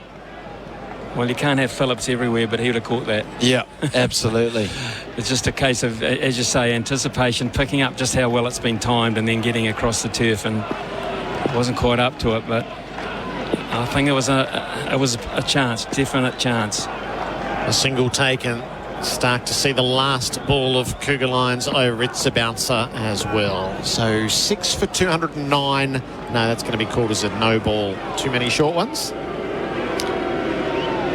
I think if Glenn Phillips, if they can get Cameron Green off strike, just give him one, I think Stark might look to have a go at Phillips. It might create an opportunity. But it's a bit of a risk for Southey to bring on the spinner now, just before the 80th over. It's an opportunity for both Green and Stark if he does have a bowl. I'm not sure I want to bowl him. You're going to be careful about ends, don't you? So umpire Erasmus had a word to captain and bowler alike after calling that no ball. Cougar line switches around the wickets to re-bowl the last ball of the over. 6 for 210. Start to see it. He plays it off his pads, flicks it aerially out to deep square for a single. 6 for 211. The Kubota scoreboard shaping and building Australia and New Zealand. Here's another tyre safety message from Tyre Power. If your steering is vibrating or pulling to one side, it's a sign you need a wheel alignment. If you leave it too long, it could lead to premature tyre wear and affect your car's handling in emergency situations. So for safety's sake, get the experts to check it out. Tyre Power. Get the power of a free tyre safety check at Australia's biggest independent. Visit tyrepower.com.au or call 13 21 91 for your local independent owner. So they were warming up for Ream, but they've gone with O'Rourke at the far end for the moment. And then we'll see what happens at the Vance end. Yeah, surprising. I mean, O'Rourke has bowled. He's bowled 16 overs. I think he's got 2 in him here. I'd give him a spell of 2 or 3. Gets you close to that 80th over. I'd ideally want him for the new ball. I think Matt Henry's got to take the new ball. He's one player, but the captain Southey is probably lining that new ball up. O'Rourke starts the over with a full toss outside the off stump. Stark had an obligatory swish at it, but he missed. It must be quite intimidating as a young bowler when you're bowling to Mitchell Stark, because you know he's going to bowl at you at some stage. And there used to be the fast bowlers club, didn't there? Yeah. Where it was just make sure you dish up a few half volleys, nothing short. That fast bowlers club has disappeared these days. It's no longer there. Stark keeps score too. Does the he? bowlers who bounce him. Oh yeah, he wanted all of Shamar Joseph in Brisbane after he'd bounced him in the first innings. He ended up probably breaking his toe, but that had no effect on the game as it turned out anyway. O'Rourke over the wicket, bowls to Stark. He runs the ball to second slip where he's nicked off. O'Rourke gets the breakthrough.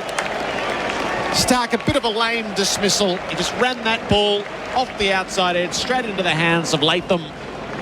It was travelling fast enough. Latham looks at his hands in the aftermath, but he safely secured it. Australia 7 for 211 as Stark goes for 9. Well, he got Travis Head, and he's got the left-handed Stark as well, going across him. Nice angle from O'Rourke. Just his natural angle shape, a little bit of nip off the Basin Reserve deck, safely in the hands of Latham. Perfect timing with the new ball looming, just 8.4 overs away. So Will O'Rourke impressing once again, and a brilliant bowling change from Southey.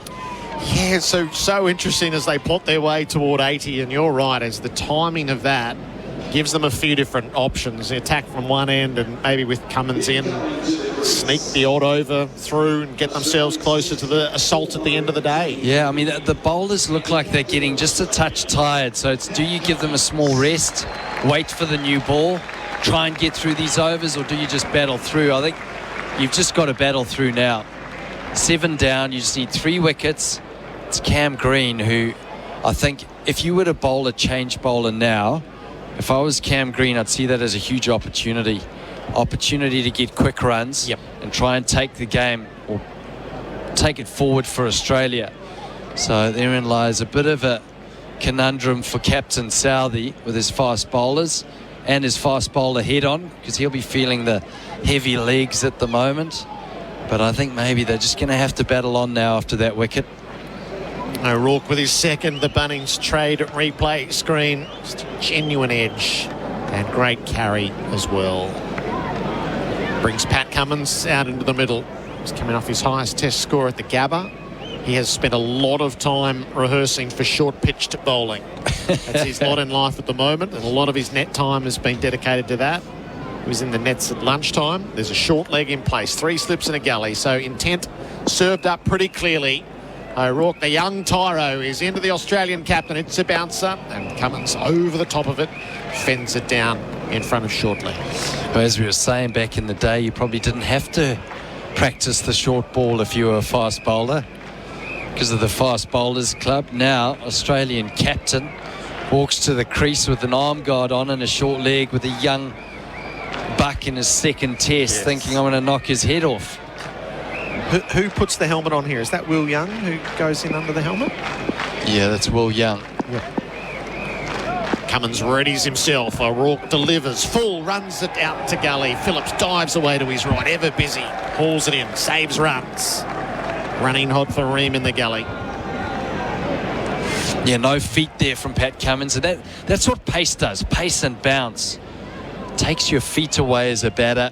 Doesn't allow you to transfer your weight into the good length deliveries, which is why if O'Rourke in his test career, if he can bang it in through that test length with the odd one that's nice and full, hitting the pads and the stump, making the batter play, bringing those slips into play. Cummins faces up over the top of a ball outside the off stump on the rise. Just before I hand over to Daniel McHardy, we have the beauty of both text screens. So we've got 0433 98 11 16 in Australia and 8833 in New Zealand. On the Australian screen is nothing against you, Gerard, and old mate Colo, but love these Kiwi commentators. Sounds like blokes sitting in a pub, chugging beers and calling it off the TV. Funny stuff. It's great to join up with you. And then I've got on our screen enjoying the Aussie flavour in the commentary. On another note, someone with some honesty and authority needs to sit Tim Southey down and be straight with him. Stark defends to the short leg. Cummins, I beg your pardon. No run. And that's the end of a successful over. 7 for 211. The Kubota scoreboard shaping and building Australia and New Zealand. Daniel McHardy. Well, he's pulled a beer. He's about to come into the broadcast position. This year, no matter your favourite sport, you'll score a flavour try, goal, ton or match point at Winghouse. It's a wing-packed, sauce-smacked sports bar with big screens where you can catch all the big games live and loud. Now, if that doesn't sound like the perfect game night with mates, what does? So round up the team and head out to play at Winghouse. Find your nearest Winghouse or book now at winghouse.com.au. SENZ Test Cricket and SEN with Rosine, the paints professionals use. The applause to start waning as one of the hometown heroes introduced Rachin Ravindra into the attack with his left arm orthodox, bowling around the wicket. Is Russell Crowe on a flight over, Daniel? Last time we were commentating together, we traded the Pavlova for Russell Crowe. Oh, I'm sorry, Jeremy Coney is taking the Pavlova back, by the way. Has he? Took it back. I had to go for a long walk around the ground to get over that disappointment. Someone's texting about flat whites, saying that that's claimed by both Australia and New Zealand. Well, that's Wellington. Short ball outside of off stump. Easy single taken. So single will advance Australia's total to 212 for the loss of 7 on the Kubota scoreboard, shaping and building Australia and New Zealand. I think it's just about how nice you guys are. Just you spoke about Rachin Ravindra getting an ovation and applause. Did you hear the cheer around the ground when Pat Cummins was walking out to bat? That was a boo, wasn't it? Not really. Imagine an opposition batter or captain walking out to bat when the team is under the cosh, first day of a series. Ravindra continues around the wickets. That's much better, fuller, straighter defending his Cummins. And the whole home crowd's clapping for him, cheering knowledgeable him. crowd. Knowledgeable people, Wellingtonians. Well, that's one way of putting it. Or, we've got a new theory. Maybe Neil Wagner stuck his head out of the players' tunnel again, because what an ovation for a substitute fielder. He's defensive stroke almost carried back to Ravindra. Great ovation for Neil Wagner, wasn't it? Yeah, awesome. Great ovation. And I think that what Bharat's talking about is that he wants to bring back the traditions of when someone gets 50, the whole team goes up to him and shakes his hand. All right. And then when he gets out, they all say, well batted. Going back and defending into the offside. It's Cummins. Or the back in the day where you applauded a good cover drive and didn't attempt to dive. Or follow I it don't to want the to bat. get dirty. I still think good shot, Don. I still think the best wicket celebration is Jim Laker just tucking his shirt in after taking a wicket. So true. Ravindra gets a ball to just straighten a touch from middle stump, defending his Cummins. Well, I wonder when that started, why everyone had to congregate around the person to congratulate him. Nothing peeves me off more than basketball players that miss a free throw and everyone gives them a high five. I don't get it. I don't understand it. A little bit wider of off stump, shuffling across, getting right in behind is Cummins. That is the end of the over. You hold that thought. 212 for 7. Whether you're a busy household looking for family-friendly options or love the feel and comfort of luxurious natural wool, or maybe it's a healthy choice asthma-friendly carpet, then Choices Flooring has the range, colours, textures and savings you've been looking for during our Carpet by Design sale event. Go online at choicesflooring.com.au and discover the carpet solution that's just right for you. With savings across the range, now is the time to visit your nearest Choices Flooring showroom. SEN, SENZ Test match cricket with Resine, the paint professionals use. William O'Rourke to continue, 2 for 36 of 17 overs. Opportunity here, Daniel Bharat, I reckon. Short ball, square legs out, fine legs out. I think Cam Green's going to take it on. He goes short. He doesn't. He goes underneath. Just underneath it. Through to Blundell. Anything else you'd like to get off your chest about? I was talking about so the celebrating free throws. mediocrity is the theme, is it? Okay, I don't understand it. So a free throw in basketball, you miss it, everyone comes up to your teammates and gives you a high five. Yeah. Now, I don't understand basketball. Watch quite a bit of it. That would be like getting pumped for 6 as a bowler and everyone coming up to you and giving you a high five. Yeah. Hard luck, mate. Yeah, hard luck. Yeah, next one. Well, you're a great friend, aren't you? Ever have a bad day? You need your friends, don't you? Here's O'Rourke again. And a crunching drive through cover. Out to the fence for 4. Nice stroke. 61 to Green. 216 for the loss of 7 wickets. Yeah, I mean, you use the word grown very carefully with Cameron Green. You don't want him to grow anymore, but he has grown into this innings, hasn't he? Just the confidence. And I said earlier, he was working so consciously on being beside the ball, not going back to his old back and across movement. And he's just accessing the ball so much better. We see it in his on driving and also with that cover drive. 2 slips in a gully. Man back for the pull, and that goes past the inside edge. Long lunge forward. He hits the track hard, and it comes back a long way to the right-hander and through to Blundell, through the gate. I mean, speaking of the nets, and just the spell that O'Rourke bowled to the #1 test batter in the world right now, Kane Williamson, was proof enough that this kid's got something about him. He too has grown into his work today. What a delivery that is. To cut open a well-set batter like Cam Green in that fashion. Such an old delivery as well, old ball as well. Sun breaks through, he goes up wider and steering the ball beautifully, opening the face and gliding it down towards the third man rope for 4. In vain the chase from Phillips. The Energizer Bunny cannot overhaul. As Green moves to 65, 220 for the loss of 7 in the 74th over. Yeah, I think Bharat, he's found a blueprint here. He's found a blueprint of, the great players worldwide, when you see them scoring test hundreds, they've got the same way, the same method that they find, and they might cut a stroke out here and there depending on the conditions. Cam Green has been very precise in the game plan he's executed here. Only maybe loose once or twice outside off where he's had a flash at it, but outside of that, on drives, pulls, brilliant. The Rourke bowls full of wider of off stump, and again finding the gap. Oh, chase. Well, the New Zealand captain who's gone for the extra jersey gets it just before the boundary open though. Meander back for a third, so very profitable over. Green 68, 2-2-3 for 7. Yeah, this is the coming of age innings that Australia has waited on for a long time. Yeah, showed glimpses of it at number 6 a few times, but then lost his place in the side. This new role at number 4, Steve Smith said one of the main reasons I want to open is so that Cam Green comes back into the side and bats at number 4, makes it his own. And he's shown already why he's built so much, not just by those around the Australian team, but those within the Australian team as well. 3 slips in and under the helmet. That's Will Young, although third slip. It's the former New Zealand captain, Kane Williamson. I've never seen him wave his arm so angrily. he wants an animated Williamson. No, surely not. World must be coming to an end. Here's O'Rourke, wide of off stump and left alone. The end of the over, a good one for Australia, 223 for 7 on the Kubota scoreboard. So I hear you guys have started to build your new home. Yeah, that's right. But I thought you were waiting until interest rates came down. Don't need to. Henley have a fund to pay $1,000 a month off our home loan for 2 years. What? Wow, that's 24 grand off your mortgage payments. Yeah, and it includes all new builds. Wait a minute, where are you going? To get Amy and visit Henley. Henley's Mortgage Fund. $1,000 a month off your home loan for 2 years. All backed by Henley's $7 billion parent, Sumitomo Forestry Group. SEN CNZ Test Match Cricket with Resine Quality Paint and colours perfect for your summer projects. Rachin Ravindra to continue from the Van stand end. He's got a slip. That's Daryl Mitchell. Backward point, dead cover point, long off, long on, and deep mid-wicket back. They want to give Green a single.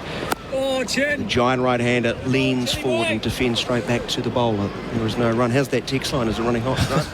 Any probing questions? There's a couple of questions. There's one from Rob here. Yeah. Rob's asking if I'm going to join Brad Haddon in the TV commentary, or am I too scared? Ravindra well flighted outside of off stump, leaning forward and nudging into that gap at mid-off to Williamson in the deep. 224 for the loss of 7. Not too scared. I mean, keepers, their bark is normally a lot bigger than their bite. Always got a lot to say, keepers, but whether they can back it up. Can I sign up this fight already? Haddon v. Elliott. Let's do it. Oh, come on. Calm down, Eddie Hearn. I've got rights to that. Here's a lofted straight hit and a towering blow. That's going to hit the sight screen. 6 runs. Beautiful, sweet hit from wide of off stump, and not a bad way to get off the mark. 230 for 7, Cummins to 6. It's got such a clean swing of the bat, Pat Cummins, and this is when he's generally at his best, when he's trying to score. From the moment he walks out to bat, he can go into his shell at times. It's good signs, though. Ravindra continues around the wicket, drags the length back, and from the crease line defending as Cummins this time. This is the real danger for Southee, though, is trying to get to that 80th over, get to the new ball. He's bowling Ravindra, and if Australia look to take Ravindra on, he doesn't really want to utilise one of the quicks. He's bringing up Wagner now to mid-on, almost enticing Cummins to go and have a go. See if he can get the outside edge of the bat. He's a little bit wider of off-stump, punched into the cover region. Tumbling is Phillips, but they'll collect a single. 231 for 7. And you took his name right there. He's on the field. This is when Neil Wagner would be at his best, right? You would give him that old ball and say, give me 7 overs. And he would come and bang the ball in. This is where New Zealand are missing him the most. Yeah, I just wonder with the pace of Neil Wagner towards the end of his career, to be effective with that short stuff. There's a push to the onside as Rachin Ravindra almost runs into Cummins, and that sees him concede a single. And that is the end of the over. 9 runs off the over, so 2 good overs for Australia now. 231 for the loss of 7 at the Basin Reserve. Right now at Macca's, go large or medium or small. This month, get any soft drink, any size for just $1. Value means more at Macca's. Available at participating restaurants. Excludes McDelivery. Excludes frozen soft drinks. The new AI smoke driver from Callaway has multiple sweet spots across the entire face. Intelligently mapped by AI using real swing data, making a driver that's an average of 7 yards longer. Be sweeter from every spot with the new AI smoke drivers from Callaway. Test match cricket from the Basin Reserve into the third session of the day with the Liquorland to the cricket chairs. Choose to drink wise. 2-3-2 for the loss of 7. O'Rourke to continue his third over in this spell. He starts with a bouncer. Underneath goes Green. Today Australia has lost Smith for 31, Khawaja for 33. Labuschagne and Head both made 1. Mitchell Marsh 40, Carey 10, and the last to go Stark for 9. Wicket takers for New Zealand, while Will O'Rourke has 2 for 47. Matt Henry, quite sensational today, 3 for 34. Scott Kugelheim before he limped off, cramping it looked like, 2 for 56. Those are the wicket takers on the Adelaide Road end. Right arm over. It's brought a jag back from wide of off stump, but no stroke. There's a lot of messages, Daniel, coming in through the New Zealand teletext. Is it called a teletext? Teletext. Take me back to the 80s. Is that what it's called? I'm going to call it a Yeah. teletexter, which is great to have this sort of technology in our comms box. But talking about Lockie Ferguson and saying, Lockie Ferguson would tidy up the tail. All right. I don't know if Lockie Ferguson would be someone getting through 18, 20 overs consistently at the moment. That's the thing. So, the listeners, you've got to be ready for test match cricket or 4-day cricket. Full, driven up towards mid-off, and there is no run. Well, listening to Neil Wagner talking about this summer's been disjointed for him, for someone who's been around for so long and knows how to get ready for Test cricket. He felt like he wasn't ready in a lot of ways. No, it's an art to get someone ready for Test cricket. Last time Lockie Ferguson played, he limped out on day number 1, had played 2 first-class games in the year before. What do you expect? You need to get those overs in your legs, and the only way to do it is in match intensity. No, I mean, you build it up in the nets, but match intensity is where you really do get the... Now the short one, left alone, as Green rocks back out of the way. That match fitness. And you talk to fast bowlers about it, they'll talk about rhythm. And when they haven't played 4-day cricket for a while, they lose their rhythm. They get stiff, just like Kugelheim, obviously. His legs, it looked like he was almost cramping. So it is heavy on the body, but it's trying to keep that intensity, which I think O'Rourke has done well throughout the day. Very impressive. Just follow through. Look where it ends. It's not changed at all. Tiring this New Zealand attack, no doubt about it. O'Rourke again short. That almost sails over Blundell for, might have been the fourth or fifth time, but he's up high, takes it well. It remains 232 for the loss of 7. This last 10 overs, just pulling out the last 10 overs, Australia 48 for 1, going at 4.8 runs at over. Running hot for Ream, nothing less than Australia's best. It looks like we are about to see some Glenn Phillips from the commentary box end. Just been seeing him warming up at that gully position. His bowling's really grown, hasn't it, since he made that debut at the SCG as a wicketkeeper batter? Well, when you bowl as much as he does at the nets, wide of off stump, left alone. According to the New Zealand coaches, he bowls more than anyone in the New Zealand nets. 232 for the loss of 7 at the end of the O'Rourke over.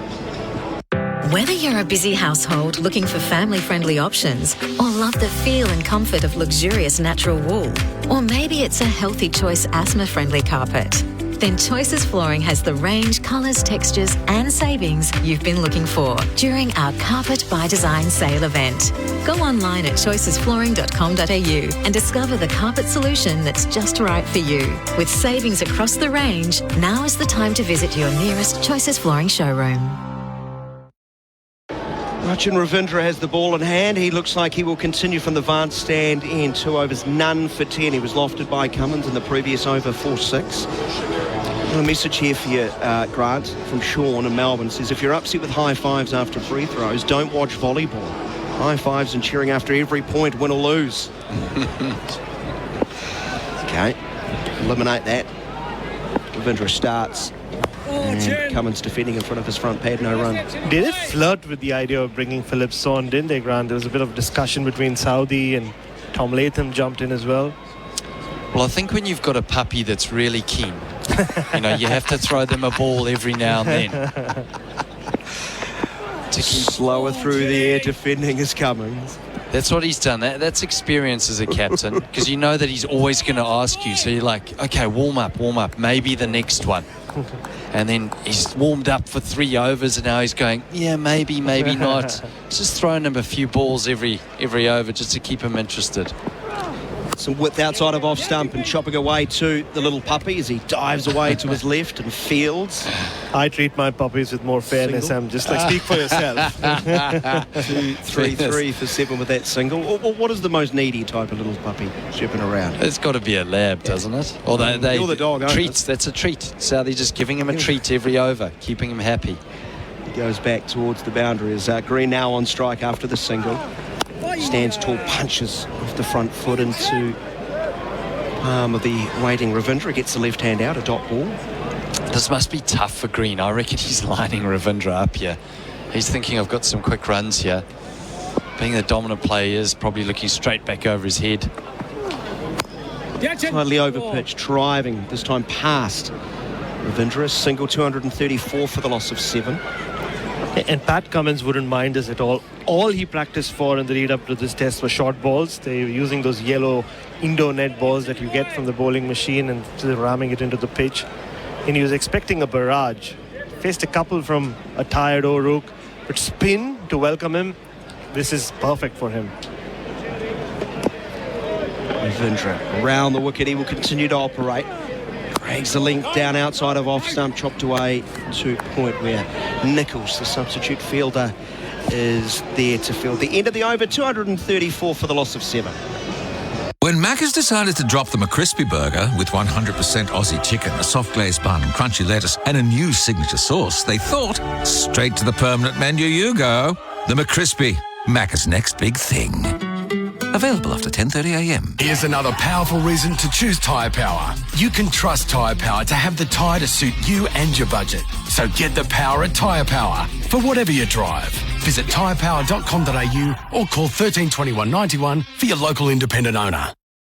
Our coverage is for Razine, the paint professionals use. 3 wickets in this final session. Australia started at 4 for 147, while Smash for 40, Carey for 10, Stark for 9. At that stage, they were 7 for 211. They've put on a subsequent 23 runs. Cummins was on 8 and Green 71, and the dazzler, Daryl Mitchell, is going to have another crack from the Adelaide Road end. Grant Elliott and Jeremy Coney with me. Mitchell's third over of the day. Got a couple earlier. In here, one slip and Green's forward defending into the onside. Jerry, your thoughts on the medium pacer at this stage? Well, at the moment, New Zealand are clearly trying to get through to this new ball. 80 overs, and that's what, three overs basically to go. Oh, look, it's looked a bit awkward, hasn't it?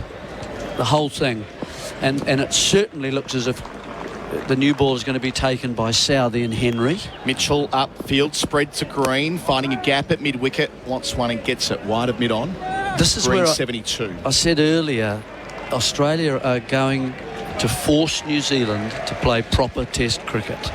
And we're just seeing now some of the bowlers who are 17, 18 overs, those kinds of numbers, around the 20, and they're just looking tired. And that's the problem that New Zealand are confronting right now. And how are they going to get through the rest of the day? So Fieldmore in for Cummins. Couple of slips and a gully. Mitchell towards us, bowls here. Cummins deflects to second slip where it's collected with some ease by Latham. I mean, this is pretty gentle stuff. Yeah, to be honest, to have Mitchell on. I'm not trying to say he can't bowl. Of course he can, but it is quite comfortable as a lower order player to come in, and you can see that they're not concerned about it. They're not as if they've got a new ball bouncing up around them and its quickness and speed and so on. So it's not threatening stuff. Mitchell to the crease, right arm over, bowls to Cummins, who's on the drive through the covers. Gets it square of the man at deep point. They'll take a couple straight of him, I should say. That takes Cummins on to 10. It's 7 for 237. I said before that Latham's in the court. It's actually Kane Williamson. Doesn't spend much time there these days. He's there because Daryl Mitchell is bowling, normally the first slip, alongside Latham. Well, I mean, this is familiar territory for me, actually. I was always throwing the ball in over 70 to 80. Is that when you went down Adelaide Road? Yeah, and then it would get pumped down Adelaide Road with the wind. Mitchell bowls, Cummins, leg stump line, half a shout from the cordon, but the bowler's not interested. He collects it in his follow-through. No run, no consideration of a review. But I guess like Southey's got three options. He's got Phillips, Ravindra and Mitchell to try and make up those overs. So as you say, keep those legs fresh for the seamer. So he was in a little bit of a tight spot and he's trying to get through these 10 overs by giving everyone a go. But therein lies an opportunity for Australia to get that extra 30 or 40 in this period. Phillips not seen today. Mitchell bowls short down the leg side. Cummins didn't catch up with it. There are two men out for a shot like that. That completes the 78th over. 2 away from the second new ball. Australia 7 for 237. Green's 72. Cummins on 10. That's on the Kubota scoreboard. Shaping and building Australia and New Zealand. Been in an accident that wasn't your fault? Why should you be inconvenienced? Right to Drive will get you back on the road in no time with a like-for-like replacement vehicle. Doesn't matter if it's your work van or ute, they'll deliver straight to your door at no cost to you. Search Right to Drive today. If it's not your fault and you need a ride, call Right to Drive. If it's not your fault and you need a ride, call Right to Drive. T's and C's apply. Coverage is for Resine Quality Paint and Colours, perfect for your summer projects. Adam Collins, Grant Elliott, Jeremy Coney with you on the call. And New Zealand maybe 1 wicket away from really winning the day. So important in a 2-test series to start it well. Ravindra starting his over, 79th of the innings. Into Green, well forward in defence, smothering any spin. Slip backward point, deep point, cover. Long off his back, long on his back, so's deep square, a conventional mid-wicket, and a man around the corner on the 45. Ravindra up again.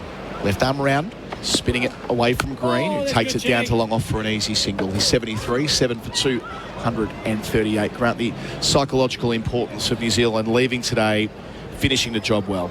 Yeah, I was just thinking of your point saying, you know, 1 more wicket for New Zealand, say they're ahead. I think they're ahead now, New Zealand at the moment. But it's this next session going into the end of the day. If they can get the 9 down or bowl them out. Ravindra to Cummins, slaps it down towards long on, and it goes the journey again. The clean swing of the bat right out the meat of it. Long on wasn't back for him, was for Green. Maybe he should be. Cummins moves to 16 in a hurry, 7 for 244. Very comfortable, smooth timing, isn't it, really, from Cummins, who looks very comfortable. And at 7 for 210, you'd say New Zealand would have taken that throughout the day. That's when the last wicket fell, Stark. Long on drops back, Ravindra to Cummins. He goes back, rides the bounce in defence. Another 40 runs after that, and suddenly it's not quite so comfortable, you know, and that's what it's looking like at the moment. New Zealand desperately need another couple of wickets tonight. Catching cover, short leg in, slip as well. Ravindra to Cummins, goes back, shout for leg before he given. On with the arm, Ravindra. They're going to send it upstairs. They've got their reviews. But that, on face value, the finger, Maria Erasmus went up with the appeal, Jeremy Coney. Yeah, third umpire to director. Given directly, for LBW, as if he just thought there was no doubt. I have checked the feet. It's a fair delivery. As we go through the process for IMAR Insurance, Tradies Trust IMAR. For insurance, call 13 IMAR. Our third umpire is Nitin Menon. Leg before shout. How's that? Get amongst it with Tinny's Craft Beer available at Liquorland. Choose to drink wise. Jeremy Coney, talk us through the first replay. Well, look, it's just as normal. But I need ultra edge left arm spin. It's just turning slightly. Has it gone past? It's gone. It's certainly hitting. Yep. The back leg is just bounced, and you can see that Cummins is actually walking away. He's seen enough down there just on the replay. It's just a question. Yes, it's gone past the edge of the bat. Waiting for ball tracking, still building. Oh, they had some reviews left, and before they get replenished after the new boy, may as well have used it. Outside of. I think it's a classic example of go back to the captain using up the review. Maria, you can stay with your decision. Well, pitched on middle, hit him in You're on front. screen now, you Cummins, can it's signal gone. LBW, Rutchin, Ravindra, and Southey looks like a genius. Another good bowling change. Yeah, just when that partnership was just building a little bit of frustration for New Zealand, it ends on 34. So 8 for 244, and we're only 7 deliveries away from the second new ball. Half an hour to go. A great opportunity to bowl Australia out on day one, Jeremy. Yeah, it's a chance. It's a chance. That was a little bonus wicket, really, wasn't it? I mean, at this stage, I think Ravindra was coming in to just quickly get through a few overs and enable New Zealand to take this new ball tonight and see if they can get a wicket. Well, Ravindra's done the job for them. He's snuck in with a wicket there for them. And so now we've got Lyon coming. Lyon can bat. He can hold the bat as well. Interesting to see what does Green do at these stages with not much to go. If another wicket falls, he'll probably play aggressively. He's hung in there, Green, today, hasn't he? He's actually come through some doubt and he's shown that he can bat for a long time. He's powerful on the drive, obviously. I think we're in for a really exciting session. If Green decides to take it on now, we're in for a really exciting couple of overs. Line initially. One out on the leg side. He plays forward defensively. They like it around the bat. The New Zealand fielders, and why wouldn't they? That completes another successful over for them. 4 wickets in the final session. 8 for 244 becomes the score. Green 73, Line yet to score. Whether you're a busy household looking for family-friendly options or love the feel and comfort of luxurious natural wool, or maybe it's a healthy choice asthma-friendly carpet, then Choices Flooring has the range, colours, textures and savings you've been looking for during our Carpet by Design sale event.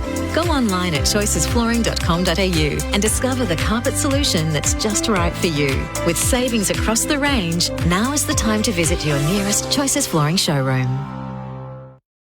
Our third session is for Liquorland to the cricket. Cheers. Choose to drink wise. 1 over left with the old ball to be sent down by Daryl Mitchell.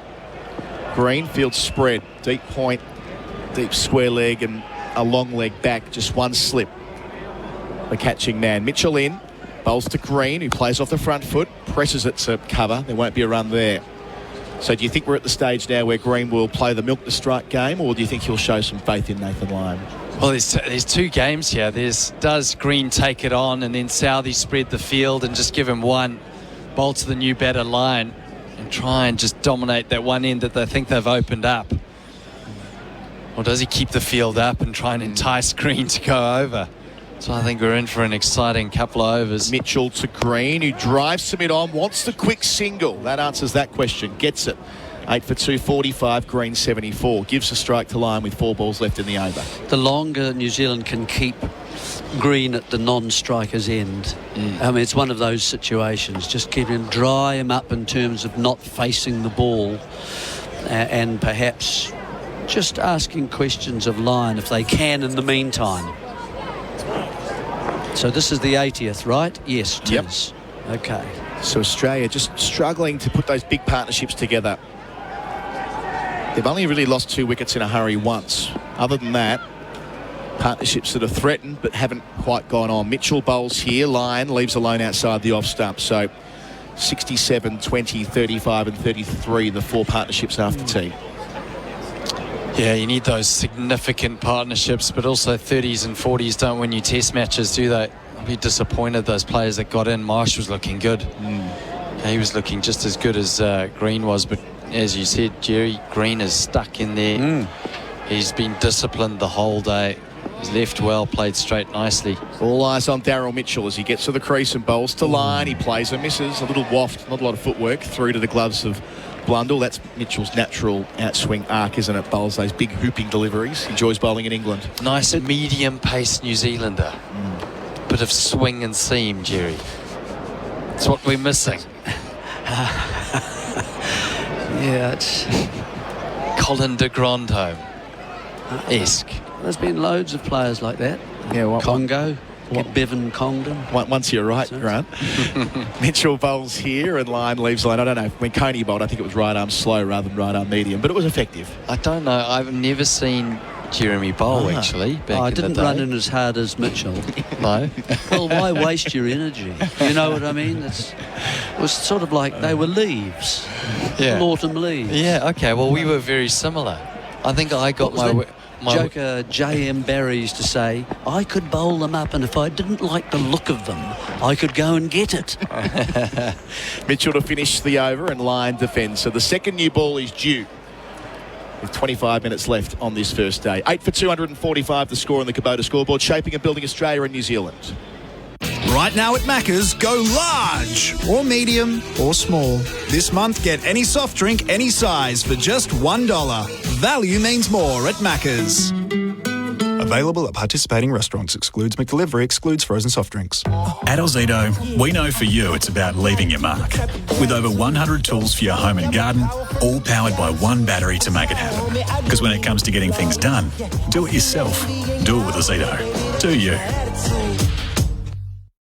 Grant Elliott and Jeremy Coney with me, our experts for in-place living, specialist disability accommodation designed for you. And the second new ball is going to be taken by the captain, Tim Southey. It's going to be waved in the air in a moment by Mariah Erasmus, by the looks of things. Here it is here, brand new Kookaburra. And this will change the game again, presumably. An opportunity, a big opportunity in this last 25 minutes of play. Well, can Southey, who at the moment is wicketless, none for 55 of 18, who has been down on pace today and has struggled for wickets more recently. It's been a declining kind of results for him. He really needs to try and mop up this tail if he can. Two slips of gully, the catching men. Southey bowls on leg stump and Green clips beautifully through mid-wicket. One man to beat. Henry dives, but it's in vain. Reaches the rope in front of the museum stand. Green to 78 with his 11th boundary. 8 for 249 the score. You know, it hurts to say it, but it looks just a bit easy. Yeah, this was a carbon copy of the way he hit his first boundary.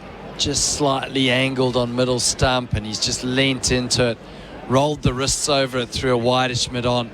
A shot of sheer control, not something you want to see when you take the new ball. Also, first delivery, he went wobble seam there, of note.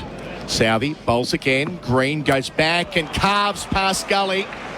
Back-to-back boundaries to start the second new ball. Not good enough from the New Zealand captain. Green up to 82.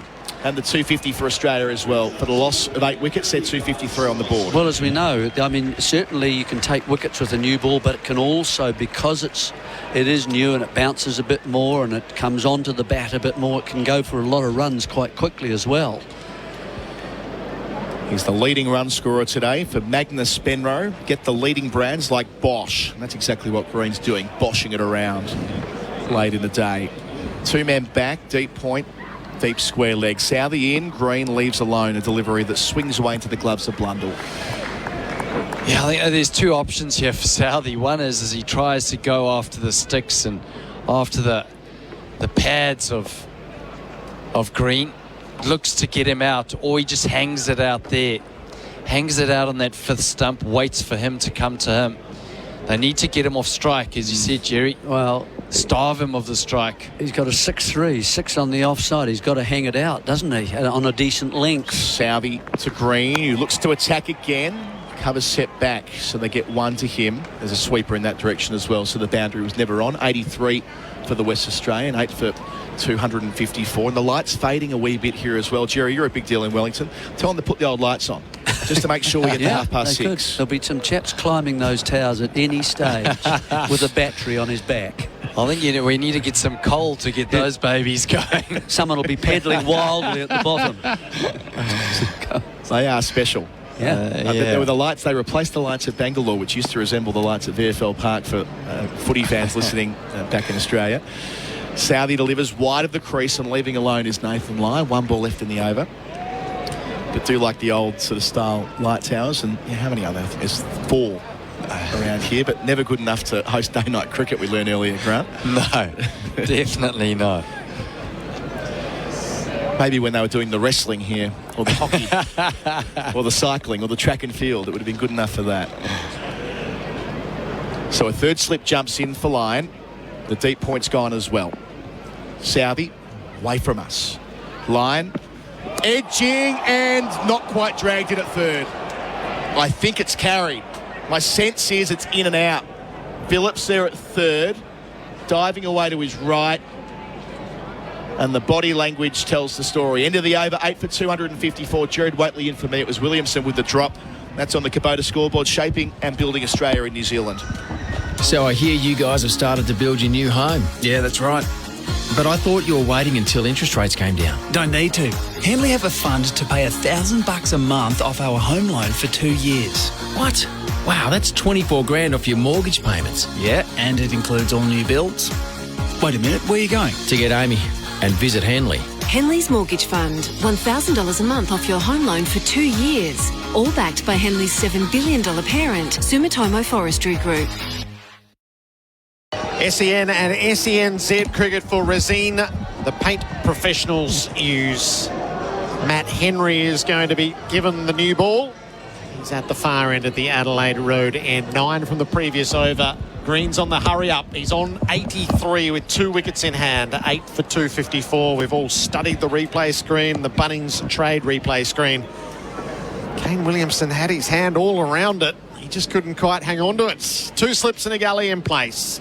Henry has the figures. 3 for. He bowls. Green, rising delivery. It spat at him. He did a good job to get it to ground at the popping crease. Jeremy Coney, what did you think of the Williamson attempt? Oh, well, it was low always. Way to his right. He is right-handed. That's his stronger hand.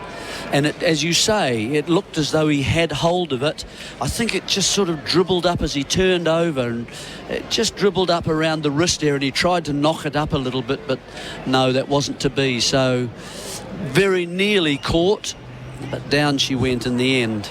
So Southey's still wicketless. Henry looks dangerous. Henry over the wicket, bowls. Green's on the move. He plays with soft hands when he gets there, out to deep point, and he will take a single. He's 84. It's 8 for 255. Gerard, the limousine is going to be busy. It's going to be full if New Zealand win this test match. Do you know what I mean by that? Tell me. There's a tradition here for the New Zealand team. Yeah. The bowlers. Well, the wicketkeeper organises it. Yeah, and they all get into a limousine after the game if they win the test match. They drive up to the top of Mount Vic. Really? Yeah. And they have some beers and whatever up there. All the bowlers. Lyon on strike, defends Henry to mid-on. It's been going for years, hasn't it? Yeah, which is probably why. Are you counted as a bowler? Yeah. Well, I think. You were? Well, I was. Ridiculous. But didn't win a test match here. But I think that they said, if you bowled more than 4 overs. But I think that's why Glenn Phillips really keen to get a bowl. Thinks he might have a sniff here of winning a test match and get a seat in the limo. You'd take Wagner with you as well, wouldn't you? You'd have to.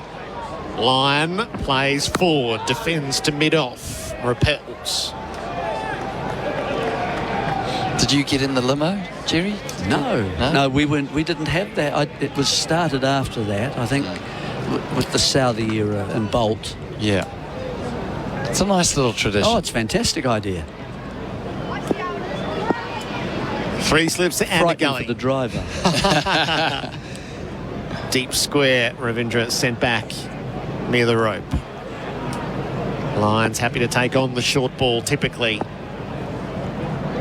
Henry bowls to him, and Lyon, that's down the leg side. It strikes him on the pad. Henry's pleading for it. He should get any support from anybody else. I think he's begging. The lone appealer.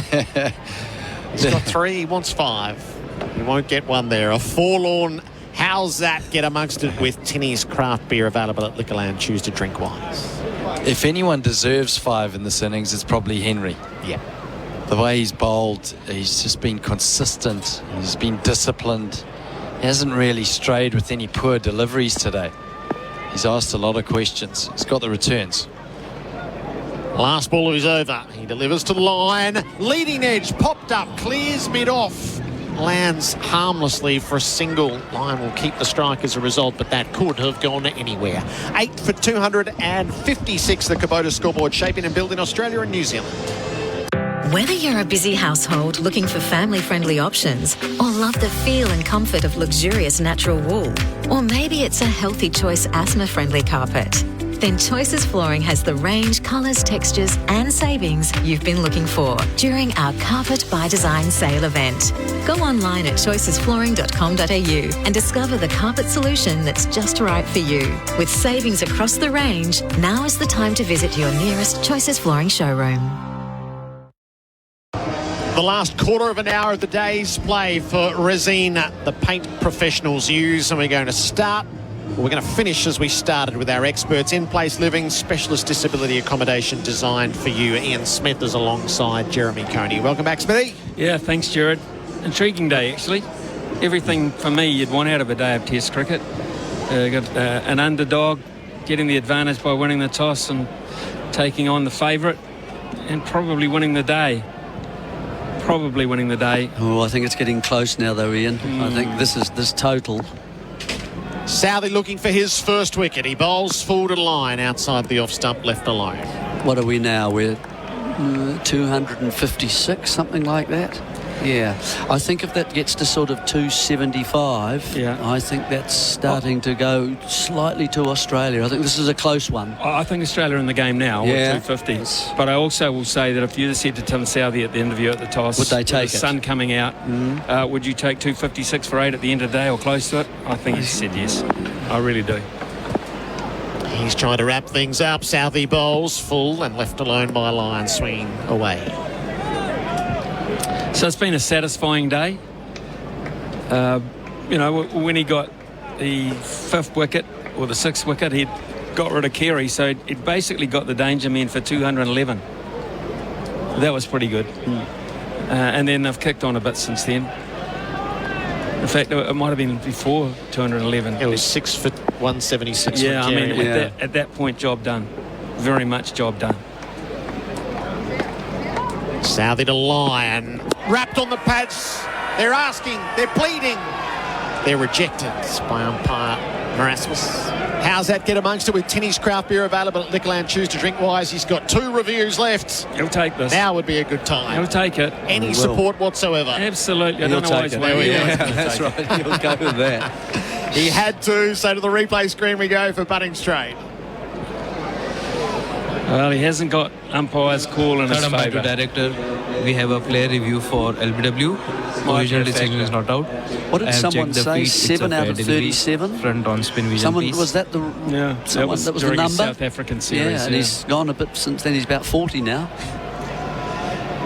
Well, he's lost one already today, didn't he? Yeah. He might have been talking to that one. This is, I think, if it's hit back leg, he's half a chance. Seems to miss the bat. Can we have a dredge, please? Half a chance, but what about the height? Is it height? Yeah, that's what I thought too. I don't know. Keep it going, please. I don't know. Gap between bat and ball. How far back? His back foot is a long way back. It's a long way back. No bat involved. Gosh, if he had umpire's call in his favour, you'd like him. Yeah. I don't. It might just be hit trimming the bails. Yeah, it's not enough, is it? No. It's not enough. Southey's given up on it. He's starting to walk back to his bowler's mark. He's seen enough of these rejected ones. Pitching outside off, impact in line, wickets missing. Thank you. I'll go back to Murray on field. Up over the top. Murray, you can stay with your decision. You're on screen now. You can signal not out. Definitely worth one at 8 down with 2 reviews in hand. Oh, he was always going to take it. He was looking for a bit of reassurance, as if to say it was a collective decision, but he's going to take it anyway. But the umpires have had a good day, haven't they? We don't often talk about them. They had a pretty accurate sort of a day. It's been hooping around a wee bit.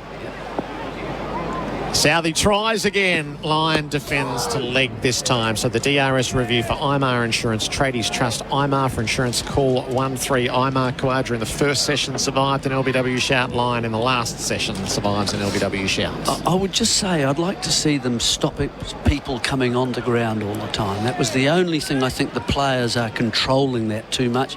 Remember when Smith was caught going for a run out and he had to dive, and before the next ball he had someone running out and giving him a glove.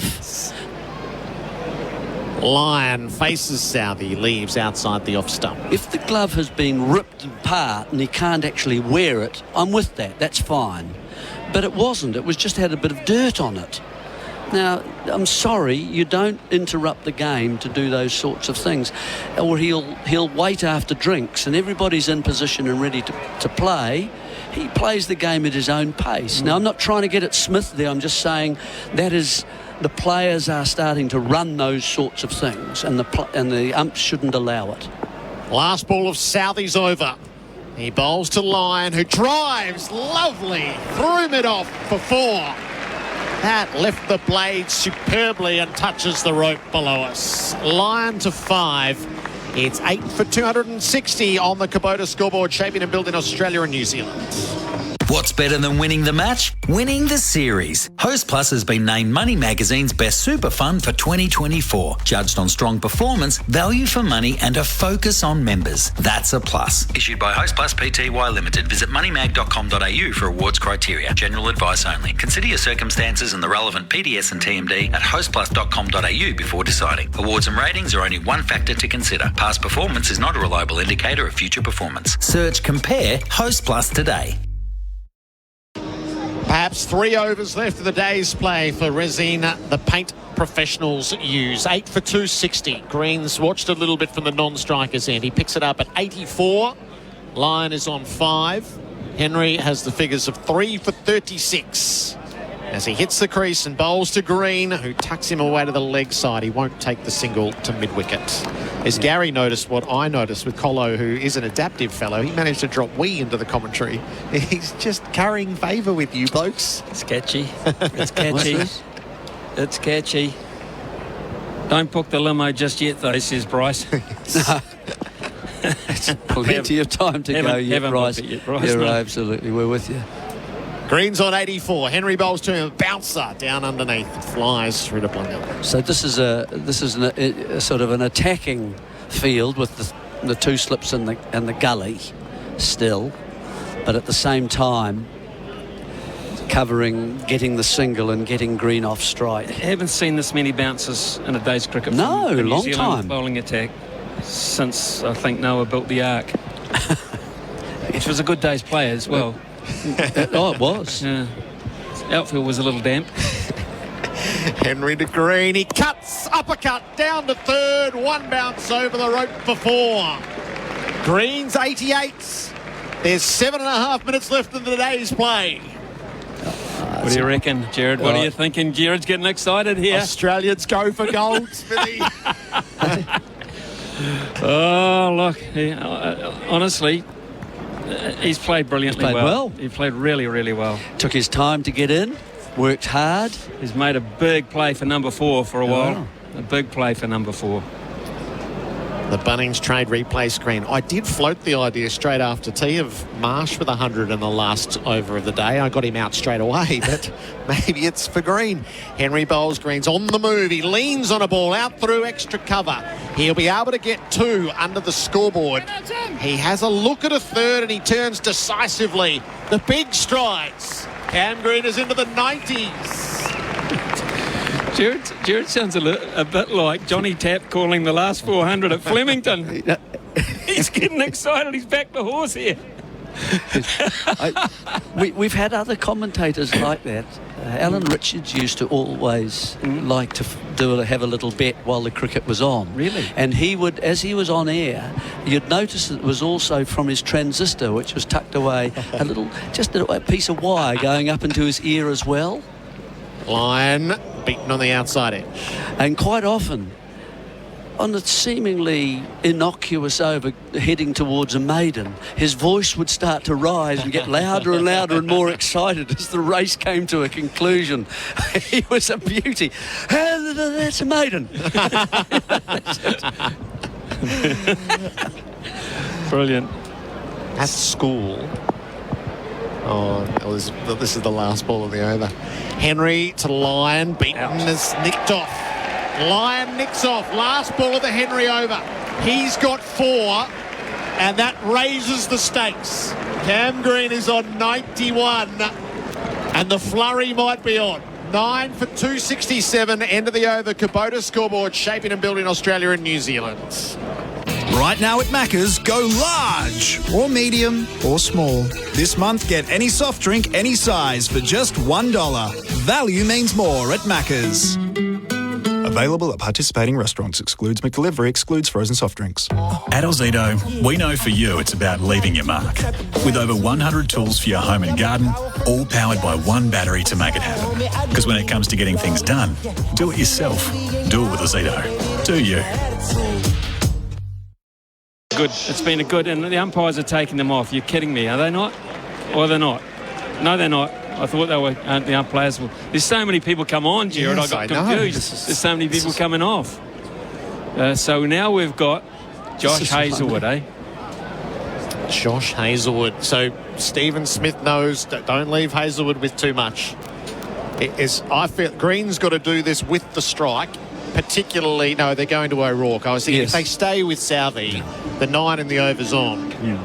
Because he has wilted and he wasn't going particularly well fresh.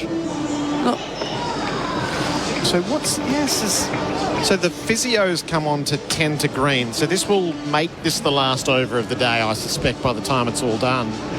Green's having trouble with his left forearm. Might be cramp. Yeah. Bit of cramp. Could be. I don't recall him being struck on the hand or anything, so this will be one of those situations where you've gripped the bat so tightly for a long period of time, you do get a bit of cramp. Yeah, normally we should say to people that normally the pressure of the grip on your bat, it's the top hand that you hold a little tighter with, and the bottom hand is more of a guider, if you like. So you're controlling your strokes with the top hand, and so that's the hand often you get cramp in when you've had, you've batted for a while. That was the old textbook, wasn't it? That's true. now you get something in the wrist. The bottom one just goes right around the bottom of the bat. Yeah. The fielders push right back. So third and fine leg both back, point and square on the rope. Cover, mid-off and mid-on are hedging. So it would have to take a clean stroke through the field. O'Rourke bowls full. Green smashes it down the ground and lands just safe of the mid-on. And he starts with a 4. He's 95 with 5 to go. That is a brilliant shot. And he's battling a wee bit. He is struggling a wee bit. He's now hunched over. It's starting to feel for him. He hadn't batted this long under this kind of pressure. I know he got 100 in Sheffield Shield cricket the other day, but it's the mental side of Test cricket that wears away at your body as well. But that's a good shot. He's had a fielder, and it's Kugelheim at a deepish mid-on, but not all the way. They want him to take the single. They don't want him to get 2, but he's going to take the boundaries. O'Rourke strides in. Green backs away, has a big swing. Eyes were in the heavens. He missed. I don't think he needs to do this, Gerard. I really don't. He doesn't need to be reckless here. I mean, so if he's 90 odd not out overnight, come back on a sunny morning, I just would think it'd be very sad if he gave it away now. Yeah, well, another man goes out of the slip cordon now. That's Tom Latham. He goes out to cover the sort of the cow corner area. It's like a fly slip, Jerry, for the top edge. Yep. I just don't think he needs to play this way. Yeah. Green's trying to put it in the terraces. O'Rourke bowls to him. Green at the wide ball, clouts it out through the offside, and he'll beat wide extra cover and get the boundary to go to 99. That's a hell of a cricket shot. That is a hard place to hit a short pitch delivery outside off stump. Usually you're hitting those square. He's hit it through extra cover. That is a magnificent cricket shot. There's a baseball component to that, isn't there, that stroke? I don't know about you, Gerard. I think he just keep going. Well, he's got the chance to go to the top now because he's obliged to bring them all up to save one. Save one. Now he can have a crack. Who would have expected such cat and mouse at this hour of the day? I know. Test cricket is such a beautiful thing. Back goes Latham. Last over the day's play in Wellington. Protecting the boundaries didn't work. He just heaves the ball too hard, Cam Green. Josh Hazlewood's there thinking, what are you going to do? You can ask me to get to the other end. Cam Green's on 99. O'Rourke in, bowls to him. Green almost chopped it on, under edge, past the stumps, fielded in the cordon. The tension grows thicker. That was a push for one, wasn't it, Josh Hazlewood? That was a push for one. Not sure what Hazlewood, what he was doing. He was backing up there. What a great way to finish the day. Yeah. Oh, isn't it? Absorbing day. Sellout crowd got every bit of their dollars worth. Yeah. 9 for 275 on the Kubota scoreboard. It couldn't be more delicately poised. And Cam Green with 2 balls to go in the day's play is on 99. O'Rourke bowls to him. Green cuts. That's gold for Cam Green. He cuts the boundary and brings up his century. For this day, for this test, but for the future. This is the coming of age innings. Cam Green kisses the badge on his helmet and he stands triumphant, promoted to number 4, and he can't keep the smile off his face. And his grateful teammates rise to applaud. 103 not out off the penultimate ball of the day. He adds a century in Wellington to a century in India to his CV. Brilliant innings, absolutely brilliant innings in a situation where Australia have been under pressure, and he has himself for most of the day. A great contingent of Australian supporters over here rise to that, because as you say, Gerard, that is an innings that will give him great confidence going forward. It has not been easy today.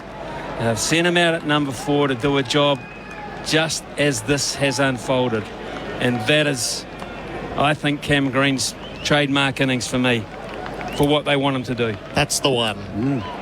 So to the last ball of the day's play. O'Rourke delivers it to Green, who lets it pass through. Magnificently poised. 9 for 279 as stumps are called. New Zealand sent Australia in. Had the tourists in trouble for good portions of the day. But Cam Smith with a counter-punching century will finish the day at 103 not outs. The Kubota scoreboard shaping and building Australia and New Zealand. Ian Smith. Absorbing. If I'd have been given this kind of a script at the start of the day, I'd have run to the ground.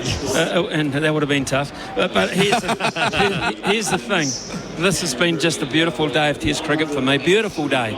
Because it's been nip and tuck, to and fro. It's fluctuated. Southie side struggled in the first session. They came back royally in the second session. They sort of started to own the day. And then Cameron Green, with this last minute assault, really, has given Australia a total of at least 280 for New Zealand to go after, Jerry. And I think in a low-scoring affair, that'll be a challenge for New Zealand against the best bowling attack in the world. Having said that, I think New Zealand can walk off with their heads relatively held high. They've fielded well. They've caught well. They've stuck to their disciplines. 1 or 2 bowlers have perhaps not performed to their max, but some have. And I think both sides, when they hop in the vans to go back to the hotel tonight, will be quite happy in a weird sort of a way. Yeah, I think, New Zealand, they've used their bowlers. Southie, Henry, O'Rourke all bowled 20, Kugelheim 17, and then a couple, of course, from other people around. So, yeah, it's been an interesting day's play.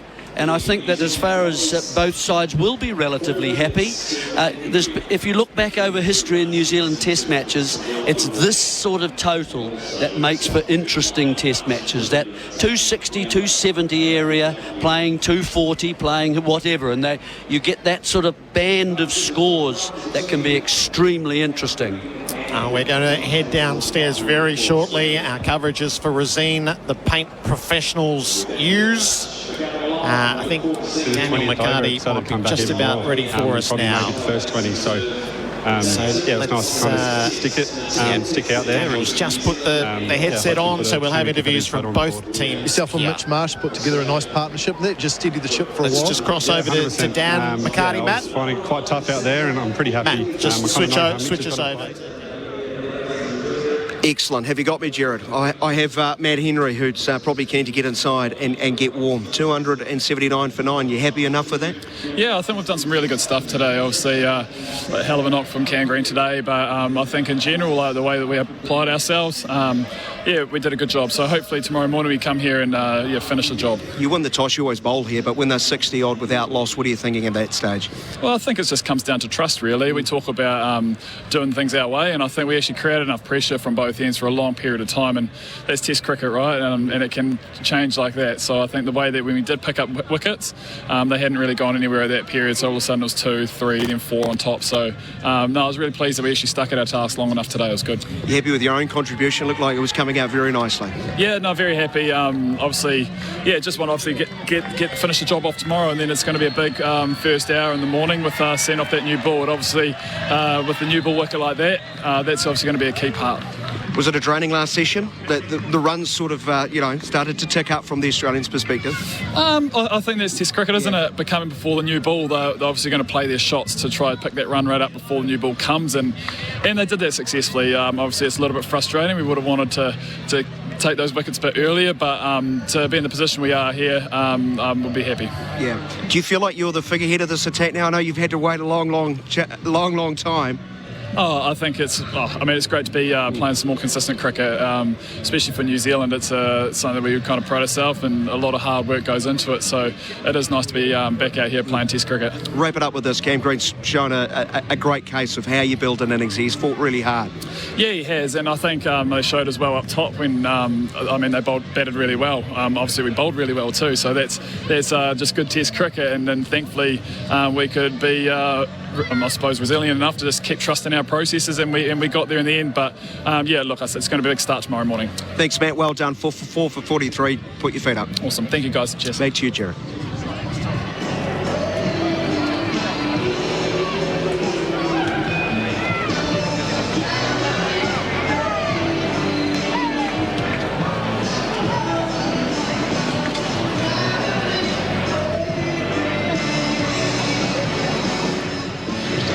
Yeah, he does. Well, there is a cold breeze, though. Let's be honest, Daniel. It's a little bit cold, even though you're wearing your Hawaiian shirt here today. It's because you're probably celebrating, 279 for 9. We'll chuck it over as Mitch Marsh ready for us. So we drag it over here. Mitchell Marsh, thanks for joining us. All told, an excellent day's Test cricket. Let's start at the end, though. What a moment for Cameron Green. 100 away from home like that in those circumstances. You must be very proud yourself for him. Yeah, very proud. I think we all are. I think probably more so the way he went about his innings today, walking at bowlers, being nice and positive. He looked really clear and calm from ball one. So, look, it's a fantastic innings for us to get us back in the game, and we're all very happy for him. But there were moments when it looked like it might just fade away a wee bit, wickets falling in quick succession, not able to really press home any advantage you were gaining at different points through the course of the afternoon, which sort of reinforces how important it is at number 4 that he's taken this step today. Yeah, absolutely. I think we could have easily been 4 for 50 at lunch. There was lots of swing, plenty of seam. So the way, firstly, our openers navigated their way through that was outstanding. And then, obviously, Greeny to bat with pretty much everyone, get a couple of little partnerships. We won't necessarily know what's par until we've bowled, I guess, and hopefully there's still enough in it there tomorrow. But a fantastic innings for a young kid. And you always said you play a big brother role to him as a fellow Western Australian. You use the word pride a lot. Just what he's been through already in his young career, making number 4 his own, what it's taken him 4 innings to get there. Yeah, I think anytime we've had lots of extremely talented young kids come in and play for Australia over the course of Australian cricket. So there's always that added bit of pressure externally, but Greeny's learning his trade at the highest level, and we saw today how good he is. Like I said, I think the clarity that he batted with, he's an imposing figure, walking at bowlers just to defend and get them off their lengths. That's the sort of stuff that maybe takes a little bit of time to, I guess, back yourself to do at this level. But today was, that's Cameron Green, and gee, how good was it? And just a bit on your knock, Mitch Marsh. The Mitch Marsh counter-attack seems to be a theme for this Test summer. Yeah, I don't necessarily see it as a counter-attack. I think it's just the way I play. And at times when you're 4 for 80, it can look like that. But yeah, look, I've had the same intent for a while now, and had a little bit of luck, and as everyone who gets 40 says, I would have loved a few more, but it was nice to have that little partnership and I guess get a little bit of momentum back in our change room with Greeny. But all in all, that's a pretty great day's Test cricket, I thought. And it gives you the opportunity tomorrow to come out and bat again. I mean, get it towards 300 or whatever it ends up being, and then you and the rest of the bowling group get a crack on that. You must be quite excited about the proposition. Yeah, I try not to get too excited because I'm probably 7th in line, unfortunately. But, as I said, hopefully we've got probably a little bit below par, but they're still going to be playing in it tomorrow. And, you know, we've seen what our attack can do. So a few early ones and we'll see what happens. All right, Mitch, thanks as ever for joining us on SEN Test Cricket. Thanks, gents. All right, we're going to wind up the coverage down here by the side of the pitch. Australia making their way to 9 for 279. Bharat, your parting thoughts as we leave the first day of the series? Oh, they looked in trouble when they lost that 4th wicket, but the two big Western Australians came together. I mean, a special day for Cameron Green, his best test knock ever. And it's taken him 4 innings and he's made number 4 his own. And no surprises that the first person he walked up to after, as he was walking off, is Steve Smith, the man responsible for him getting that number 4. But all in all, I think Australia will take it from the position they were in. They can get anything over 300. The ball was doing all sorts of this pitch, even into the 70th over. So I think that's a lot of runs already on the board. Brilliant, Bharat. Thank you for your contributions throughout the course of the day. The first of the series here at the Basin Reserve. Australia sent in, making their way to 9 for 279. But it'll be a day to remember for a long time for Cameron Green. 103 not out.